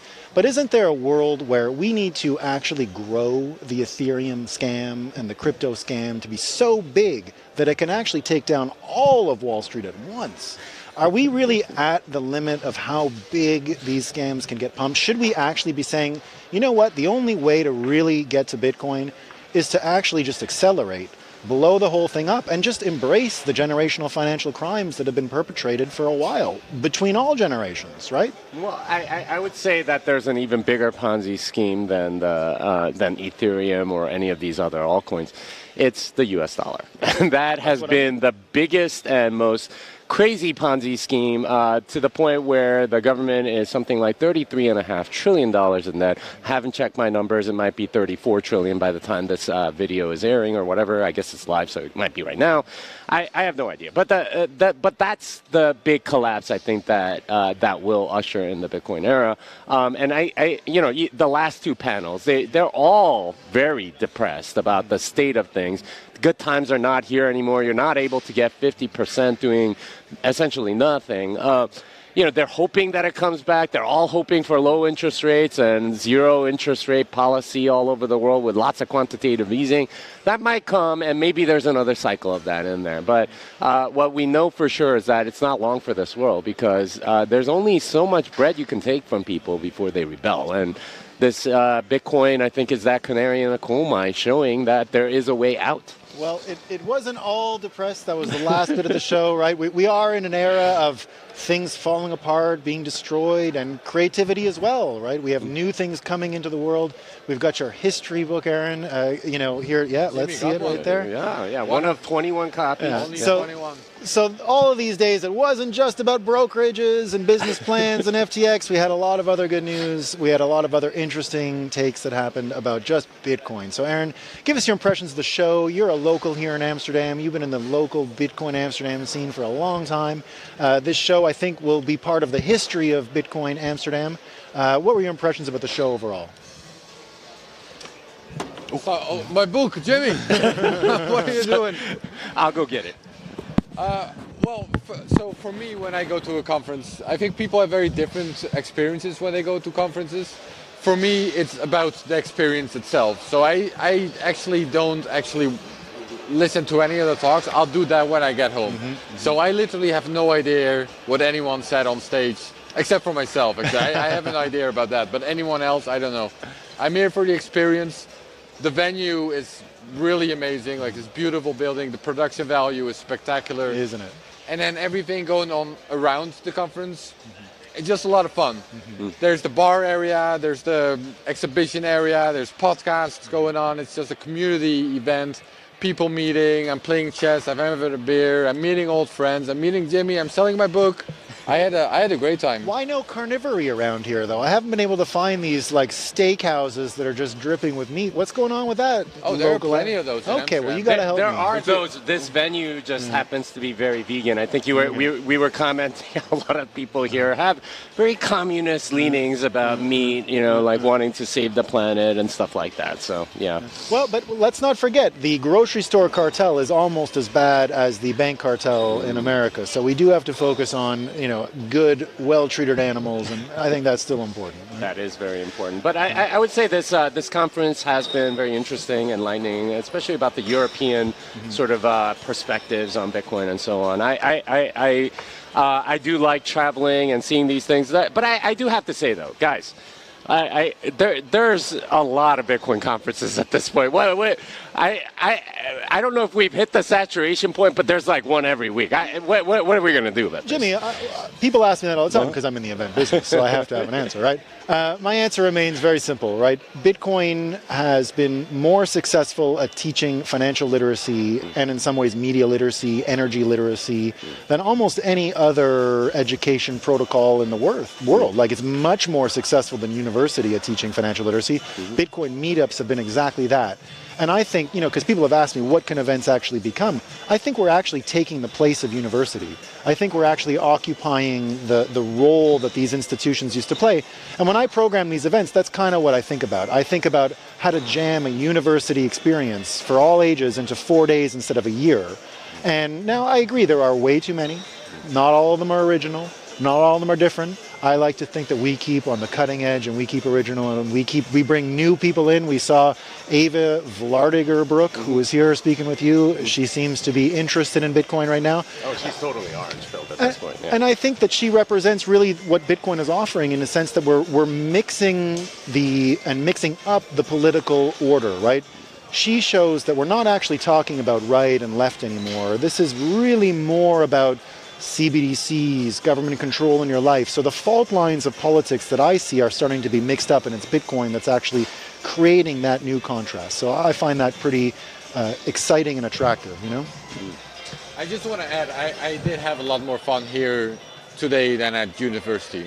I do think there's a real difference there, Nolan. Well, good, and I think that's what we're after. So there you go. Maybe there's just as much weed around with that. Like I can't go around without smelling weed here. It's well, you're in Amsterdam. Yeah, it is. Different it is than my university. Perhaps. I will say though that that conversation with Ava and Nolan, you and I got to speak with her backstage and so on was very enlightening. And I agree with you that there is sort of like a political fault line that's changing, especially like given what's happened, the events of the past week and a half.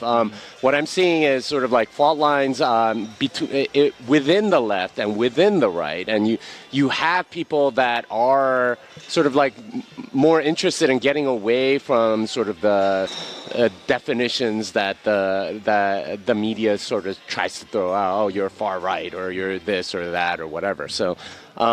Yeah, I do enjoy that, and I think Bitcoin is definitely a part of this revolution in politics as well.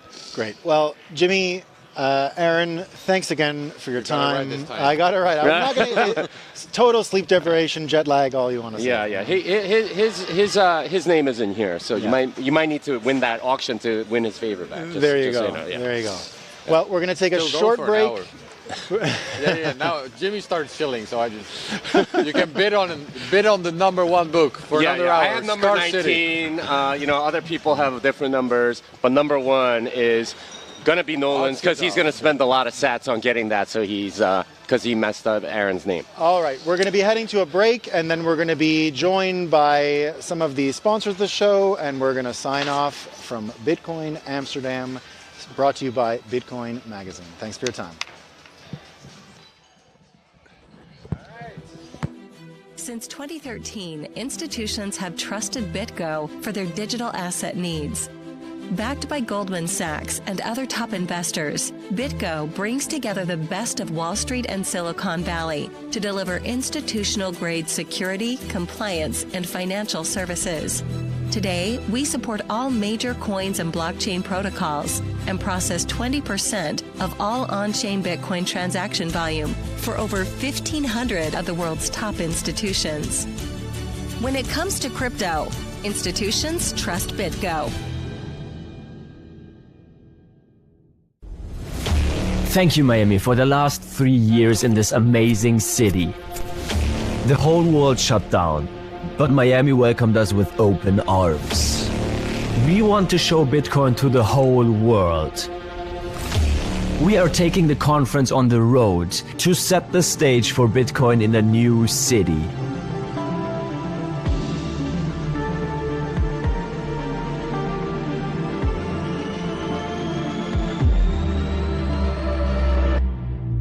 Nashville. Bitcoin 2024 is coming to Nashville in Tennessee, a city that is known as a music and freedom city. Bitcoin 2024 in Nashville from July 25th to 27th.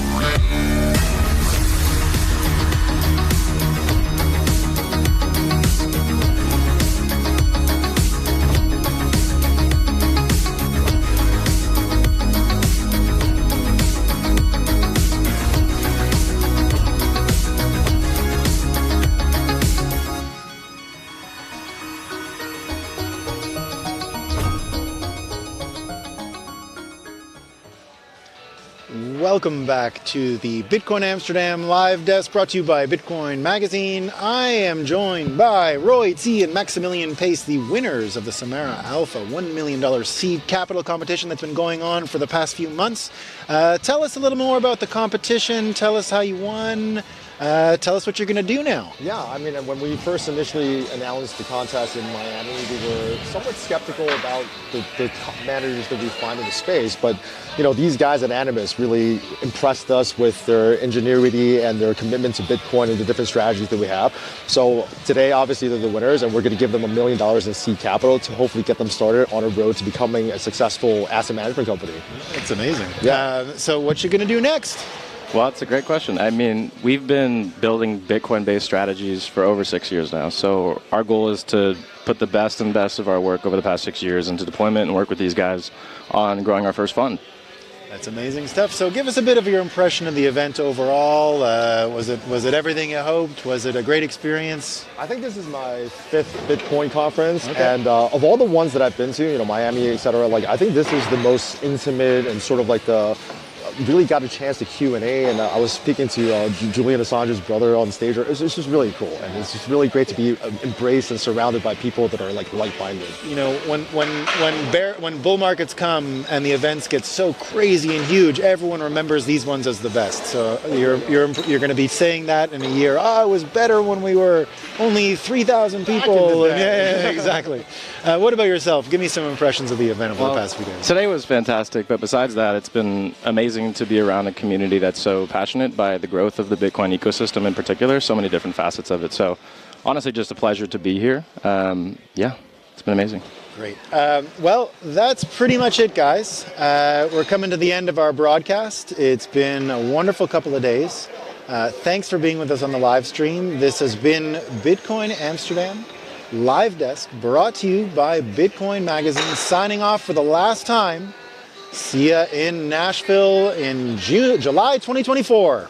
Bye now.